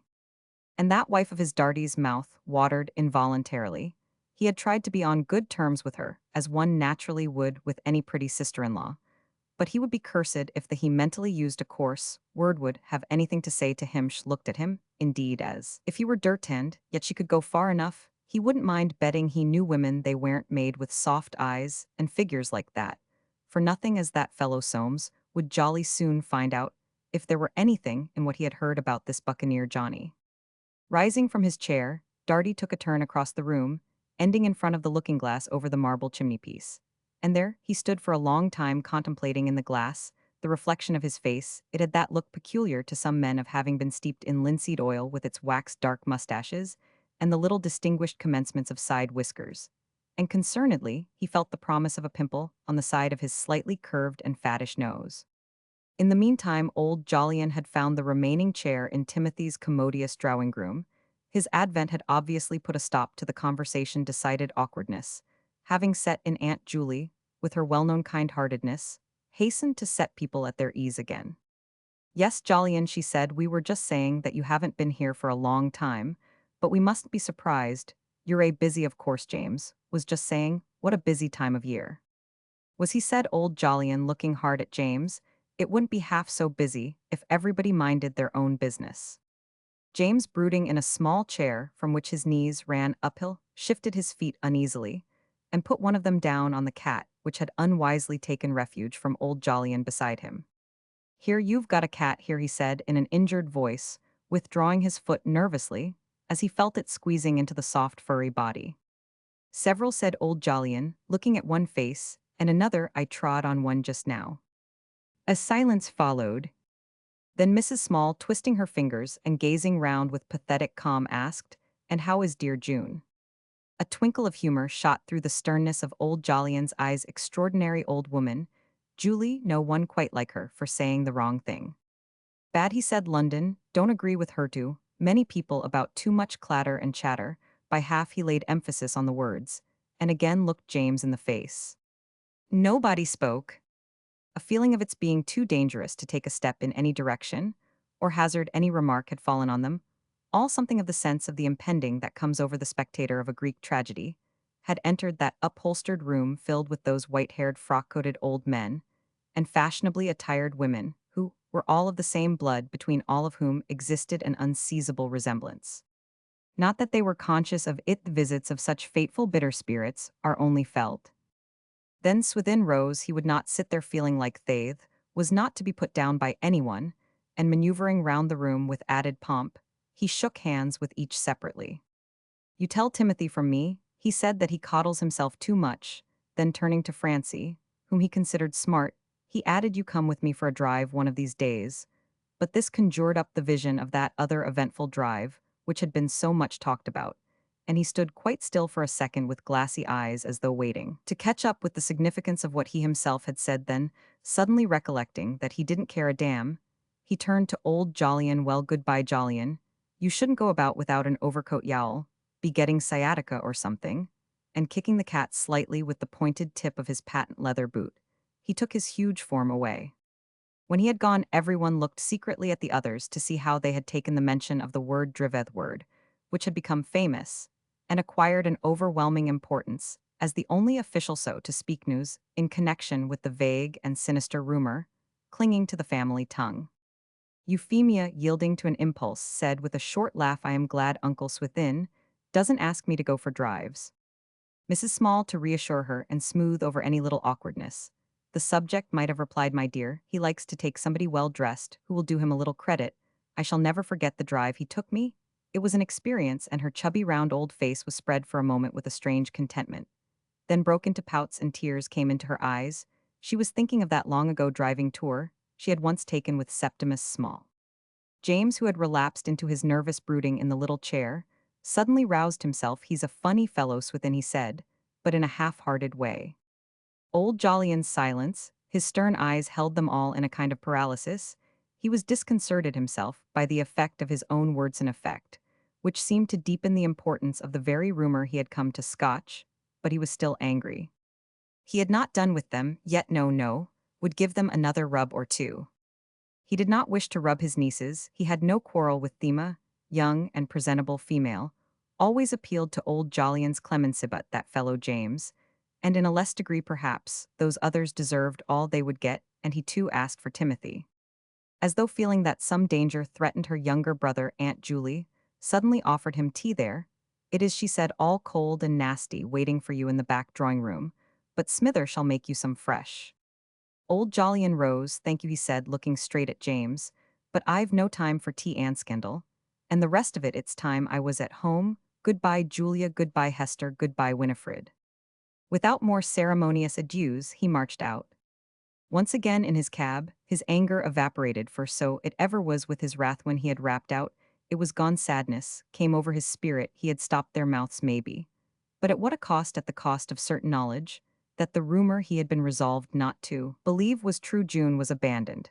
And for the wife of that fellow's son, he felt it was true, and hardened himself to treat it as if it were not, but the pain he hid beneath this resolution began slowly, surely to vent itself in a blind resentment against James and his son.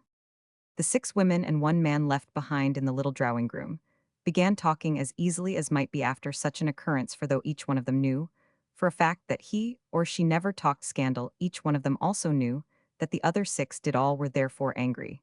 And at a loss James only was silent, disturbed to the bottom of his soul. Presently Francie said, "Do you know, I think Uncle Jolyon is terribly changed this last year. What do you think, Aunt Hester?" Aunt Hester made a little movement of recoil. "Oh, ask your Aunt Julia," she said, "I know nothing about it." No one else was afraid of assenting, and James muttered gloomily at the floor, "He's not half the man he was." "I've noticed it a long time," went on Francie, "he's aged tremendously." Aunt Julie shook her head, her face seemed suddenly to have become one immense pout. "Poor dear Jolyon," she said, "somebody ought to see to it for him." There was again silence. Then, as though in terror of being left solitarily behind, all 5 visitors rose simultaneously and took their departure. Mrs. Small, Aunt Hester, and their cat were left once more alone. The sound of a door closing in the distance announced the approach of Timothy. That evening, when Aunt Hester had just got off to sleep in the back bedroom that used to be Aunt Julie's before Aunt Julie took Aunt Anne's, her door was opened, and Mrs. Small, in a pink nightcap, a candle in her hand, entered. "Hester," she said. "Hester." Aunt Hester faintly rustled the sheet. "Hester," repeated Aunt Julie, to make quite sure that she had awakened her. "I am quite troubled about poor dear Jolyon." What Aunt Julie dwelt on the word, "do you think ought to be done?" Aunt Hester again rustled the sheet, her voice was heard, faintly pleading, "Done, how should I know?" Aunt Julie turned away satisfied, and closing the door with extra gentleness, so as not to disturb dear Hester, let it slip through her fingers and fall to with a crack.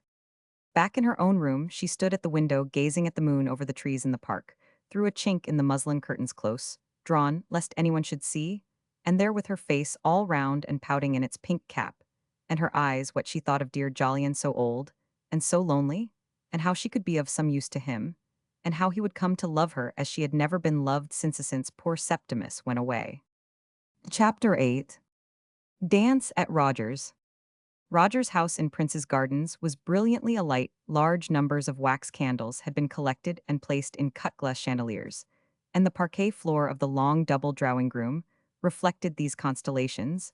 An appearance of real spaciousness had been secured by moving out all the furniture on to the upper landings, and enclosing the room with those strange appendages of civilization, known as rout seats. In a remote corner embowered in palms, was a cottage piano with a copy of the Kensington Coil open on the music stand. Roger had objected to a band. He didn't see in the least what they wanted with a band. He wouldn't go to the expense. And there was an end of it. Francie, her mother, whom Roger had long since reduced to chronic dyspepsia, went to bed on such occasions, had been obliged to content herself with supplementing the piano by a young man who played the cornet, and she so arranged with palms that anyone who did not look into the heart of things might imagine there were several musicians secreted there. She made up her mind to tell them to play louder. Was a lot of music in a cornet if the man would only put his soul into it. In the more cultivated American tongue, she was through at last, through that tortuous labyrinth of makeshifts which must be traversed before fashionable display can be combined with the sound economy of a Forsyte thin, but brilliant in her maize-colored frock with much tulle about the shoulders, she went from place to place fitting on her gloves, and casting her eye over it all. To the hired butler for Roger only kept maids, she spoke about the wine. Did he quite understand that Mr. Forsyte wished a dozen bottles of the champagne from Whiteley's to be put out, but if that were finished, she did not suppose, it would be most of the ladies would drink water no doubt. But if it were there was the champagne cup, and he must do the best he could with that. She hated having to say this sort of thing to a butler, it was so infra-dig.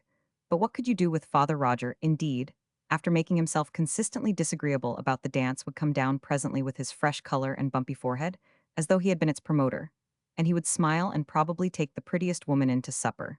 And at 2 o'clock, just as they were getting into the swing, he would go up secretly to the musicians, and tell them to play God Save the Queen and go away. Francie devoutly hoped he might soon get tired and slip off to bed. The 3 or 4 devoted girl friends who were staying in the house for this dance had partaken with her in a small abandoned room upstairs of tea and cold chicken legs, hurriedly served. The men had been sent out to dine at Eustace's club, it being felt that they must be fed up. Punctually on the stroke of 9 arrived Mrs. Small alone. She made elaborate apologies for the absence of Timothy, omitting all mention of Aunt Hester, who at the last minute had said she could not be bothered. Francie received her effusively, and placed her on a rout seat, where she left her pouting and solitary in lavender-colored satin, first time she had worn color since Aunt Anne's death. The devoted maiden friends came now from their rooms, each by magic arrangement, in a differently colored frock, but all with the same liberal allowance of tulle on the shoulders. And at the bosom, for they were by some fatality lean to a girl, they were all taken up to Mrs. Small. None stayed with her more than a few seconds, but clustering together talked and twisted their programs, looking secretly at the door for the first appearance of a man. Then arrived in a group a number of Nicholases, always punctual fashion up Ladbroke Grove Way, and close behind them Eustace, and his men gloomy and smelling rather of smoke. 3 or 4 of Francie's lovers now appeared one after the other. She had made each promise to come early. They were all clean-shaven and sprightly with that peculiar kind of young man's sprightliness, which had recently invaded Kensington. They did not seem to mind each other's presence in the least, and wore their ties bunching out at the ends, white waistcoats and socks with clocks. All had handkerchiefs concealed in their cuffs. They moved buoyantly, each armored in professional gaiety, as though he had come to do great deeds. Their faces, when they danced far from wearing the traditional solemn look of the dancing Englishman, were irresponsible, charming. Suave they bounded, twirling their partners at great pace, without pedantic attention to the rhythm of the music. At other dancers they looked with a kind of airy scornfully, the light brigade, the heroes of 100 Kensington hops from, whom alone could the right manner and smile and step be hoped. After this the stream came fast, chaperones silting up along the wall, facing the entrance, the volatile element swelling the eddy in the larger room. Men were scarce, and wallflowers wore their peculiar pathetic expression, a patient sourish smile, which seemed to say, "Oh no, don't mistake me, I know you are not coming up to me. I can hardly expect that." And Francie would plead with one of her lovers, or with some callow youth, "Now, to please me, do let me introduce you to Miss Pink, such a nice girl really," and she would bring him up and say, "Miss Pink, Mr. Gathercole, can you spare him a dance?" Then Miss Pink, smiling her forced smile, coloring a little, answered, "Oh, I think so," and screening her empty card, wrote on it the name of Gathercole, spelling it passionately in the district that he proposed about the second extra. But when the youth had murmured that it was hot, and passed, she relapsed into her attitude of hopeless expectation, into her patient, sourish smile.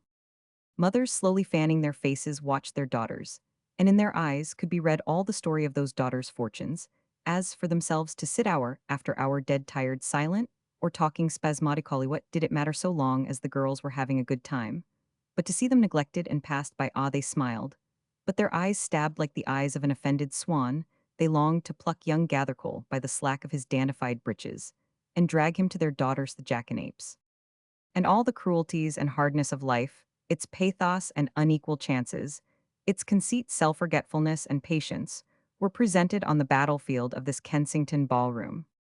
Here and there 2 love-us-not lovers like Francie's, a peculiar breed, but simply love-us, trembling, blushing, silent, sought each other, by flying glances sought to meet and touch in the mazes of the dance, and now and again, dancing together, struck some beholder by the light in their eyes. Not a second before 10 o'clock came the Jameses. Emily Rachel Winifred Darty had been left behind, having on a former occasion drunk too much of Roger's champagne and Sicily, the youngest making her debut behind them, following in a hansom from the paternal mansion, where they had dined Soames and Irene. All these ladies had shoulder straps, and no telleth showing at once, by a bolder exposure of flesh, that they came from the more fashionable side of the park. Soames, sidling back from the contact of the dancers, took up a position against the wall, guarding himself with his pale smile. He stood watching waltz after waltz began, and ended, couple after couple brushed by, with smiling lips, laughter, and snatches of talk, or with set lips and eyes searching the throng, or again, with silent parted lips and eyes on each other. And the scent of festivity, the odor of flowers and hair of essences that women love, rose suffocatingly in the heat of the summer night. Silent, with something of scorn in his smile, Soames seemed to notice nothing, but now and again his eyes, finding that which they sought, would fix themselves on a point in the shifting throng, and the smile die off his lips. He danced with no one. Some fellows danced with their wives. His sense of form had never permitted him to dance with Irene, since their marriage, and the god of the Forsytes alone can tell whether this was a relief to him or not. She passed dancing with other men, her dress, iris-colored, floating away from her feet. She danced well. He was tired of hearing women say, with an acid smile, "How beautifully your wife dances, Mr. Forsyte. It's quite a pleasure to watch her." Tired of answering them, with his sidelong glance, "You think so?" A young couple close by flirted a fan, by turns making an unpleasant draught Francie, and one of her lovers stood near. They were talking of love. He heard Roger's voice behind, giving an order about supper to a servant. Everything was very second class. He wished that he had not come. He had asked Irene whether she wanted him. She had answered with that maddening smile of hers, "Oh no." Why had he come for the last quarter of an hour? He had not even seen her here. Was George advancing, with his quilpish face? It was too late to get out of his way. "Have you seen the Buccaneer?" said this licensed wag. "He's on the Warpeth, haircut and everything." Soames said he had not, and crossing the room half empty, in an interval of the dance, he went out on the balcony and looked down into the street. A carriage had driven up with late arrivals, and round the door hung some of those patient watchers of the London streets, who spring up to the call of light or music, their faces pale, and upturned above their black and rusty figures, had an air of stolid watching that annoyed Soames. Why were they allowed to hang about? Why didn't the bobby move them on? But the policeman took no notice of them. His feet were planted apart on the strip of crimson carpet. Stretched across the pavement, his face under the helmet wore the same stolid watching look as theirs. Across the road, through the railings, Soames could see the branches of trees, shining faintly, stirring in the breeze, by the gleam of the street lamps. Beyond, again, the upper lights of the houses on the other side.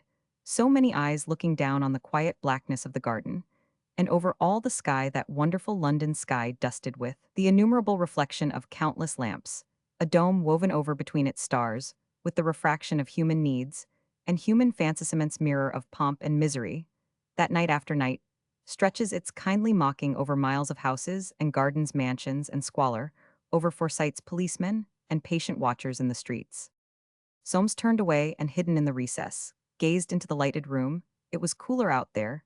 He saw the new arrivals, June and her grandfather, enter. What had made them so late? They stood by the doorway. They looked fagged. Fancy Uncle Jolyon turning out at this time of night. Why hadn't June come to Irene as she usually did? And it occurred to him suddenly that he had seen nothing of June for a long time now. Watching her face with idle malice, he saw it change, grow so pale that he thought she would drop, then flame out crimson. Turning to see at what she was looking, he saw his wife on Bosinney's arm, coming from the conservatory. At the end of the room, her eyes were raised to his, as though answering some question he had asked, and he was gazing at her intently. Soames looked again at June. Her hand rested on old Jolyon's arm. She seemed to be making a request. He saw a surprised look on his uncle's face. They turned and passed through the door out of his sight. The music began again, a waltz, and still as a statue, in the recess of the window, his face unmoved, but no smile on his lips, Soames waited. Presently, within a yard of the dark balcony, his wife and Bosinney passed. He caught the perfume of the gardenias that she wore, saw the rise and fall of her bosom, the languor in her eyes, her parted lips, and a look on her face that he did not know. To the slow swinging measure they danced by, and it seemed to him that they clung to each other. He saw her raise her eyes, soft and dark, to Bosinney's, and drop them again. Very white, he turned back to the balcony, and leaning on it, gazed down on the square. The figures were still there, looking up at the light with dull persistency, the policeman's face too upturned and staring, but he saw nothing of them below. A carriage drew up, two figures got in and drove away. That evening, June and old Jolyon sat down to dinner at the usual hour. The girl was in her customary high-necked frock. Old Jolyon had not dressed. At breakfast she had spoken of the dance at Uncle Roger's. She wanted to go. She had been stupid enough, she said, not to think of asking anyone to take her. It was too late now. Old Jolyon lifted his keen eyes. June was used to go to dances with Irene as a matter of course, and deliberately fixing his gaze on her, he asked, "Why don't you get Irene?"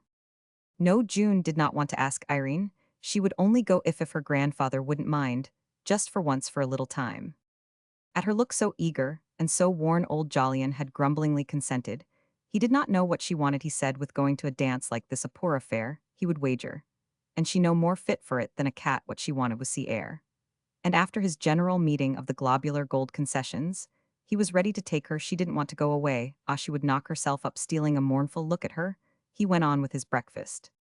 June went out early and wandered restlessly about in the heat. Her little light figure, that lately had moved so languidly about its business, was all on fire. She bought herself some flowers she wanted, meant to look her best. He would be there. She knew well enough that he had a card she would show him, that she did not care, but deep down in her heart, she resolved that evening to win him back. She came in flushed and talked brightly all lunch. Old Jolyon was there, and he was deceived. In the afternoon she was overtaken by a desperate fit of sobbing. She strangled the noise against the pillows of her bed. But when at last it ceased, she saw in the glass a swollen face with reddened eyes and violet circles round them. She stayed in the darkened room till dinner time. All through that silent meal, the struggle went on within her. She looked so shadowy and exhausted that old Jolyon told Sankey to countermand the carriage. He would not have her going out. She was to go to bed. She made no resistance. She went up to her room and sat in the dark. At 10 o'clock, she rang for her maid. "Bring some hot water and go down and tell Mr. Forsyte that I feel perfectly rested. Say that if he's too tired, I can go to the dance by myself." The maid looked askance, and June turned on her imperiously. "Go," she said, "bring the hot water at once." Her ball dress still lay on the sofa, and with a sort of fierce care, she arrayed herself, took the flowers in her hand, and went down. Her small face carried high under its burden of hair. She could hear old Jolyon in his room as she passed. Bewildered and vexed, he was dressing. It was past 10, they would not get there. Till 11 the girl was mad, but he dared not cross her. The expression of her face at dinner haunted him. With great ebony brushes, he smoothed his hair till it shone like silver under the light. Then he too came out on the gloomy staircase. June met him below, and without a word, they went to the carriage. When after that drive, which seemed to last forever, she entered Roger's drawing-room, she disguised under a mask of resolution a very torment of nervousness, an emotion. The feeling of shame at what might be called running after him was smothered by the dread that he might not be there, that she might not see him after all, and by that dogged resolve somehow she did not know how to win him back. The sight of the ballroom with its gleaming floor gave her a feeling of joy, of triumph, for she loved dancing. And when dancing she floated so light, was she like a strenuous, eager little spirit. He would surely ask her to dance, and if he danced with her, it would all be as it was before. She looked about her eagerly. The sight of Bosinney coming with Irene from the conservatory, with that strange look of utter absorption on his face, struck her too suddenly. They had not seen a one should see her distress, not even her grandfather. She put her hand on Jolyon's arm and said very low, "I must go home, Gran, I feel Roman 99. He hurried her away, grumbling to himself that he had known how it would be.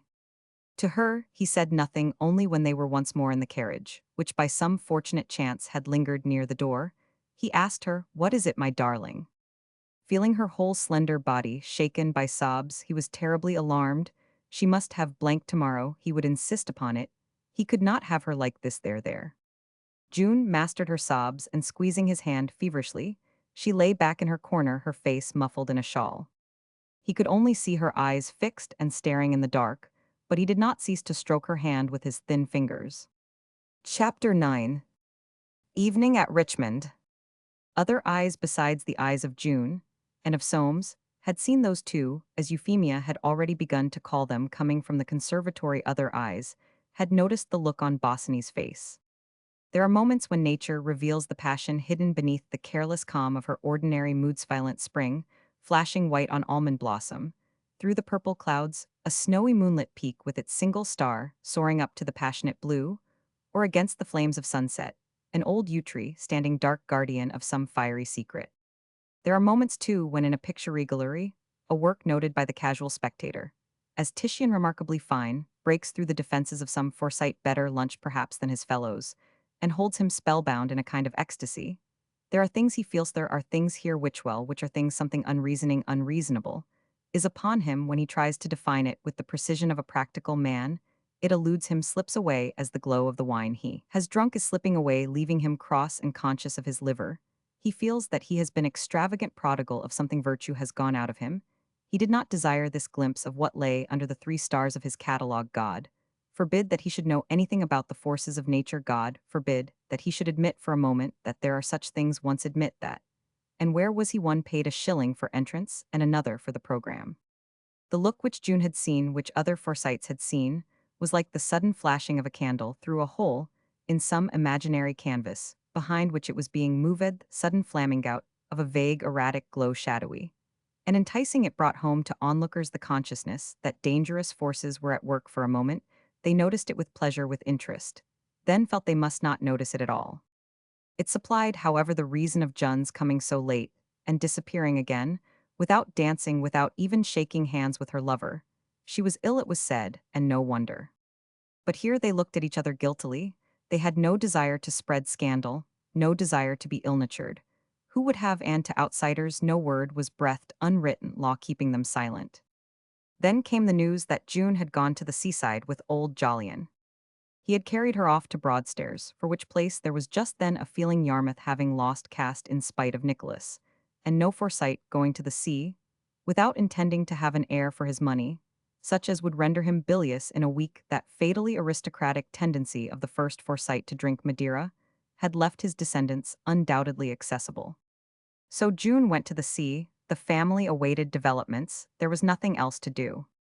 But how far had those two gone? How far were they going to go? Could they really be going at all? Nothing could surely come of it, for neither of them had any money, at the most a flirtation ending, as all such attachments should at the proper time. Soames' sister Winifred Darty, who had imbibed with the breezes of Mayfairsh, lived in Green Street. More fashionable principles in regard to matrimonial behavior than were current, for instance, in Ladbroke Grove, laughed at the idea of there being anything in it. The little thing Irene was taller than herself, and it was real testimony to the solid worth of a Forsyte that she should always thus be a little thing.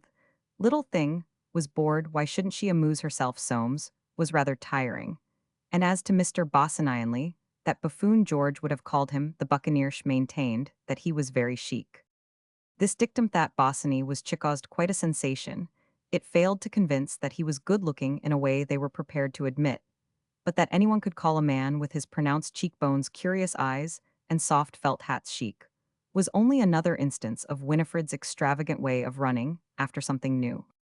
It was that famous summer when extravagance was fashionable, when the very earth was extravagant, chestnut trees, spread with blossom and flowers drenched in perfume, as they had never been before, when roses blew in every garden.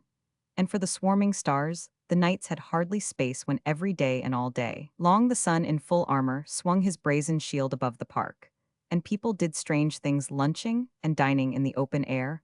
Unprecedented was the tale of cabs and carriages that streamed across the bridges of the shining river, bearing the upper middle class in thousands to the green glories of Bushey, Richmond, Kew, and Hampton Court. Almost every family with any pretensions to be of the carriage class paid one visit that year to the horse chestnuts at Bushey, or took one drive amongst the Spanish chestnuts of Richmond Park. Bowling smoothly if dustily along, in a cloud of their own creation, they would stare fashionably at the antlered heads which the great slow deer raised out of a forest of bracken that promised to autumn lovers such cover as was never seen before, and now and again, as the amorous perfume of chestnut flowers and of fern was drifted too near, one would say to the other, "My dear, what a peculiar scent." And the lime flowers that year were of rare prime, near honey-colored at the corners of London squares. They gave out, as the sun went down, a perfume sweeter than the honey bees had taken, a perfume that stirred a yearning unnameable in the hearts of Forsytes, and their peers taking the cool after dinner in the precincts of those gardens, to which they alone had keys. And that yearning made them linger amidst the dim shapes of flower beds in the failing daylight, made them turn and turn and turn again, as though lovers were waiting for them, waiting for the last light to die away under the shadow of the branches. Some vague sympathy evoked by the scent of the limes, some sisterly desire to see for herself, some idea of demonstrating the soundness of her dictum, that there was nothing in it, or merely the craving to drive down to Richmond irresistible, that summer moved the mother of the little Dartys, of little Publius, of Imogen, Maud, and Benedict, to write the following note to her sister-in-law. June 30. Dear Irene, I hear that Soames is going to Henley tomorrow. For the night I thought it would be great fun if we made up a little party and drove down to Richmond. Will you ask Mr. Bosinney? And I will get young Flippard.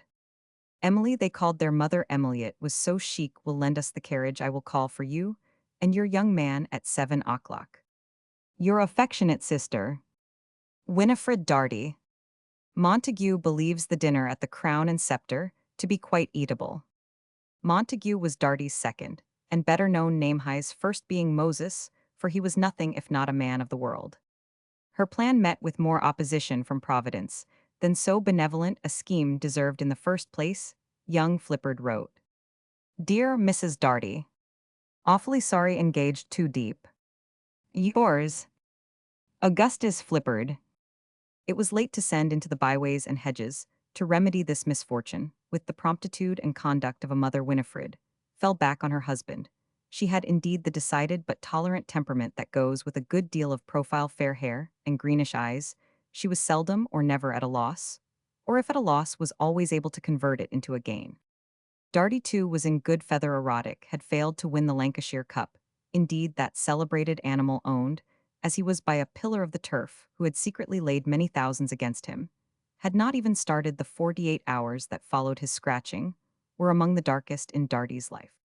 Visions of James haunted him day and night. Black thoughts about Soames mingled with the faintest hopes. On the Friday night he got drunk so greatly was he affected, but on Saturday morning the true stock exchange instinct triumphed within him. Owing some hundreds which by no possibility could he pay, he went into town and put them all on concertina for the Saltown Borough Handicap. As he said to Major Scrotton, with whom he lunched at the Iseum, that little Jew boy Nathans had given him the tip. He didn't care a kirsch, he wash and a mucker. If it didn't come up well, then damn the old man would have to pay. A bottle of Paul Roger to his own cheek had given him a new contempt for James. It came up. Concertina was squeezed home by her neck, a terrible squeak, but as Darty said, there was nothing like pluck. He was by no means averse to the expedition to Richmond. He would stand it himself. He cherished an admiration for Irene, and wished to be on more playful terms with her. At 5:30 the Park Lane footman came round to say, Mrs. Forsyte was very sorry, but one of the horses was coughing. Undaunted by this further blow, Winifred at once dispatched little Publius, now aged 7, with the nursery governess to Montpellier Square. They would go down in hansoms and meet at the Crown and Sceptre at 7.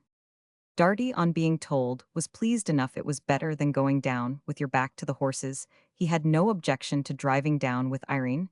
He supposed they would pick up the others at Montpellier Square and swap hansoms there. Informed that the meet was at the Crown and Sceptre, and that he would have to drive with his wife, he turned sulky and said it was d.d. slow. At 7 o'clock they started, Darty offering to bet the driver half a crown. He didn't do it in the 3/4 of an hour. Twice only did husband and wife exchange remarks on the way. Darty said it'll put Master Soames' nose out of joint to hear his wife's been driven in a hansom with Master Bosinney. Winifred replied, Don't talk such nonsense, Monty. Nonsense, repeated Darty. You don't know women, my fine lady.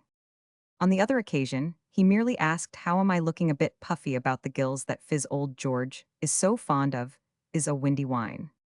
He had been lunching with George Forsyte at the Haversnake. Bosinney and Irene had arrived before them. They were standing in one of the long French windows, overlooking the river. Windows that summer were open all day long and all night too, and day and night the scents of flowers and trees came in the hot scent of parching grass and the cool scent of the heavy dews. To the eye of the observant Darty, his two guests did not appear to be making much running, standing there close together. Without a word, Bosinney was a hungry-looking creature and not much go about him. He left them to Winifred, however, and busied himself to order the dinner. A Forsyte will require good if not delicate feeding, but a Darty will tax the resources of a Crown and Sceptre living, as he does from hand to mouth. Nothing is too good for him to eat, and he will eat it. His drink, too, will need to be carefully provided. There is much drink in this country. Not good enough for a Darty. He will have the best paying for things vicariously. There is no reason why he should stint himself. To stint yourself is the mark of a fool, not of a Darty. The best of everything, no sounder principle on which a man can base his life, whose father-in-law has a very considerable income and a partiality for his grandchildren. With his not unable eye, Darty had spotted this weakness in James. The very first year after little Publius' arrival in error, he had profited by his perspicacity.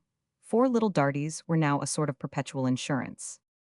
The feature of the feast was unquestionably the red mullet. This delectable fish, brought from a considerable distance, in a state of almost perfect preservation, was first fried, then boned, then served in ice with Madeira punch in place of sauce, according to a recipe known to a few men of the world. Nothing else calls for remark, except the payment of the bill by Darty. He had made himself extremely agreeable throughout the meal, his bold, admiring stare seldom abandoning Irene's face and figure, as he was obliged to confess to himself. He got no change out of Hirsch, was cool enough, as cool as her shoulders looked under their veil of creamy lace. He expected to have caught her out in some little game with Bosinney, but not a bit of it. She kept up her end remarkably well.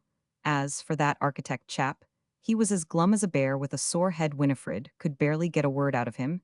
He ate nothing, but he certainly took his liquor, and his face kept getting whiter and his eyes looked queer.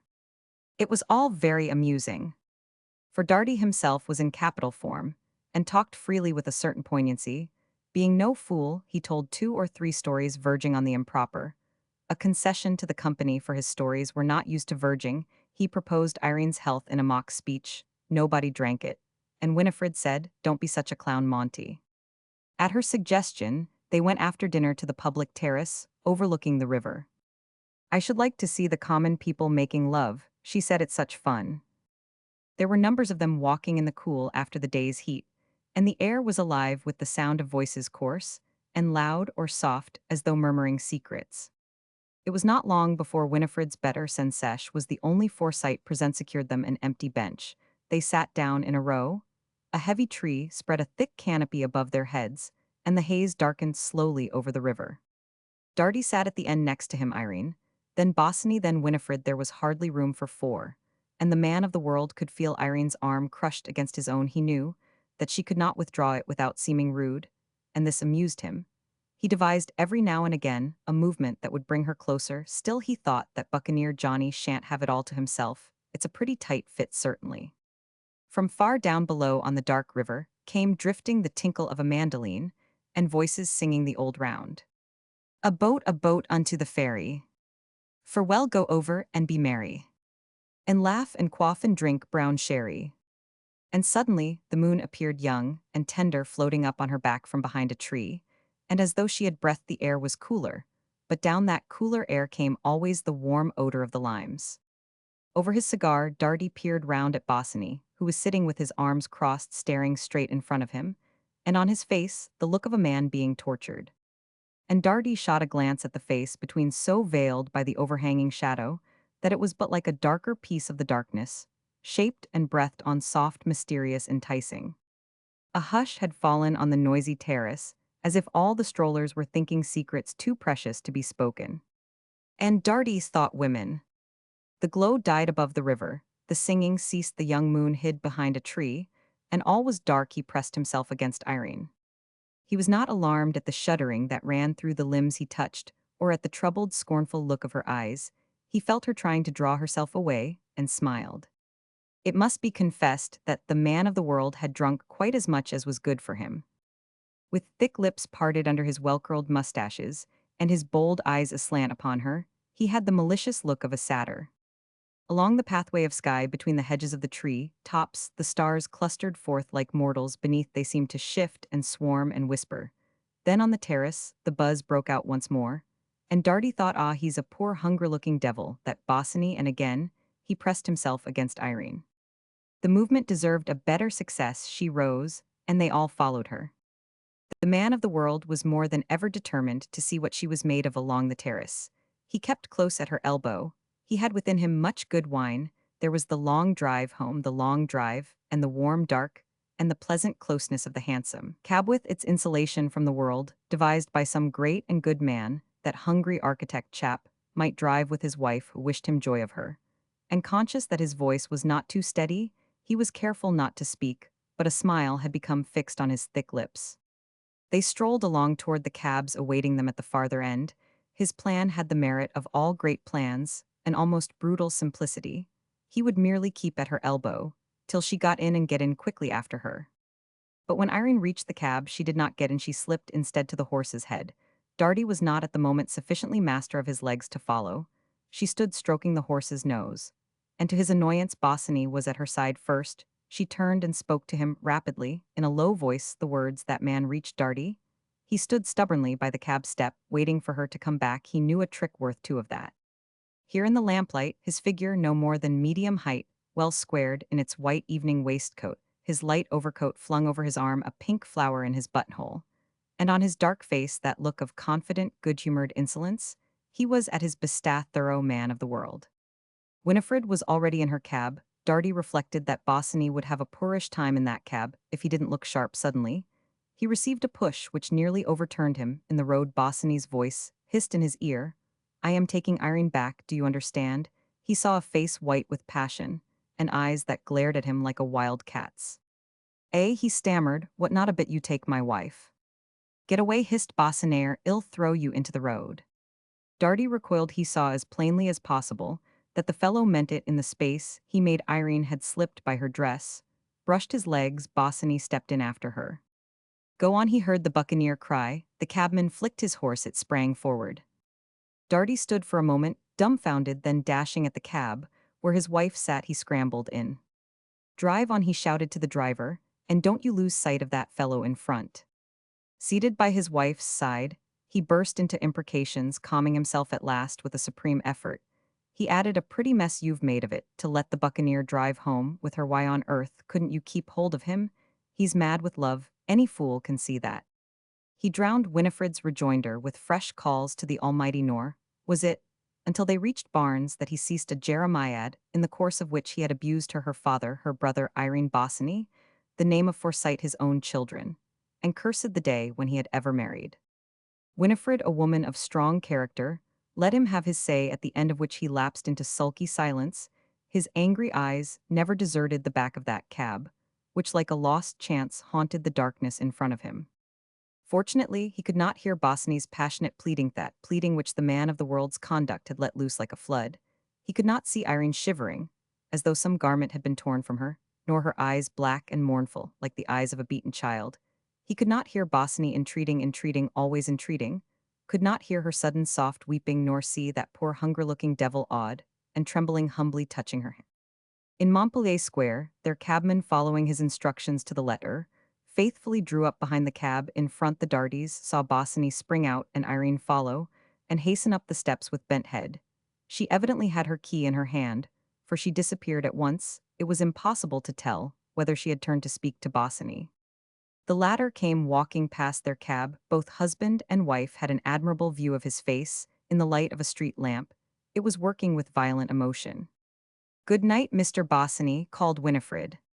Bosinney started, clawed off his hat, and hurried on. He had obviously forgotten their existence. "There," said Darty, "did you see the beast's face? What did I say? Fine games." He improved the occasion. There had so clearly been a crisis in the cab that Winifred was unable to defend her theory.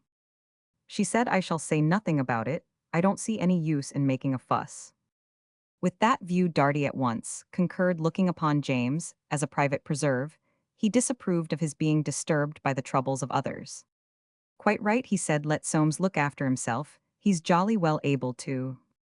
Thus speaking, the Dartys entered their habitat in Green Street, the rent of which was paid by James, and sought a well-earned rest. The hour was midnight, and no Forsytes remained abroad in the streets to spy out Bosinney's wanderings, to see him return and stand against the rails of the square garden back from the glow of the street lamp, to see him stand there in the shadow of trees, watching the house where in the dark was hidden she, whom he would have given the world to see for a single minutèche, who was now to him the breath of the limmy-trees, the meaning of the light, and the darkness, the very beating of his own heart.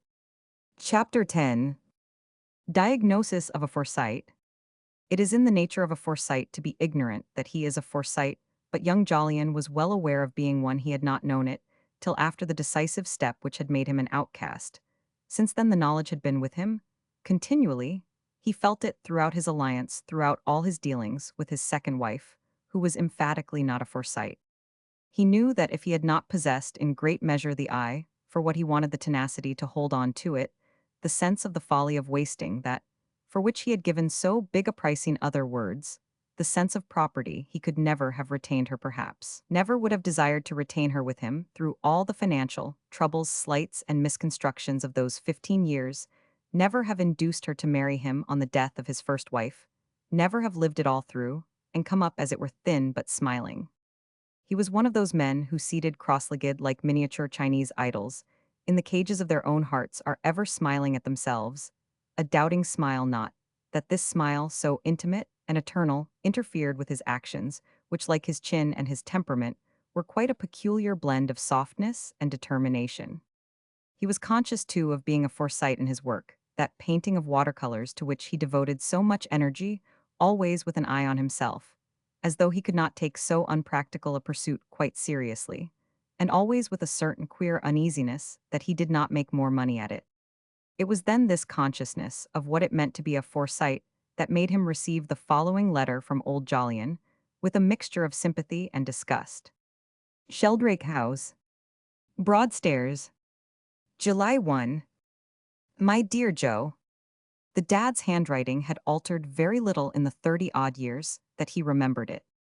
We have been here now a fortnight, and have had good weather on the whole. The air is bracing, but my liver is out of order, and I shall be glad enough to get back to town. I cannot say much for June. Her health and spirits are very indifferent, and I don't see what is to come of it. She says nothing, but it is clear that she is harping on this engagement, which is an engagement, and no engagement, and goodness knows what I have grave doubts, whether she ought to be allowed to return to London in the present state of affairs. But she is so self-willed that she might take it into her head to come up at any moment. The fact is, someone ought to speak to Bosinney and ascertain what he means. I am afraid of this myself, for I should certainly rap him over the knuckles. But I thought that you, knowing him at the club, might put in a word and get to ascertain what the fellow is about. You will, of course, in no way commit June. I shall be glad to hear from you in the course of a few days whether you have succeeded in gaining any information. The situation is very distressing to me. I worry about it at night, with my love to Jolly and Holly. I am your affect father, Jolyon Forsyte. Young Jolyon pondered this letter so long and seriously that his wife noticed his preoccupation and asked him what was the matter. He replied nothing. It was a fixed principle with him never to allude to June. She might take alarm. He did not know what she might think. He hastened, therefore, to banish from his manner all traces of absorption. But in this, he was about as successful as his father would have been, for he had inherited all old Jolyon's transparency in matters of domestic finesse, and young Mrs. Jolyon, busying herself over the affairs of the house, went about with tightened lips, stealing at him unfathomable looks. He started for the club in the afternoon, with the letter in his pocket, and without having made up his mind. To sound a man as to his intentions was peculiarly unpleasant to him, nor did his own anomalous position diminish this unpleasantness. It was so like his family, so like all the people they knew, and mixed with to enforce what they called their rights over a man to bring him up to the mark, so like them to carry their business principles into their private relations. And how that phrase in the letter, "you will of course in no way commit June," gave the whole thing away. Yet the letter with the personal grievance, the concern for June, the rap over the knuckles, was all so natural. No wonder his father wanted to know what Bosinney meant, no wonder he was angry. It was difficult to refuse, but why give the thing to him to do? That was surely quite unbecoming. But so long as a Forsyte got what he was after, he was not too particular about the means, provided appearances were saved. How should he set about it, or how refuse? Both seemed impossible, so young Jolyon. He arrived at the club at 3 o'clock, and the first person he saw was Bosinney himself, seated in a corner, staring out of the window. Young Jolyon sat down not far off and began nervously to reconsider his position. He looked covertly at Bosinney, sitting there unconscious. He did not know him very well, and studied him attentively, for perhaps the first time, an unusual-looking man, unlike in dress, face, and manner to most of the other members of the club. Young Jolyon himself however different he had become in mood and temper, had always retained the neat reticence of Forsyte appearance. He alone among Forsytes was ignorant of Bosinney's nickname. The man was unusual, not eccentric. But unusual, he looked worn, too haggard, hollow in the cheeks beneath those broad high cheekbones, though without any appearance of ill health, for he was strongly built with curly hair that seemed to show all the vitality of a fine constitution. Something in his face and attitude touched young Jolyon. He knew what suffering was like, and this man looked as if he were suffering. He got up and touched his arm. Bosinney started, but exhibited no sign of embarrassment on seeing who it was. Young Jolyon sat down. "I haven't seen you for a long time," he said. "How are you getting on with my cousin's house?" "It'll be finished in about a week." "I congratulate you." "Thanks, I don't know that it's much of a subject for congratulation." "No," queried young Jolyon. "I should have thought you'd be glad to get a long job like that off your hands, but I suppose you feel it much as I do when I part with a picturesque sort of child." He looked kindly at Bosinney. "Yes," said the latter more cordially, "it goes out from you, and there's an end of it. I didn't know you painted." "Only watercolors. I can't say I believe in my work." "Don't believe in it there, how can you do it? Work's no use unless you believe in it." "Good," said young Jolyon. "It's exactly what I've always said. By the by, have you noticed that whenever one says good, one always adds it's exactly what I've always said? But if you ask me how I do it, I answer, because I am a Forsyte." "A Forsyte? I never thought of you as one." "A Forsyte," replied young Jolyon, "is not an uncommon animal. There are hundreds among the members of this club, hundreds out there, in the streets. You meet them wherever you go." "And how do you tell them, may I ask?" said Bosinney. "By their sense of property. A Forsyte takes a practicalone, might say a common sense view of things, and a practical view of things is based fundamentally on a sense of property. A Forsyte, you will notice, never gives himself away." "Joking." Young Jolyon's eye twinkled. "Not much as a Forsyte myself. I have no business to talk. But I'm a kind of thoroughbred mongrel now. There's no mistaking you. You're as different from me as I am from my Uncle James, who is the perfect specimen of a Forsyte. His sense of property is extreme, while you have practically none. Without me in between, you would seem like a different species. I am the missing link. We are, of course, all of us the slaves of property. And I admit that it's a question of degree, but what I call a Forsyte is a man who is decidedly more than less a slave of property. He knows a good thing, he knows a safe thing. And his grip on property, it doesn't matter whether it be wives, houses, money, or reputation, is his hallmark." "Ah," murmured Bosinney, "you should patent the word." "I should like," said young Jolyon, "to lecture on it." Properties and quality of a Forsyte. This little animal, disturbed by the ridicule of his own sort, is unaffected in his motions by the laughter of strange creatures. You or I, hereditarily disposed to myopia. He recognizes only the persons of his own species, amongst which he passes an existence of competitive tranquility. "You talk of them," said Bosinney, "as if they were half England." "They are," repeated young Jolyon, "half England, and the better half too. The safe half, the 3%, half the half that counts. It's their wealth and security that makes everything possible, makes your art possible, makes literature, science, even religion possible. Without Forsytes, who believe in none of these things and habitats, but turn them all to use, where should we be, my dear sir? The Forsytes are the middlemen, the commercials, the pillars of society, the cornerstones of convention, everything that is admirable."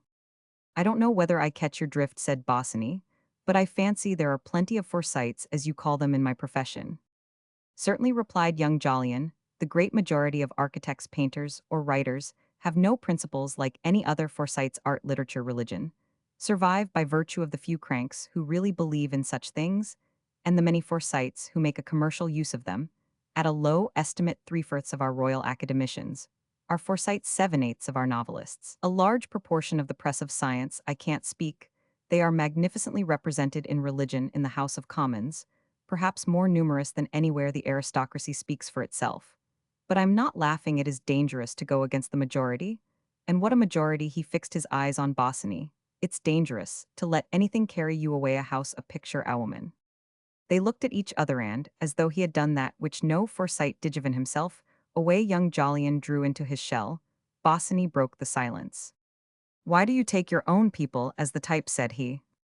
"My people," replied young Jolyon, "are not very extreme, and they have their own private peculiarities like every other family. but they possess in a remarkable degree those two qualities which are the real tests of a Forsyteth power of never being able to give yourself up to anything soul and body, and the sense of property. Bosinney smiled. How about the big one, for instance? Do you mean Swithin? Asked young Jolyon. Ah, in Swithin, there's something primeval still. The town and middle-class life haven't digested him. Yet all the old centuries of farm work and brute force have settled in him, and their they've stuck for all he's so distinguished.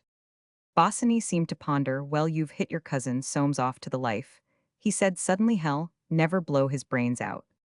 Young Jolyon shot at him a penetrating glance. No, he said, he won't. That's why he's to be reckoned with. Look out for their grip. It's easy to laugh. But don't mistake me, it doesn't do to despise a Forsyte, it doesn't do to disregard them. Yet you've done it yourself. Young Jolyon acknowledged the hit by losing his smile. You forget, he said with a queer pride, I can hold on to a Forsyte myself. We're all in the path of great forces. The man who leaves the shelter of the wall. Will you know what I mean? I don't, he ended very low, as though uttering a threat. Recommend every man Tagamiway. It depends. The color rushed into Bosinney's face, but soon receded, leaving it sallow brown. As before, he gave a short laugh that left his lips fixed in a queer fierce smile. His eyes mocked young Jolyon. Thanks, he said, it's deuced kind of you, but you're not the only chaps that can hold on. He rose. Young Jolyon looked after him as he walked away, and resting his head on his hand, sighed. In the drowsy, almost empty room, the only sounds were the rustle of newspapers, the scraping of matches being struck. He stayed a long time, without moving, living over again those days, when he too had sat long hours watching the clock, waiting for the minutes to pass. Long hours full of the torments, of uncertainty, and of a fierce, sweet aching, and the slow, delicious agony of that season came back to him with its old poignancy. The sight of Bosinney with his haggard face, and his restless eyes always wandering to the clock, had roused in him a pity with which was mingled strange, irresistible envy.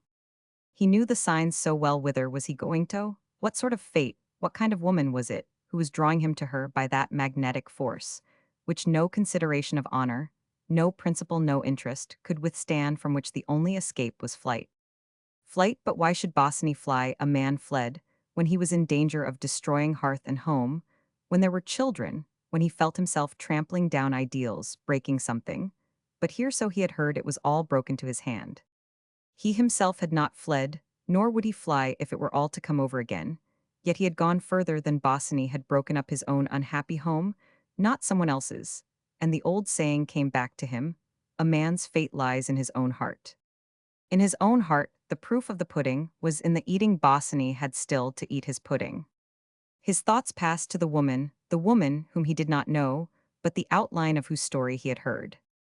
An unhappy marriage, no ill treatment only, that indefinable malaise, that terrible blight which killed all sweetness under heaven, and so from day to day, from night to night, from week to week, from year to year, till death should end it. But young Jolyon, the bitterness of whose own feelings time had assuaged, saw Soames' side of the question too. Whence should a man like his cousin, saturated with all the prejudices and beliefs of his class, draw the insight or inspiration necessary to break up this life? It was a question of imagination, of projecting himself into the future, beyond the unpleasant gossip, sneers, and tattle that followed on such separations, beyond the passing pangs that the lack of the sight of her would cause, beyond the grave disapproval of the worthy. But few men, and especially few men of Soames' class, had imagination enough for that ideal of mortals in this world, and not enough imagination to go round and sweet heaven. What a difference between theory and practice! Many a man, perhaps even Soames, held chivalrous views on such matters, who, when the shoe pinched, found a distinguishing factor that made of himself an exception. Then, too, he distrusted his judgment. He had been through the experience himself, had tasted to the dregs the bitterness of an unhappy marriage. And how could he take the wide and dispassionate view of those who had never been within sound of the battle? His evidence was too first-hand, like the evidence on military matters of a soldier who has been through much active service, against that of civilians who have not suffered the disadvantage of seeing things too close. Most people would consider such a marriage as that of Soames and Irene quite fairly successful. He had money, she had beauty. It was a case for compromise. There was no reason why they should not jog along. Even if they hated each other, it would not matter if they went their own ways a little, so long as the decencies were observed. The sanctity of the marriage tie of the common home respected half the marriages of the upper classes were conducted on these lines. Do not offend the susceptibilities of society. Do not offend the susceptibilities of the church to avoid offending these. Is worth the sacrifice of any private feelings. The advantages of the stable home are visible, tangible, so many pieces of property.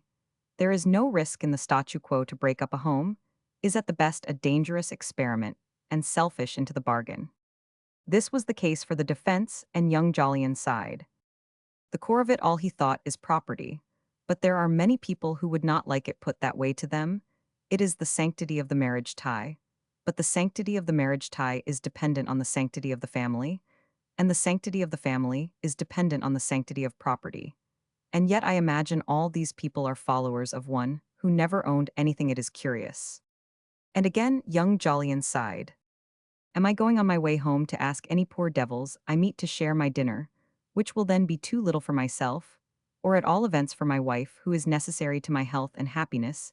It may be that, after all, Soames does well to exercise his rights and support by his practice the sacred principle of property, which benefits us all with the exception of those who suffer by the process. And so he left his chair, threaded his way through the maze of seats, took his hat, and languidly up the hot streets, crowded with carriages reeking with dusty odors, wended his way home. Before reaching Wisteria Avenue, he removed old Jolyon's letter from his pocket, and tearing it carefully into tiny pieces, scattered them in the dust of the road. He let himself in with his key, and called his wife's name, but she had gone out taking Jolly and Holly, and the house was empty. Alone in the garden, the dog Balthazar lay in the shade, snapping at flies. Young Jolyon took his seat there too, under the pear tree that bore no fruit. Chapter 11. Bosinney on parole. The day after the evening at Richmond, Soames returned from Henley by a morning train. Not constitutionally interested in amphibious sports, his visit had been one of business, rather than pleasure, a client of some importance having asked him down. He went straight to the city, but finding things slack, he left at 3 o'clock, glad of this chance to get home quietly. Irene did not expect him, not that he had any desire to spy on her actions, but there was no harm in thus unexpectedly surveying the scene. After changing to park clothes, he went into the drawing-room. She was sitting idly in the corner of the sofa, her favorite seat, and there were circles under her eyes as though she had not slept. He asked, "How is it, Irene, and are you expecting somebody?" "Yes, that is not particularly." "Who?" "Mr. Bosinney said he might come." "Bosinney, he ought to be at work." To this she made no answer.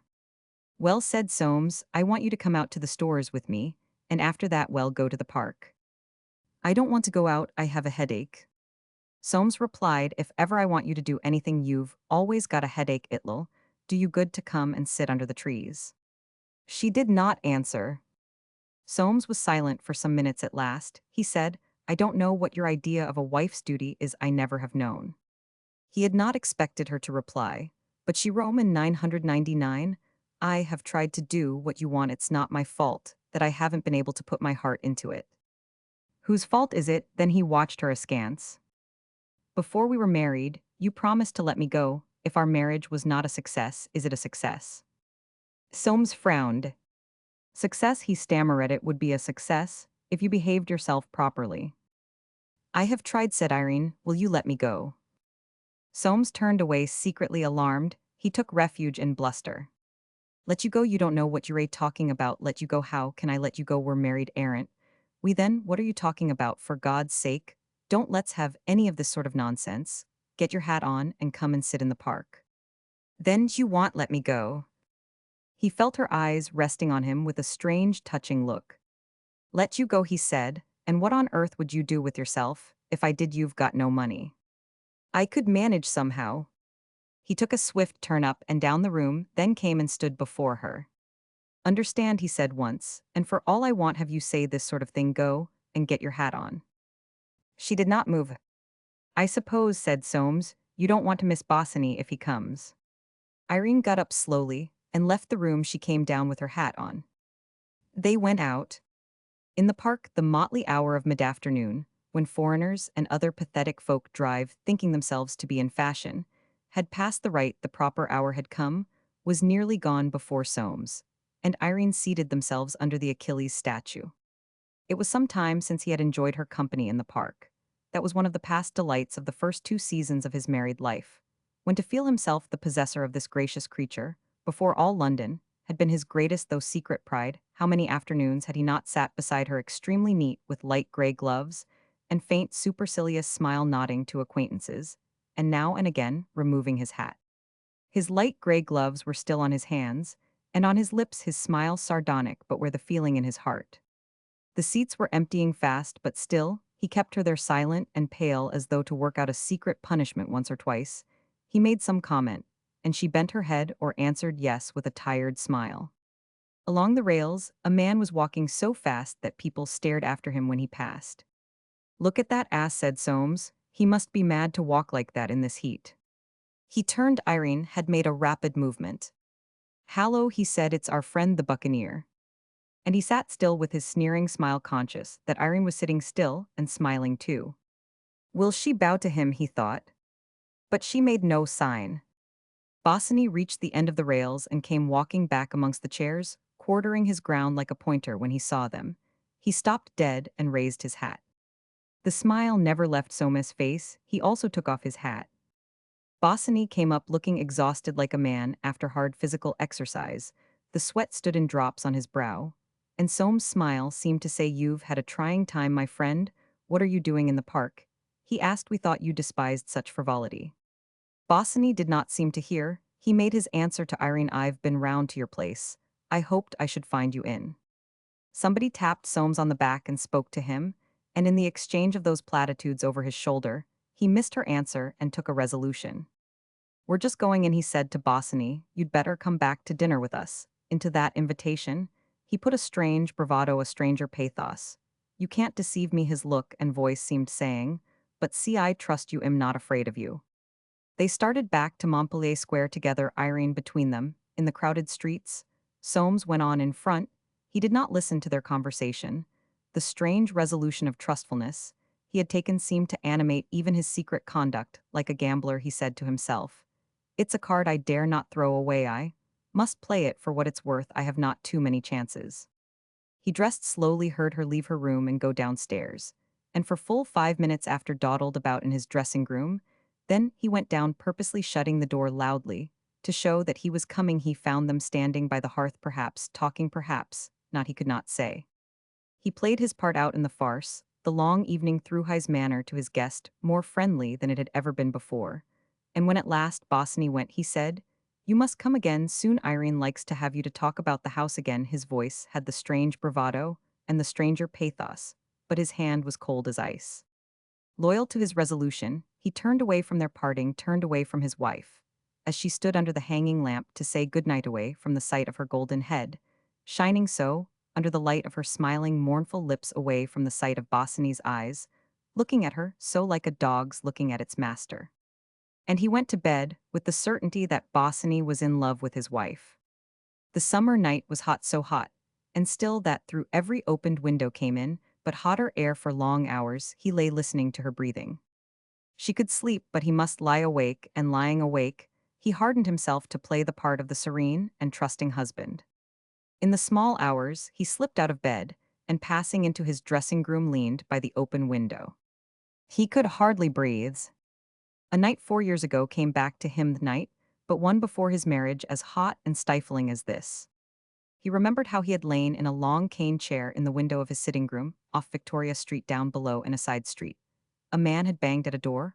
A woman had cried out, he remembered, as though it were now the sound of the scuffle, the slam of the door, the dead silence that followed. And then the early water cart, cleansing the reek of the streets, had approached through the strangest seeming useless lamplight.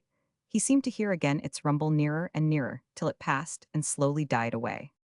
He leaned far out of the dressing-room window over the little court below, and saw the first light spread. The outlines of dark walls and roofs were blurred for a moment, then came out sharper than before.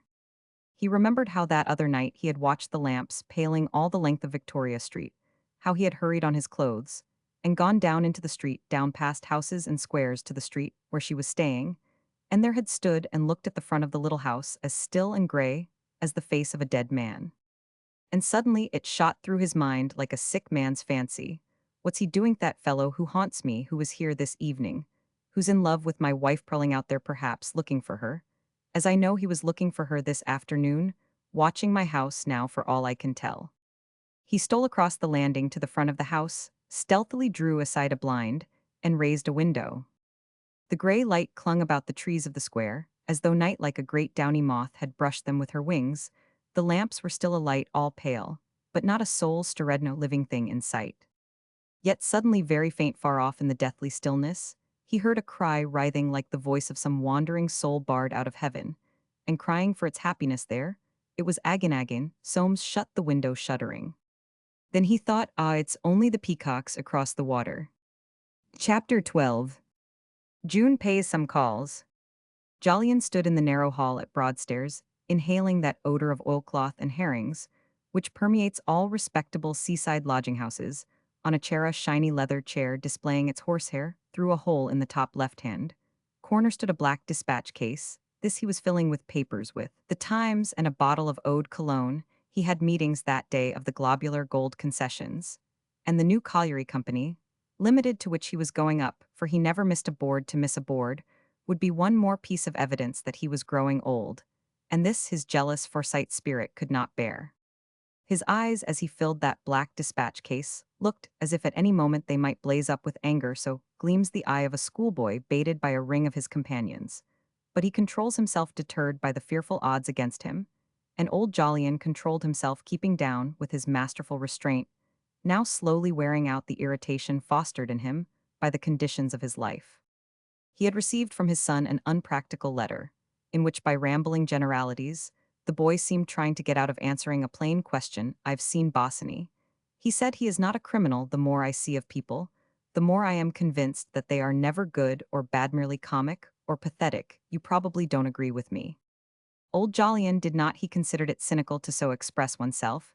He had not yet reached that point of old age, when even Forsytes, bereft of those illusions and principles, which they have cherished carefully for practical purposes, but never believed in, bereft of all corporeal enjoyment, stricken to the very heart, by having nothing left to hope for, break through the barriers of reserve and say things they would never have believed themselves capable of saying.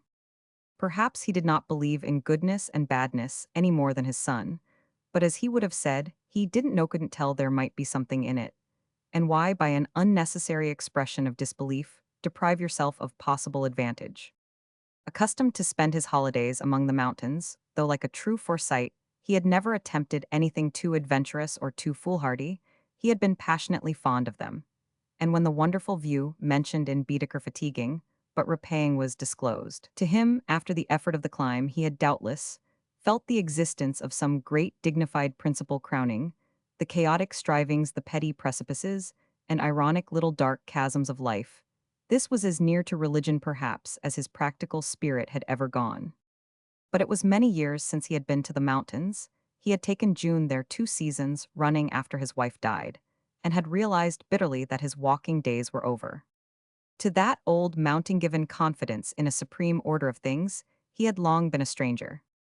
He knew himself to be old, yet he felt young, and this troubled him. It troubled and puzzled him too, to think that he who had always been so careful should be father and grandfather to such as seemed born to disaster.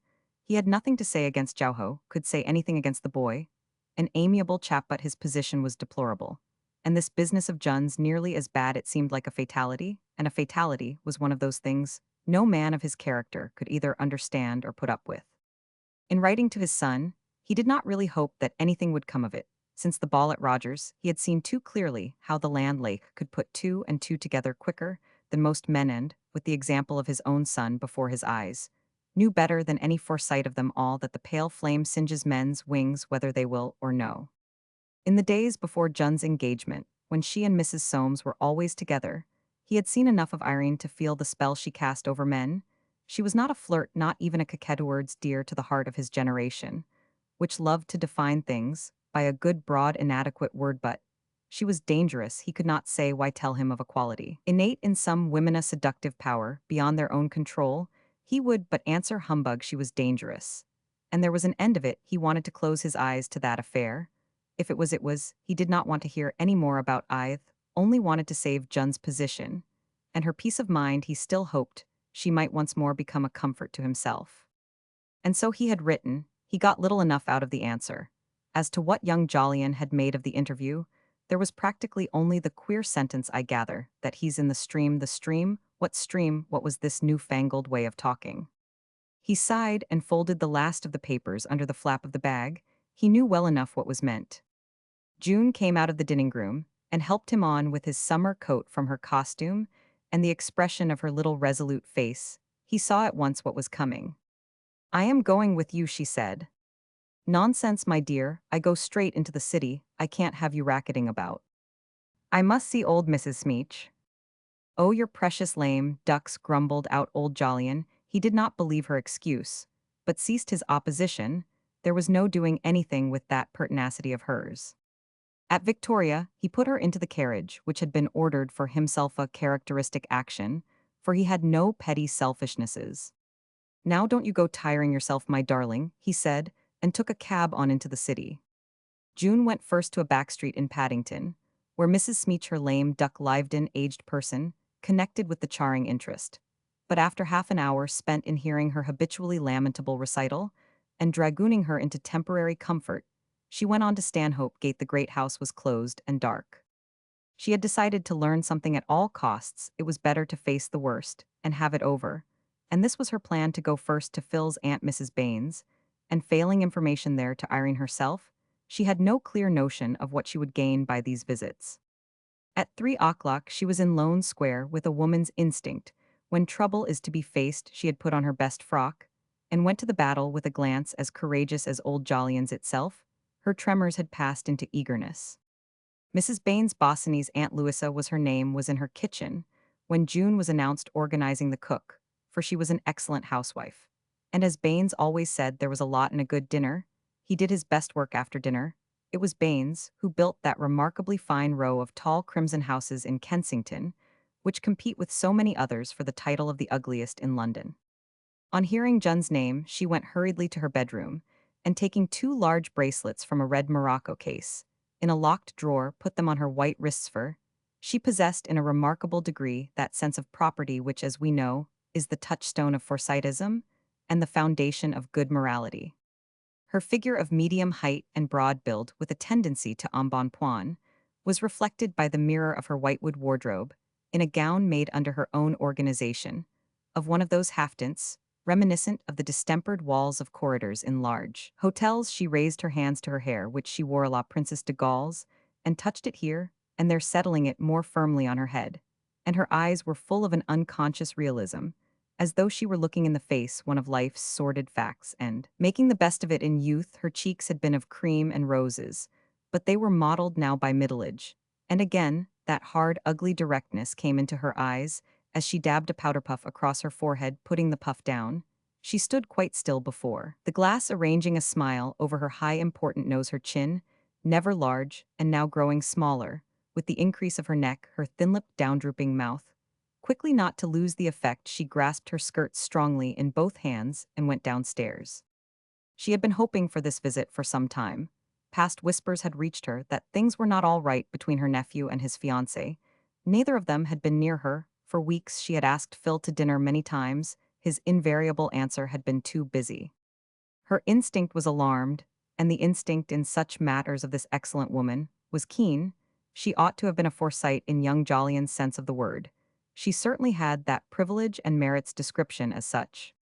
She had married off her 3 daughters in a way that people said was beyond their deserts, for they had the professional plainness, only to be found, as a rule, among the female kind of the more legal callings. Her name was upon the committees of numberless charities, connected with the churchdances, theatricals, or bazaars, and she never lent her name unless sure beforehand that everything had been thoroughly organized. She believed, as she often said, in putting things on a commercial basis. The proper function of the church, of charity, indeed of everything, was to strengthen the fabric of society. Individual action, therefore, she considered immoral organization, was the only thing, for by organization alone could you feel sure that you were getting a return for your money. Organization and again organization. And there is no doubt that she was what old Jolyon called Hera Dab at Thathe. Went further, he called her a humbug. The enterprises to which she lent her name were organized so admirably that by the time the takings were handed over they were indeed skim milk, divested of all cream of human kindness. But as she often justly remarked sentiment was to be deprecated, she was in fact a little academic. This great and good woman, so highly thought of in ecclesiastical circles, was one of the principal priestesses in the temple of Forsytism, keeping alive day and night a sacred flame to the god of property, whose altar is inscribed with those inspiring words, "Nothing for nothing and really remarkably little for sixpence." When she entered a room, it was felt that something substantial had come in, which was probably the reason of her popularity, as a patroness people liked something substantial when they had paid money for it, and they would look at her surrounded by her staff in charity ballrooms with her high nose and her broad square figure attired in a uniform, covered with sequences though she were a general. The only thing against her was that she had not a double name, she was a power in upper middle-class society, with its hundred sets and circles, all intersecting on the common battlefield of charity functions. And on that battlefield brushing skirts so pleasantly, with the skirts of society with the capital S, she was a power in society with the smaller s, that larger, more significant, and more powerful body, where the commercially Christian institutions' maxims and principle which Mrs. Baines embodied were real lifeblood circulating freely real business currency, not merely the sterilized imitation that flowed in the veins of smaller society, with the larger S people, who knew her felt her to be a sound woman, who never gave herself away, nor anything else if she could possibly help it. She had been on the worst sort of terms with Bosinney's father, who had not infrequently made her the object of an unpardonable ridicule.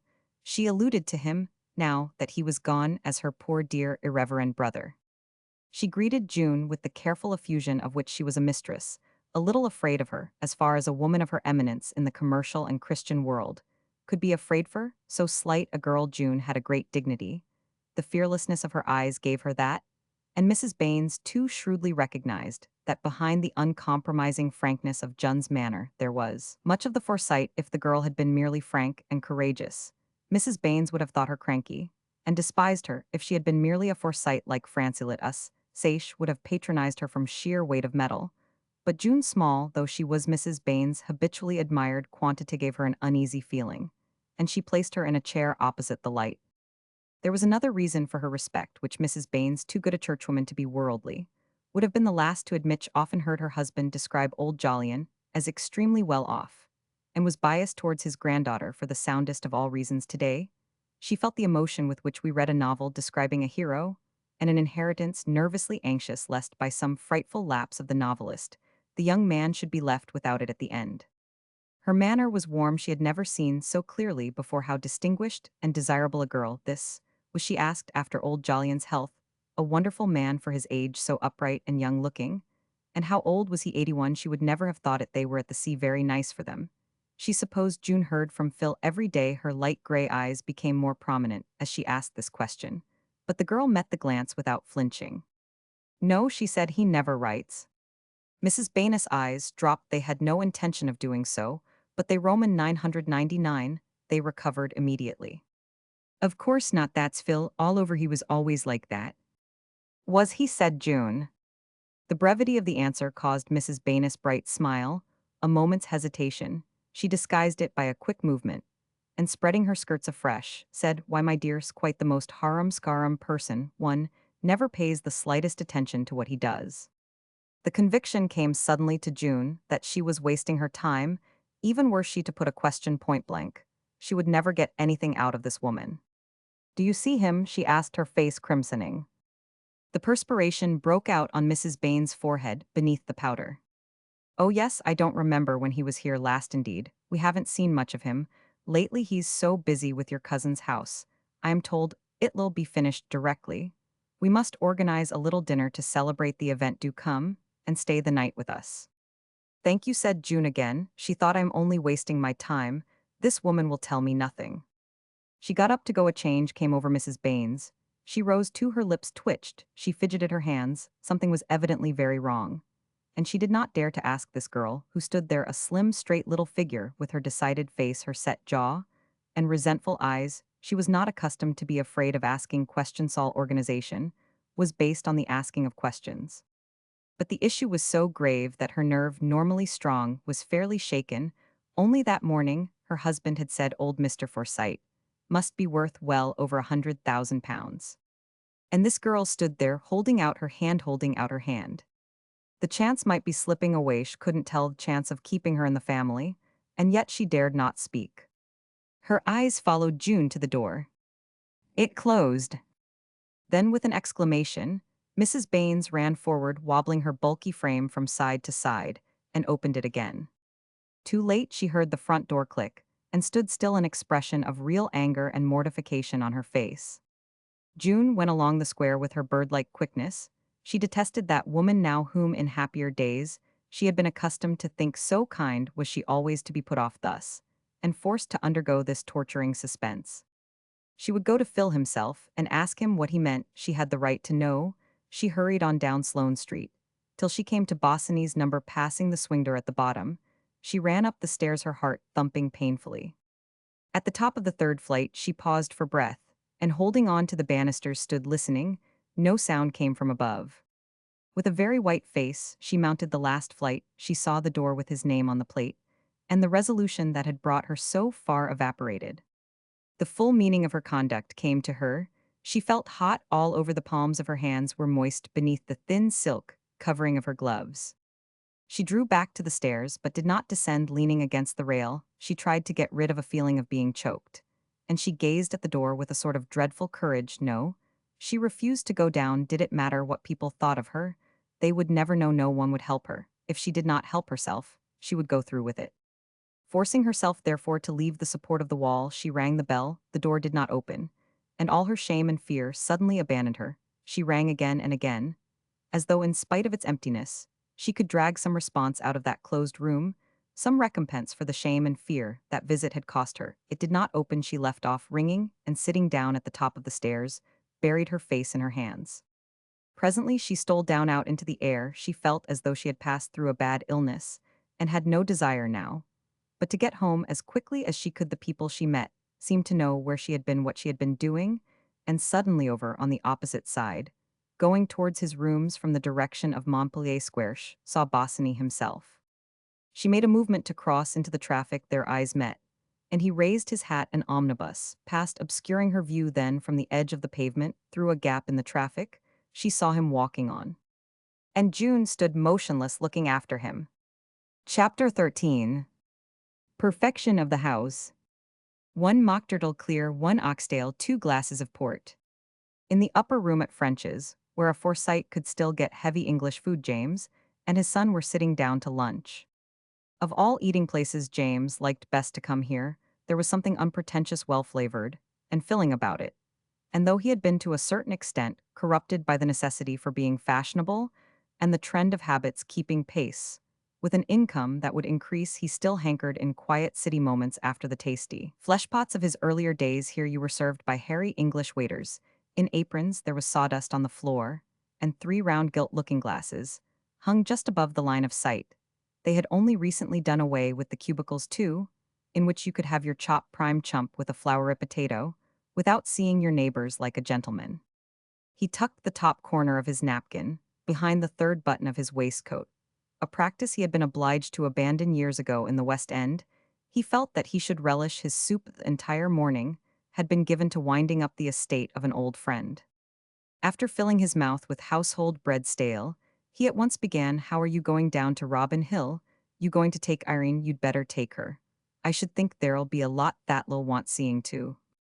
Without looking up, Soames answered, "She won't go." "Won't go? What's the meaning of that? She's going to live in the house, isn't she?" Soames made no reply. "I don't know what's coming to women nowadays," mumbled James. "I never used to have any trouble with them. She's had too much liberty, she's spoiled." Soames lifted his eyes. "I won't have anything said against her," he said unexpectedly. The silence was only broken now by the supping of Jameis soup. The waiter brought the 2 glasses of port, but Soames stopped him. "That's not the way to serve port," he said. "Take them away and bring the bottle." Rousing himself from his reverie over the soup, James took one of his rapid shifting surveys of surrounding facts.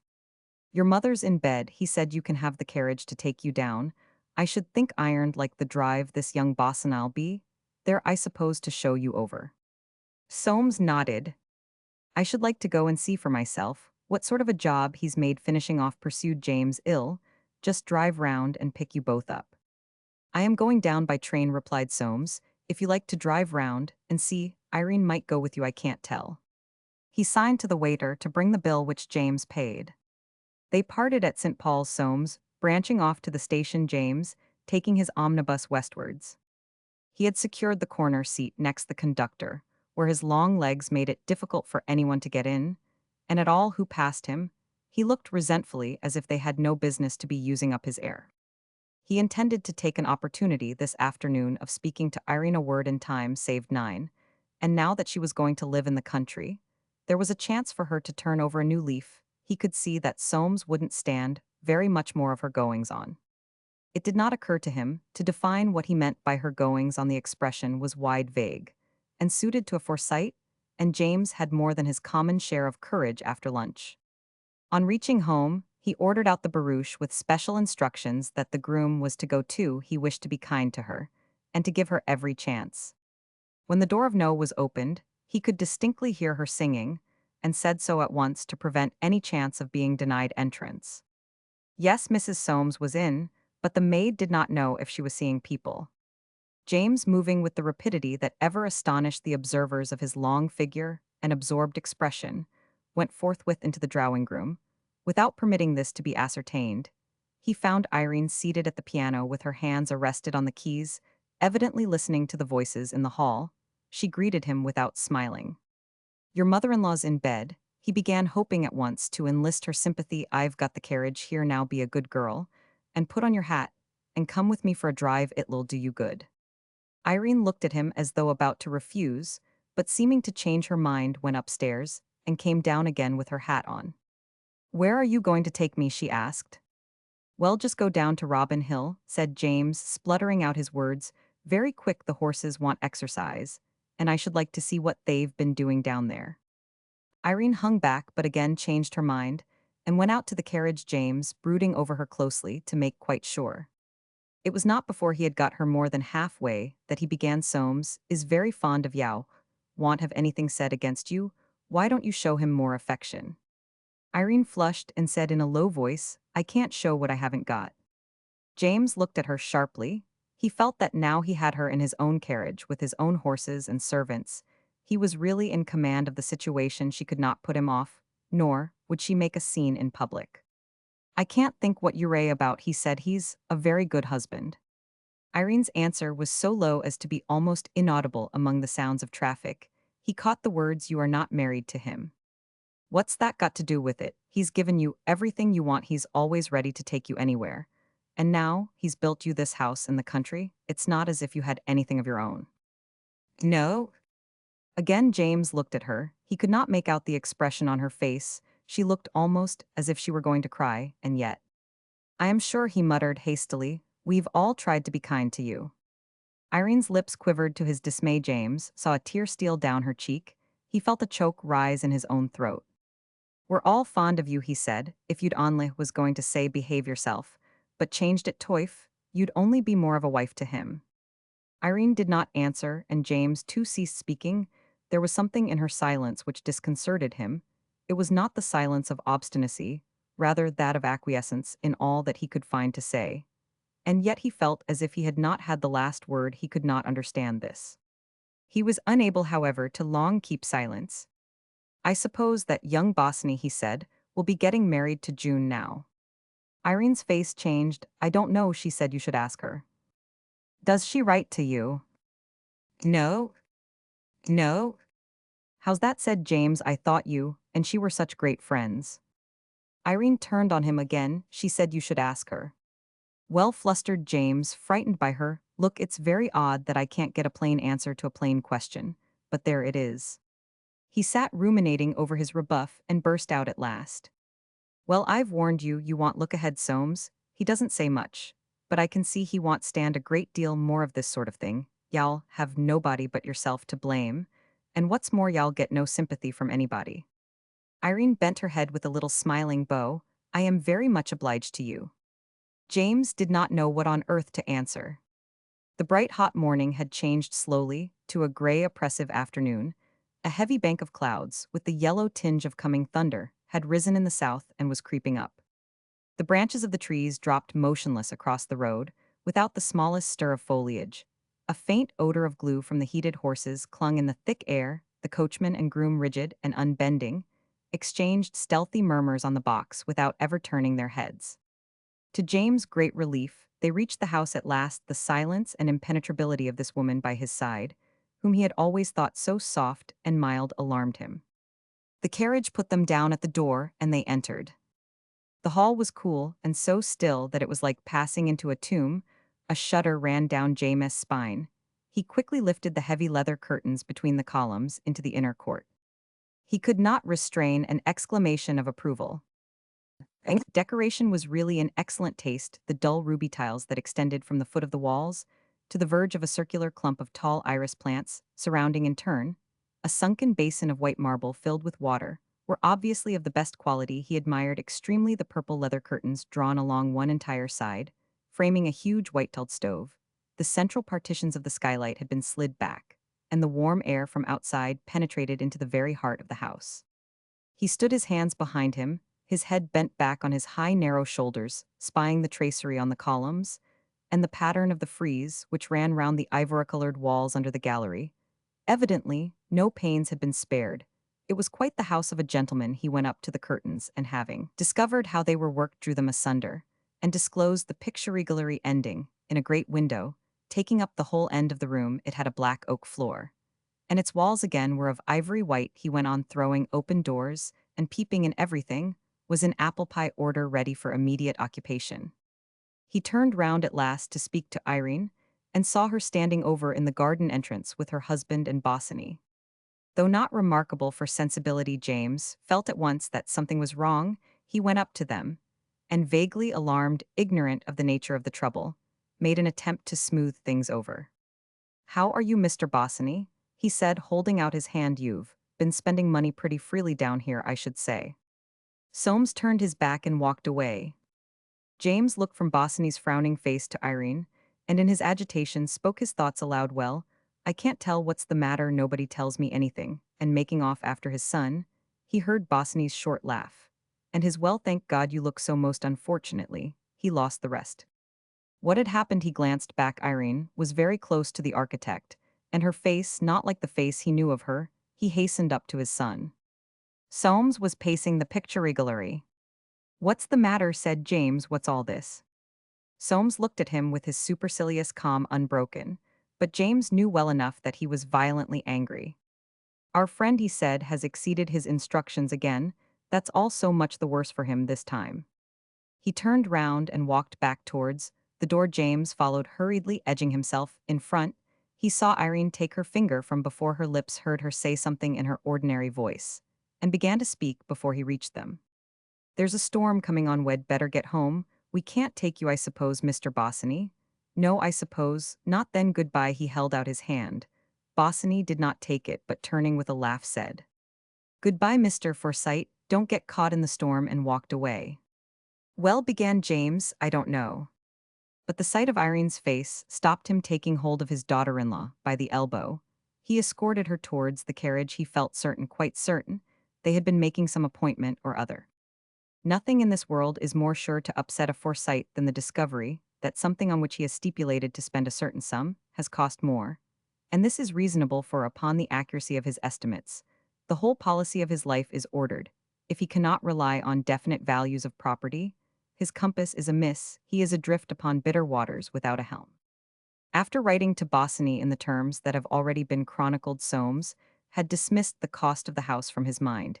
He believed that he had made the matter of the final cost so very plain that the possibility of its being again exceeded had really never entered his head. On hearing from Bosinney that his limit of £12,000 would be exceeded by something like 400, he had grown white with anger.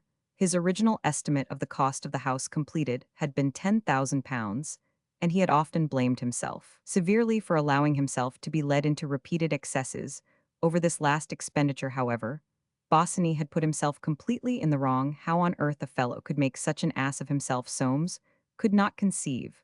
But he had done so, and all the rancor and hidden jealousy that had been burning against him for so long was now focused in rage at this crowning piece of extravagance. The attitude of the confident and friendly husband was gone to preserve proper to his wife, had assumed it to preserve property of another kind, he lost it now.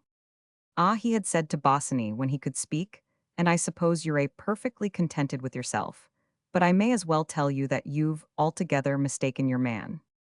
What he meant by those words he did not quite know at the time, but after dinner, he looked up the correspondence between himself and Bosinney, to make quite sure there could be no two opinions about it. The fellow had made himself liable for that extra 400, or at all events for 350 of it, and he would have to make it good. He was looking at his wife's face when he came to this conclusion, seated in her usual seat on the sofa. She was altering the lace on a collar. She had not once spoken to him all the evening. He went up to the mantelpiece, and contemplating his face in the mirror, said, "Your friend, the buccaneer, has made a fool of himself. He will have to pay for it." She looked at him scornfully, and answered, "I don't know what you are talking about. You soon will a mere trifle quite, beneath your contempt for £100. Do you mean that you are going to make him pay that towards this hateful house?" "I do. And you know he's got nothing." "Yes." "Then you are meaner than I thought you." Soames turned from the mirror, and unconsciously taking a china cup from the mantelpiece, clasped his hands around it, as though praying. He saw her bosom rise and fall, her eyes darkening with anger. And taking no notice of the taunt, he asked quietly, "Are you carrying on a flirtation with Bosinney?" "No, I am not." Her eyes met his, and he looked away. He neither believed nor disbelieved her. But he knew that he had made a mistake in asking. He never had known, never would know what she was thinking. The sight of her inscrutable face, the thought of all the hundreds of evenings he had seen her sitting there like that, soft and passive, but unreadable unknown, enraged him beyond measure. "I believe you are made of stone," he said, clenching his fingers so hard that he broke the fragile cup. The pieces fell into the grate, and Irene smiled. "You seem to forget," she said, "that cup is not." Soames gripped her arm. "A good beating," he said, "is the only thing that would bring you to your senses," but turning on his heel, he left the room. Chapter 14. Soames sits on the stairs. Soames went upstairs that night with the feeling that he had gone too far. He was prepared to offer excuses for his words. He turned out the gas still burning in the passage. Outside their room, pausing with his hand on the knob of the door, he tried to shape his apology, for he had no intention of letting her see that he was nervous. But the door did not open, nor when he pulled it and turned the handle firmly, she must have locked it for some reason and forgotten. Entering his dressing room, where the gas was also lighted and burning low, he went quickly to the other door. That too was locked. Then he noticed that the camp bed which he occasionally used was prepared, and his sleeping suit laid out upon it. He put his hand up to his forehead and brought it away when it dawned on him that he was barred out. He went back to the door and, rattling the handle stealthily, called, "Unlock the door, do you hear? Unlock the door." There was a faint rustling, but no answer. "Do you hear? Let me in at once. I insist on being let in." He could catch the sound of her breathing close to the door, like the breathing of a creature threatened by danger. There was something terrifying in this inexorable silence, in the impossibility of getting at her. He went back to the other door, and putting his whole weight against it, tried to burst it open. The door was a new one, had them renewed himself in readiness for their coming in after the honeymoon. In a rage, he lifted his foot to kick in the panel. The thought of the servants restrained him, and he felt suddenly that he was beaten. Flinging himself down in the dressing room, he took up a book. But instead of the print, he seemed to see his wife with her yellow hair flowing over her bare shoulders, and her great dark eyes standing like an animal at bay. And the whole meaning of her act of revolt came to him. She meant it to be for good. He could not sit still, and went to the door again. He could still hear her, and he called, "Irene, Irene." He did not mean to make his voice pathetic. In ominous answer, the faint sound ceased. He stood with clenched hands, thinking. Presently he stole round on tiptoe, and running suddenly at the other door, made a supreme effort to break it open. It creaked, but did not yield. He sat down on the stairs and buried his face in his hands. For a long time he sat there in the dark, the moon through the skylight above laying a pale smear, which lengthened slowly towards him down the stairway. He tried to be philosophical. Since she had locked her doors, she had no further claim as a wife, and he would console himself with other women. It was but a spectral journey he made among such delights, had no appetite for these exploits. He had never had much, and he had lost the habit. He felt that he could never recover it. His hunger could only be appeased by his wife, inexorable, and frightened behind these shut doors, no other woman could help him. This conviction came to him with terrible force out there in the dark. His philosophy left him, and surly anger took its place. Her conduct was immoral, inexcusable, worthy of any punishment within his power. He desired no one but her, and she refused him. She must really hate him then. He had never believed it, yet he did not believe it now. It seemed to him incredible. He felt as though he had lost forever his power of judgment. If she, so soft and yielding as he had always judged her, could take this decided step, what could not happen? Then he asked himself again, if she were carrying on an intrigue with Bosinney. He did not believe that she was. He could not afford to believe such a reason for her conduct. The thought was not to be faced. It would be unbearable to contemplate the necessity of making his marital relations public property, short of the most convincing proofs. He must still refuse to believe, for he did not wish to punish himself, and all the time at heart did believe. The moonlight cast a grayish tinge over his figure, hunched against the staircase wall. Bosinney was in love with her. He hated the fellow, and would not spare him now he could, and would refuse to pay a penny piece over £12,050, extreme limit, fixed in the correspondence, or rather, he would pay and sue him for damages. He would go to Jobling and Bolter, and put the matter in their hands. He would ruin the impecunious beggar, and suddenly, though, what connection between the thoughts reflected that Irene had no money either. They were both beggars. This gave him a strange satisfaction. The silence was broken by a faint creaking through the wall. She was going to bed at last. Odd joy and pleasant dreams. If she threw the door open wide, he would not go in now. But his lips that were twisted in a bitter smile twitched. He covered his eyes with his hands. It was late the following afternoon, when Soames stood in the dining-room window, gazing gloomily into the square.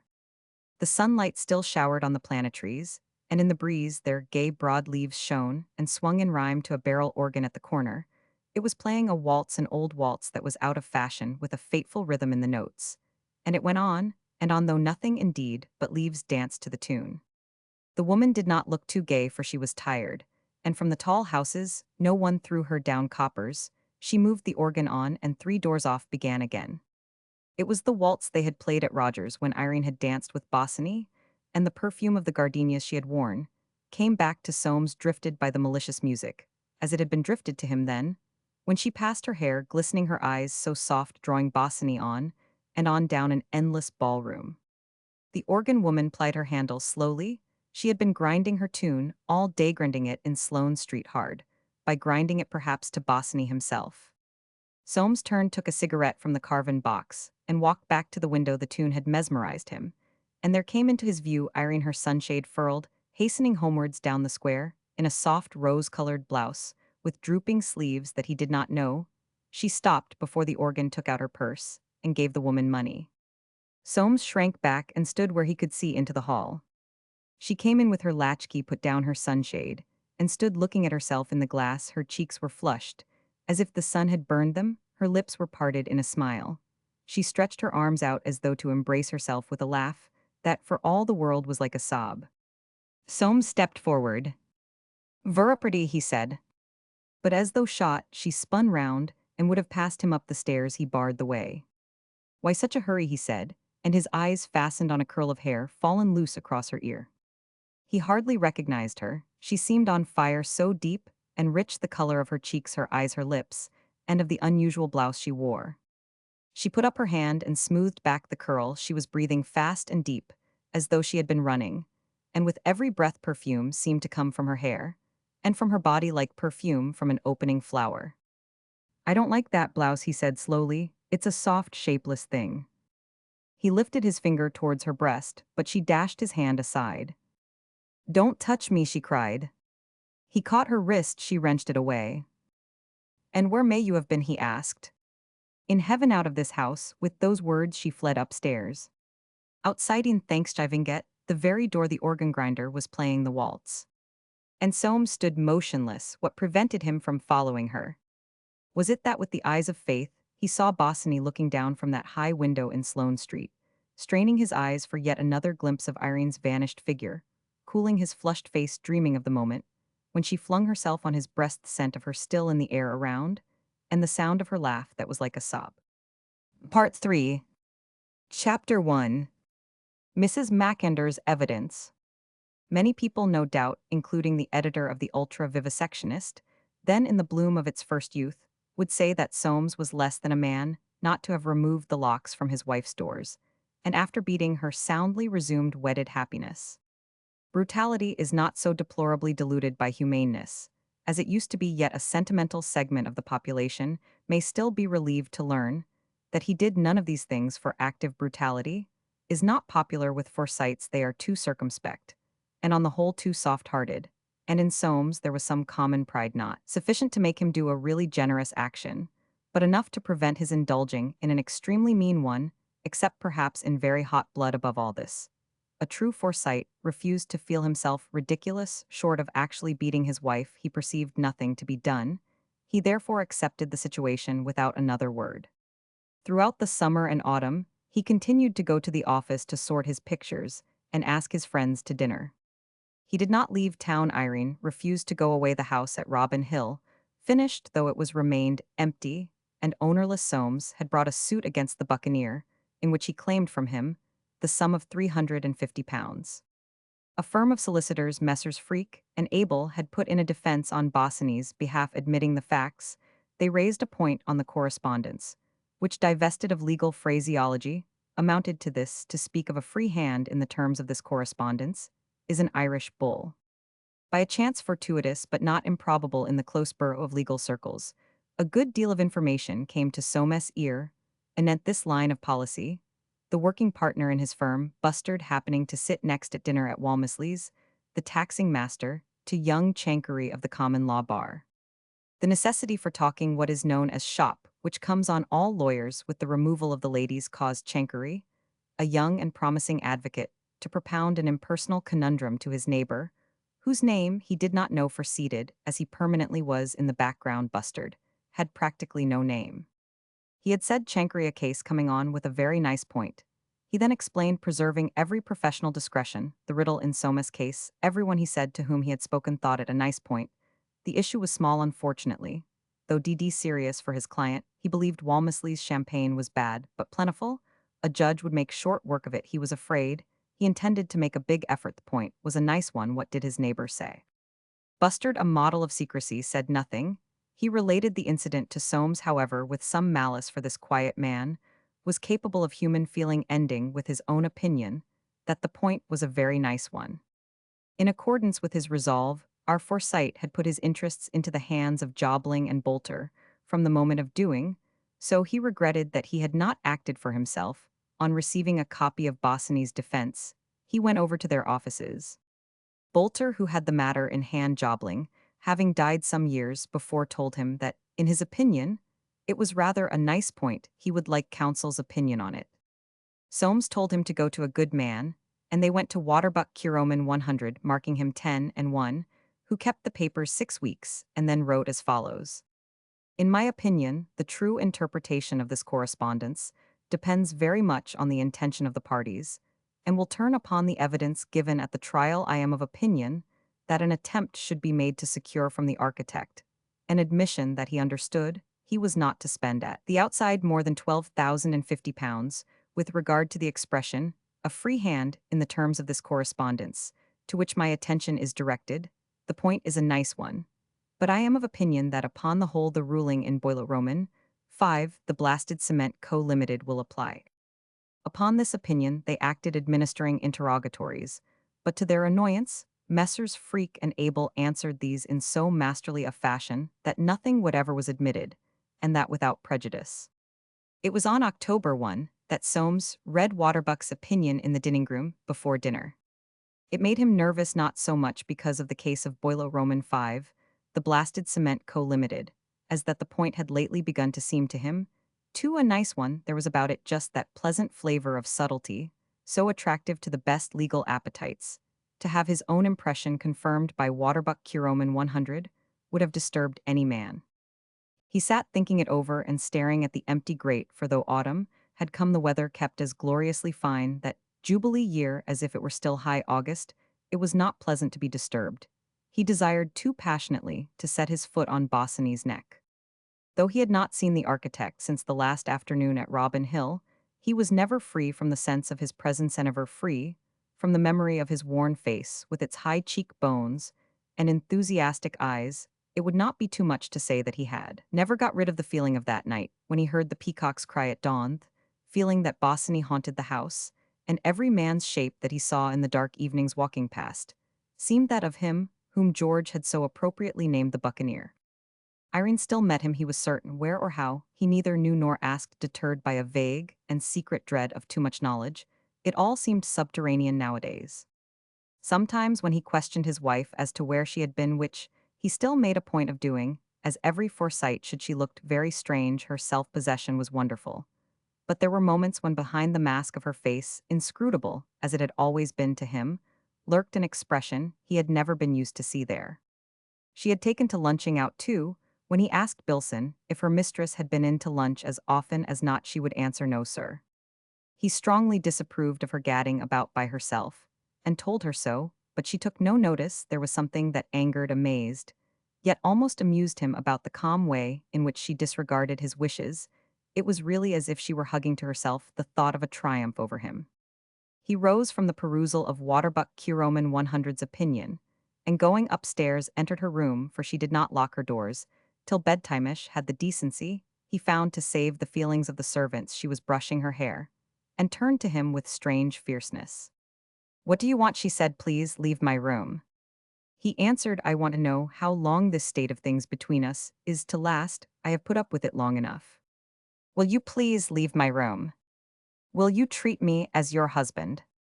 No? Then I shall take steps to make you. Adieu."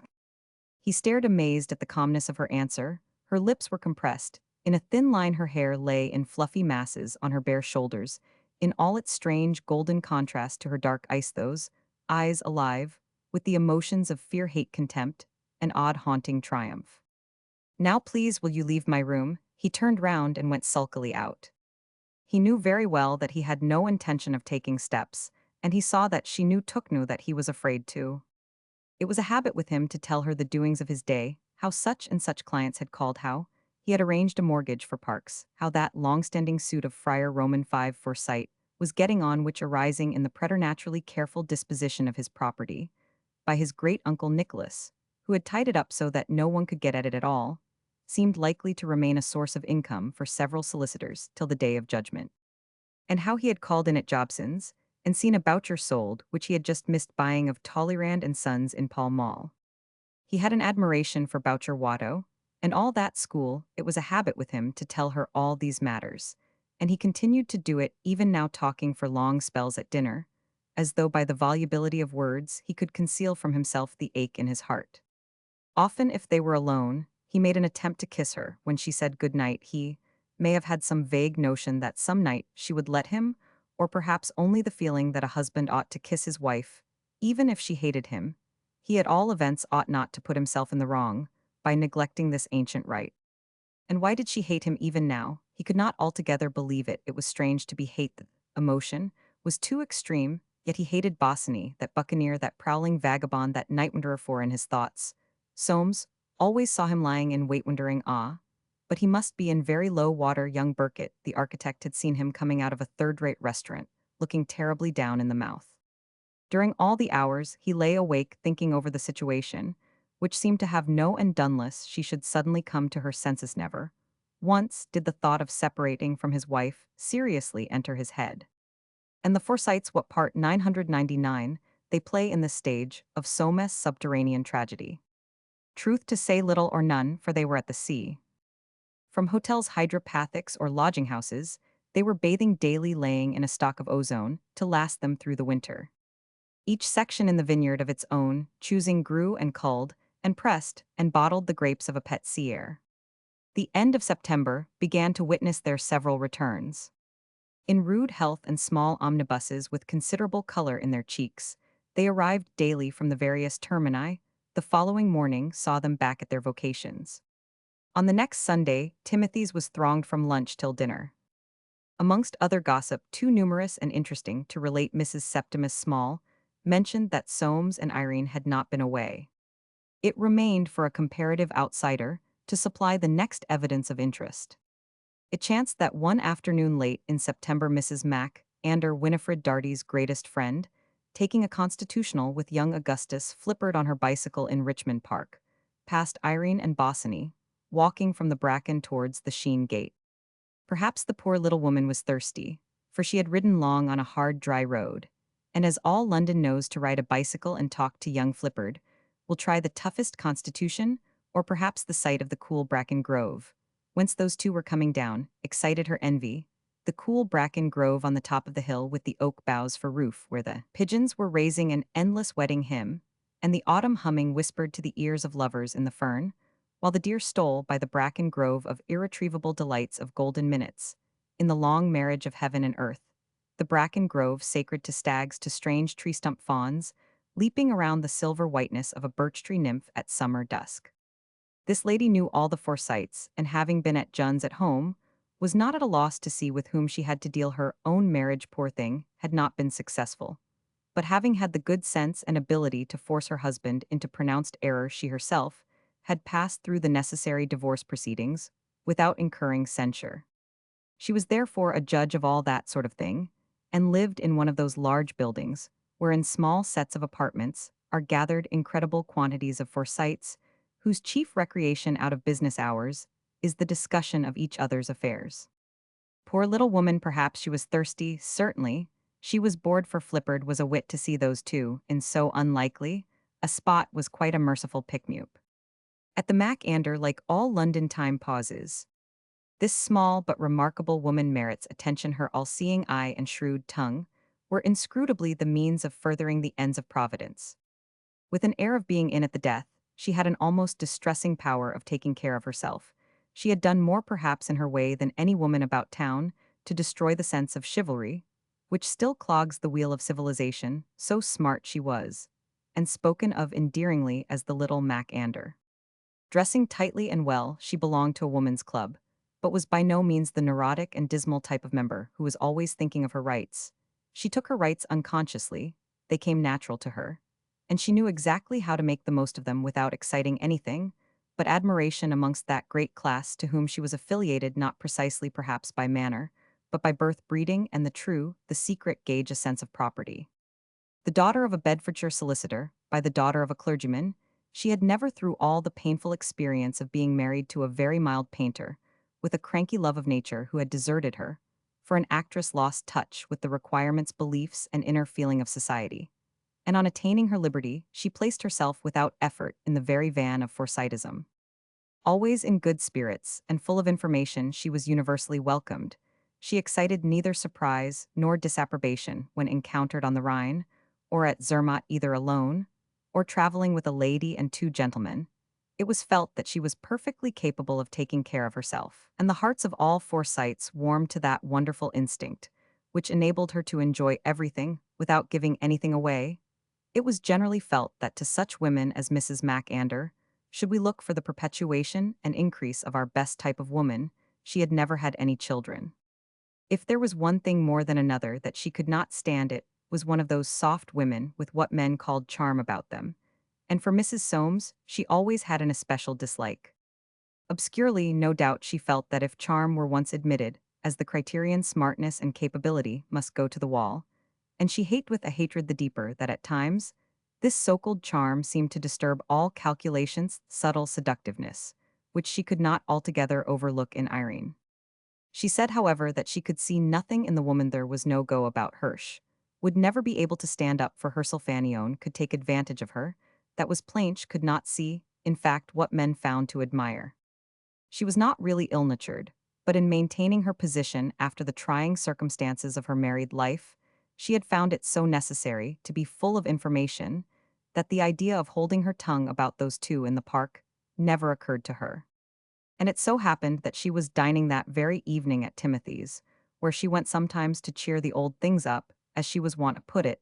The same people were always asked to meet her, Winifred Darty and her husband Francie, because she belonged to the artistic circles. For Mrs. Mac Ander was known to contribute articles on dress to the ladies' kingdom, come, and for her to flirt with, provided they could be obtained, two of the Hayman boys, who, though they never said anything, were believed to be fast and thoroughly intimate with all that was latest in smart society.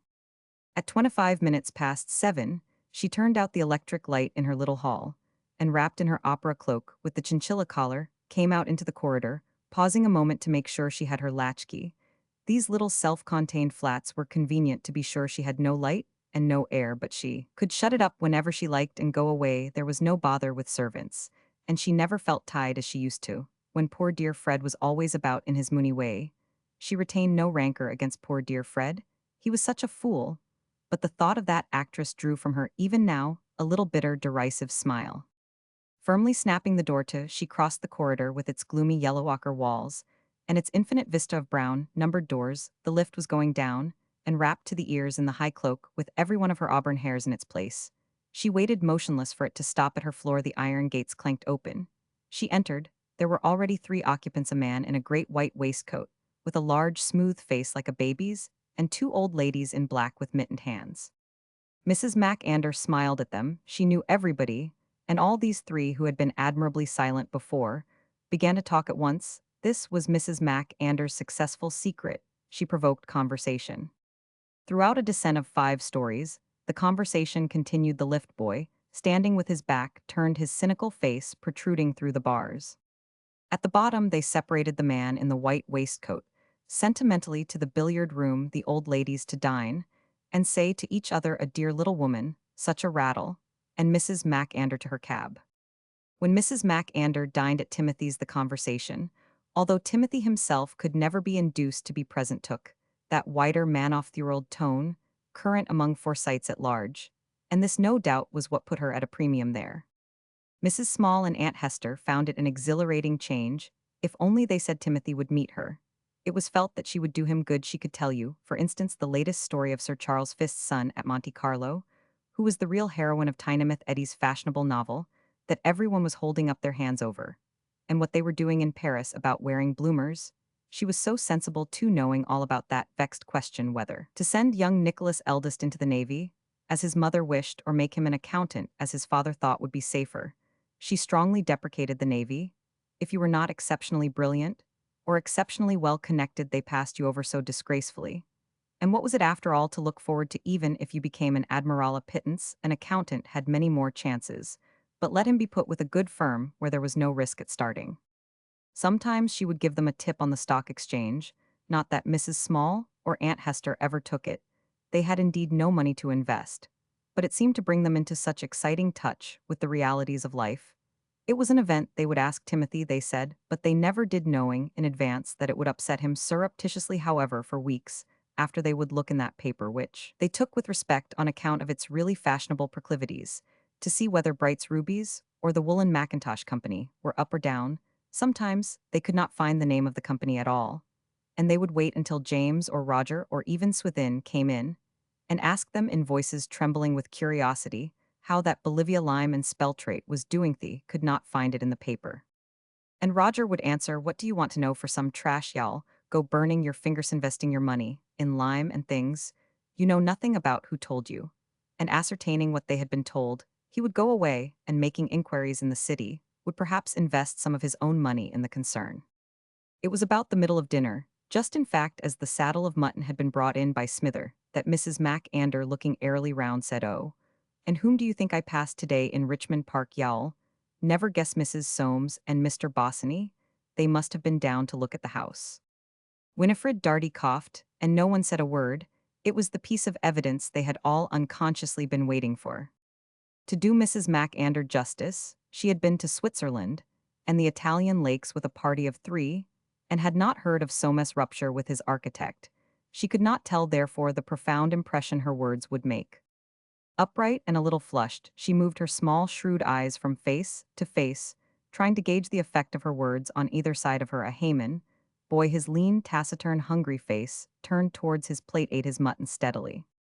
These 2, Giles and Jessie, were so alike and so inseparable that they were known as the Dromios. They never talked, and seemed always completely occupied. In doing nothing, it was popularly supposed that they were cramming for an important examination. They walked without hats for long hours in the gardens, attached to their house books in their hands, a fox-terrier at their heels, never saying a word and smoking all the time. Every morning, about 50 yards apart, they trotted down Campden Hill on 2 lean hacks with legs as long as their own, and every morning about an hour later, still 50 yards apart, they cantered up again. Every evening, wherever they had dined, they might be observed about 10:30 leaning over the balustrade of the Alhambra promenade. They were never seen otherwise than together in this way, passing their lives apparently perfectly content. Inspired by some dumb stirring within them of the feelings of gentlemen, they turned at this painful moment to Mrs. Macander, and said in precisely the same voice, "Have you seen the—" Such was her surprise at being thus addressed that she put down her fork, and Smither, who was passing promptly, removed her plate. Mrs. Macander, however, with presence of mind, said instantly, "I must have a little more of that nice mutton." But afterwards in the drawing-room, she sat down by Mrs. Small, determined to get to the bottom of the matter, and she began. "What a charming woman Mrs. Soames, such a sympathetic temperament. Soames is a really lucky man." Her anxiety for information had not made sufficient allowance for that inner Forsyte skin, which refuses to share its troubles with outsiders.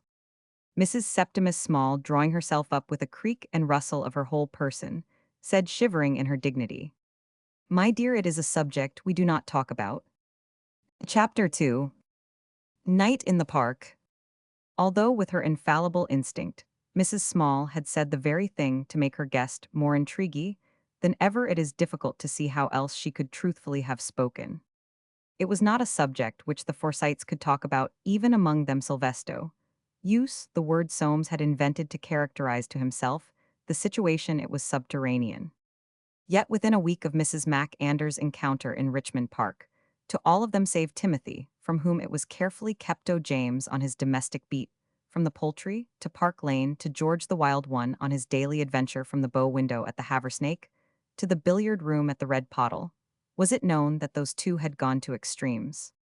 George, it was he who invented many of those striking expressions, still current in fashionable circles, voiced the sentiment more accurately than anyone when he said to his brother Eustace that the buccaneer was going it, he expected Soames was about fed up. It was felt that he must be, and yet what could be done? He ought perhaps to take steps, but to take steps would be deplorable. Without an open scandal, which they could not see their way to recommending, it was difficult to see what steps could be taken in this impasse. The only thing was to say nothing to Soames, and nothing to each other, in fact to pass it over. By displaying towards Irene a dignified coldness, some impression might be made upon her, but she was seldom now to be seen, and there seemed a slight difficulty in seeking her out on purpose to show her coldness. Sometimes in the privacy of his bedroom James would reveal to Emily the real suffering that his son's misfortune caused him. "I can't tell," he would say, "it worries me out of my life. There'll be a scandal, and that'll do him. No good, I shan't say anything to him. There might be nothing in it. What do you think? She's very artistic, they tell me. What, oh, you're a regular Julie? Well, I don't know, I expect the worst. This is what comes of having no children. I knew how it would be from the first. They never told me. They didn't mean to have any children. Nobody tells me anything." On his knees by the side of the bed, his eyes open, and fixed with worry, he would breathe into the counterpane, clad in his nightshirt, his neck poked forward, his back rounded. He resembled some long white bird. "Our Father," he repeated, turning over and over again the thought of this possible scandal. Like old Jolyon, he too, at the bottom of his heart, set the blame of the tragedy down to family interference.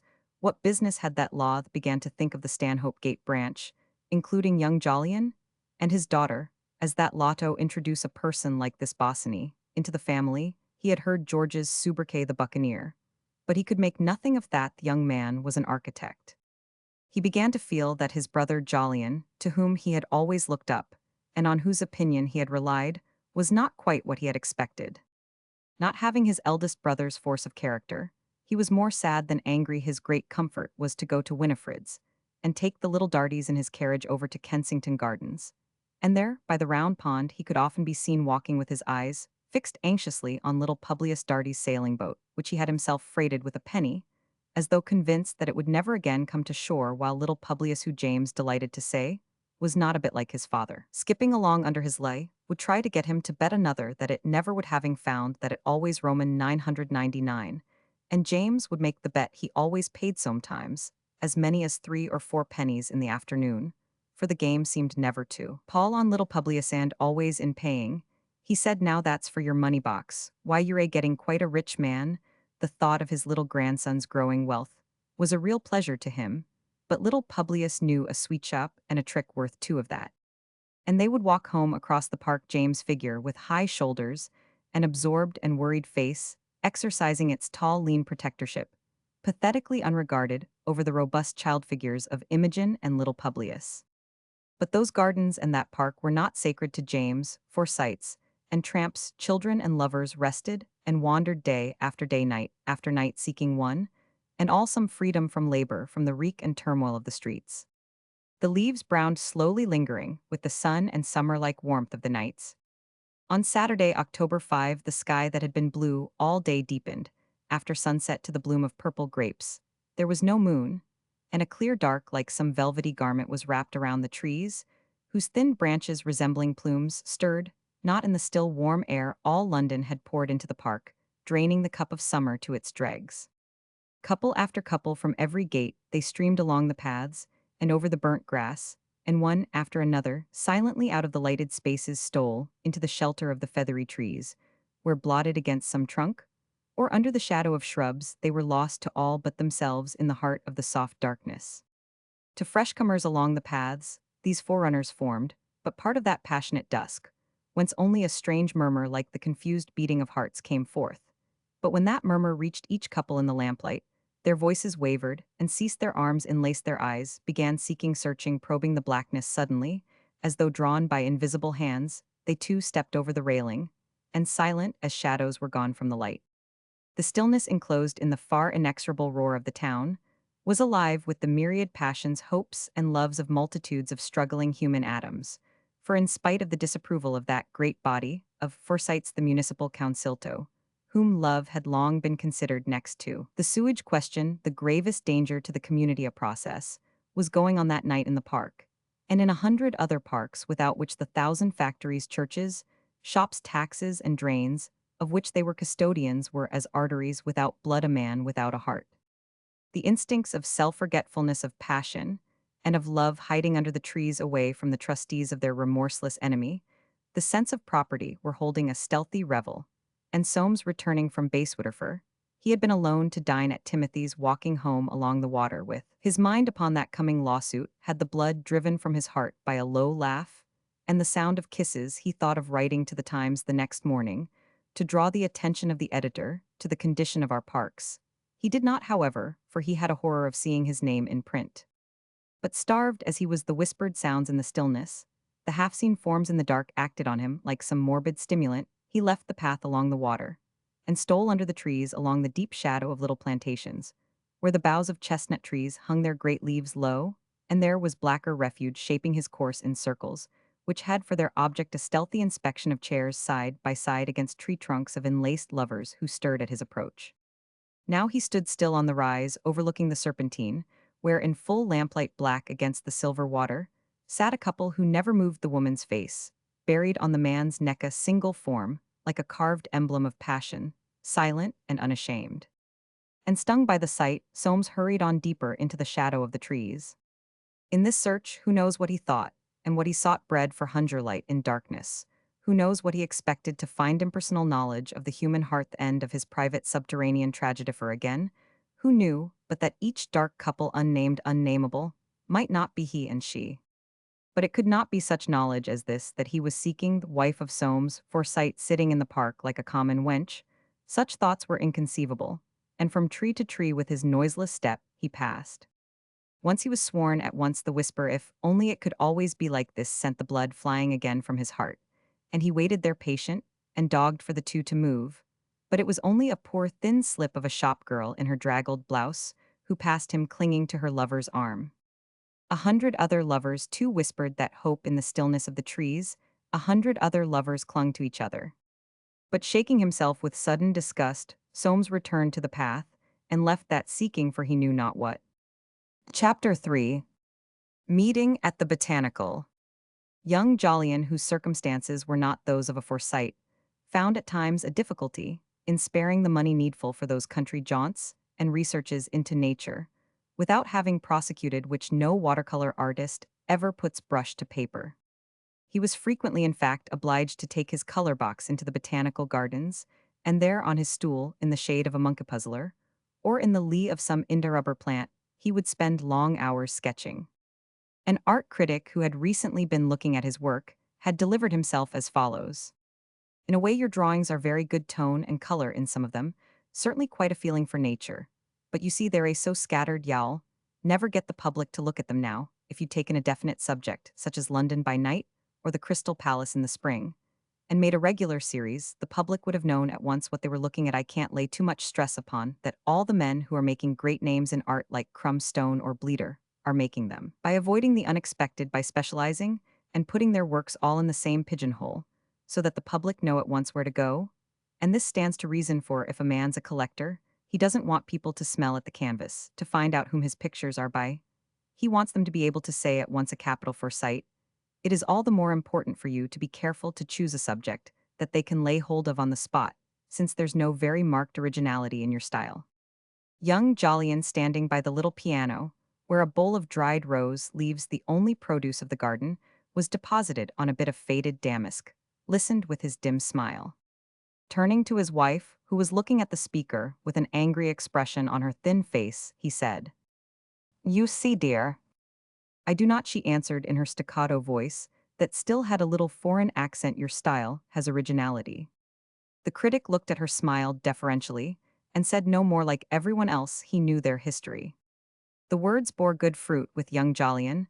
They were contrary to all that he believed in, to all that he theoretically held good in his art, but some strange, deep instinct moved him against his will to turn them to profit. He discovered, therefore, one morning that an idea had come to him for making a series of watercolor drawings of London. How the idea had arisen he could not tell, and it was not till the following year, when he had completed and sold them at a very fair price, that, in one of his impersonal moods, he found himself able to recollect the art critic, and to discover in his own achievement another proof that he was a Forsyte. He decided to commence with the botanical gardens, where he had already made so many studies, and chose the little artificial pond, sprinkled now with an autumn shower of red and yellow leaves, for though the gardeners longed to sweep them off, they could not reach them with their brooms. The rest of the gardens they swept bare enough, removing every morning nature's rain of leaves, piling them in heaps, whence from slow fires rose the sweet acrid smoke that, like the cuckoo's note for spring, the scent of lime trees for the summer, is the true emblem of the fall. The gardeners' tidy souls could not abide the gold and green and russet pattern on the grass. The gravel paths must lie unstained, ordered, methodical, without knowledge of the realities of life, nor of that slow and beautiful decay, which flings crowns underfoot to star the earth with fallen glories, whence, as the cycle rolls, will leap again wild spring. Thus each leaf that fell was marked from the moment when it fluttered a goodbye and dropped slow, turning from its twig. But on that little pond, the leaves floated in peace and praised heaven with their hues, the sunlight haunting over them. And so young Jolyon found them. Coming there one morning in the middle of October, he was disconcerted to find a bench about 20 paces from his stand occupied, for he had a proper horror of anyone seeing him at work. A lady in a velvet jacket was sitting there with her eyes fixed on the ground. A flowering laurel, however, stood between, and taking shelter behind this, young Jolyon prepared his easel. His preparations were leisurely. He caught, as every true artist should, at anything that might delay for a moment the effort of his work, and he found himself looking furtively at this unknown dame. Like his father before him, he had an eye for a face. This face was charming. He saw a rounded chin nestling in a cream ruffle, a delicate face with large dark eyes and soft lips. A black picture hat concealed the hair. Her figure was lightly poised against the back of the bench. Her knees were crossed. The tip of a patent leather shoe emerged beneath her skirt. There was something indeed inexpressibly dainty about the person of this lady, but young Jolyon's attention was chiefly riveted by the look on her face, which reminded him of his wife. It was as though its owner had come into contact with forces too strong for her. It troubled him, arousing vague feelings of attraction and chivalry. Who was she, and what doing there alone? Two young gentlemen of that peculiar breed at once forward, and shy, found in the Regent's Park, came by on their way to lawn tennis, and he noted with disapproval their furtive stares of admiration. A loitering gardener halted to do something unnecessary to a clump of pampas grass. He too wanted an excuse for peeping. A gentleman old, and by his hat a professor of horticulture, passed 3 times to scrutinize her long and stealthily, a queer expression about his lips. With all these men, young Jolyon felt the same vague irritation. She looked at none of them, Yet was he certain that every man who passed would look at her like that.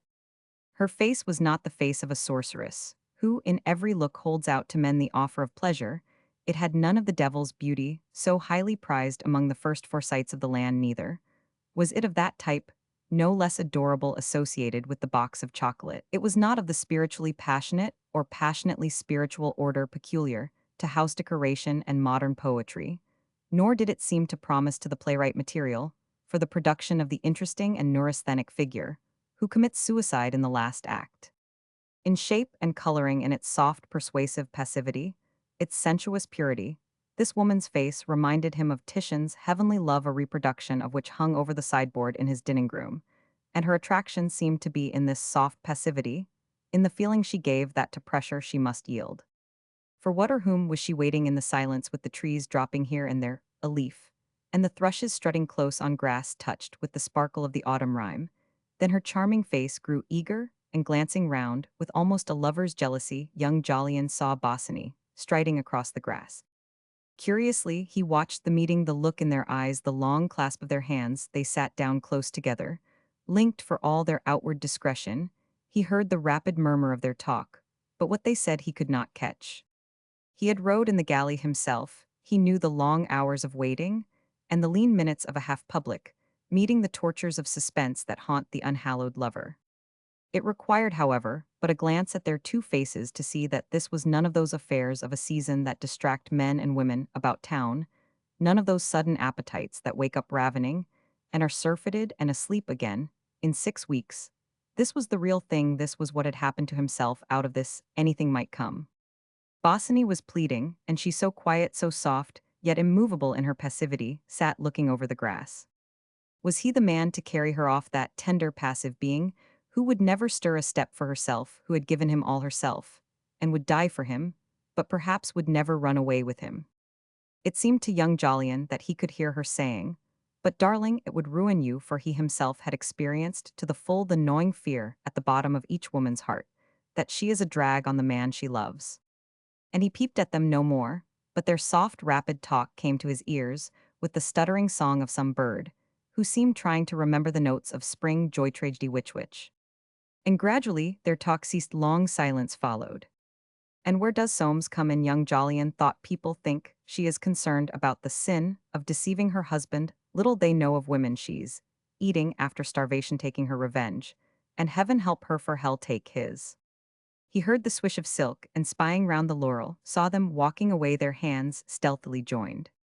At the end of July, old Jolyon had taken his granddaughter to the mountains, and on that visit, the last they ever paid, June recovered to a great extent her health and spirits in the hotels filled with British Forsytes. For old Jolyon could not bear a set of Germans, as he called all foreigners. Was looked upon with respect only granddaughter of that fine-looking and evidently wealthy old Mr. Forsyte.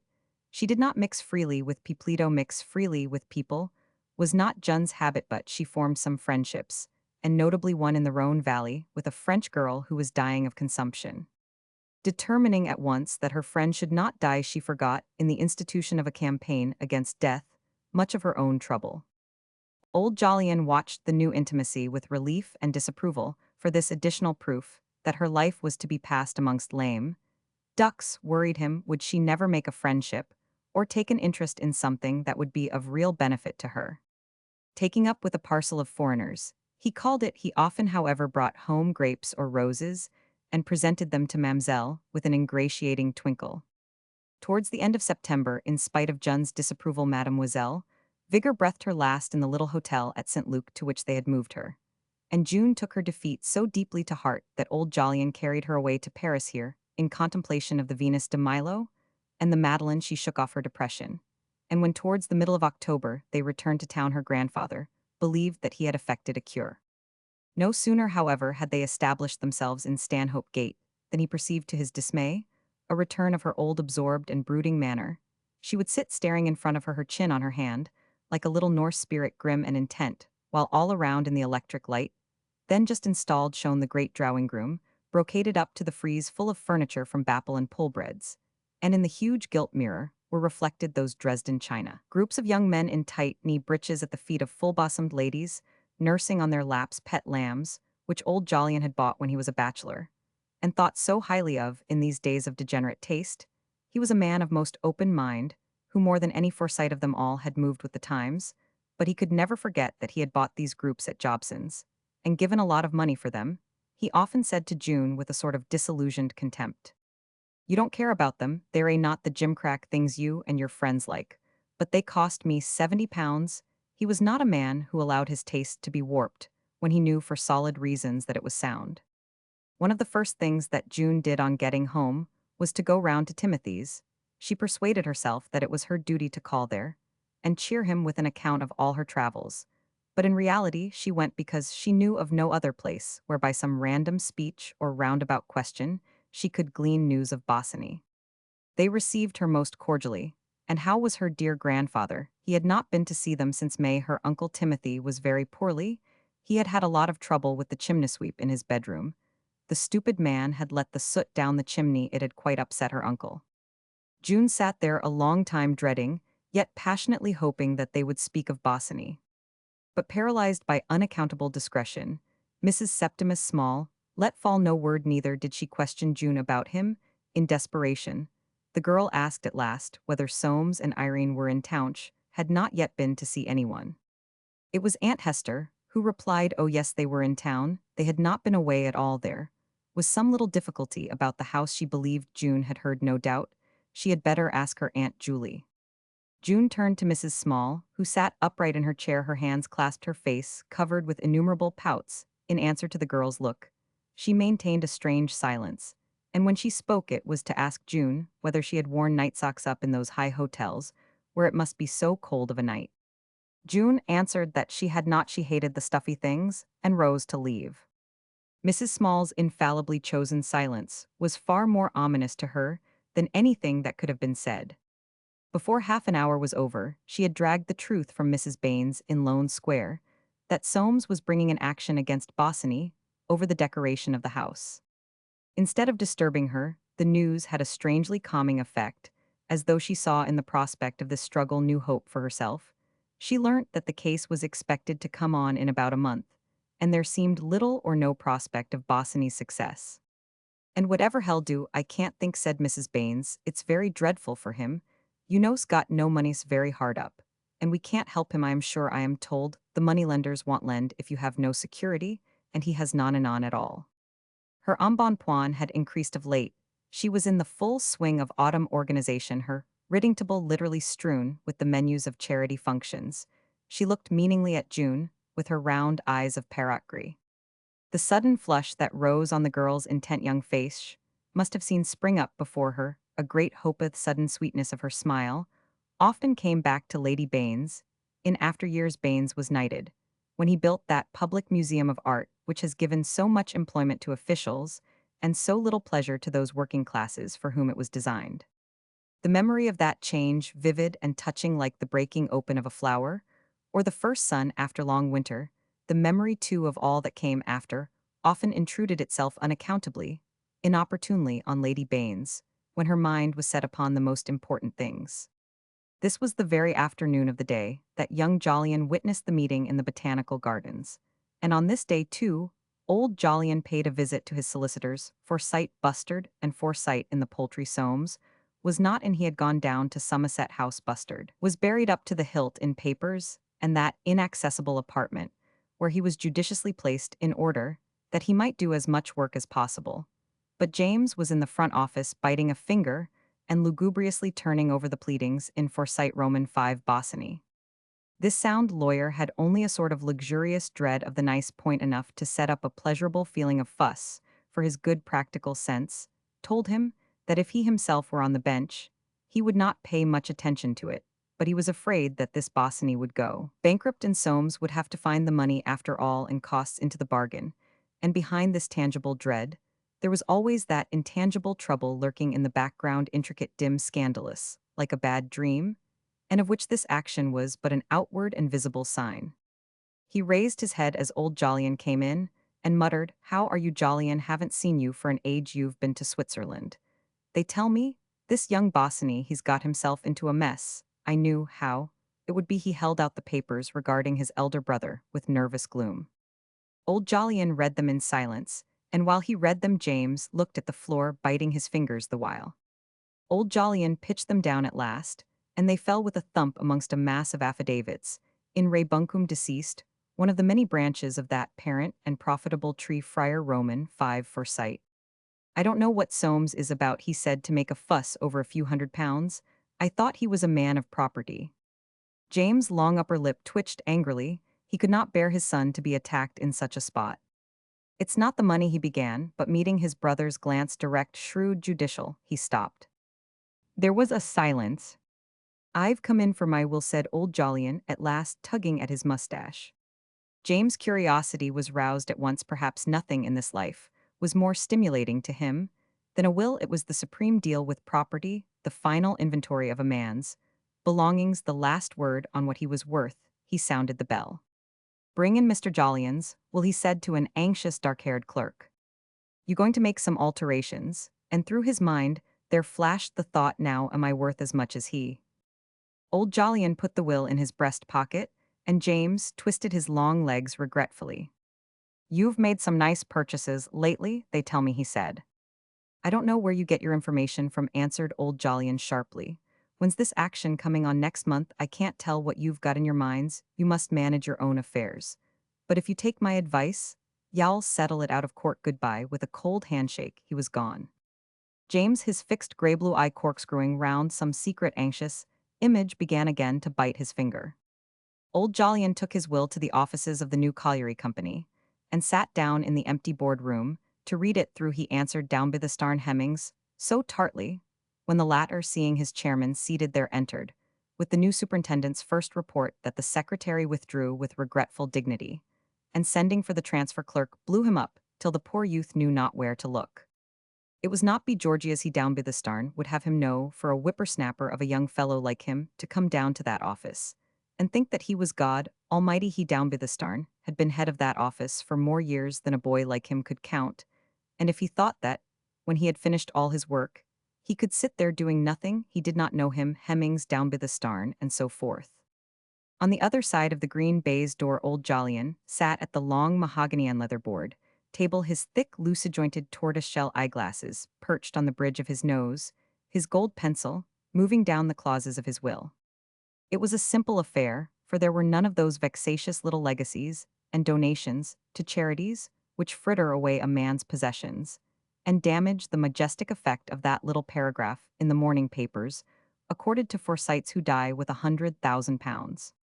A simple affair, just a bequest to his son of 20,000, and as to the residue of my property of whatsoever kind, whether realty or personalty, or partaking of the nature of ether upon trust, to pay the proceeds, rents, annual produce, dividends, or interest thereof and thereon to my said granddaughter June Forsyte, or her assigns during her life, to be for her sole use and benefit, and without etc., and from and after her death or decease upon trust to convey, assign, transfer, or make over the said last mentioned lands, hereditaments, premises, trust, moneys, stocks, funds, investments, and securities, or such as shall then stand for and represent the same unto such person or persons, whether one or more, for such intents, purposes, and uses, and generally in such manner, way, and form, in all respects, as the said June Forsyte, notwithstanding coverture, shall by her last will and testament, or any writing or writings in the nature of a will, testament, or testamentary disposition, to be by her duly made, signed, and published, direct, appoint,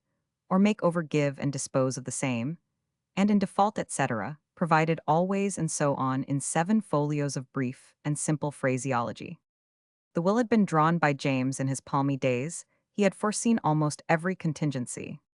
Old Jolyon sat a long time reading this will. At last, he took half a sheet of paper from the rack, and made a prolonged pencil note.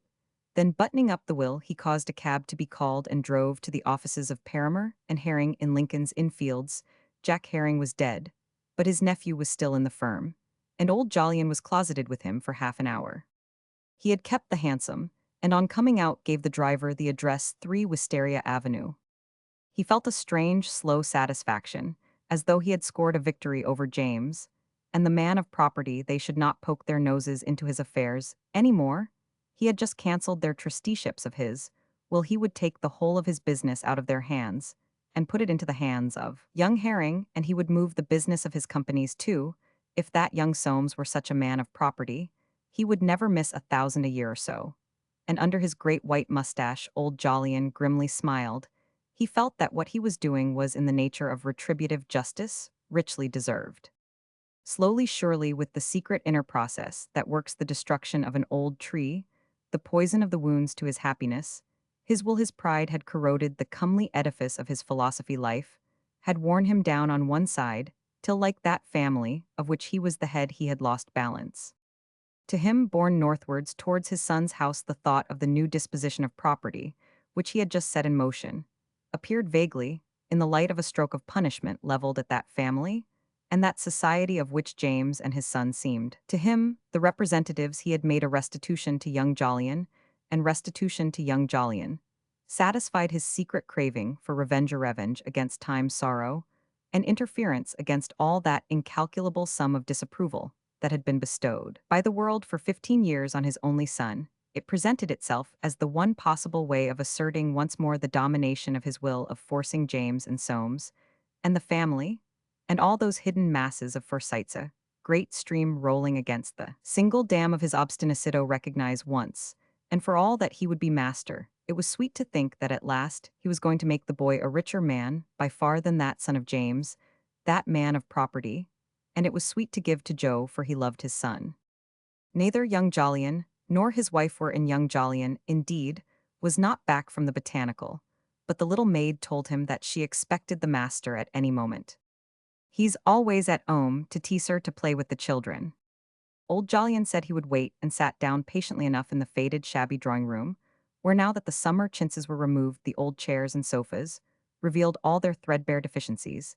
He longed to send for the children, to have them there beside him, their supple bodies against his knees, to hear Jolly's hallo gran, and see his rush, and feel Holly's soft little hand stealing up against his cheek. But he would not. There was solemnity in what he had come to do, and until it was over he would not play. He amused himself by thinking how, with 2 strokes of his pen, he was going to restore the look of caste, so conspicuously absent from everything, in that little house. How he could fill these rooms or others in some larger mansion with triumphs of art from Bapple and Pulbreads. How he could send little Jolly to Harrow and Oxford. He no longer had faith in Eton and Cambridge, for his son had been there. How he could procure little Holly the best musical instruction. The child had a remarkable aptitude. As these visions crowded before him, causing emotion to swell his heart, he rose and stood at the window, looking down into the little walled strip of garden, where the pear tree, bare of leaves before its time, stood with gaunt branches in the slow-gathering mist of the autumn afternoon. The dog Balthazar, his tail curled tightly over a piebald furry back, was walking at the farther end, sniffing at the plants, and at intervals placing his leg for support against the wall. And old Jolyon mused. What pleasure was there left but to give? It was pleasant to give, when you could find one who would be thankful for what you gave, one of your own flesh and blood.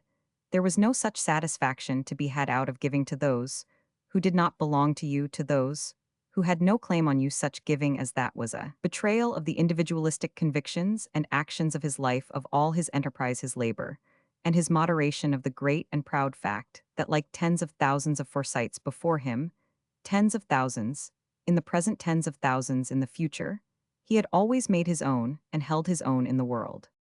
And while he stood there looking down on the smut-covered foliage of the laurels, the black-stained grass plot, the progress of the dog Balthazar, all the suffering of the 15 years, during which he had been balked of legitimate enjoyment, mingled its gall with the sweetness of the approaching moment. Young Jolyon came at last, pleased with his work and fresh from long hours in the open air. On hearing that his father was in the drawing-room, he inquired hurriedly whether Mrs. Forsyte was at home, and being informed that she was not, heaved a sigh of relief. Then, putting his painting materials carefully in the little coat closet out of sight, he went in. With characteristic decision, old Jolyon came at once to the point. I've been altering my arrangements, Joe, he said. You can cut your coat a bit longer in the future. Settling 1,000 a year on you at once. June will have 50,000 at my death. And you the rest. That dog of yours is spoiling the garden. I shouldn't keep a dog if I were you. The dog Balthazar, seated in the center of the lawn, was examining his tail. Young Jolyon looked at the animal, but saw him dimly, for his eyes were misty. Yours won't come short of 100,000, my boy, said old Jolyon. I thought you'd better know. I haven't much longer to live at my age. I shan't allude to it again. How's your wife, and give her my love? Young Jolyon put his hand on his father's shoulder, and as neither spoke, the episode closed. Having seen his father into a hansom, young Jolyon came back to the drawing-room, and stood where old Jolyon had stood looking down on the little garden.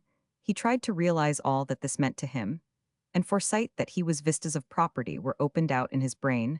The years of half-rations through which he had passed had not sapped his natural instincts. In extremely practical form, he thought of travel, of his wife's costume, the children's education, a pony for jolly 1,000 things. But in the midst of all he thought too of Bosinney and his mistress, and the broken song of the thrush joy tragedy which would the old past, the poignant, suffering, passionate, wonderful past, that no money could buy, that nothing could restore, in all its burning sweetness shed come back before him. When his wife came in, he went straight up to her and took her in his arms, and for a long time he stood without speaking, his eyes closed, pressing her to him, while she looked at him with a wondering, adoring, doubting look in her eyes. Chapter 4. Voyage into the Inferno. The morning after a certain night on which Soames at last asserted his rights, and acted like a man, he breakfasted alone. He breakfasted by gaslight, the fog of late November, wrapping the town, as in some monstrous blanket, till the trees of the square even were barely visible from the dining-room window. He ate steadily, but at times a sensation as though he could not swallow attacked him. Had he been right to yield to his overmastering hunger of the night before, and break down the resistance which he had suffered now too long from this woman, who was his lawful and solemnly constituted helpmate? He was strangely haunted by the recollection of her face, from before which, to soothe her, he had tried to pull her hands off her, terrible, smothered, sobbing, the like of which he had never heard, and still seemed to hear. And he was still haunted by the odd, intolerable feeling of remorse and shame he had felt as he stood looking at her by the flame of the single candle, before silently slinking away. And somehow, now that he had acted like this, he was surprised at himself. 2 nights before, at Winifred Darty's, he had taken Mrs. MacAnder into dinner. She had said to him, looking in his face with her sharp, greenish eyes, "And so your wife is a great friend of that Mr. Bosinney's." Not deigning to ask what she meant, he had brooded over her words. They had roused in him a fierce jealousy, which, with the peculiar perversion of this instinct, had turned to fiercer desire. Without the incentive of Mrs. MacAnder's words, he might never have done what he had done without their incentive, and the accident of finding his wife's door for once unlocked, which had enabled him to steal upon her asleep. Slumber had removed his doubts, but the morning brought them again. One thought comforted him: no one would know it was not the sort of thing that she would speak about. And indeed, when the vehicle of his daily business life, which needed so imperatively the grease of clear and practical thought, started rolling once more, with the reading of his letters, those nightmare-like doubts began to assume less extravagant importance at the back of his mind. The incident was really not of great moment. Women made a fuss about it in books, but in the cool judgment of right-thinking men of the world, of such as he recollected, often received praise in the divorce court. He had but done his best to sustain the sanctity of marriage, to prevent her from abandoning her duty, possibly, if she were still seeing Bosinney from. No, he did not regret it. Now that the first step towards reconciliation had been taken, the rest would be comparatively. He rose and walked to the window. His nerve had been shaken. The sound of smothered sobbing was in his ears again. He could not get rid of it. He put on his fur coat and went out into the fog. Having to go into the city, he took the underground railway from Sloane Square station.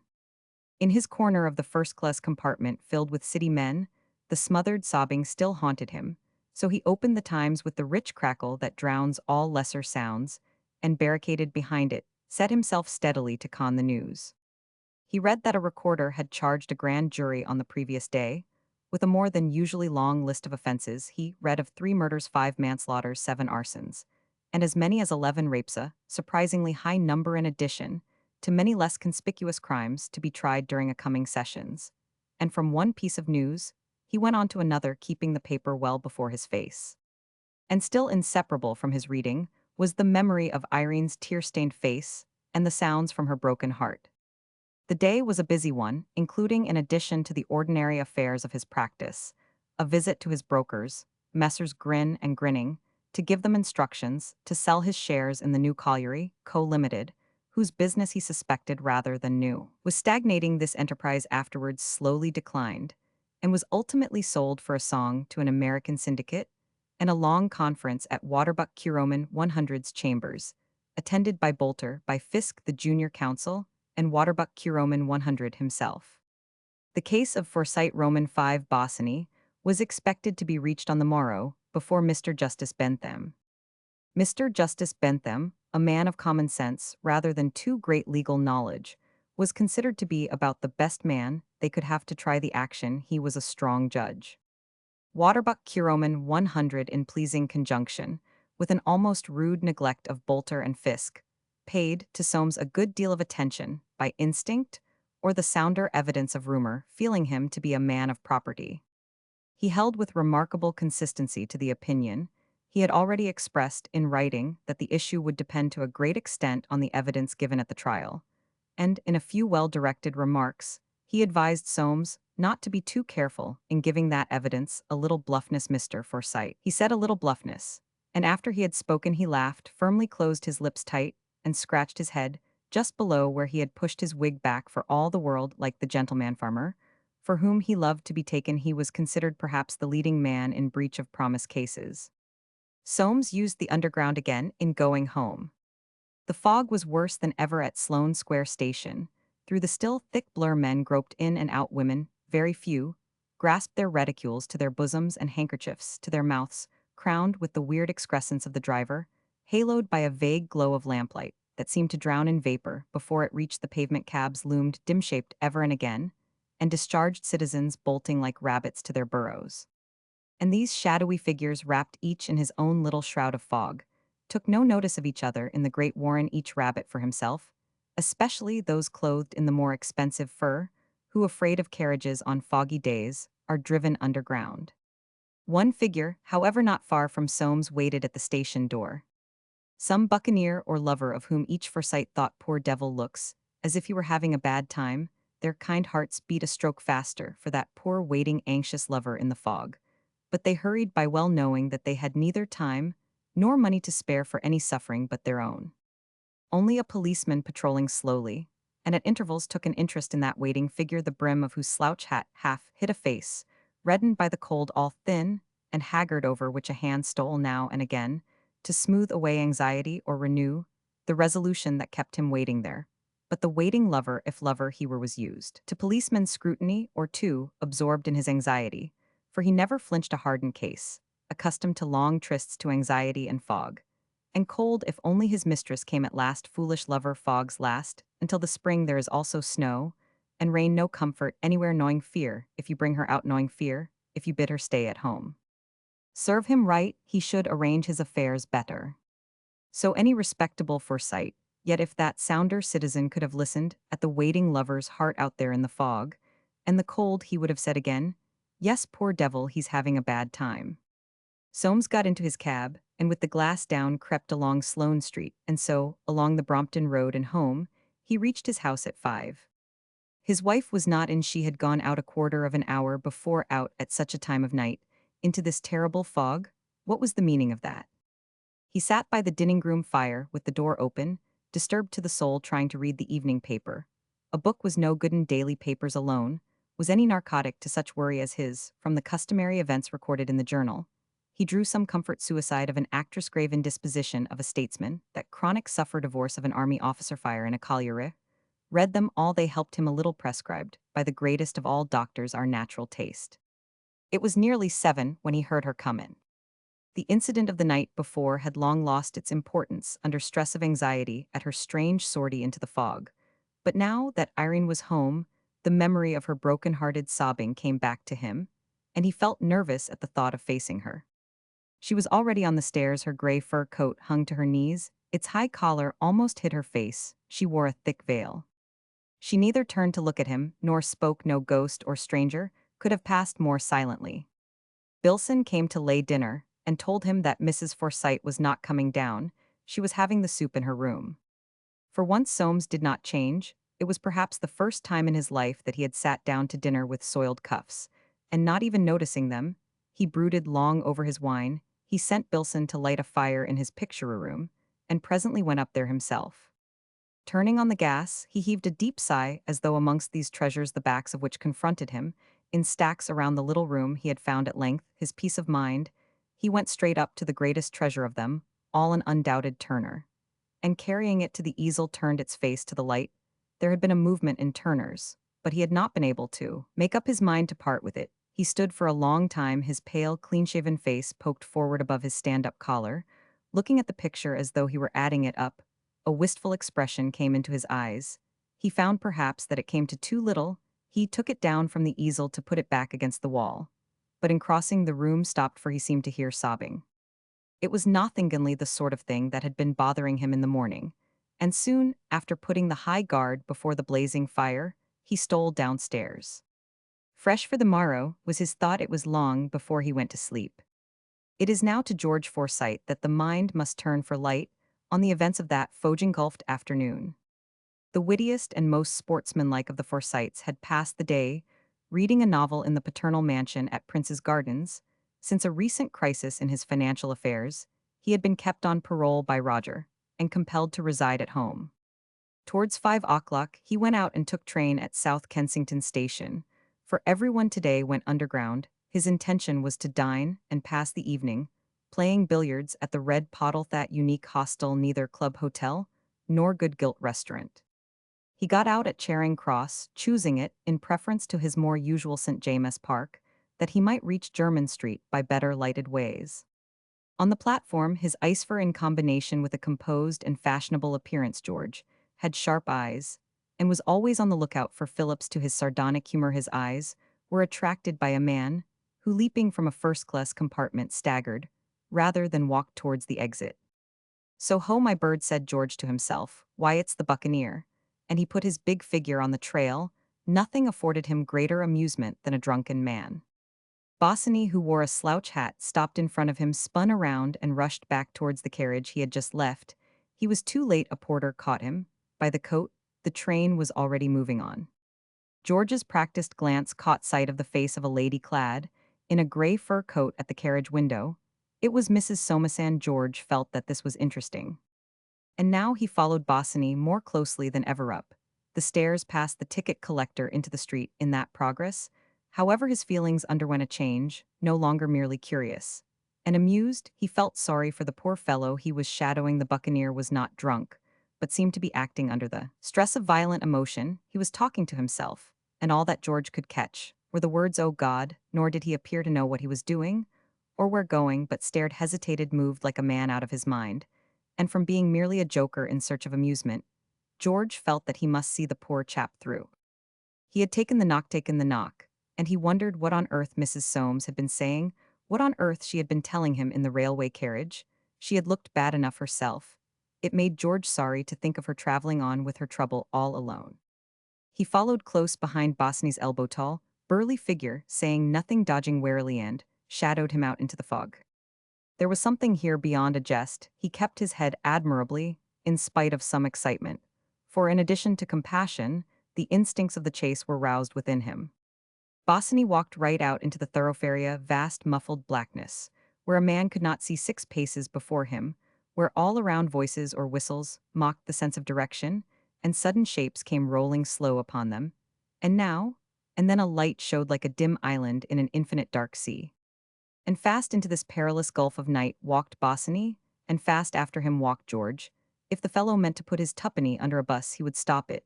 If he could across the street and back. The hunted creature strode not groping, as other men were groping in that gloom, but driven forward as though the faithful George behind wielded a knout. And this chase after a haunted man began to have for George the strangest fascination. But it was now that the affair developed in a way which ever afterwards caused it to remain green in his mind. Brought to a standstill in the fog, he heard words which threw a sudden light on these proceedings. What Mrs. Soames had said to Bosinney in the train was now no longer dark. George understood from those mutterings that Soames had exercised his rights over an estranged and unwilling wife in the greatest, the supreme act of property. His fancy wandered in the fields of this situation. It impressed him. He guessed something of the anguish, the sexual confusion and horror in Bosinney's heart. And he thought, yes, it's a bit thick. I don't wonder the poor fellow is half-cracked. He had run his quarry to earth on a bench under one of the lions in Trafalgar Square, a monster sphinx astray like themselves in that gulf of darkness. Here, rigid and silent, sat Bosinney, and George, in whose patience was a touch of strange brotherliness, took his stand behind. He was not lacking in a certain delicacy, a sense of form that, did not permit him to intrude upon this tragedy, and he waited quiet as the lion above his fur. Collar hitched above his ears, concealing the fleshy redness of his cheeks, concealing all but his eyes with their sardonic, compassionate stare, and men kept passing back from business, on the way to their clubsmen, whose figures shrouded in cocoons of fog, came into view like specters. And like specters vanished, then, even in his compassion, George's quilpish humor broke forth in a sudden longing to pluck these specters by the sleeve and say, "Hi, you Johnnies, you don't often see a show like this. Here's a poor devil, whose mistress has just been telling him a pretty little story of her husband walk up, walk up. He's taken the knock, you see." In fancy, he saw them gaping round the tortured lover, and grinned, as he thought of some respectable newly married spectre, enabled by the state of his own affections to catch an inkling of what was going on within Bosinney. He fancied he could see his mouth getting wider and wider, and the fog going down and down for in George. Was all that contempt of the middle class, especially of the married middle class, peculiar to the wild and sportsmanlike spirits in its ranks? But he began to be bored. Waiting was not what he had bargained for. After all, he thought, the poor chap will get over it, not the first time such a thing has happened in this little city. But now, his quarry again began muttering words of violent hate and anger, and following a sudden impulse George touched him on the shoulder. Bosinney spun round. "Who are you? What do you want?" George could have stood it well enough in the light of the gas lamps, in the light of that everyday world of which he was so hardy a connoisseur. But in this fog, where all was gloomy and unreal, where nothing had that matter-of-fact value associated by Forsytes with earth, he was a victim to strange qualms. And as he tried to stare back into the eyes of this maniac, he thought, "If I see a bobby ill, hand him over, he's not fit to be at large." But waiting for no answer, Bosinney strode off into the fog, and George followed, keeping perhaps a little further off, yet more than ever set on tracking him down.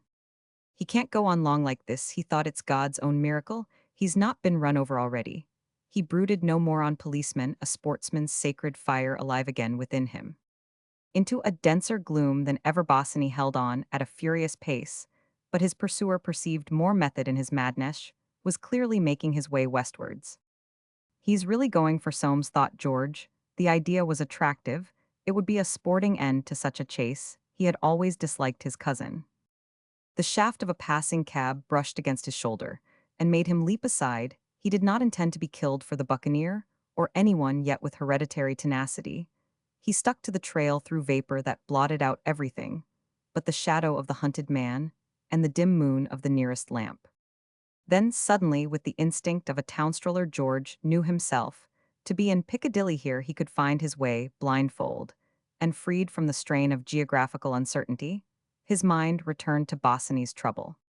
Down the long avenue of his man-about-town experience, bursting as it were through a smirch of doubtful amours, there stalked to him a memory of his youth, a memory poignant still, that brought the scent of hay, the gleam of moonlight, a summer magic into the reek and blackness of this London fogged memory of a night when in the darkest shadow of a lawn he had overheard from a woman's lips that he was not her sole possessor. And for a moment George walked no longer in black Piccadilly, but lay again with hell in his heart, and his face to the sweet-smelling dewy grass in the long shadow of poplars that hid the moon. A longing seized him to throw his arm round the buccaneer and say, "Come, old boy, time cures all, let's go and drink it off." But a voice yelled at him, and he started back. A cab rolled out of blackness, and into blackness disappeared, and suddenly George perceived that he had lost Bosinney. He ran forward, and back, felt his heart clutched by a sickening fear. The dark fear, which lives in the wings of the fog. Perspiration started out on his brow. He stood quite still, listening with all his might. And then, as he confided to Darty the same evening, in the course of a game of billiards at the Red Pottle, I lost him. Darty twirled complacently at his dark mustache. He had just put together a neat break of 23 filling at a Jenny. And who was she, he asked. George looked slowly at the man of the world's fattish, sallow face, and a little grim smile lurked about the curves of his cheeks and his heavy-lidded eyes. "No, no, my fine fellow," he thought, "I'm not going to tell you," for though he mixed with Darty a good deal, he thought him a bit of a cad. "Oh, some little lovelady or other," he said, and chalked his cue. "A lovelady," exclaimed Darty, used a more figurative expression. "I made sure it was our friend Soa." "Did you?" said George curtly. "Then damn, you've made an error." He missed his shot. He was careful not to allude to the subject again, till towards 11 o'clock, having in his poetic phraseology looked upon the drink. When it was yellow, he drew aside the blind and gazed out into the street. The murky blackness of the fog was but faintly broken by the lamps of the red pottle, and no shape of mortal man or thing was in sight. "I can't help thinking of that poor buccaneer," he said. "He may be wandering out there now in that fog. If he's not a corpse," he added with strange dejection. "Corpse," said Darty, in whom the recollection of his defeat at Richmond flared up. "He's all right 10-1 if he wasn't tight." George turned on him looking really formidable, with a sort of savage gloom on his big face. "Dry up," he said. "Don't I tell you he's taken the knock?" Chapter 5. The Trial. In the morning of his case, which was second in the list, Soames was again obliged to start without seeing Irene, and it was just as well, for he had not as yet made up his mind what attitude to adopt towards her. He had been requested to be in court by 10:30 to provide against the event of the first action, a breach of promise collapsing, which however it did not, both sides showing a courage that afforded Waterbuck Curoman 100 an opportunity for improving his already great reputation in this class of case. He was opposed by Ram, the other celebrated breach of promise man. It was a battle of giants. The court delivered judgment just before the luncheon interval. The jury left the box for good, and Soames went out to get something to eat. He met James standing at the little luncheon bar like a pelican in the wilderness of the galleries, bent over a sandwich with a glass of sherry before him. The spacious emptiness of the great central hall over which father and son brooded as they stood together was marred now and then for a fleeting moment by barristers, wig and gown hurriedly bolting across, by an occasional old lady or rusticoated man looking up in a frightened way, and by two persons bolder than their generation seated in an embrasure arguing. The sound of their voices arose together with a scent as of neglected wells, which, mingling with the odor of the galleries, combined to form the savor like nothing but the emanation of a refined cheese so indissolubly connected with the administration of British justice. It was not long before James addressed his son. "When's your case coming on?" "I suppose it'll be on directly. I shouldn't wonder if this Bosinney'd say anything. I should think he'd have to hell go bankrupt if it goes against him." He took a large bite at his sandwich and a mouthful of sherry. "Your mother," he said, "wants you and Irene to come and dine tonight." A chill smile played round Soames' lips. He looked back at his father. Anyone who had seen the look cold and furtive thus interchanged might have been pardoned for not appreciating the real understanding between them. James finished his sherry at a draught. "How much?" he asked. On returning to the court, Soames took at once his rightful seat on the front bench, beside his solicitor. He ascertained where his father was seated with a glance so sidelong as to commit nobody. James, sitting back with his hands clasped over the handle of his umbrella, was brooding on the end of the bench, immediately behind counsel, whence he could get away at once. When the case was over, he considered Bosinney's conduct in every way outrageous, but he did not wish to run up against him, feeling that the meeting would be awkward. Next to the divorce court, this court was perhaps the favorite emporium of justice, libel, breach of promise, and other commercial actions being frequently decided there. Quite a sprinkling of persons, unconnected with the law, occupied the back benches, and the hat of a woman or two could be seen in the gallery. The 2 rows of seats immediately in front of James were gradually filled by barristers in wigs who sat down to make pencil notes, chat, and attend to their teeth. But his interest was soon diverted from these lesser lights of justice by the entrance of Waterbuck Curoman 100, with the wings of his silk gown rustling, and his red, capable face supported by 2 short brown whiskers. The famous Curoman 100 looked, as James freely admitted, the very picture of a man who could heckle a witness. For all his experience, it so happened that he had never seen Waterbuck Curoman 100 before, and like many Forsytes in the lower branch of the profession, he had an extreme admiration for a good cross-examiner. The long, lugubrious folds in his cheeks relaxed somewhat after seeing him, especially as he now perceived that Soames alone was represented by silk. Waterbuck Curoman 100 had barely screwed round on his elbow to chat with his junior before Mr. Justice Bentham himself appeared, a thin, rather hen-like man, with a little stoop, clean-shaven under his snowy wig. Like all the rest of the court, Waterbuck rose and remained on his feet until the judge was seated. James rose, but slightly. He was already comfortable and had no opinion of Bentham having sat next, but one to him at dinner twice at the Bumley Tom's. Bumley Tom was rather a poor thing, though he had been so successful. James himself had given him his first brief. He was excited too, for he had just found out that Bosinney was not in court. Now, what's he mean by that? He kept on thinking. The case having been called on Waterbuck Curoman 100, pushing back his papers hitched his gown on his shoulder, and with a semicircular look around him, like a man who is going to bat a rose and address the court. The facts, he said, were not in dispute, and all that his lordship would be asked was to interpret the correspondence which had taken place between his client and the defendant and architect, with reference to the decoration of a house. He would, however, submit that this correspondence could only mean one very plain thing, after briefly reciting the history of the house at Robin Hill, which he described as a mansion, and the actual facts of expenditure. He went on as follows. My client, Mr. Soames Forsyte, is a gentleman, a man of property, who would be the last to dispute any legitimate claim that might be made against him, but he has met with such treatment from his architect, in the matter of this house, over which he has, as your lordship has heard, already spent some £12,000, a sum considerably in advance of the amount. He had originally contemplated that, as a matter of principline, this, I cannot too strongly emphasize, is a matter of principle, and in the interests of others he has felt himself compelled to bring this action. The point put forward in defense by the architect, I will suggest to your lordship, is not worthy of a moment's serious consideration. He then read the correspondence. His client, a man of recognized position, was prepared to go into the box, and to swear that he never did authorize, that it was never in his mind to authorize the expenditure of any money beyond the extreme limit of £12,050, which he had clearly fixed, and not further to waste the time of the court. He would at once call Mr. Forsyte. Soames then went into the box. His whole appearance was striking in its composure, his face just supercilious enough pale, and clean-shaven, with a little line between the eyes and compressed lips, his dress in unostentatious order, one hand neatly gloved, the other bare. He answered the questions put to him in a somewhat low but distinct voice. His evidence under cross-examination savored of taciturnity.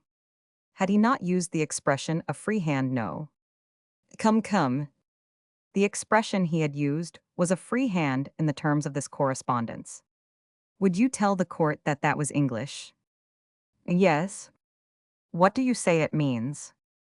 What it says? Are you prepared to deny that it is a contradiction in terms? Yes. You are not an Irishman? No. Are you a well-educated man? Yes. And yet you persist in that statement? Yes. Throughout this and much more cross-examination, which turned again and again around the nice point, James sat with his hand behind his ear, his eyes fixed upon his son. He was proud of him. He could not but feel that in similar circumstances, he himself would have been tempted to enlarge his replies, but his instinct told him that this taciturnity was the very thing. He sighed with relief, however, when Soames, slowly turning, and without any change of expression, descended from the box. When it came to the turn of Bosinney's counsel to address the judge, James redoubled his attention, and he searched the court again and again to see if Bosinney were not somewhere concealed. Young Chancery began nervously. He was placed by Bosinney's absence in an awkward position. He therefore did his best to turn that absence to account. He could not but fear, said that his client had met with an accident. He had fully expected him there to give evidence. They had sent round that morning, both to Mr. Bosinney's office and to his rooms, though he knew they were one and the same. He thought it was as well not to say so, but it was not known where he was, and this he considered to be ominous. Knowing how anxious Mr. Bosinney had been to give his evidence, he had not, however, been instructed to apply for an adjournment, and in default of such instruction he conceived it his duty to go on the plea on which he somewhat confidently relied, and which his client, had he not unfortunately been prevented in some way from attending, would have supported by his evidence, was that such an expression as a free hand could not be limited, fettered, and rendered unmeaning by any verbiage which might follow it. He would go further and say that the correspondence showed that whatever he might have said in his evidence, Mr. Forsyte had in fact never contemplated repudiating liability on any of the work ordered or executed by his architect. The defendant had certainly never contemplated such a contingency, or, as was demonstrated by his letters, he would never have proceeded with the work, a work of extreme delicacy, carried out with great care and efficiency, to meet and satisfy the fastidious taste of a connoisseur, a rich man, a man of property. He felt strongly on this point, and feeling strongly, he used perhaps rather strong words when he said that this action was of a most unjustifiable, unexpected, indeed unprecedented character. If his lordship had had the opportunity that he himself had made it his duty to take to go over this very fine house, and see the great delicacy and beauty of the decorations executed by his client and artist in his most honorable profession, felt, convinced that not for one moment would his lordship tolerate this, he would use no stronger word than daring attempt to evade legitimate responsibility. Taking the text of Soames' letters, he lightly touched on Boilo Roman 5. The Blasted Cement Company Limited, it is doubtful, he said, what that authority has decided in any case. I would submit that it is just as much in my favor as in my friend's, he then argued. The nice point closely with all due deference he submitted that Mr. Forsyte's expression nullified itself. His client not being a rich man, the matter was a serious one for him. He was a very talented architect, whose professional reputation was undoubtedly somewhat at stake, he concluded with a perhaps too personal appeal to the judge, as a lover of the arts to show himself the protector of artists from what was occasionally, too iron hand of capital, what he said, will be the position of the artistic professions if men of property like this Mr. Forsyte refuse, and are allowed to refuse to carry out the obligations of the commissions which they have given. He would now call his client in case he should, at the last moment, have found himself able to be present. The name Philip Bosinney was called 3 times by the ushers, and the sound of the calling echoed with strange melancholy throughout the court and galleries. The crying of this name, to which no answer was returned, had upon James a curious effect. It was like calling for your lost dog about the streets, and the creepy feeling that it gave him of a man missing grated on his sense of comfort and security in his coziness, though he could not have said why it made him feel uneasy. He looked now at the clock, 2:45. It would be all over in a quarter of an hour. Where could the young fellow be? It was only when Mr. Justice Bentham delivered judgment that he got over the turn he had received. Behind the wooden erection by which he was fenced from more ordinary mortals, the learned judge leaned forward. The electric light, just turned on above his head, fell on his face, and mellowed it to an orange hue beneath the snowy crown of his wig. The amplitude of his robes grew before the eye, his whole figure, facing the comparative dusk of the court, radiated like some majestic and sacred body. He cleared his throat, took a sip of water, broke the nib of a quill against the desk, and folding his bony hands before him, began. To James, he suddenly loomed much larger than he had ever thought Bentham would loom. It was the majesty of the law, and a person endowed with a nature far less matter-of-fact than that of James might have been excused for failing to pierce this halo and disinter therefrom the somewhat ordinary Forsyte who walked and talked in everyday life under the name of Sir Walter Bentham. He delivered judgment in the following words. The facts in this case are not in dispute. On May 15 last, the defendant wrote to the plaintiff, requesting to be allowed to withdraw from his professional position in regard to the decoration of the plaintiff's house, unless he were given a free hand. The plaintiff, on May 17, wrote back as follows: in giving you, in accordance with your request, this free hand, I wish you to clearly understand that the total cost of the house, as handed over to me, completely decorated inclusive of your fee as arranged between us, must not exceed £12,000. To this letter the defendant replied on May 18, if you think that, in such a delicate matter as decoration, I can bind myself to the exact pound, I am afraid you are mistaken. On May 19, the plaintiff wrote as follows: I did not mean to say that if you should exceed the sum named in my letter to you by 10 or 20 or even £50, there would be any difficulty between us. You have a free hand in the terms of this correspondence, and I hope you will see your way to completing the decorations on May 20. The defendant replied thus shortly: very well. In completing these decorations, the defendant incurred liabilities and expenses, which brought the total cost of this house up to the sum of £12,400, all of which expenditure has been defrayed by the plaintiff. This action has been brought by the plaintiff to recover from the defendant the sum of £350 expended by him, in excess of a sum of £12,050, alleged by the plaintiff to have been fixed by this correspondence as the maximum sum that the defendant had authority to expend. The question for me to decide is whether or no the defendant is liable to refund to the plaintiff this sum. In my judgment, he is so liable. What in effect the plaintiff has said is this: I give you a free hand to complete these decorations, provided that you keep within a total cost to me of £12,000. If you exceed that sum by as much as £50, I will not hold you responsible beyond that point. You are no agent of mine, and I shall repudiate liability. It is not quite clear to me whether, had the plaintiff in fact repudiated liability, under his agent's contracts. He would, under all the circumstances, have been successful in so doing. But he has not adopted this course, he has accepted liability, and fallen back upon his rights against the defendant under the terms of the latter's engagement. In my judgment, the plaintiff is entitled to recover this sum from the defendant.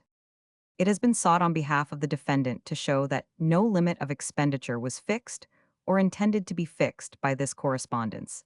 If this were so, I can find no reason for the plaintiff's importation into the correspondence of the figures of £12,000 and subsequently of £50. The defendant's contention would render these figures meaningless. It is manifest to me that by his letter of May 20, he assented to a very clear proposition, by the terms of which he must be held to be bound. For these reasons, there will be judgment for the plaintiff, for the amount claimed with costs. James sighed and, stooping, picked up his umbrella, which had fallen with a rattle at the words importation, into this correspondence. Untangling his legs, he rapidly left the court without waiting for his son. He snapped up a hansom cab. It was a clear gray afternoon, and drove straight to Timothy's, where he found Swithin. And to him, Mrs. Septimus Small and Aunt Hester, he recounted the whole proceedings, eating 2 muffins not altogether in the intervals of speech. Soames did very well, he ended. He's got his head screwed on the right way. This won't please Jolyon, it's a bad business. For that young Bosinney hell go bankrupt, I shouldn't wonder. And then, after a long pause during which he had stared disquietly into the fire, he added, he wasn't there no why.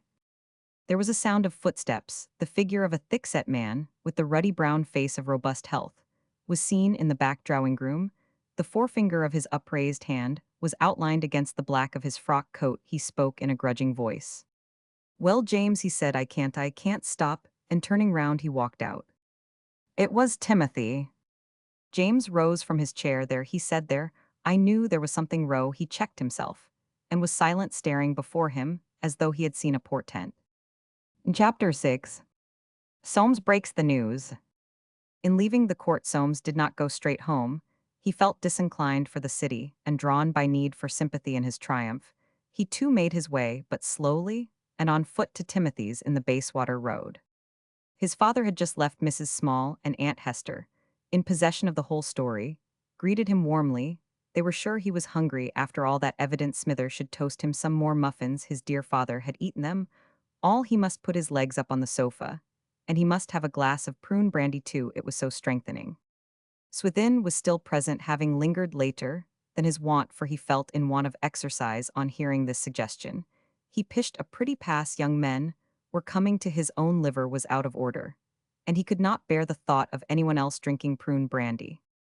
He went away almost immediately, saying to Soames, and how's your wife? You tell her for me, that if she's dull and likes to come and dine with me quietly ill, give her such a bottle of champagne as she doesn't get every day. Staring down from his height on Soames, he contracted his thick, puffy yellow hand as though squeezing within it all the small fry, and throwing out his chest, he waddled slowly away. Mrs. Small and Aunt Hester were left horrified. Swithin was so droll. They themselves were longing to ask Soames how Irene would take the result, yet knew that they must not. He would perhaps say something of his own, accord to throw some light on this, the present burning question in their lives, the question that from necessity of silence tortured them almost beyond bearing, for even Timothy had now been told, and the effect on his health was little short of alarming. And what too would June do? This also was a most exciting if dangerous speculation. They had never forgotten old Jolyon's visit, since, when he had not once been to see them, they had never forgotten the feeling it gave all who were present that the family was no longer what it had been, that the family was breaking up. But Soames gave them no help. Sitting with his knees crossed, talking of the Barbizon school of painters, whom he had just discovered, these were the coming men. He said he should not wonder if a lot of money were made over them. He had his eye on 2 pictures by a man called Corot, charming things, if he could get them at a reasonable price. He was going to buy them. Would, he thought, fetch a big price some day. Interested as they could not but be, neither Mrs. Septimus Small nor Aunt Hester could entirely acquiesce in being thus put off. It was interesting, most interesting, and then Soames was so clever that they were sure he would do something with those pictures, if anybody could. But what was his plan now that he had won his case? Was he going to leave London at once and live in the country? Or what was he going to do? Soames answered that he did not know. He thought they should be moving soon. He rose and kissed his aunts. No sooner had Aunt Julie received this emblem of departure than a change came over her, as though she were being visited by dreadful courage. Every little roll of flesh on her face seemed trying to escape from an invisible confining mask. She rose to the full extent of her more than medium height and said, "It has been on my mind a long time, dear. And if nobody else will tell you, I have made up my mind that." Aunt Hester interrupted her mind. "Julia, you do it," she gasped, "in your own responsibility." Mrs. Small went on, as though she had not heard. "I think you ought to know, dear, that Mrs. Mac saw Irene walking in Richmond Park with Mr. Bosinney." Aunt Hester, who had also risen, sank back in her chair and turned her face away. "Really, Julie? Was Touche? Should not do such things." When Aunt Hester was in the room and breathless with anticipation, she waited for what Soames would answer. He had flushed the peculiar flush which always centered between his eyes, lifting his hand, and as it were selecting a finger, he bit a nail delicately, then drawling it out between set lips, he said, "Mrs. Mac is a cat." Without waiting for any reply, he left the room.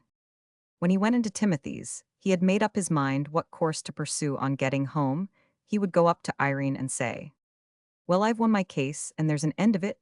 I don't want to be hard on Bosinney. I'll see. If we can't come to some arrangement, he shan't be pressed. And now let's turn over a new leaf. Well, let the house, and get out of these fogs. Well, go down to Robin Hill at once. I never meant to be rough with you. Let's shake hands." And perhaps she would let him kiss her and forget. When he came out of Timothy's, his intentions were no longer so simple. The smoldering jealousy and suspicion of months blazed up within him. He would put an end to that sort of thing once. And for all he would not have her drag his name in the dirt if she could not or would not love him as was her duty, and his rights should not play him tricks with anyone else. He would tax her with it, threaten to divorce her. That would make her behave. She would never face that. But what if she did? He was staggered. This had not occurred to him. What if she did? What if she made him a confession? How would he stand then? He would have to bring a divorce. A divorce thus close, the word was paralyzing, so utterly at variance with all the principles that had hitherto guided his life. Its lack of compromise appalled him. He felt like the captain of a ship going to the side of his vessel, and with his own hands throwing over the most precious of his bales. This jettisoning of his property with his own hand seemed uncanny to Soames. It would injure him in his profession. He would have to get rid of the house at Robin Hill, on which he had spent so much money, so much anticipation, and at a sacrifice.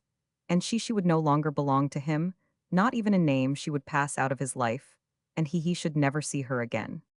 He traversed in the cab the length of a street, without getting beyond the thought that he should never see her again. But perhaps there was nothing to confess, even now. Very likely there was nothing to confess. Was it wise to push things so far? Was it wise to put himself into a position where he might have to eat his words? The result of this case would ruin Bosinney. A ruined man was desperate, but what could he do? He might go abroad. Ruined men always went abroad. What could they do? Indeed, it was they without money. It would be better to wait and see how things turned out if necessary. He could have her watch the agony of his jealousy for all the world like the crisis of an aching tooth came on again. And he almost cried out, but he must decide, fix on some course of action before he got home. When the cab drew up at the door, he had decided nothing. He entered pale, his hands moist with perspiration, dreading to meet her, burning, to meet her ignorant of what he was to say or do.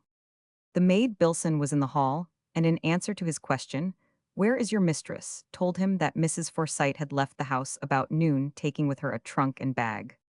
Snatching the sleeve of his fur coat away from her grasp, he confronted her. "What?" he exclaimed. "What's that you said?" Suddenly recollecting that he must not betray emotion, he added, "What message did she leave?" and noticed with secret terror the startled look of the maid's eyes.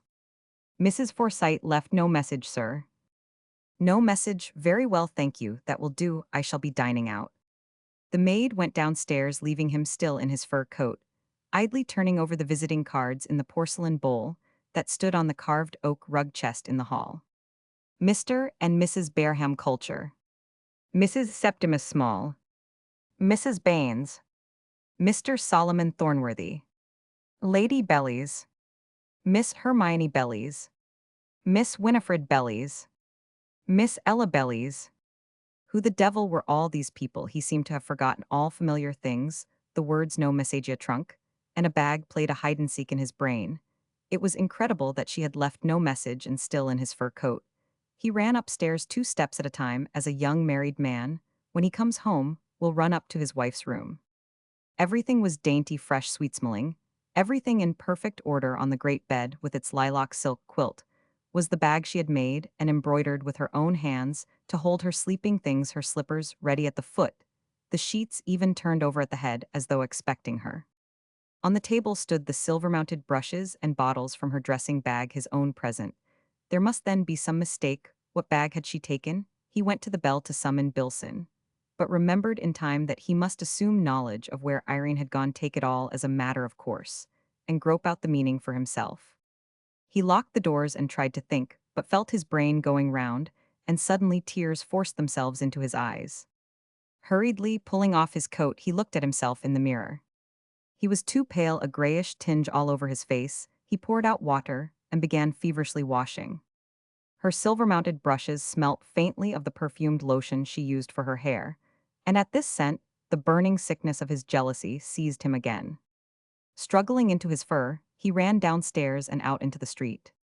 He had not lost all command of himself, however, and as he went down Sloane Street, he framed a story for use in case he should not find her at Bosinney's, but if he should his power of decision again failed, he reached the house without knowing what he should do if he did find her there. It was after office hours, and the street door was closed. The woman who opened it could not say whether Mr. Bosinney were in or no.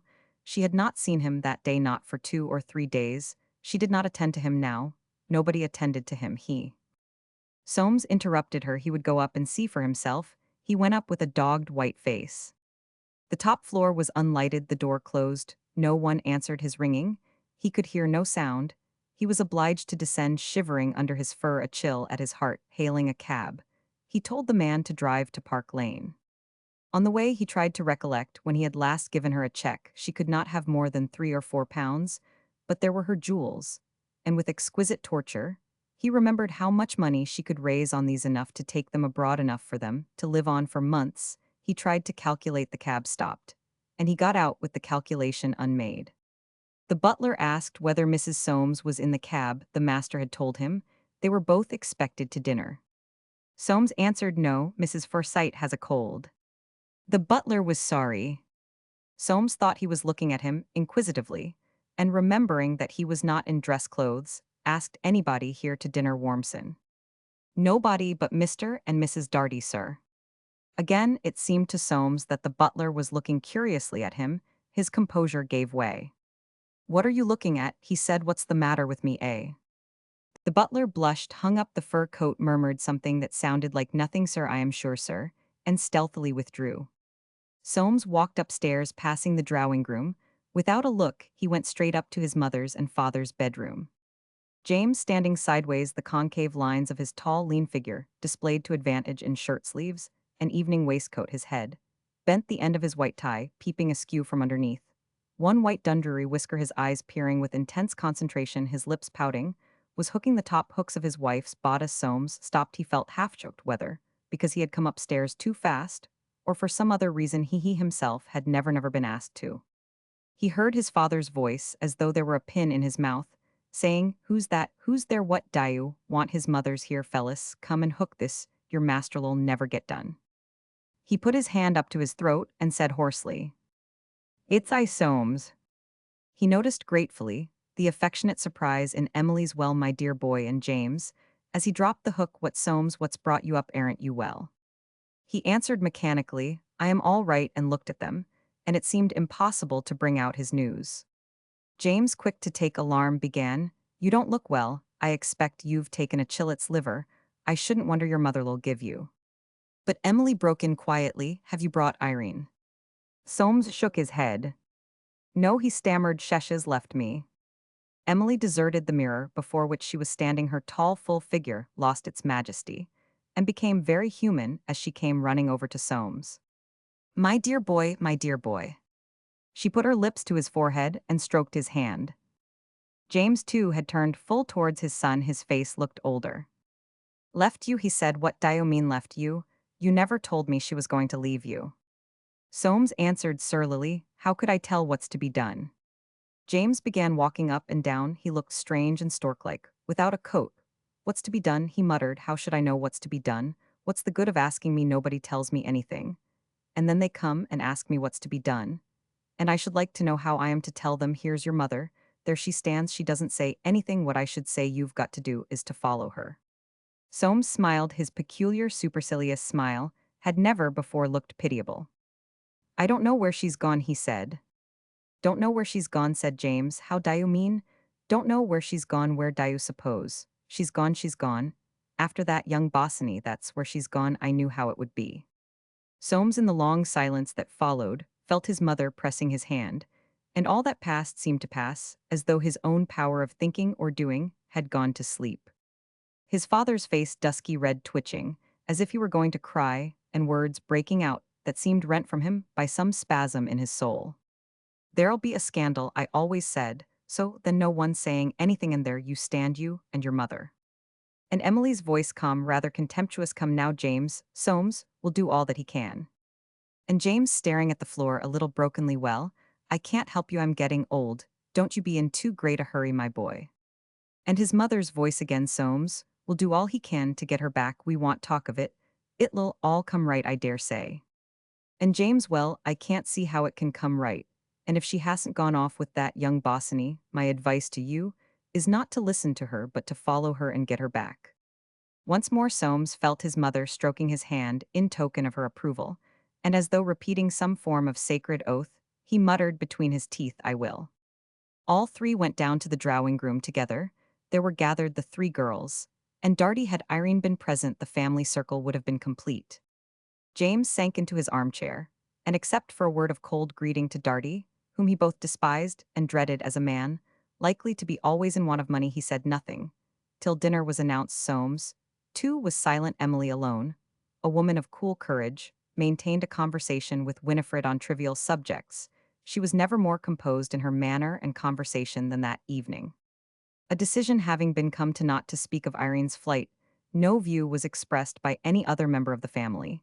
As to the right course to be pursued, there can be little doubt from the general tone, adopted in relation to events, as they afterwards turned out, that James's advice, don't you listen to her, follow her, and get her back, would with here and there an exception have been regarded as sound, not only in Park Lane, but amongst the Nicholases, the Rogers, and at Timothy's, just as it would surely have been endorsed by that wider body of Forsytes all over London, who were merely excluded from judgment by ignorance of the story.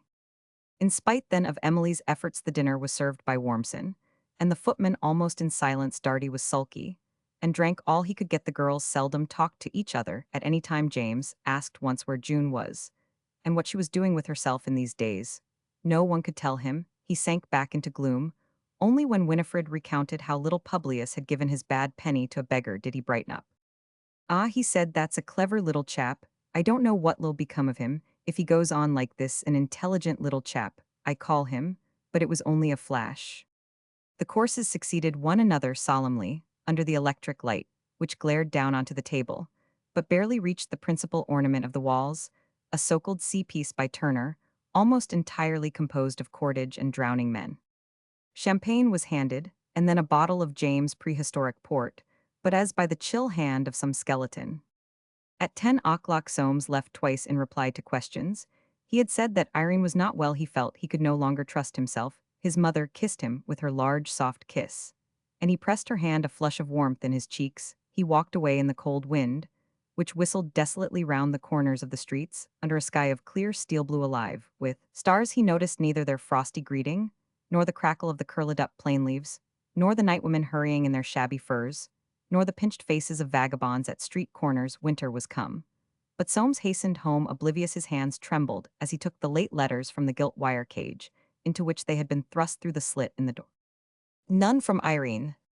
He went into the dining-room. The fire was bright there, his chair drawn up to it, slippers ready, spirit case, and carven cigarette box on the table. But after staring at it all for a minute or two, he turned out the light and went upstairs. There was a fire, too, in his dressing-room, but her room was dark and cold. It was into this room that Soames went. He made a great illumination with candles, and for a long time continued pacing up and down between the bed and the door. He could not get used to the thought that she had really left him, and as though still searching for some message, some reason, some reading of all the mystery of his married life, he began opening every recess and drawer. There were her dresses he had always liked, indeed, insisted that she should be well dressed, had taken very few, 2 or 3 at most, and drawer after drawer full of linen and silk things was untouched. Perhaps after all it was only a freak, and she had gone to the seaside for a few days' change. If only that were so, and she were really coming back, he would never again do, as he had done that fatal night before last, never again run that risk though. It was her duty as a wife, though she did belong to him, would never again run that risk. She was evidently not quite right in her head. He stooped over the drawer where she kept her jewels. It was not locked, and came open. As he pulled the jewel box, had the key in it. This surprised him. Until he remembered that it was sure to be empty, he opened it. It was far from empty, divided in little green velvet compartments, were all the things he had given her, even her watch, and stuck into the recess that contained the watch was a 3-cornered note, addressed Soames Forsyte in Irene's handwriting. I think I have taken nothing that you or your people have given me, and that was all. He looked at the clasps and bracelets of diamonds and pearls, at the little flat gold watch, with a great diamond set in sapphires at the chains, and rings each in its nest, and the tears rushed up in his eyes and dropped upon them. Nothing that she could have done, nothing that she had done brought home to him, like this, the inner significance of her act for the moment perhaps.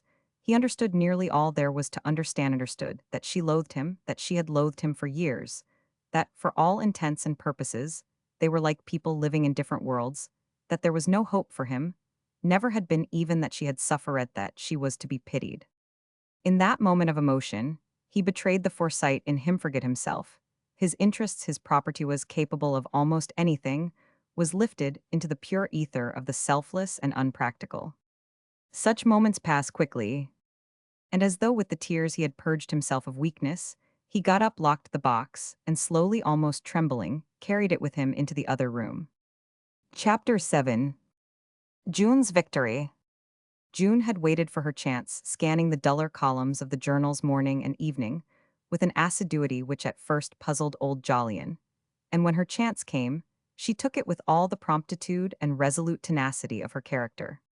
She will always remember best in her life that morning, when at last she saw amongst the reliable cause list of the Times newspaper, under the heading of Court Roman 13 Mr. Justice Bentham, the case of Forsyte Roman 5 Bosinney. Like a gambler who stakes his last piece of money, she had prepared to hazard her all upon this throw. It was not her nature to contemplate defeat.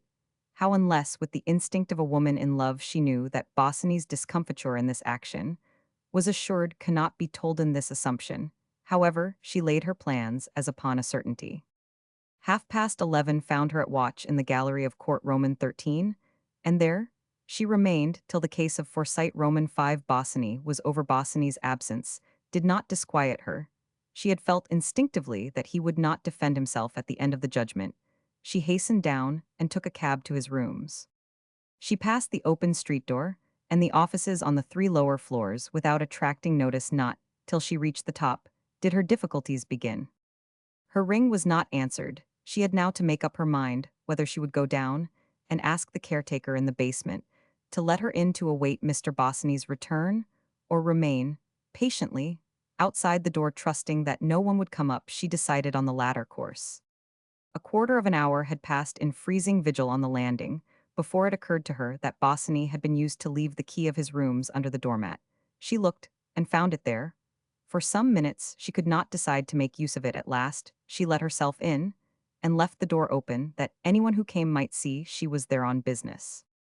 This was not the same June who had paid the trembling visit 5 months ago. Those months of suffering and restraint had made her less sensitive. She had dwelt on this visit so long, with such minuteness, that its terrors were discounted beforehand. She was not there to fail this time, for if she failed no one could help her.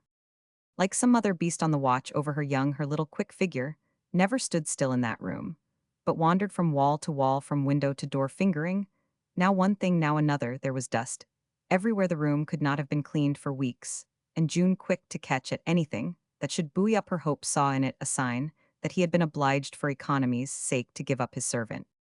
She looked into the bedroom. The bed was roughly made, as though by the hand of man. Listening intently, she darted in and peered into his cupboards. A few shirts and collars, a pair of muddy boots. The room was bare even of garments. She stole back to the sitting room, and now she noticed the absence of all the little things he had set store. by the clock that had been his mother's, the field glasses that had hung over the sofa, two really valuable old prints of Harrow, where his father had been at school, and last not least the piece of Japanese pottery she herself had given him, all were gone. And in spite of the rage, roused within her championing soul, at the thought that the world should treat him, thus their disappearance augured happily for the success of her plan. It was while looking at the spot where the piece of Japanese pottery had stood that she felt a strange certainty of being watched, and turning saw Irene in the open doorway. The two stood gazing at each other for a minute in silence, then June walked forward and held out her hand. Irene did not take it. When her hand was refused, June put it behind her. Her eyes grew steady with anger. She waited for Irene to speak. And thus waiting took in with Hanos what rage of jealousy, suspicion, and curiosity, every detail of her friend's face and dress and figure. Irene was clothed in her long gray fur, the traveling cap on her head left a wave of gold hair visible above her forehead. The soft fullness of the coat made her face as small as a child's. Unlike Jun's cheeks, her cheeks had no color in them, but were ivory white and pinched as if with cold dark circles lay round her eyes. In one hand, she held a bunch of violets. She looked back at June, no smile on her lips, and with those great dark eyes fastened on her, the girl, for all her startled anger, felt something of the old spell. She spoke first, after all. What have you come for? But the feeling that she herself was being asked the same question made her add this horrible case. I came to tell him has lost it.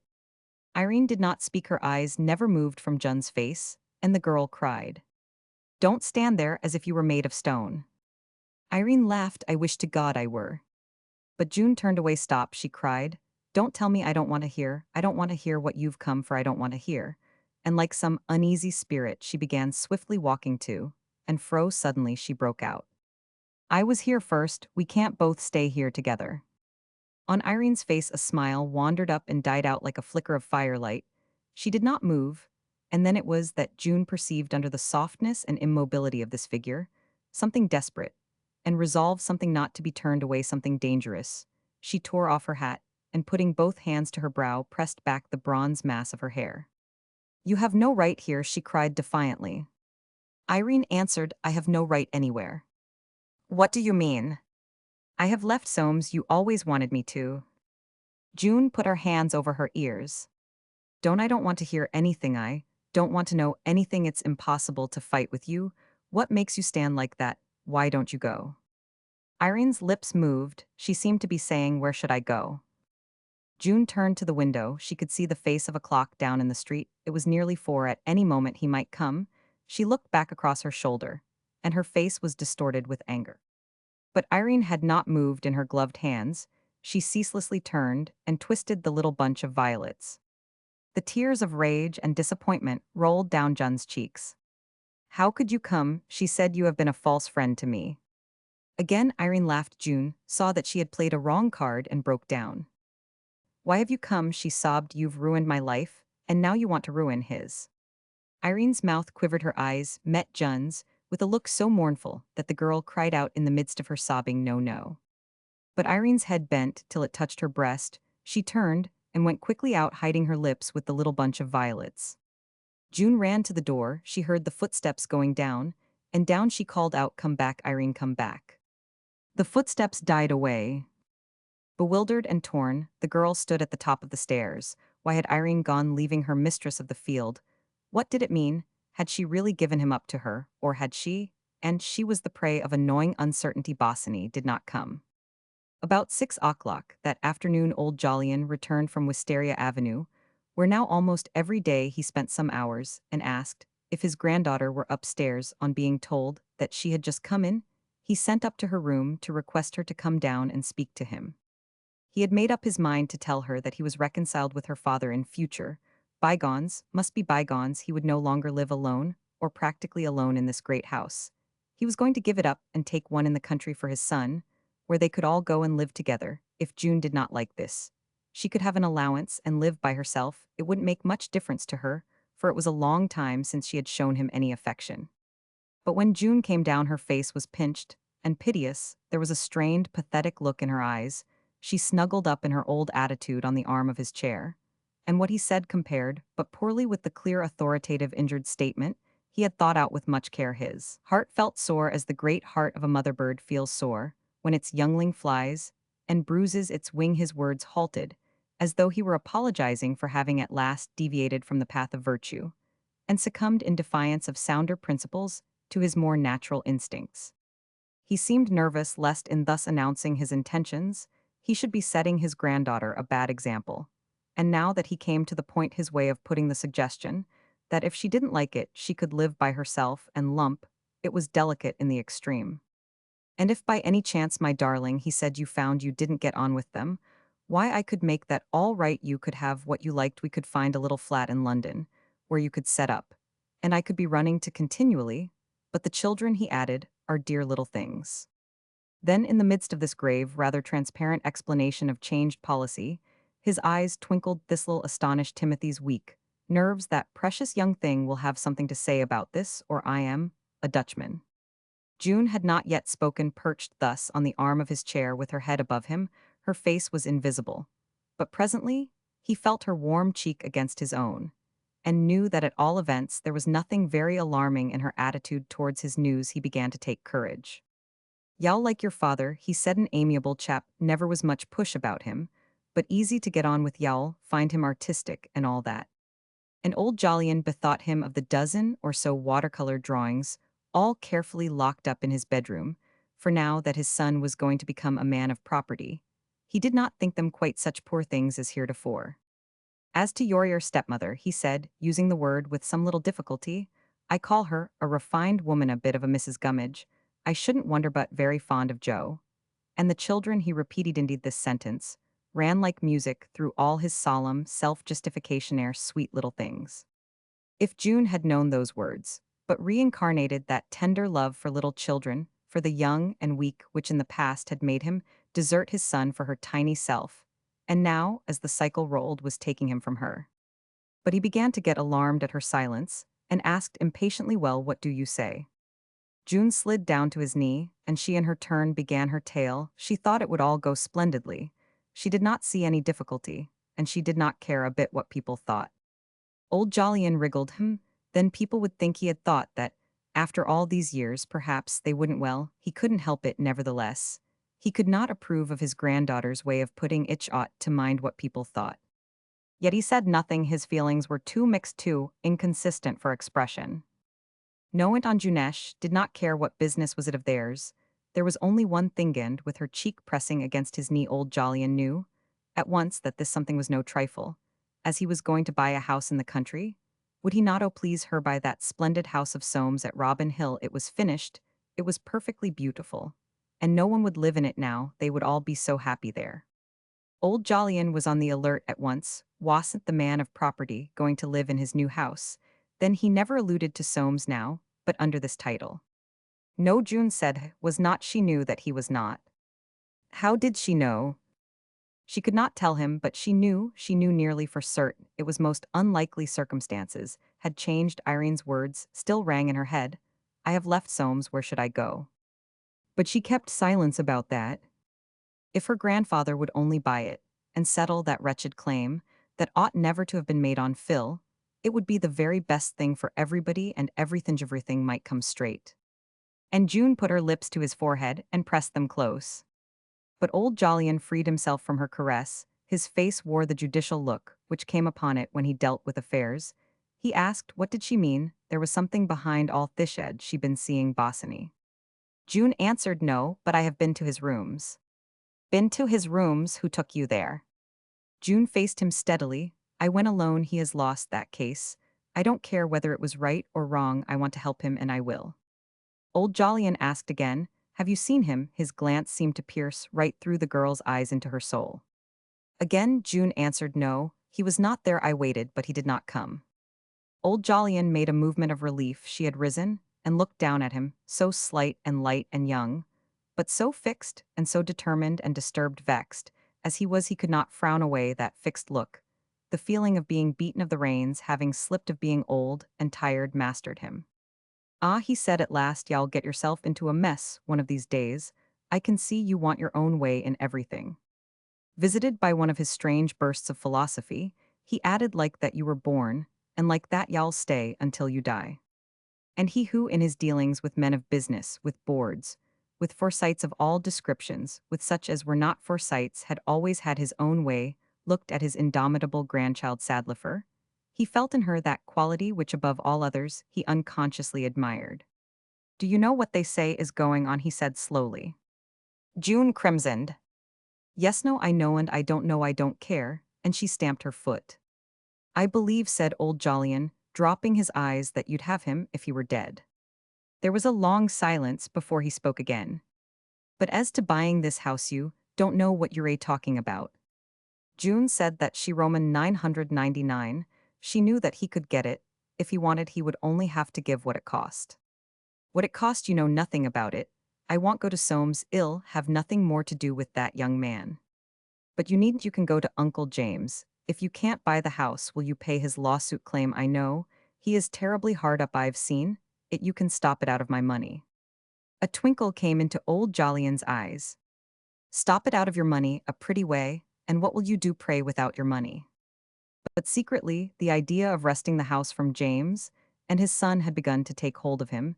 He had heard on Forsyte change much comment, much rather doubtful praise of this house. It was too artistic, but a fine place to take from the man of property, that on which he had set his heart would be a crowning triumph over James' practical proof that he was going to make a man of property of Joe, to put him back in his proper position, and there to keep him secure justice once for all on those who had chosen to regard his son as a poor penniless outcast. He would see it might be out of the question. He was not going to pay a fancy price, but if it could be done, why, perhaps he would do it.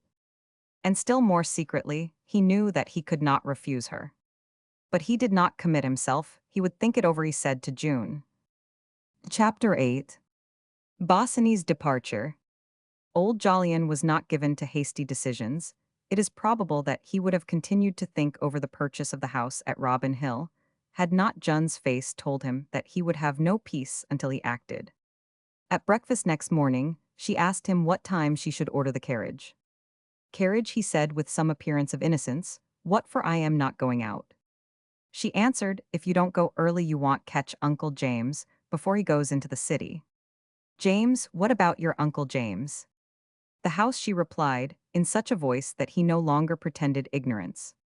"I've not made up my mind," he said. You must, oh Grant, think of me." Old Jolyon grumbled out, "Think of you, always thinking of you, but you don't think of yourself. You don't think what you're letting yourself in for. Well, order the carriage at 10. At a quarter past, he was placing his umbrella in the stand at Park Lane. Did not choose to relinquish his hat and coat, telling Warmson that he wanted to see his master. He went without being announced into the study and sat down. James was still in the dining room, talking to Soames, who had come round again. Before breakfast, on hearing who his visitor was, he muttered nervously, "Now, what's he want, I wonder?" He then got up. "Well," he said to Soames, "don't you go doing anything in a hurry. The first thing is to find out where she is. I should go to Stainer's about it. They're the best men. If they can't find her, nobody can." And suddenly moved to strange softness, he muttered to himself, "Poor little thing. I can't tell what she was thinking about," and went out blowing his nose. Old Jolyon did not rise on seeing his brother, but held out his hand, and exchanged with him the clasp of a Forsyte. James took another chair by the table, and leaned his head on his hand. "Well," he said, "how are you? We don't see much of you nowadays." Old Jolyon paid no attention to the remark. "How's Emily?" he asked, and waiting for no reply, went on, "I've come to see you about this affair of young Bosinney's. I am told that new house of his is a white elephant." "I don't know anything about a white elephant," said James. "I know he's lost his case, and I should say he'll go bankrupt." Old Jolyon was not slow to seize the opportunity this gave him. "I shouldn't wonder a bit," he agreed, "and if he goes bankrupt, the man of property that is Soames'll be out of pocket. Now what I was thinking was this, if he's not going to live there." Seeing both surprise and suspicion in James, he quickly went on, "I don't want to know anything, I suppose. Irene's put her foot down, it's not material to me. But I'm thinking of a house in the country myself, not too far from London, and if it suited me, I don't say that I might look at it at a price." James listened to this statement with a strange mixture of doubt, suspicion, and relief, merging into a dread of something behind and tinged with the remains of his old undoubted reliance upon his elder brother's good faith and judgment. There was anxiety, too, as to what old Jolyon could have heard and how. He had heard it, and a sort of hopefulness arising from the thought that if Jun's connection with Bosinney were completely at an end, her grandfather would hardly seem anxious to help the young fellow altogether. He was puzzled, as he did not like either to show this, or to commit himself in any way, he said. They tell me you're altering your will in favor of your son. He had not been told this, he had merely added the fact of having seen old Jolyon with his son and grandchildren to the fact that he had taken his will away from Forsyte Bustard, and Forsyte the shot went home. Who told you that? Asked old Jolyon. I am sure I don't know, said James. I can't remember names. I know somebody told me Soames spent a lot of money on this house. He's not likely to part with it, except at a good price. Well, said old Jolyon, if he thinks I'm going to pay a fancy price, he's mistaken. I've not got the money to throw away that he seems to have let him try, and sell it at a forced sale, and see what hell get. It's not every man's house, I hear. James, who was secretly also of this opinion, answered, it's a gentleman's house. Soames is here now if you'd like to see him. No, said old Jolyon, I haven't got as far as that, and I'm not likely to. I can see that very well if I am met in this manner. James was a little cowed when it came to the actual figures of a commercial transaction. He was sure of himself, for then, he was dealing with facts, not with men, but preliminary negotiations. Such as these made him nervous, never knew quite how far he could go. Well, he said, I know nothing about it. Soames, he tells me nothing I should think he'd entertain. It's a question of price. Oh, said old Jolyon, don't let him make a favor of it. He placed his hat on his head in dudgeon. The door was opened, and Soames came in. There's a policeman out here, he said with his half-smile for Uncle Jolyon. Old Jolyon looked at him angrily, and James said, a policeman? I don't know anything about a policeman. But I suppose you know something about him? He added to old Jolyon with a look of suspicion, I suppose you'd better see him. In the hall, an inspector of police stood stolidly regarding with heavy-lidded pale blue eyes the fine old English furniture, picked up by James at the famous Mavergiano sale in Portman Square. Yowl, find my brother in there, said James. The inspector raised his fingers respectfully to his peaked cap and entered the study. James saw him go in with a strange sensation. Well, he said to Soames, I suppose we must wait and see what he wants. Your uncle's been here about the house. He returned with Soames into the dining room, but could not rest. Now, what does he want? He murmured again. Who, replied Soames, the inspector. They sent him round from Stanhope Gate. That's all I know. That nonconformist of Uncle Jolyon's has been pilfering, I shouldn't wonder. But in spite of his calmness, he too was ill at ease. At the end of 10 minutes, old Jolyon came in. He walked up to the table and stood there perfectly silent, pulling at his long white mustaches. James gazed up at him with opening mouth. He had never seen his brother look like this. Old Jolyon raised his hand and said slowly, young Bosinney has been run over in the fog and killed. Then, standing above his brother and his nephew, and looking down at him with his deep eyes, there's something of suicide, he said. James' jaw dropped. Suicide? What should he do that for? Old Jolyon answered sternly, God knows, if you and your son don't. But James did not reply. For all men of great age, even for all Forsyte's life, has had bitter experiences. The passerby who sees them wrapped in cloaks of custom wealth and comfort would never suspect that such black shadows had fallen on their roads. To every man of great agedo, Sir Walter Bentham himself, the idea of suicide has once at least been present in the anteroom of his soul, on the threshold waiting to enter, held out from the inmost chamber by some chance reality, some vague fear, some painful hope. To Forsytes that final renunciation of property is hard. Oh, it is hard, seldom, perhaps never can they achieve it. And yet how near have they not sometimes been?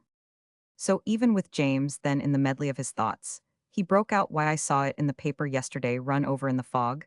They didn't know his name. He turned from one face to the other in his confusion of soul. But instinctively, all the time he was rejecting that rumor of suicide. He dared not entertain this thought, so, against his interest, against the interest of his son, of every Forsyte, he strove against it. And as his nature ever unconsciously rejected that which it could not with safety accept, so gradually he overcame this fear. It was an accident, it must have been. Old Jolyon broke in on his reverie. Death was instantaneous. He lay all day yesterday at the hospital. There was nothing to tell them who he was. I am going there now. You and your son had better come too. No one opposing this command, he led the way from the room. The day was still and clear and bright, and driving over to Park Lane from Stanhope Gate, old Jolyon had had the carriage open, sitting back on the padded cushions, finishing his cigar. He had noticed with pleasure the keen crispness of the air, the bustle of the cabs and people, the strange, almost Parisian alacrity that the first fine day will bring into London streets after a spell of fog or rain, and he had felt so happy he had not felt like it for months. His confession to June was off his mind. He had the prospect of his sons above all of his grandchildren's company in the future, had appointed to meet young Jolyon at the Hotch-Potch that very morning to discuss it again, and there was the pleasurable excitement of a coming encounter, a coming victory over James, and the man of property in the matter of the house. He had the carriage closed now, he had no heart to look on gaiety, nor was it right that Forsytes should be seen driving with an inspector of police. In that carriage, the inspector spoke again of the death. It was not so very thick just there. The driver says the gentleman must have had time to see what he was about. He seemed to walk right into it. It appears that he was very hard up. We found several pawn tickets at his rooms. His account at the bank is overdrawn. And there's this case in today's papers. His cold blue eyes traveled from one to another of the three Forsytes in the carriage. Old Jolyon, watching from his corner, saw his brother's face change, and the brooding, worried look deepen on it at the inspector's words. Indeed, all James' doubts and fears revived hard upon a Ketson overdrawn. Account these words that had all his life been a far-off nightmare to him, seemed to make uncannily real that suspicion of suicide, which must on no account be entertained. He sought his son's eye, but lynxed, taciturn, immovable. Soames gave no answering look, and to old Jolyon, watching, divining the league of mutual defense between them, there came an overmastering desire to have his own son at his side, as though this visit to the dead man's body was a battle in which otherwise he must single-handed meet those two. And the thought of how to keep John's name out of the business kept whirring in his brain. James had his son to support him. Why should he not send for Joe? Taking out his card case, he penciled the following message. "Come round at once, I've sent the carriage for you." On getting out, he gave this card to his coachman, telling him to drive as fast as possible to the Hotch-Potch Club, and if Mr. Jolyon Forsyte were there to give him the card, and bring him at once. If not there, yet he was to wait till he came. He followed the others slowly up the steps, leaning on his umbrella, and stood a moment to get his breath. The inspector said, "This is the mortuary, sir, but take your time." In the bare white-walled room, empty of all but a streak of sunshine smeared along the dustless floor, lay a form, covered by a sheet. With a huge, steady hand, the inspector took the hem and turned it back. A sightless face gazed up at them, and on either side of that sightless, defiant face, the three Forsytes gazed down. In each one of them the secret emotions, fears, and pity of his own nature rose and fell like the rising, falling waves of life, whose wash those white walls barred out now forever from Bosinney. And in each one of them, the trend of his nature, the odd essential spring, which moved him in fashions minutely, unalterably different from those of every other human being, forced him to a different attitude of thought far from the others, yet inscrutably close. Each stood thus alone, with death silent, his eyes lowered. The inspector asked softly, "You identify the gentleman, sir?" Old Jolyon raised his head and nodded. He looked at his brother opposite, at that long, lean figure, brooding over the dead man with face dusky red and strained gray eyes, and at the figure of Soames, white and still by his father's side, and all that he had felt against those two was gone like smoke, in the long white presence of death. Whence comes it? How comes it? Death, sudden reverse of all that goes before, blind setting forth on a path that leads to where dark, quenching of the fire, the heavy, brutal, crushing gout that all men must go through, keeping their eyes clear and brave unto the end. Small and of no import insects though they are, and across old Jolyon's face there flitted a gleam, for Soames, murmuring to the inspector, crept noiselessly away. Then suddenly James raised his eyes. There was a queer appeal in that suspicious, troubled look. "I know I'm no match for you," it seemed to say, and hunting for handkerchief, he wiped his brow, then bending sorrowful and lank over the dead man, he too turned and hurried out. Old Jolyon stood still as death, his eyes fixed on the body. Who shall tell of what he was thinking of himself, when his hair was brown like the hair of that young fellow dead before him, of himself with his battle, just beginning the long, long battle. He had loved the battle that was over for this young man, almost before it had begun, of his granddaughter, with her broken hopes, of that other woman, of the strangeness and the pity of it, and the irony inscrutable and bitter of that end. Justice? There was no justice for men, for they were ever in the dark. Or perhaps in his philosophy, he thought better to be out of it. all better to have done with it like this poor youth. Someone touched him on the arm. A tear started up and wetted his eyelash well. He said, I am no good here, id, better be going, y'all come to me as soon as you can, Joe. And with his head bowed, he went away. It was young Jolyon's turn to take his stand beside the dead man round, whose fallen body, he seemed to see all the Forsytes breathless, and prostrated the stroke had fallen too swiftly. The forces underlying every tragedy, forces that take no denial working through cross currents to their ironical end, had met and fused with a thunderclap flung out the victim, and flattened to the ground all those that stood around. Or so, at all events, young Jolyon seemed to see them, lying around Bosinney's body. He asked the inspector to tell him what had happened, and the latter, like a man who does not every day get such a chance again, detailed such facts as were known. There's more here, sir, however, he said, than meets the eye. I don't believe in suicide nor in pure accident myself. It's more likely, I think, that he was suffering under great stress of mind, and took no notice of things about him. Perhaps you can throw some light on these. He took from his pocket a little packet, and laid it on the table, carefully undoing it. He revealed a lady's handkerchief pinned through the folds with a pin of discolored Venetian gold, the stone of which had fallen from the socket. A scent of dried violets rose to young Jolyon's nostrils. Found in his breast pocket, said the inspector, the name has been cut away. Young Jolyon with difficulty answered, I'm afraid I cannot help you, but vividly there rose before him the face he had seen light up so tremulous and glad at Bosinney's coming of her. He thought more than of his own daughter, more than of them all of her, with the dark soft glance, the delicate passive face, waiting for the dead man, waiting even at that moment, perhaps still and patient in the sunlight.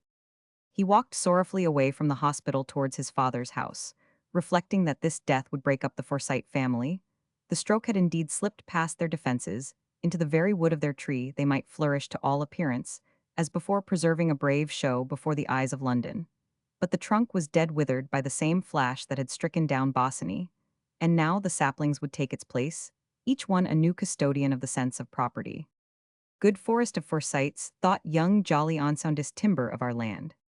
Concerning the cause of this death, his family would doubtless reject with vigor the suspicion of suicide, which was so compromising. They would take it as an accident, a stroke of fate in their hearts. They would even feel it an intervention of Providence. A retribution had not Bosinney endangered their two most priceless possessions, the pocket and the hearth, and they would talk of that unfortunate accident of young Bosinney's. But perhaps they would not talk, excellence might be better. As for himself, he regarded the bus driver's account of the accident as of very little value, for no one so madly in love committed suicide for want of money, nor was Bosinney the sort of fellow to set much store by a financial crisis. And so he too rejected this theory of suicide. The dead man's face rose too clearly before him, gone in the heyday of his summerand, to believe thus that an accident had cut Bosinney off in the full sweep of his passion, was more than ever pitiful to young Jolyon. Then came a vision of Soames' home as it now was, and must be hereafter. The streak of lightning had flashed its clear, uncanny gleam on bare bones, with grinning spaces between the disguising flesh was gone. In the dining room at Stanhope Gate, old Jolyon was sitting alone when his son came in. He looked very wan in his great armchair, and his eyes traveling round the walls with their pictures of still life and the masterpiece Dutch fishing boats at sunset seemed as though passing their gaze over his life with its hopes, its gains, its achievements. Ah, Joe, he said, is that you? I've told poor little June, but that's not all of it. Are you going to Soames? She's brought it on herself, I suppose, but somehow I can't bear to think of her shut up there and all alone, and holding up his thin-veined hand, he clenched it. Chapter 9. Irene's Return. After leaving James and old Jolyon in the mortuary of the hospital, Soames hurried aimlessly along the streets. The tragic event of Bosinney's death altered the complexion of everything.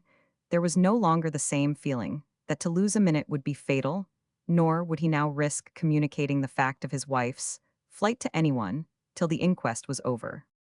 That morning he had risen early before the postman came, had taken the first post letters from the box himself, and though there had been none from Irene, he had made an opportunity of telling Bilson that her mistress was at the sea. He would probably, he said, be going down himself from Saturday to Monday.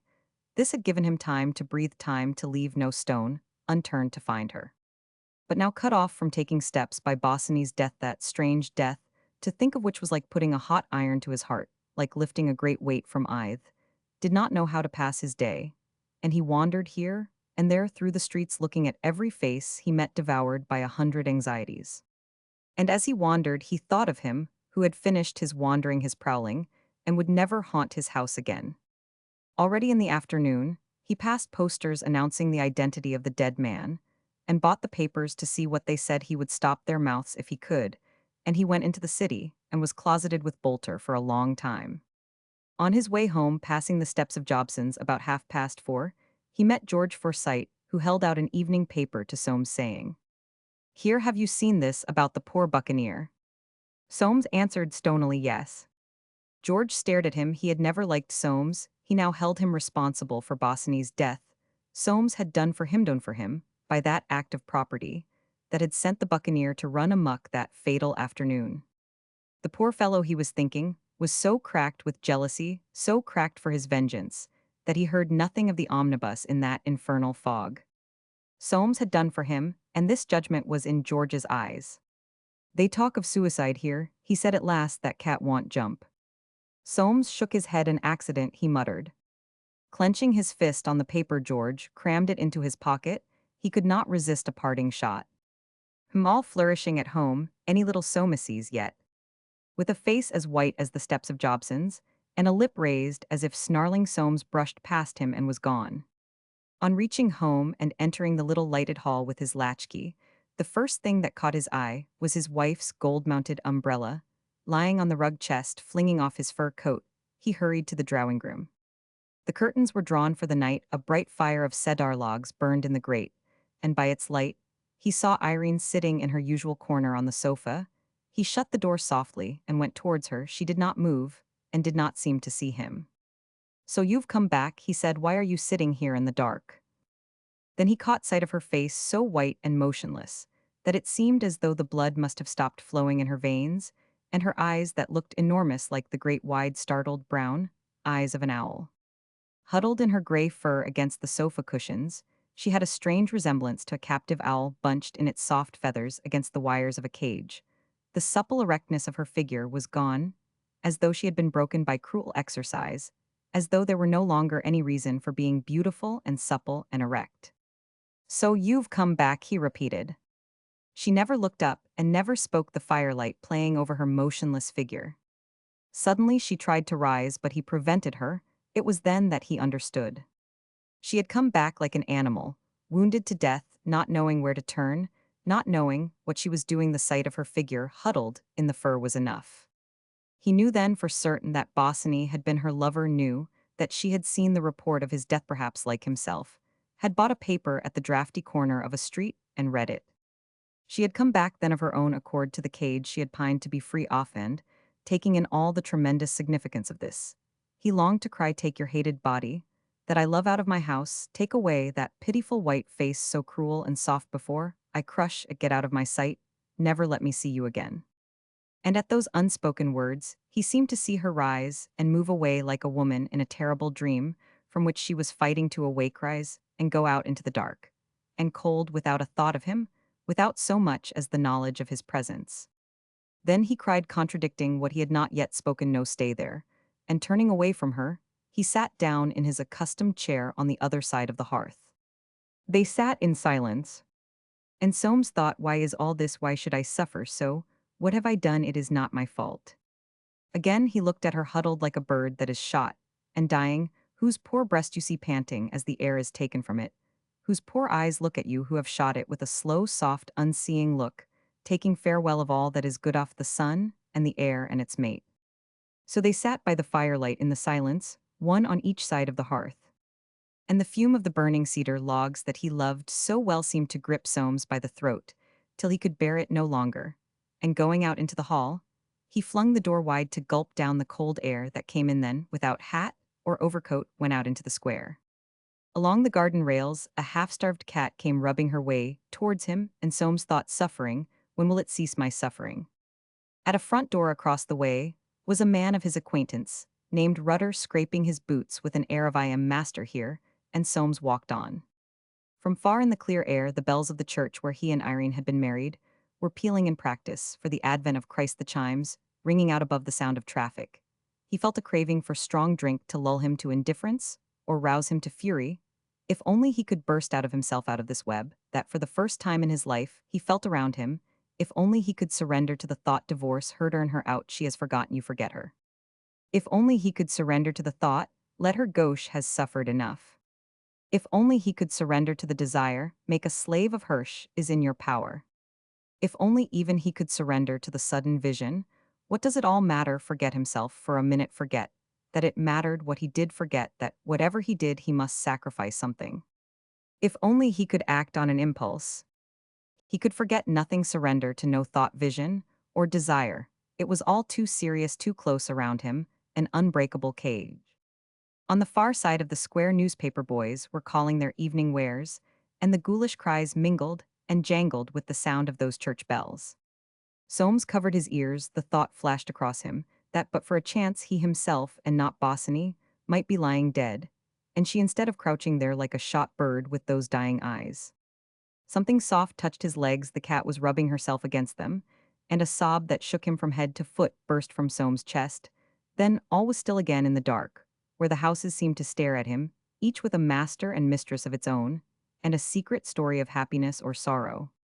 And suddenly he saw that his own door was open and black against the light from the hall. A man standing with his back turned, something slid to in his breast, and he stole up close behind.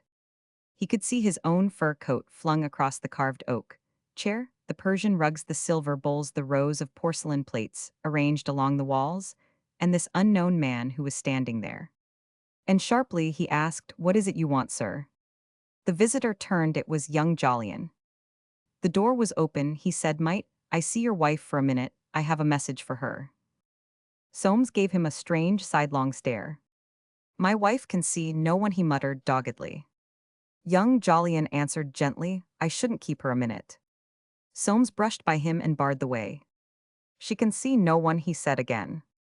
Young Jolyon's glance shot past him into the hall, and Soames turned. There in the drawing-room doorway stood Irene. Her eyes were wild and eager, her lips were parted, her hands outstretched in the sight of both men. That light vanished from her face, her hands dropped to her sides. She stood like stone.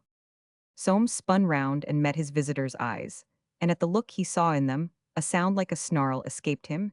He drew his lips back in the ghost of a smile. "This is my house," he said. "I manage my own affairs. I've told you once, I tell you again, we are not at home." And in young Jolyon's face he slammed the door. Title page 251K. Fronties 2 109K. The Forsyte Saga Volume Roman 2. By John Galsworthy. To André Cheverlin. Indian summer of a Forsyte. And summer's lease hath all too short a date. And Shakespeare. And I. In the last day of May in the early 90s, about 6 o'clock of the evening, old Jolyon Forsyte sat under the oak tree below the terrace of his house at Robin Hill. He was waiting for the midges to bite him before abandoning the glory of the afternoon. His thin brown hand, where blue veins stood out, held the end of a cigar in its tapering, long-nailed fingers. A pointed, polished nail had survived with him from those earlier Victorian days, when to touch nothing even with the tips of the fingers had been. So distinguished his domed forehead, great white mustache, lean cheeks, and long lean jaw were covered from the westering sunshine by an old brown Panama hat. His legs were crossed, and all his attitude was serenity and a kind of elegance, as of an old man who every morning put eau de cologne upon his silk handkerchief. At his feet lay a woolly brown and white dog, trying to be a Pomeranian dog, Balthazar, between whom and old Jolyon primal aversion had changed into attachment with the years. Close to his chair was a swing, and on the swing was seated one of Holly's doll-skulled duffer Elise, with her body fallen over her legs, and her doleful nose buried in a black petticoat. She was never out of disgrace, so it did not matter to her how she sat below the oak tree.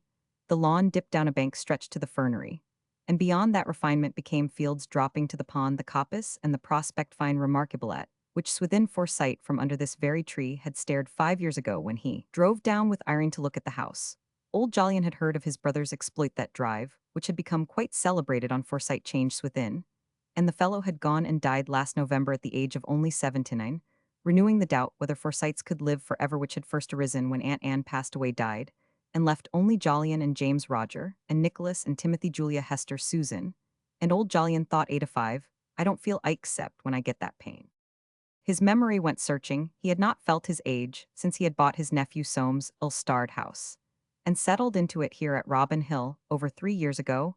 It was as if he had been getting younger every spring, living in the country with his son and his grandchildren June, and the little ones of the second marriage Jolly and Holly, living down here out of the racket of London, and the cackle of Forsyte, change free of his boards, in a delicious atmosphere of no work, and all play with plenty of occupation, in the perfecting and mellowing of the house and its 20 acres, and in ministering to the whims of Holly and Jolly, all the knots and crankiness which had gathered in his heart during that long and tragic business of June. Soames, Irene his wife, and poor young Bosinney had been smoothed out. Even June had thrown off her melancholy at last witness. This travel in Spain she was taking now with her father and her stepmother. Curiously perfect peace was left by their departure, blissful yet blank, because his son was not there. Joe was never anything but a comfort and a pleasure to him, nowadays an amiable chap. But women somehow have in the best got a little on one's nerves, unless of course one admired them. Far off a cuckoo called a woodpigeon was cooing from the first elm tree in the field, and how the daisies and buttercups had sprung up after the last mowing. The wind had got into the sou-west to a delicious air sappy. He pushed his hat back, and let the sun fall on his chin and cheek somehow today. He wanted company, wanted a pretty face to look at. People treated the old as if they wanted nothing. And with the un-Forsytean philosophy which ever intruded on his soul, he thought one's never had enough. With a foot in the grave, one'll want something. I shouldn't be surprised down here away from the exigencies of affairs. She's grandchildren, and the flowers, trees, birds of his little domain, to say nothing of sun and moon and stars above them, said open sesame to him day and night, and sesame had opened at how much perhaps he did not know. He had always been responsive to what they had begun to call nature, genuinely, almost religiously responsive, though he had never lost his habit of calling a sunset, and a view, however deeply they might move him. But nowadays nature actually made him ache. He appreciated it so. Every one of these calm, bright, lengthening days, with Holly's hand in his, and the dog Balthazar in front, looking studiously for what he never found, he would stroll watching the roses, open fruit budding on the walls, sunlight brightening the oak leaves and saplings in the coppice, watching the water lily leaves unfold and glisten, and the silvery young corn of the one wheat field, listening to the starlings and skylarks, and the Alderney cows chewing the cud, flicking slow their tufted tails. And every one of these fine days he ached a little from sheer love of it, all feeling perhaps deep down that he had not very much longer to enjoy it. The thought that some day, perhaps not 10 years hence, perhaps not 5, all this world would be taken away from him before he had exhausted his powers of loving. It seemed to him in the nature of an injustice brooding over his horizon. If anything came after this life, it wouldn't be what he wanted. Not Robin Hill, and flowers and birds, and pretty face too, few even now of those about him. With the years his dislike of humbug had increased. The orthodoxy he had worn in the 60s, as he had worn side whiskers out of sheer exuberance, had long dropped off, leaving him reverent before 3 things alone: beauty, upright conduct, and the sense of property. And the greatest of these now was beauty. He had always had wide interests, and indeed could still read the Times, but he was liable at any moment to put it down. If he heard a blackbird sing, upright conduct, proper to somehow, they were tiring, the blackbirds. And the sunsets never tired him, only gave him an uneasy feeling that he could not get enough of them, staring into the stilly radiance of the early evening, and at the little gold and white flowers on the lawn. A thought came to him. This weather was like the music of Orpheus, which he had recently heard at Covent Garden, a beautiful opera, not like Meyerbeer nor even quite Mozart, but in its way perhaps even more lovely, something classical, and of the golden age about it, chaste and mellow, and the ravagli almost worthy of the old. Dashest praise he could bestow the yearning of Orpheus for the beauty he was losing for his love, going down to Hades, as in life, love, and beauty, did Goth yearning, which sang and throbbed through the golden music, stirred also in the lingering beauty of the world that evening. And with the tip of his cork-soled elastic-sided boot, he involuntarily stirred the ribs of the dog Balthazar, causing the animal to wake and attack his fleas. For though he was supposed to have none, nothing could persuade him of the fact. When he had finished, he rubbed the place he had been scratching against his master's calf, and settled down again with his chin over the instep of the disturbing boot. And into old Jolyon's mind came a sudden recollection of face he had seen at that opera 3 weeks ago. Irene, the wife of his precious nephew, Soames, that man of property, though he had not met her since the day of the at-home in his old house at Stanhope Gate, which celebrated his granddaughter June's ill-starred engagement to young Bosinney. He had remembered her at once, for he had always admired her, a very pretty creature, after the death of young Bosinney, whose mistress she had so reprehensibly become. He had heard that she had left Soames at once. Goodness only knew what she had been doing since that sight of her face, a side view in the row in front, had been literally the only reminder these 3 years that she was still alive. No one ever spoke of her. And yet Joe had told him something onto something which had upset him completely. The boy had got it from George Forsyte, he believed, who had seen Bosinney in the fog the day he was run over something, which explained the young fellow's distressin' act of Soames towards his wifey, a shocking act. Joe had seen her too, that afternoon after the news was out, seen her for a moment, and his description had always lingered in old Jolyon's mind-willed. And lost he had called her. And next day June had gone there, bottled up her feelings, and gone there, and the maid had cried, and told her how her mistress had slipped out in the night, and vanished, a tragic business altogether. One thing was certain, Soames had never been able to lay hands on her again, and he was living at Brighton, and journeying up and down a fitting fate, the man of property. For when he once took a dislike to any Onias, he had to his nephewed Jolyon, never got over it. He remembered still the sense of relief with which he had heard the news of Irene's disappearance. It had been shocking to think of her a prisoner in that house, to which she must have wandered back. When Joe saw her, wandered back for a moment like a wounded animal to its hole, after seeing that news, tragic death of an architect in the street, her face had struck him very much the other night, more beautiful than he had remembered, but like mask with something going on beneath it. A young woman, still 28 perhaps, ah well, very likely she had another lover by now. But at this subversive thought, for married women should never love once even had been too much, his instep rose. And with it, the dog Balthazar's head, the sagacious animal, stood up and looked into old Jolyon's face. Walk, he seemed to say, and old Jolyon answered, come on, old chap. Slowly, as was their wont, they crossed among the constellations of buttercups and daisies, and entered the fernery. This feature, where very little grew as yet, had been judiciously dropped below the level of the lawn, so that it might come up again on the level of the other lawn, and give the impression of irregularity so important in horticulture. Its rocks and earth were beloved of the dog Balthazar, who sometimes found a mole there. Old Jolyon made a point of passing through it, because though it was not beautiful, he intended that it should be some day, and he would think, I must get Var to come down and look at it. He's better than beach for plants, like houses and human complaints. Required the best expert consideration. It was inhabited by snails.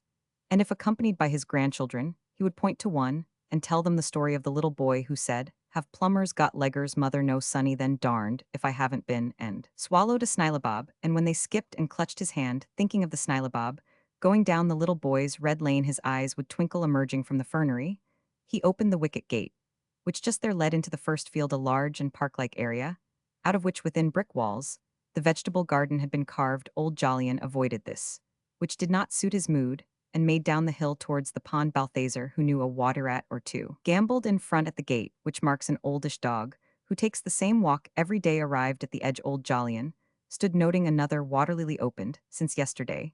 He would show it to Holly tomorrow, when his little sweet had got over the upset which had followed on her eating a tomato at lunch. Her little arrangements were very delicate now that Jolly had gone to school. High's first term, Holly was with him nearly all day long, and he missed her badly. He felt that pain too, which often bothered him, now a little dragging at his left side. He looked back up the hill. Really, poor young Bosinney had made an uncommonly good job of the house. He would have done very well for himself if he had lived. And where was he now? Perhaps still haunting this, the site of his last work, of his tragic love affair? Or was Philip Bosinney's spirit diffused in the general, who could say that dog was getting his legs muddy? And he moved towards the coppice. There had been the most delightful lot of bluebells, and he knew where some still lingered like little patches of sky, fallen in between the trees away out of the sun. He passed the cowhouses and the henhouses there installed, and pursued a path into the thick of the saplings, making for one of the bluebell plots. Balthazar, preceding him, once more uttered a low growl. Old Jolyon stirred him with his foot, but the dog remained motionless just where there was no room to pass, and the hair rose slowly along the center of his woolly back, whether from the growl and the look of the dog's stivered hair, or from the sensation which a man feels in a wood. Old Jolyon also felt something move along his spine, and then the path turned, and there was an old mossy log, and on it a woman sitting. Her face was turned away, and he had just time to think, she's trespassing. I must have a board put up, before she turned powers above the face he had seen at the opera. The very woman he had just been thinking of. In that confused moment, he saw things blurred, as if a spirit queer effect the slant of sunlight perhaps on her violet gris frock. And then she rose and stood smiling, her head a little to one side. Old Jolyon thought, how pretty she is. She did not speak, neither did he. And he realized why, with a certain admiration. She was here, no doubt, because of some memory, and did not mean to try and get out of it by vulgar explanation. Don't let that dog touch your frock, he said. He's got wet feet. Come here, you. But the dog Balthazar went on towards the visitor who put her hand down and stroked his head. Old Jolyon said quickly, I saw you at the opera the other night, you didn't notice me. Oh yes, I Roman 999. He felt a subtle flattery in that, as though she had added, do you think one could miss seeing you? They're all in Spain, he remarked abruptly. I am alone. I drove up for the opera, the Ravagli's good. Have you seen the cowhouses? In a situation so charged with mystery, and something very like emotion, he moved instinctively towards that bit of property, and she moved beside him. Her figure swayed faintly like the best kind of French figures. Her dress, too, was a sort of French gray. He noticed 2 or 3 silver threads in her amber-colored hair, strange hair with those dark eyes of hers, and that cream-pale face. A sudden sidelong look from the velvety brown eyes disturbed him. It seemed to come from deep and far, from another world almost, or at all events from someone not living very much in this, and he said mechanically, where are you living now? I have a little flat in Chelsea. He did not want to hear what she was doing, did not want to hear anything, but the perverse word came out. Alone? She nodded. It was a relief to know that, and it came into his mind that, but for a twist of fate, she would have been mistress of this coppice, showing these cowhouses to him, a visitor. All Alderneys, he muttered, they give the best milk. This one's a pretty creature, woe a myrtle. The fawn-colored cow, with eyes as soft and brown as Irene's own, was standing absolutely still, not having long been milked. She looked round at them out of the corner of those lustrous, mild, cynical eyes, and from her gray lips a little dribble of saliva threaded its way towards the straw. The scent of hay and vanilla and ammonia rose in the dim light of the cool cowhouse, and old Jolyon said, you must come up and have some dinner with me. I'll send you home in the carriage. He perceived a struggle going on within her, natural, no doubt, with her memories. But he wanted her company, a pretty face, a charming figure, beauty. He had been alone all the afternoon. Perhaps his eyes were wistful, for she answered, thank you, Uncle Jolyon, I should like to. He rubbed his hands and said, capital, let's go up then, and preceded by the dog Balthazar, they ascended through the field. The sun was almost level in their faces now, and he could see not only those silver threads, but little lines just deep enough to stamp her beauty with a coin-like fineness, special look of life, unshared with others. I'll take her in by the terrace, he thought. I won't make a common visitor of her. What do you do all day? He said. Teach music. I have another interest too. Work, said old Jolyon, picking up the doll from off the swing and smoothing its black petticoat. Nothing like it, is there? I don't do any now. I am getting on. What interest is that? Trying to help women who've come to grief. Old Jolyon did not quite understand to grief. He repeated, then realized with a shock that she meant exactly what he would have meant himself if he had used that expression, assisting the Magdalenes of London. What a weird and terrifying interest and curiosity, overcoming his natural shrinking, he asked. Why, what do you do for them? Not much. I've no money to spare. I can only give sympathy and food sometimes. Involuntarily old Jolyon's hand sought his purse. He said hastily, how do you get hold of them? I go to a hospital. A hospital few. What hurts me most is that once they nearly all had some sort of beauty. Old Jolyon straightened the doll. Beauty, he ejaculated. Ha, yes, a sad business.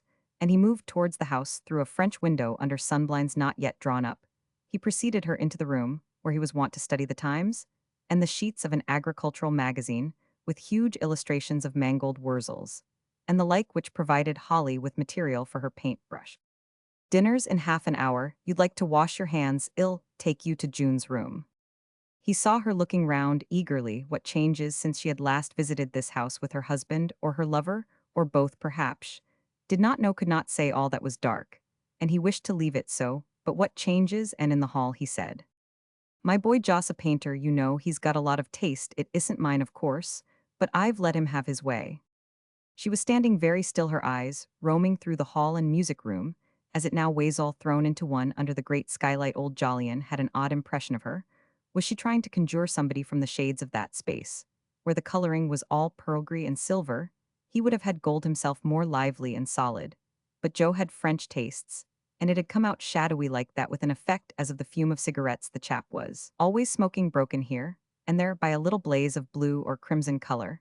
It was not his dream. Mentally, he had hung this space with those gold-framed masterpieces of still and stiller life, which he had bought in days when quantity was precious, And now where were they sold for a song that something which made him alone among Forsytes move with the times had warned him against the struggle to retain them? But in his study he still had Dutch fishing boats at sunset. He began to mount the stairs with her slowly, for he felt his side. "These are the bathrooms," he said, "and other arrangements I've had them tiled. The nurseries are along there. And this is Joss and his wife's. They all communicate, but you remember, I expect." Irene nodded. They passed on up the gallery and entered a large room with a small bed and several windows. "This is mine," he said. The walls were covered with the photographs of children and watercolor sketches, and he added doubtfully, "These are Joss. The view's first rate. You can see the grandstand at Epsom in clear weather." The sun was down now behind the house, and over the prospect, a luminous haze had settled, emanation of the long and prosperous day few houses showed, but fields and trees faintly glistened away to a loom of downs. "The country's changing," he said abruptly, "but there it'll be, when we're all gone. Look at those thrushes. The birds are sweet here in the mornings. I am glad to have washed my hands of London." Her face was close to the window pane, and he was struck by its mournful look. "Wish I could make her look happy." He thought a pretty face, but sad, and taking up his can of hot water, he went out into the gallery.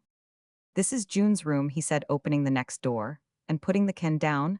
"I think y'all find everything," and closing the door behind her. He went back to his own room, brushing his hair with his great ebony brushes, and dabbing his forehead with eau de cologne. He mused, she had come so strangely, a sort of visitation, mysterious, even romantic, as if his desire for company, for beauty, had been fulfilled by whatever it was which fulfilled that sort of thing. And before the mirror, he straightened his still upright figure, passed the brushes over his great white mustache, touched up his eyebrows with eau de cologne, and rang the bell. "I forgot to let them know that I have a lady to dinner with me. Let cook do something extra, and tell Beacon to have the landau and pair at 10:30, to drive her back to town. Tonight is Miss Holly asleep." The maid thought not, and old Jolyon, passing down the gallery, stole on tiptoe towards the nursery, and opened the door, whose hinges he kept specially oiled, that he might slip in and out in the evenings, without being heard. But Holly was asleep, and lay like a miniature Madonna of that type, which the old painters could not tell from Venus. When they had completed her, her long dark lashes clung to her cheeks. On her face was perfect peace. Her little arrangements were evidently all right again, and old Jolyon, in the twilight of the room, stood adoring her. It was so charming, solemn, and loving, that little face. He had more than his share of the blessed capacity of living again in the young. They were to him his future life, all of a future life, that his fundamental pagan sanity perhaps admitted. There she was, with everything before her, and his blood, some of it in her tiny veins. There she was, his little companion, to be made as happy as ever he could make her, so that she knew nothing but love. His heart swelled, and he went out, stilling the sound of his patent leather boots in the corridor. An eccentric notion attacked him to think that children should come to that which Irene had told him. She was helping women who were all once little things like this one sleeping there. "I must give her a check," he mused. "Can't bear to think of them. They had never borne." Reflecting on those poor outcasts, wounding too deeply the core of true refinement, hidden under layers of conformity, to the sense of property, wounding too grievously the deepest thing in him, a love of beauty, which could give him even now a flutter of the heart, thinking of his evening in the society of a pretty woman. And he went downstairs through the swinging doors to the back regions. There in the wine cellar was a hock worth at least £2 a bottle, a Steinberg cabinet, better than any Johannesburg that ever went down throat, a wine of perfect bouquet, sweet as a nectarine nectar. Indeed, he got a bottle out, handling it like a baby, and holding it level to the light to look enshrined in its coat of dust. That mellow-colored, slender-necked bottle gave him deep pleasure. 3 years to settle down again, since the move from town, ought to be in prime condition. 35 years ago, he had bought it. Thank God, he had kept his palate, and earned the right to drink it. She would appreciate this, not a spice of acidity in a dozen.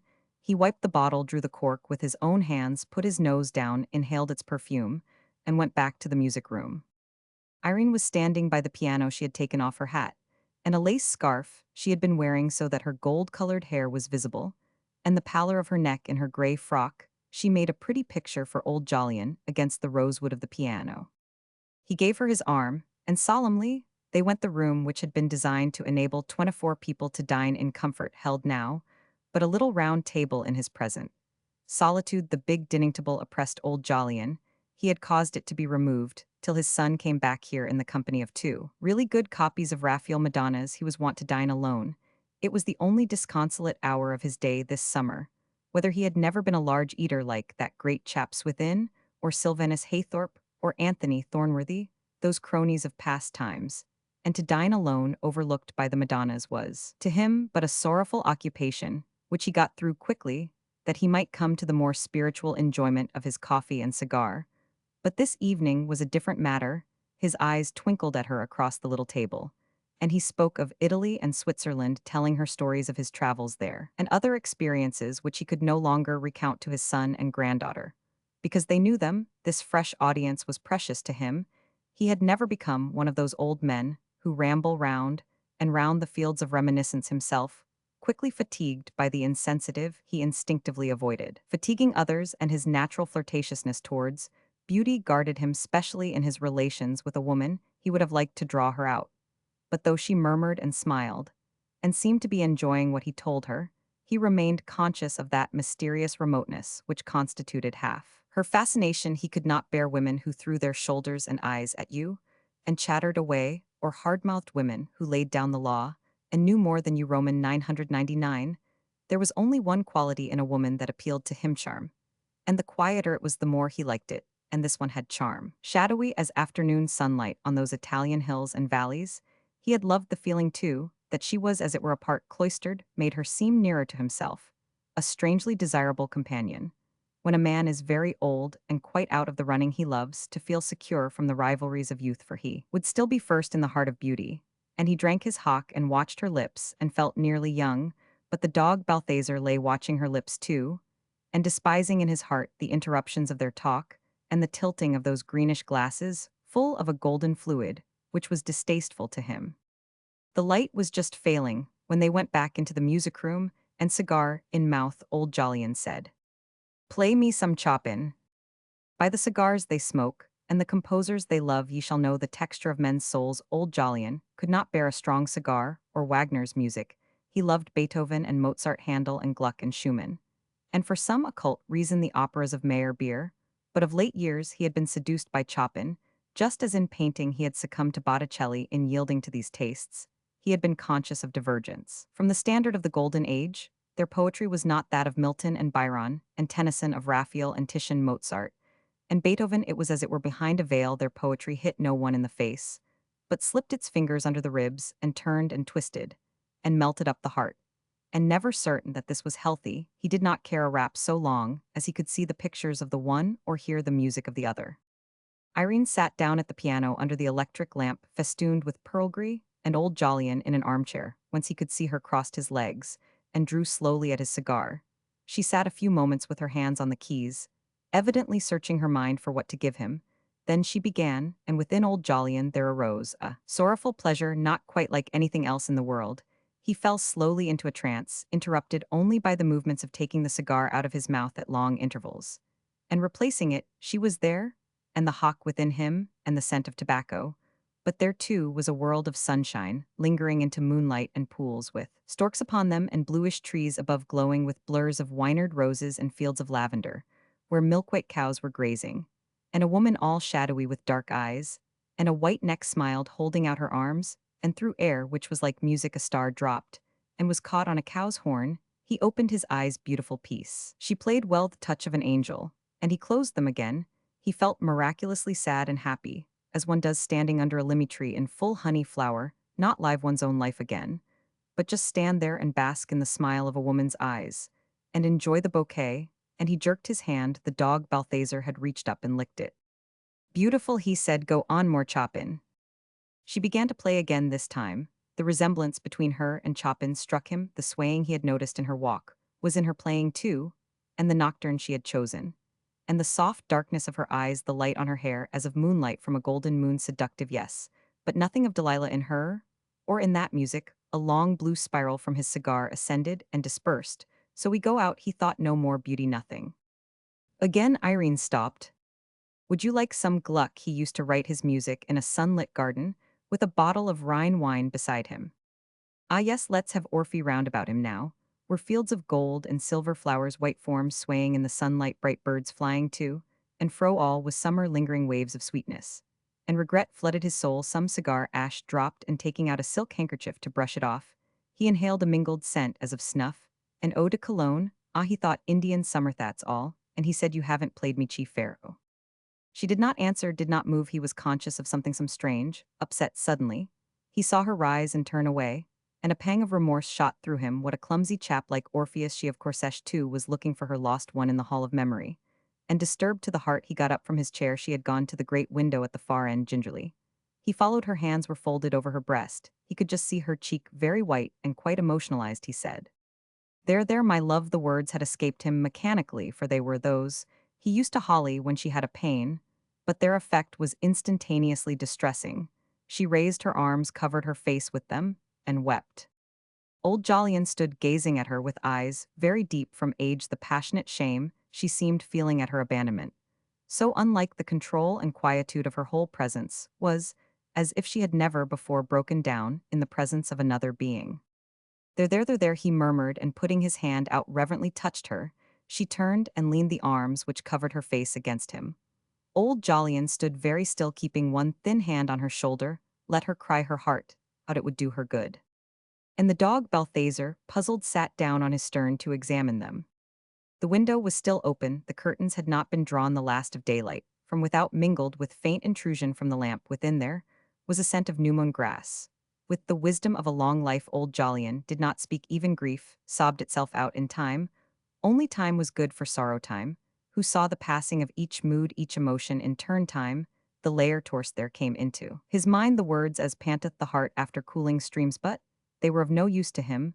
Then, conscious of a scent of violets, he knew she was drying her eyes. He put his chin forward, pressed his mustache against her forehead, and felt her shake with a quivering of her whole body, as of a tree which shakes itself free of raindrops. She put his hand to her lips, as if saying, all over now, forgive me. The kiss filled him with a strange comfort. He led her back to where she had been so upset, and the dog Balthazar, following, laid the bone of one of the cutlets they had eaten at their feet. Anxious to obliterate the memory of that emotion, he could think of nothing better than China, and moving with her slowly from cabinet to cabinet, he kept taking up bits of Dresden and Lowestoft, and Chelsea, turning them round and round with his thin-veined hands, whose skin, faintly freckled, had such an aged look. I bought this at Jobson's, he would say, cost me £30. It's very old. That dog leaves his bones all over the place. This old Schipper I picked up at the sale, when that precious rip, the Marquis, came to grief. But you don't remember. Here's a nice piece of Chelsea now. What would you say this was? And he was comforted, feeling that with her taste, she was taking a real interest in these things, for after all, nothing better composes the nerves than a doubtful piece of china. When the crunch of the carriage wheels was heard at last, he said, you must come again, you must come to lunch, then I can show you these by daylight, and my little Sweet's a dear little thing. This dog seems to have taken a fancy to you. For Balthazar, feeling that she was about to leave, was rubbing his side against her leg. Going out under the porch with her, he said, he'll get you up in an hour and a quarter. Take this for your prochies.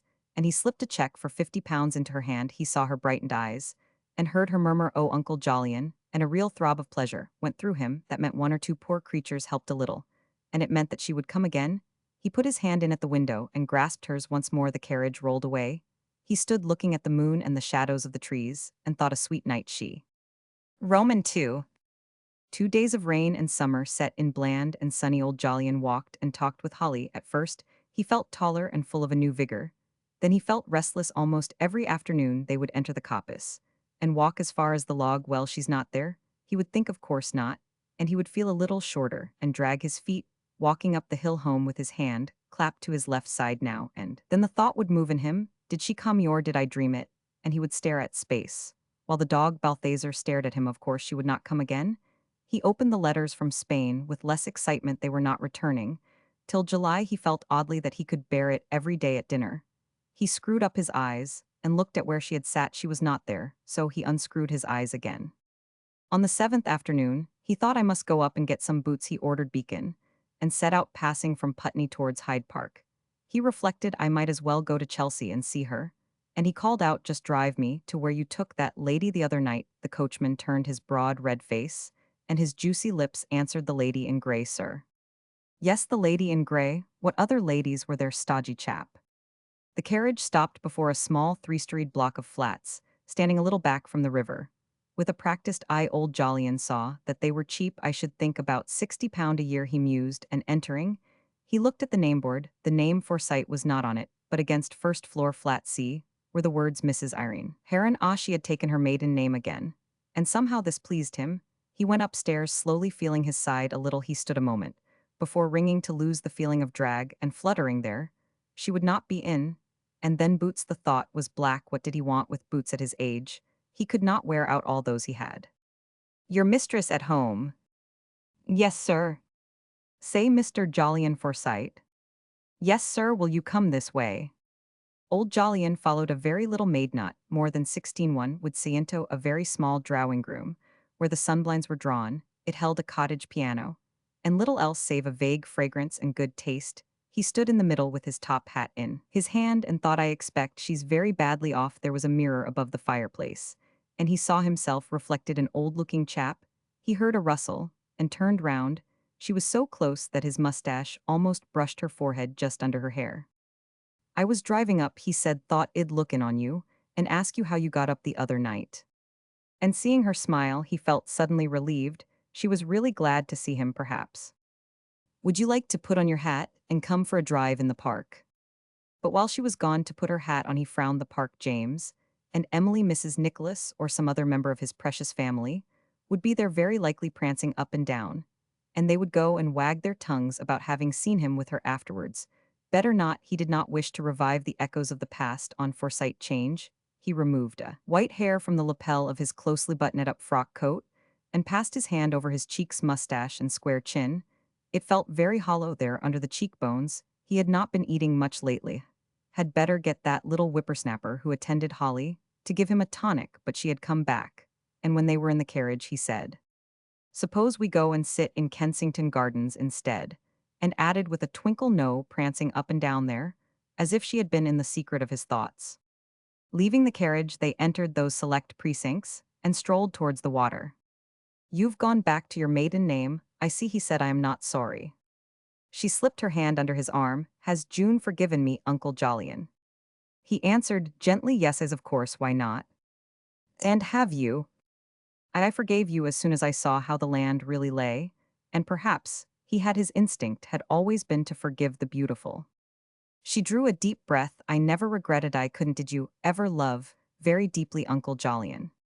At that strange question, old Jolyon stared before him. Had he did not seem to remember that he ever had, but he did not like to say this to the young woman whose hand was touching his arm, whose life was suspended, as it were by memory of a tragic love. And he thought, if I had met you when I was young, I might have made a fool of myself, perhaps, and a longing to escape in generalities beset him. Love's a queer thing, he said, fatal thing. Often it was the Greeks wasn't it made love into a goddess. They were right, I dare say. But then they lived in the golden age. Phil adored them. Phil, the word jarred him, for suddenly, with his power to see all round a thing, he perceived why she was putting up with him like this. She wanted to talk about her lover well, if it was any pleasure to her. And he said, there was a bit of the sculptor in him, I fancy.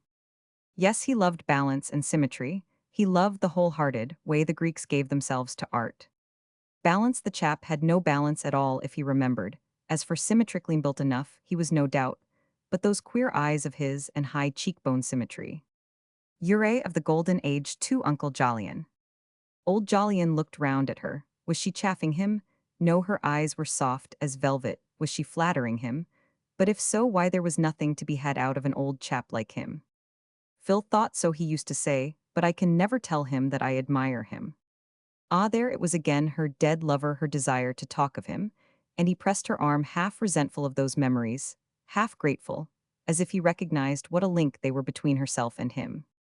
He was a very talented young fellow, he murmured. It's hot, I feel the heat nowadays, let's sit down. They took 2 chairs beneath a chestnut tree, whose broad leaves covered them from the peaceful glory of the afternoon. A pleasure to sit there and watch her, and feel that she liked to be with him, and the wish to increase that liking, if he could made him go on. I expect he showed you a side of him. I never saw he'd be at his best with you. His ideas of art were a little nudo. Meh had stiffed the word fangled. Yes, but he used to say you had a real sense of beauty. Old Jolyon thought the devil he did, but answered with a twinkle, well, I have, or I shouldn't be sitting here with you. She was fascinating. when she smiled with her eyes like that. He thought you had one of those hearts that never grow old. Phil had real insight. He was not taken in by this flattery spoken out of the past, out of a longing to talk of her dead Lovenot a bit. And yet it was precious to hear, because she pleased his eyes, and heart which quite true had never grown old was that becaution like her, and her dead lover he had never loved to desperation, had always kept his balance, his sense of symmetry. Well, it had left him power at 8 of 4 to admire beauty, and he thought if I were a painter or a sculptor, but I am an old chap make hay while the sun shines. A couple with arms entwined crossed on the grass before them at the edge of the shadow from their tree. The sunlight fell cruelly on their pale, squashed, unkempt young faces. "We're an ugly lot," said old Jolyon suddenly.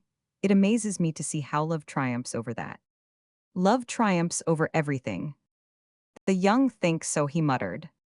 "Love has no age, no limit, and no death." With that glow in her pale face, her breast heaving, her eyes so large and dark and soft, she looked like Venus come to life. But this extravagance brought instant reaction and twinkling. He said, "Well, if it had limits, we shouldn't be born, for by George, it's got a lot to put up with." Then, removing his top hat, he brushed it round with a cuff. The great clumsy thing heated his forehead in these days. He often got a rush of blood to the head. High circulation was not what it had been. She still sat gazing straight before her, and suddenly she murmured, "It's strange enough that I am alive." Those words of Joss Wild and Lost came back to him.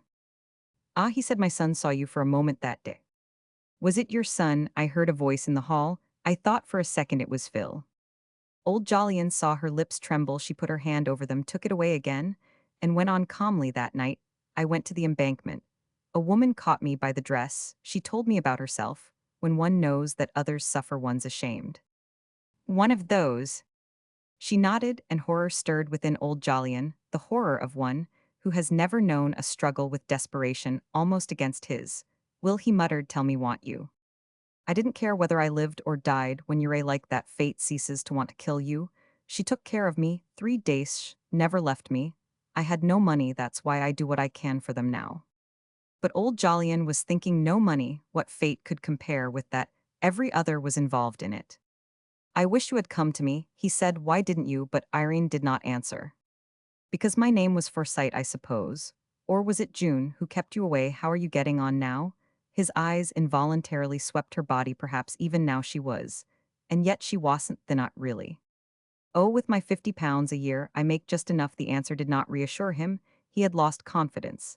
And that fellow Soames, but his sense of justice stifled condemnation. No, she would certainly have died, rather than take another penny from him. Soft as she looked, there must be strength in her somewhere, strength and fidelity. But what business had young Bosinney to have got run over and left her stranded like this? "Well, you must come to me now," he said, "for anything you want, or I shall be quite cut up." And putting on his hat, he rose. "Let's go and get some tea. I told that lazy chap to put the horses up for an hour, and come for me at your place. Well, take a cab, presently.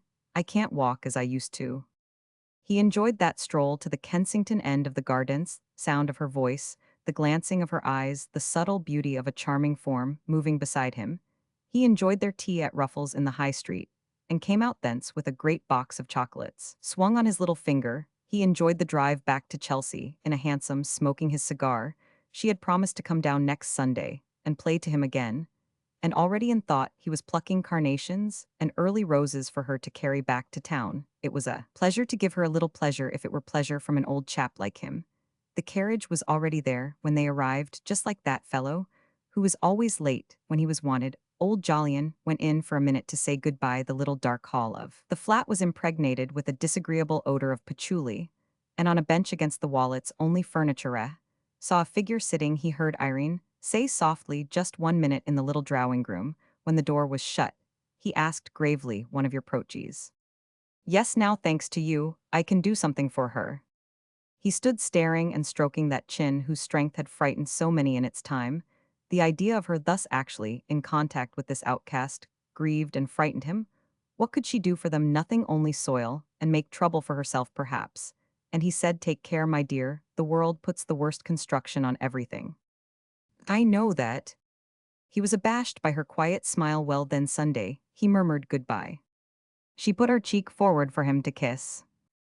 "Goodbye," he said again. "Take care of yourself." and he went out not looking towards the figure on the bench. He drove home by way of Hammersmith, that he might stop at a place he knew of, and tell them to send her in 2 dozen of their best Burgundy. She must want picking up sometimes, only in Richmond Park.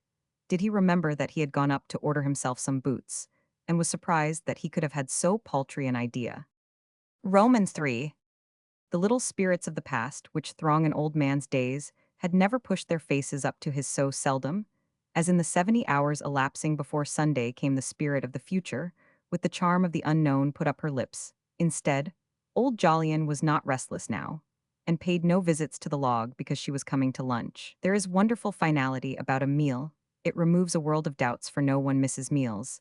Except for reasons beyond control, he played many games with Holly on the lawn, pitching them up to her, who was batting so as to be ready to bowl to Jolly in the holidays. For she was not a Forsyte, but Jolly Wasand Forsytes always bat until they have resigned and reached the age of 85. The dog Balthazar, in attendance, lay on the ball as often as he could, and the page boy fielded, till his face was like the harvest moon, and because the time was getting shorter each day, was longer and more golden than the last on Friday night, he took a liver pill. His side hurt him rather, and, though it was not the liver side, there is no remedy like that anyone telling him that he had found a new excitement in life, and that excitement was not good for him, would have been met by one of those steady and rather defiant looks of his deep-set iron-gray eyes, which seemed to say, "I know my own business best." He always had and always would. On Sunday morning, when Holly had gone with her governess to church, he visited the strawberry beds there accompanied by the dog Balthazar. He examined the plants narrowly, and succeeded in finding at least 2 dozen berries, which were really ripe. Stooping was not good for him, and he became very dizzy and red in the forehead, having placed the strawberries in a dish on the dining table. He washed his hands, and bathed his forehead with eau de cologne. There, before the mirror, it occurred to him that he was thinner. What a threadpaper he had been when he was young. It was nice to be slim, could not bear a fat chap. And yet perhaps his cheeks were too thin. She was to arrive by train at 12:30, and walk up, entering from the road past Dragg's farm at the far end of the coppice, and having looked into June's room to see that there was hot water ready, he set forth to meet her leisurely, for his heart was beating, the air smelled sweet, larks sang, and the grand stand at Epsom was visible, a perfect day. On just such a one, no doubt, 6 years ago, Soames had brought young Bosinney down with him to look at the site before they began to build. It was Bosinney who had pitched on the exact spot for the houses. June had often told him in these days he was thinking much about that young fellow, as if his spirit were really haunting the field of his last work, on the chance of seeing her. Bosinney, one man who had possessed her heart, to whom she had given her whole self with rapture. At his age, one could not, of course, imagine such things, but there stirred in him a queer vague a chingas. It were the ghost of an impersonal jealousy, and a feeling too more generous of pity for that love so early lost all over in a few poor months. Well, he looked at his watch before entering the coppice. 25 minutes to wait, and then turning the corner of the path, he saw her exactly where he had seen her the first time, on the log, and realized that she must have come by the earlier train to sit there alone for a couple of hours, at least 2 hours of her society. Missed what memory could make that log so dear to her. His face showed what he was thinking, for she said at once, "Forgive me, Uncle Jolyon, it was here that I first knew." "Yes, yes, there it is for you, whenever you like." Ure looking a little Londony, Ure giving too many lessons. That she should have to give lessons worried him. Lessons to a parcel of young girls, thumping out scales with their thick fingers. "Where do you go to give them?" he asked. "They're a mostly Jewish families, luckily." Old Jolyon stared. To all Forsytes, Jews seem strange and doubtful. "They love music, and they're a very kind." "They had better be, by George." He took her arm. His side always hurt him a little going uphill, and said, "Did you ever see anything like those buttercups? They came like that in a night." Her eyes seemed really to fly over the field like bees after the flowers, and the honey. "I wanted you to see them, wouldn't let them turn the cows in." Yet then, remembering that she had come to talk about Bosinney, he pointed to the clock tower over the stables. "I expect he wouldn't have let me put that there. Had no notion of time, if I remember." But pressing his arm to her, she talked of flowers instead, and he knew it was done that he might not feel she came because of her dead lover. "The best flower I can show you," he said with a sort of triumph, "is my little sweet. Shall be back from church directly. There's something about her which reminds me a little of you." And it did not seem to him peculiar that he had put it thus, instead of saying, "There's something about you which reminds me a little of her awe, and here she was. Holly, followed closely by her elderly French governess, whose digestion had been ruined 22 years ago in the siege of Strasbourg, came rushing towards them from under the oak tree. She stopped about a dozen yards away to pat Balthazar, and pretend that this was all she had in her mind. Old Jolyon, who knew better, said, "Well, my darling, here's the lady in grey I promised you." Holly raised herself and looked up. He watched the two of them with a twinkle. Irene smiling, Holly, beginning with grave inquiry, passing into a shy smile too, and then to something deeper. She had a sense of beauty that child knew what he enjoyed the sight of the kiss between them. Mrs. Heron, Mamselle, Bose, well, Mamselle, a good sermon. For now that he had not much more time before him, the only part of the service connected with this world, absorbed what interest in church remained to him. Mamselle Bose stretched out a spidery hand clad in a black kid glavesh, had been in the best families, and the rather sad eyes of her lean yellowish face seemed to ask, "Are you Welbard?" Whenever Holly or Jolly did anything unpleasing to Hera, not uncommon occurrence, would say to them, "The little tailors never did that, thee were such Welbard little children." Jolly hated the little tailors. Holly wondered dreadfully how it was she fell so short of them. A thin, rum little soul, old Jolyon thought her Mamselle Bose. Luncheon was a successful meal. The mushrooms which he himself had picked in the mushroom house, his chosen strawberries, and another bottle of the Steinberg cabinet, filled him with a certain aromatic spirituality, and a conviction that he would have a touch of eczema tomorrow. After lunch, they sat under the oak tree drinking Turkish coffee. It was no matter of grief to him when Mademoiselle Bose withdrew to write her Sunday letter to her sister, whose future had been endangered in the past by swallowing a pin. An event held up daily in warning to the children to eat slowly and digest what they had eaten at the foot of the bank on a carriage rug. Holly and the dog Balthazar teased and loved each other, and in the shade old Jolyon, with his legs crossed and his cigar luxuriously savored, gazed at Irene sitting in the swing, a light, vaguely swaying gray figure with a fleck of sunlight here and there upon it, lips just opened, eyes dark and soft under lids a little drooped. She looked content. Surely it did her good to come and see him. The selfishness of age had not set its proper grip on him, for he could still feel pleasure in the pleasure of others, realizing that what he wanted, though much, was not quite all that mattered. "It's quiet here," he said. "You must come down if you find it dull. But it's a pleasure to see you, my little sweet, is the only face which gives me any pleasure except yours." From her smile he knew that she was not beyond liking to be appreciated, and this reassured him. "That's not humbug," he said. "I never told a woman I admired her, when I didn't. In fact, I don't know when I've told a woman I admired her, except my wife in the old days, and wives are funny." He was silent, but resumed abruptly.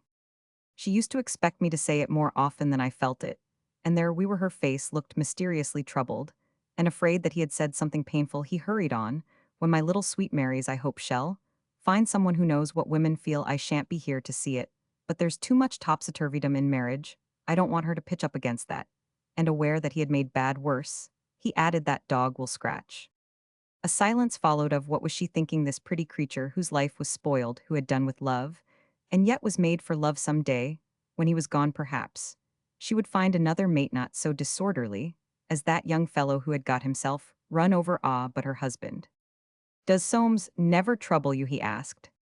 She shook her head. Her face had closed up suddenly. For all her softness, there was something irreconcilable about her, and a glimpse of light on the inexorable nature of sex antipathies strayed into a brain which, belonging to early Victorian civilization, so much older than this of his old age, had never thought about such primitive things. "That's a comfort," he said. "You can see the grand stand today. Shall we take a turn round?" Through the flower and fruit garden, against whose high outer walls peach trees and nectarines were trained to the sun, through the stables, the vinery, the mushroom house, the asparagus beds, the rosary, the summer house, he conducted Hirvan into the kitchen garden to see the tiny green peas, which Holly loved to scoop out of their pods with her finger and lick up from the palm of her little brown hand. Many delightful things he showed her, while Holly and the dog Balthazar danced ahead or came to them at intervals for attention. It was one of the happiest afternoons he had ever spent, but it tired him, and he was glad to sit down in the music room and let her give him tea. A special little friend of Holly's had come in, a fair child with short hair like a boy's, and the two sported in the distance under the stairs, on the stairs, and up in the gallery. Old Jolyon begged for chopin. She played studies, mazurkas, waltzes, till the two children, creeping near, stood at the foot of the piano, their dark and golden heads bent forward, listening. Old Jolyon watched. Let's see you dance, you two. Shyly with a false start, they began bobbing and circling. Earnest, not very adroit, they went past his chair to the strains of that waltz. He watched them, and the face of her who was playing turned smiling towards those little dancers, thinking, "Sweetest picture I've seen for ages." A voice said, "Holly mais en finquests, tu fais ladancer le dimanche vins donc." But the children came close to old Jolyon, knowing that he would save them, and gazed into a face which was decidedly caught out. "Better the day, better the deed, mamselle. It's all my doing. Trot along, chicks, and have your tea." And when they were gone, followed by the dog Balthazar, who took every meal, he looked at Irene with a twinkle and said, "Well there, we are errant, they sweet. Have you any little ones among your pupils?" "Yes, threetwo of them darlings." "Pretty?" "Lovely." Old Jolyon sighed. He had an insatiable appetite for the very young. "My little sweet," he said, "is devoted to music. Shall be a musician some day. You wouldn't give me your opinion of her playing, I suppose." "Of course I will." "You wouldn't like," but he stifled the words, "to give her lessons." The idea that she gave lessons was unpleasant to him, yet it would mean that he would see her regularly. She left the piano and came over to his chair. "I would like very much, but there is June. When are they coming back?" Old Jolyon frowned. "Not till the middle of next month." "What does that matter?" "You said June had forgiven me, but she could never forget Uncle Jolyon." "Forget, she must forget if he wanted her to." But as if answering, Irene shook her head. "You know, she couldn't. One doesn't forget. Always that wretched past." And he said with a sort of vexed finality, "Well, we shall see." He talked to her an hour or more of the children, and 100 little things, till the carriage came round to take her home. And when she had gone, he went back to his chair and sat there smoothing his face and chin, dreaming over the day. That evening after dinner, he went to his study and took a sheet of paper. He stayed for some minutes without writing, then rose and stood under the masterpiece Dutch fishing boats at sunset. He was not thinking of that picture, but of his life. He was going to leave her something in his. Well, nothing could so have stirred the stilly deeps of thought and memory. He was going to leave her a portion of his wealth, of his aspirations, deeds, qualities. Work, all that had made that wealth, going to leave her too a part of all he had missed in life by his sane and steady pursuit of wealth. All what had he missed? Dutch fishing boats responded blankly. He crossed to the French window, and drawing the curtain aside, opened it. A wind had got up, and one of last year's oak leaves, which had somehow survived the gardener's brooms, was dragging itself with a tiny clicking rustle along the stone terrace in the twilight. Except for that, it was very quiet out there, and he could smell the heliotrope watered. Not long since a bat went by, a bird uttered its last cheep, and right above the oak tree, the first star shone. Faust in the opera had bartered his soul for some fresh years of youth. Morbid notion. No such bargain was possible. That was real tragedy. No making oneself new again for love or life or anything. Nothing left to do but enjoy beauty from afar off while you could and leave it something in your will. But how much? And, as if he could not make that calculation, looking out into the mild freedom of the country night, he turned back and went up to the chimney-piece. There were his pet bronze Cleopatra with the asp at her breast, a Socrates, a greyhound playing with her puppy, a strong man, reining in some horses. They last, he thought, and a pang went through his heart. They had 1,000 years of life before them. How much? Well enough at all events to save her getting old before her time, to keep the lines out of her face as long as possible, and gray from soiling that bright hair. He might live another 5 years. She would be well over 30 by then. How much? She had none of his blood in her, in loyalty to the tenor of his life for 40 years. And more ever since he married and founded that mysterious thing. A family came this warning thought, none of his blood, no right to anything. It was a luxury. Then this notion, an extravagance, a petting of an old man's whim, one of those things done in dotage. His real future was vested in those who had his blood, in whom he would live on when he was gone. He turned away from the bronzes and stood looking at the old leather chair in which he had sat and smoked so many hundreds of cigars, and suddenly he seemed to see her sitting there in her gray dress, fragrant, soft, darkied, graceful, looking up at him. Why, she cared nothing for him. Really all she cared for was that lost lover of hers. But she was there whether she would or no, giving him pleasure with her beauty and grace. One had no right to inflict an old man's company, no right to ask her down to play to him, and let him look at her for no reward. Pleasure must be paid for in this world. How much? After all, there was plenty. His son and his 3 grandchildren would never miss that little lump. He had made it himself. Nearly every penny he could leave it where he liked, allow himself this little pleasure. He went back to the bureau. Well, I'm going to, he thought, let them think what they like. I'm going to. And he sat down. How much? 10,000, 20,000, how much if, only with his money, he could buy 1 year, 1 month of youth? And startled by that thought, he wrote quickly. Dear Herring, draw me a codicil to this effect. I leave to my niece Irene Forsyte, born Irene Heron, by which name she now goes, £15,000 free of legacy duty. Yours faithfully, Jolyon Forsyte. When he had sealed and stamped the envelope, he went back to the window and drew in a long breath. It was dark, but many stars shone now. Roman 4.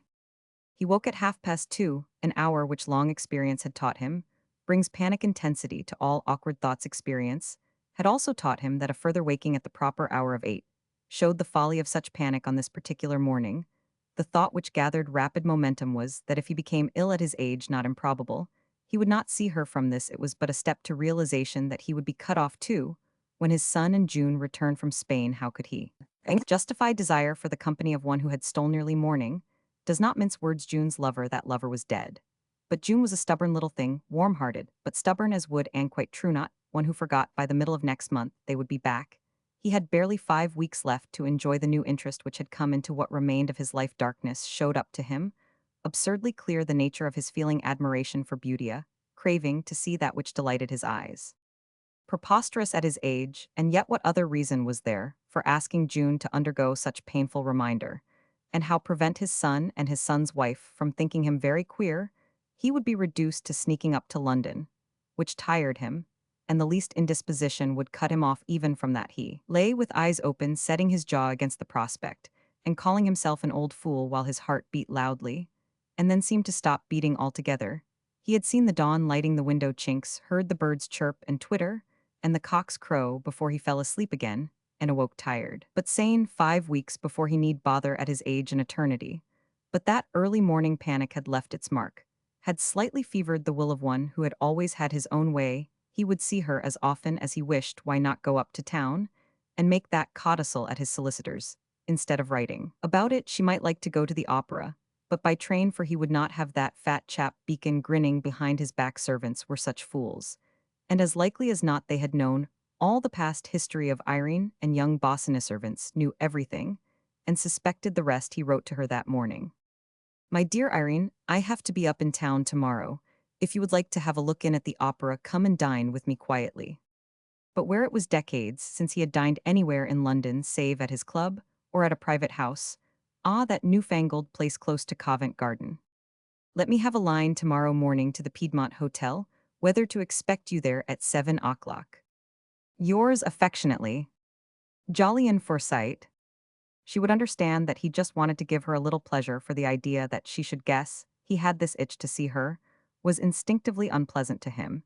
It was not seemly that one so old should go out of his way to see beauty, especially in a woman. The journey next day, short though it was, and the visit to his lawyers tired him. It was hot too, and after dressing for dinner, he lay down on the sofa in his bedroom to rest a little. He must have had a sort of fainting fit, for he came to himself feeling very queer, and with some difficulty rose and rang the bell. Why, it was past 7, and there he was, and she would be waiting. But suddenly the dizziness came on again, and he was obliged to relapse on the sofa. He heard the maid's voice say, "Did you ring, sir?" "Yes, come here." He could not see her clearly for the cloud in front of his eyes. "I am not well. I want some sal volatile." "Yes, sir." Her voice sounded frightened. Old Jolyon made an effort. "Don't go. Take this message to my niece, a lady waiting in the hall. A lady in grey. Say, Mr. Forsyte is not well. He is very sorry if he is not down directly. She is not to wait dinner." When she was gone, he thought feebly, why did I say a lady in grayish, maybe in anything sal volatile? He did not go off again, yet was not conscious of how Irene came to be standing beside him, holding smelling salts to his nose, and pushing a pillow up behind his head. He heard her say anxiously, "Dear Uncle Jolyon, what is it?" Was dimly conscious of the soft pressure of her lips on his hand, then drew a long breath of smelling salts, suddenly discovered strength in them, and sneezed. "Ha," he said, "it's nothing. How did you get here? Go down. And dineth tickets are on the dressing table. I shall be all right in a minute." He felt her cool hand on his forehead, smelled violets, and sat divided between a sort of pleasure and a determination to be all right.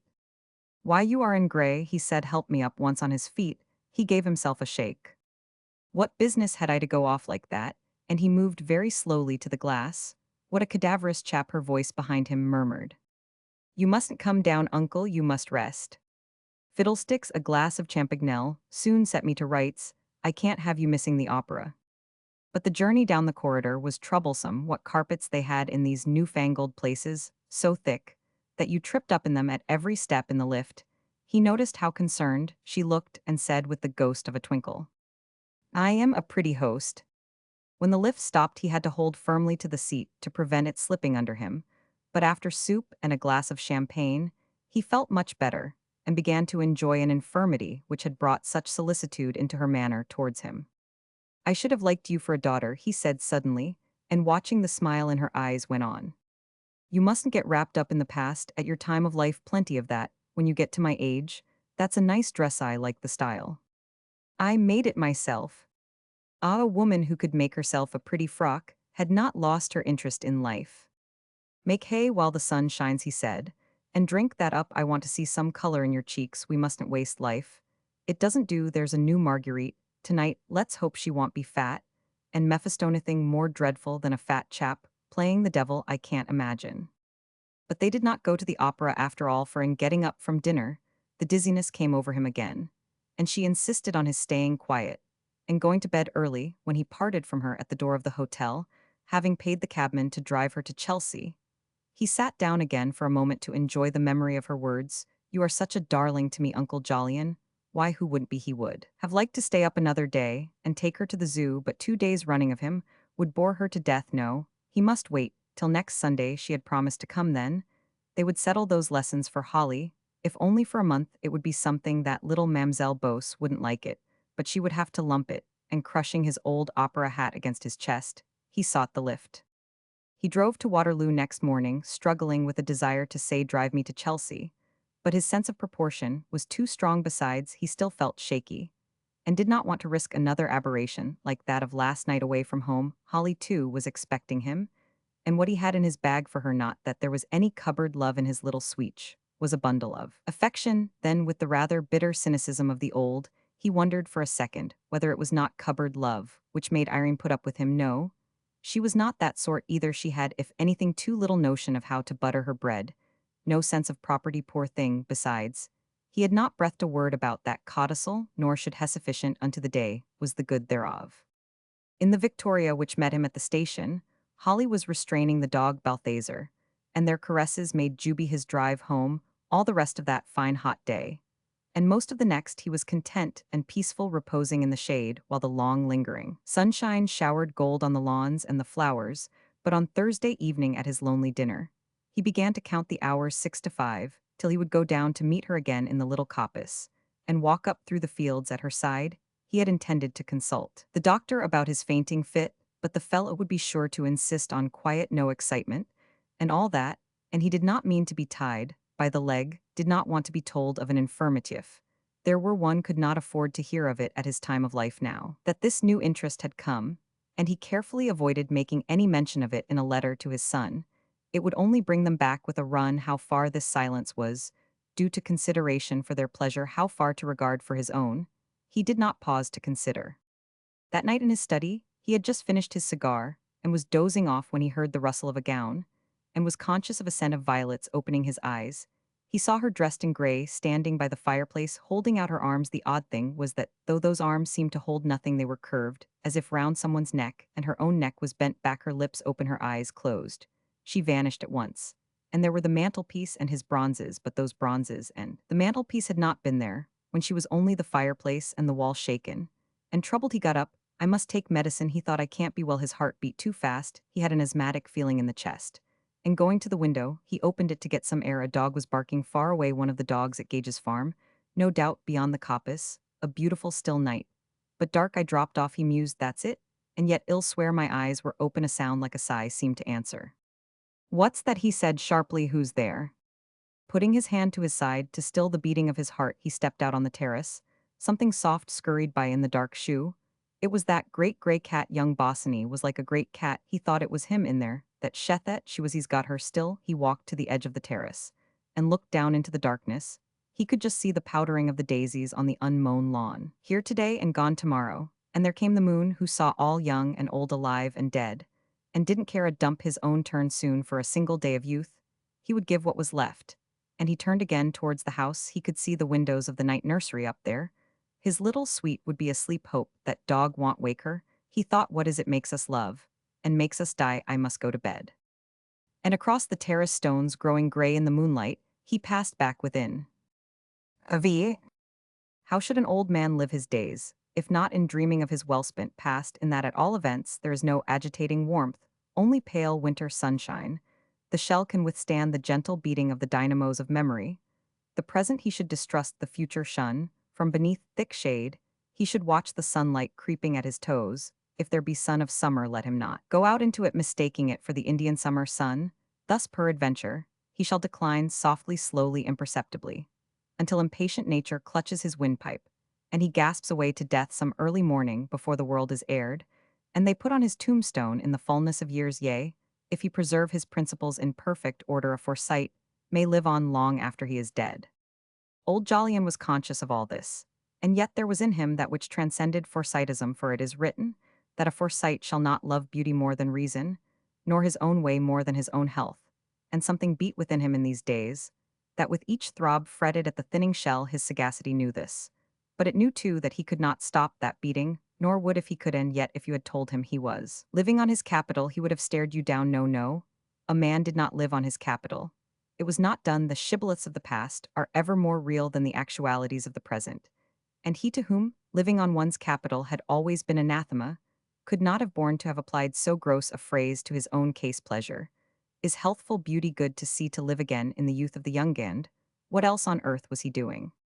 Methodically, as had been the way of his whole life, he now arranged his time. On Tuesdays he journeyed up to town by train. Irene came and dined with him, and they went to the opera. On Thursdays he drove to town, and putting that fat chap and his horses up, met her in Kensington Gardens, picking up the carriage after he had left her, and driving home again. In time for dinner he threw out the casual formula that he had business in London on those 2 days, on Wednesdays and Saturdays. She came down to give Holly music lessons. The greater the pleasure he took in her society, the more scrupulously fastidious he became. Just a matter-of-fact and friendly uncle. Not even in feeling really was he more, for after all there was his age. And yet if she were late, he fidgeted himself to death. If she missed coming, which happened twice, his eyes grew sad as an old dog's, and he failed to sleep. And so a month went by, a month of summer in the fields, and in his heart with summer's heat, and the fatigue thereof. Who could have believed a few weeks back that he would have looked forward to his son's and his granddaughter's return with something like dread? There was such a delicious freedom, such recovery of that independence a man enjoys before he founds a family, about these weeks of lovely weather, and this new companionship with one who demanded nothing and remained always a little unknown, retaining the fascination of mystery. It was like a draught of wine to him, who has been drinking water for so long that he has almost forgotten the stir wine brings to his blood, the narcotic to his brain. The flowers were colored brighter scents and music, and the sunlight had a living value, no longer mere reminders of past enjoyment. There was something now to live for, which stirred him continually to anticipation. He lived in that, not in retrospection. The difference is considerable to any so old as he. The pleasures of the table, never of much consequence to one naturally abstemious, had lost all value. He ate little without knowing what he ate, and every day grew thinner and more worn to look at. He was again a threadpaper, and to this thinned form, his massive forehead with hollows at the temples gave more dignity than ever. He was very well aware that he ought to see the doctor, but liberty was too sweet. He could not afford to pet his frequent shortness of breath and the pain in his side, at the expense of liberty. Return to the vegetable existence he had led among the agricultural journals, with the life-size mangold wurzels, before this new attraction came into his life. No, he exceeded his allowance of cigars. 2 a day had always been his rule. Now he smoked 3, and sometimes 4. A man will, when he is filled with the creative spirit. But very often he thought, I must give up smoking and coffee, I must give up rattling up to town. But he did not. There was no one in any sort of authority to notice him, and this was a priceless boon. The servants perhaps wondered, but they were naturally dumb. Mamselle Bose was too concerned with her own digestion, and too wellbred to make personal allusions. Holly had not as yet an eye for the relative appearance of him, who was her plaything and her god. It was left for Irene herself to beg him to eat more, to rest in the hot part of the day, to take a tonic, and so forth. But she did not tell him that she was the cause of his thinness, for one cannot see the havoc oneself is working. A man of 85 has no passions, but the beauty which produces passion works on in the old way. till death closes the eyes which crave the sight of her. On the first day of the second week in July, he received a letter from his son in Paris to say that they would all be back on Friday. This had always been more sure than fate, but with the pathetic improvidence given to the old that they may endure to the end, he had never quite admitted it. Now he did, and something would have to be done. He had ceased to be able to imagine life without this new interest. But that which is not imagined sometimes exists, as Forsytes are perpetually finding. To their cost, he sat in his old leather chair, doubling up the letter, and mumbling with his lips the end of an unlighted cigar. After tomorrow his Tuesday expeditions to town would have to be abandoned. He could still drive up perhaps once a week on the pretext of seeing his man of business. But even that would be dependent on his health, for now they would begin to fuss about him. The lessons must go on, she must swallow down her scruples. And June must put her feelings in her pocket. She had done so once on the day, after the news of Bosinney's death. What she had done then, she could surely do again now 4 years, since that injury was inflicted on her not Christian. To keep the memory of old sores alive, June's will was strong. But his was stronger, for his sands were running out. Irene was soft. Surely she would do this for him, subdue her natural shrinking sooner than give him pain. The lessons must continue, for if they did he was secure. And lighting his cigar, at last he began trying to shape out how to put it to them all, and explain this strange intimacy, how to veil and wrap it away from the naked truth that he could not bear to be deprived of the sight of beauty. Ah, Holly. Holly was fond of her. Holly liked her lessons. She would save him High's little sweet. And with that happy thought he became serene, and wondered what he had been worrying about so fearfully. He must not worry. It left him always curiously weak, and as if but half present in his own body. That evening after dinner, he had a return of the dizziness. Though he did not faint, he would not ring the bell, because he knew it would mean a fuss, and make his going up on the morrow more conspicuous.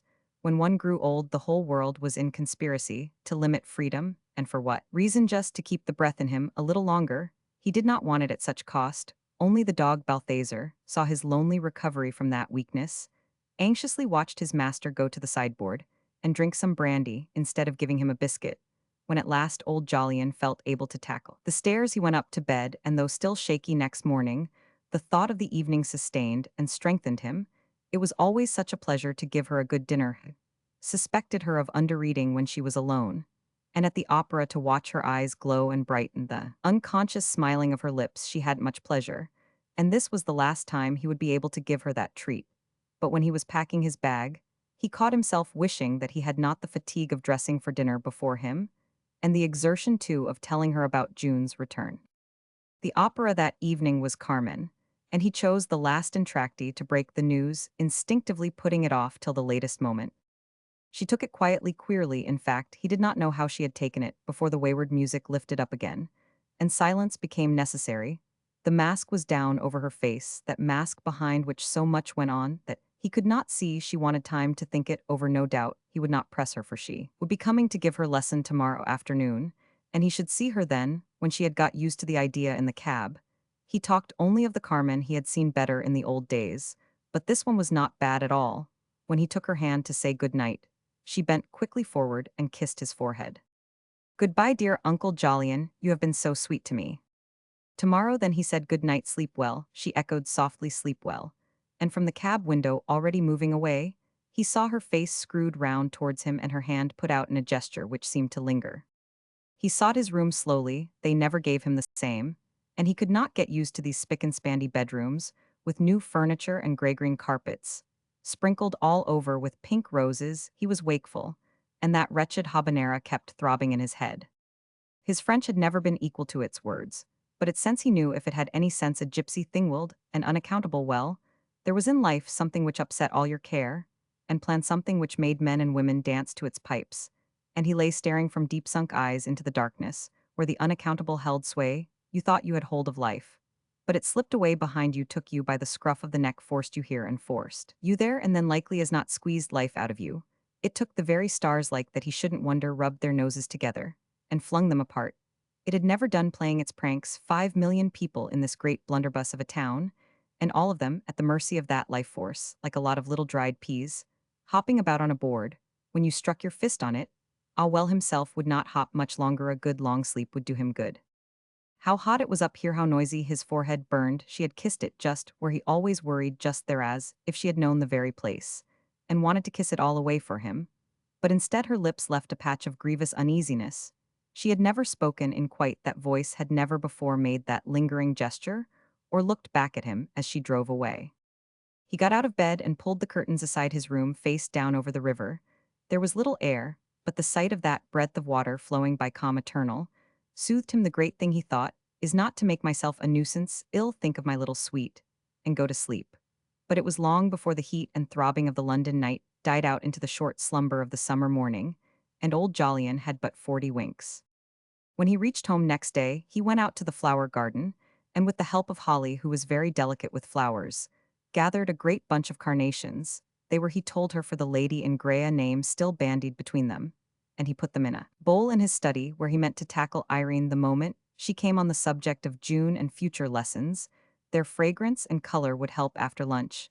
He lay down, for he felt very tired, and the carriage would not bring her from the station till 4 o'clock. But as the hour approached, he grew restless and sought the schoolroom which overlooked the drive. The sunblinds were down, and Holly was there with Mademoiselle Beauce, sheltered from the heat of a stifling July day, attending to their silkworms. Old Jolyon had a natural antipathy to these methodical creatures whose heads and color reminded him of elephants who nibbled such quantities of holes in nice green leaves, and smelled, as he thought, horrid. He sat down on a chintz-covered window-seat, whence he could see the drive, and get what air there was, and the dog Balthazar, who appreciated chintz on hot days, jumped up beside him over the cottage piano. A violet dust sheet, faded almost to gray, was spread, and on it the first lavender whose scent filled the room in spite of the coolness. Here, perhaps because of that coolness, the beat of life vehemently impressed his epidown senses. Each sunbeam, which came through the chinks, had annoying brilliance. That dog smelled very strong. The lavender perfume was overpowering. Those silkworms heaving up their gray-green backs seemed horribly alive, and Holly's dark head bent over them had a wonderfully silky sheen. A marvelous, cruelly strong thing was life, when you were old and weak. It seemed to mock you with its multitude of forms, and its beating vitality. He had never, till those last few weeks, had this curious feeling of being with one half of him eagerly borne along in the stream of life, and with the other half left on the bank, watching that helpless progress. Only when Irene was with him did he lose this double consciousness. Holly turned her head, pointed with her little brown fist to the piano for to point with a finger. Was not well, Buridan said slyly. Look at the lady in grey, Gran, isn't she pretty today? Old Jolyon's heart gave a flutter, and for a second the room was clouded. Then it cleared, and he said with a twinkle, "Who's been dressing her up?" "Mademoiselle." "Holly, don't be foolish. That prim little Frenchwoman, she hadn't yet got over the music lessons being taken away from her. That wouldn't help his little sweet, was the only friend they had. Well, they were her lessons.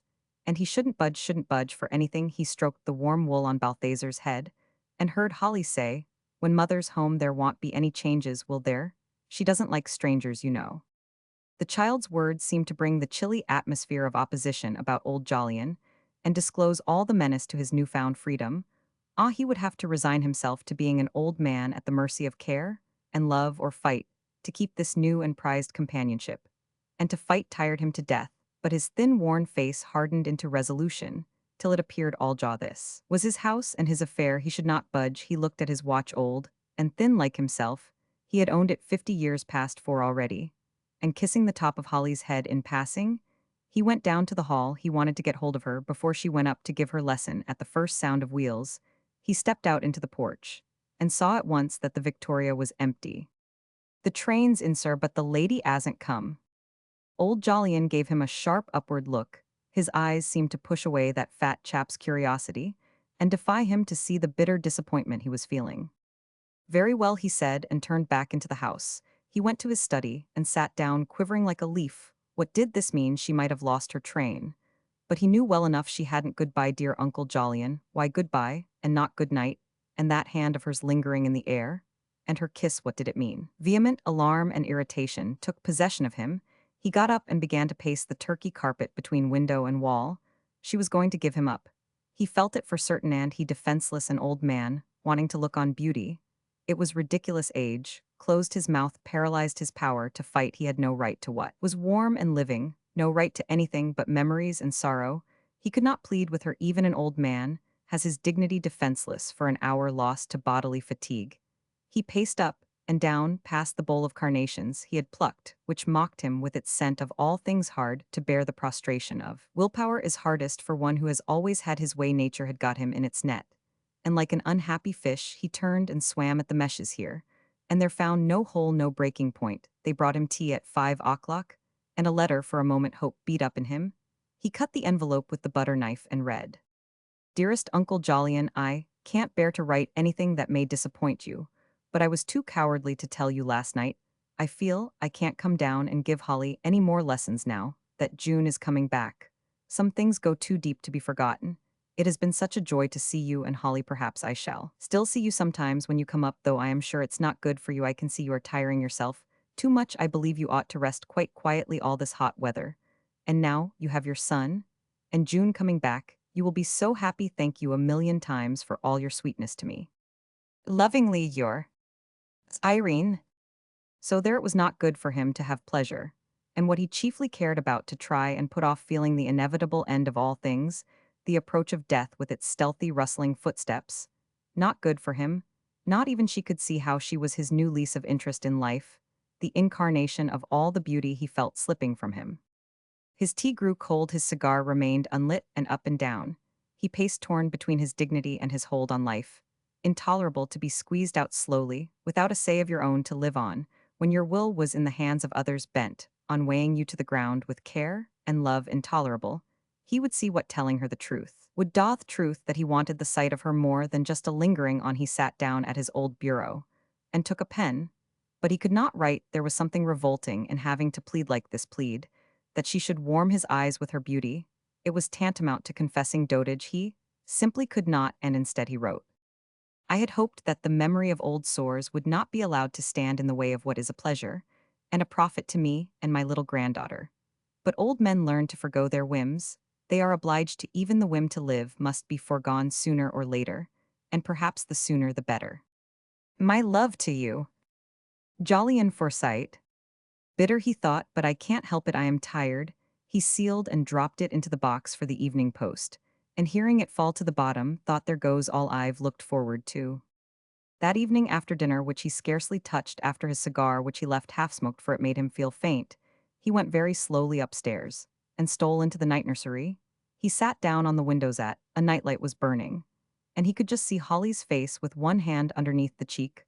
An early cockchafer buzzed in the Japanese paper with which they had filled the grate, and one of the horses in the stable stamped restlessly. To sleep like that, child. He pressed apart 2 rungs of the Venetian blind and looked out. The moon was rising blood-red. He had never seen so red a moon. The woods and fields out there were dropping to sleep too in the last glimmer of the summer light, and beauty like a spirit walked. I've had a long life, he thought, the best of nearly everything. I am an ungrateful chap. I've seen a lot of beauty in my time. Poor young Bosinney said I had a sense of beauty. There's a man in the moon tonight. A moth went by another ladies in gray. He closed his eyes. A feeling that he would never open them again beset him. He let it grow, let himself sink, then, with a shiver, dragged the lids up. There was something wrong with him, no doubt deeply wrong. He would have to have the doctor after all. It didn't much matter now. Into that coppice, the moonlight would have crept. There would be shadows, and those shadows would be the only things awake. No birds, beasts, flowers, insects. Just the shadows moving, ladies in gray over that log. They would climb, would whisper together, she and Bosinney, funny thought. And the frogs and little things would whisper too. How the clock ticked in here. It was all eerie out there, in the light of that red moon. In here, with the little steady nightlight, and the ticking clock, and the nurse's dressing gown, hanging from the edge of the screen, tall like a woman's figure. Lady in gray, and a very odd thought beset him. Did she exist? Had she ever come at all, or was she but the emanation of all the beauty he had loved, and must leave so soon? The violet grey spirit with the dark eyes, and the crown of amber hair, who walks the dawn and the moonlight, and at bluebell time. What was she? Who was she? Did she exist? He rose and stood a moment, clutching the windowsill to give him a sense of reality again, then began tiptoeing towards the door. He stopped at the foot of the bed, and Holly, as if conscious of his eyes fixed on her, stirred side and curled up closer in defense.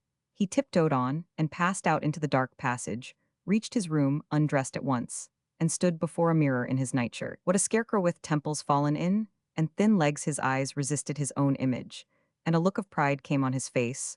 All was in league to pull him down, even his reflection in the glass. But he was not down yet. He got into bed and lay a long time, without sleeping, trying to reach resignation, only too well aware that fretting and disappointment were very bad for him. He woke in the morning so unrefreshed and strengthless that he sent for the doctor. After sounding him, the fellow pulled a face as long as your arm and ordered him to stay in bed and give up smoking. That was no hardship, there was nothing to get up for. And when he felt ill, tobacco always lost its savor. He spent the morning languidly with the sunblinds down, turning and returning the Times, not reading much. The dog Balthazar, lying beside his bed with his lunch. They brought him a telegram running thus: "Your letter received coming down this afternoon. Will be with you at 4:30, Irene." Coming down after all, then she did exist, and he was not deserted. Coming down, a glow ran through his limbs, his cheeks and forehead felt hot. He drank his soup, and pushed the tradable away, lying very quiet, until they had removed lunch and left him alone. But every now and then his eyes twinkled. Coming down, his heart beat fast, and then did not seem to beat at all. At 3 o'clock, he got up and dressed deliberately, noiselessly. Holly and Mamselle would be in the schoolroom, and the servants asleep after their dinner. He shouldn't wonder. He opened his door cautiously and went downstairs. In the hall, the dog Balthazar lay solitary, and followed by him, old Jolyon passed into his study, and out into the burning afternoon. He meant to go down and meet her in the coppice, but felt at once he could not manage that in this heat. He sat down instead under the oak tree by the swing, and the dog Balthazar, who also felt the heat, lay down beside him. He sat there smiling. What a revel of bright minutes, what a hum of insects and cooing of pigeons! It was the quintessence of a summer day, lovely. And he was happy, happy as a sandboy. Whatever that might be, she was coming. She had not given him up. He had everything in life he wanted except a little more breath and less weight. Just here he would see her when she emerged from the fernery, come swaying just a little, a violet gray figure, passing over the daisies and dandelions, and soldiers on the lawn, soldiers with their flowery crowns. He would not move, but she would come up to him and say, "Dear Uncle Jolyon, I am sorry," and sit in the swing and let him look at her and tell her that he had not been very well but was all right now. And that dog would lick her hand. That dog knew his master was fond of her. That dog was a good dog. It was quite shady under the tree. The sun could not get at him, only make the rest of the world bright, so that he could see the grand stand at Epsom away out there very far, and the cows cropping the clover in the field, and swishing at the flies with their tails. He smelled the scent of limes and lavender. Ah, that was why there was such a racket of bees. They were excite busy, as his heart was busy, and excited, drowsy, too drowsy, and drugged on honey and happiness as his heart was drugged, and drowsy. Summerthy seemed saying, "Great bees and little bees, and the flies too." The stable clock struck 4 and a half an hour. She would be here. He would have just one tiny nap, because he had had so little sleep of late. And then he would be fresh for her, fresh for youth and beauty, coming towards him across the sunlit lawn. Lady in grey.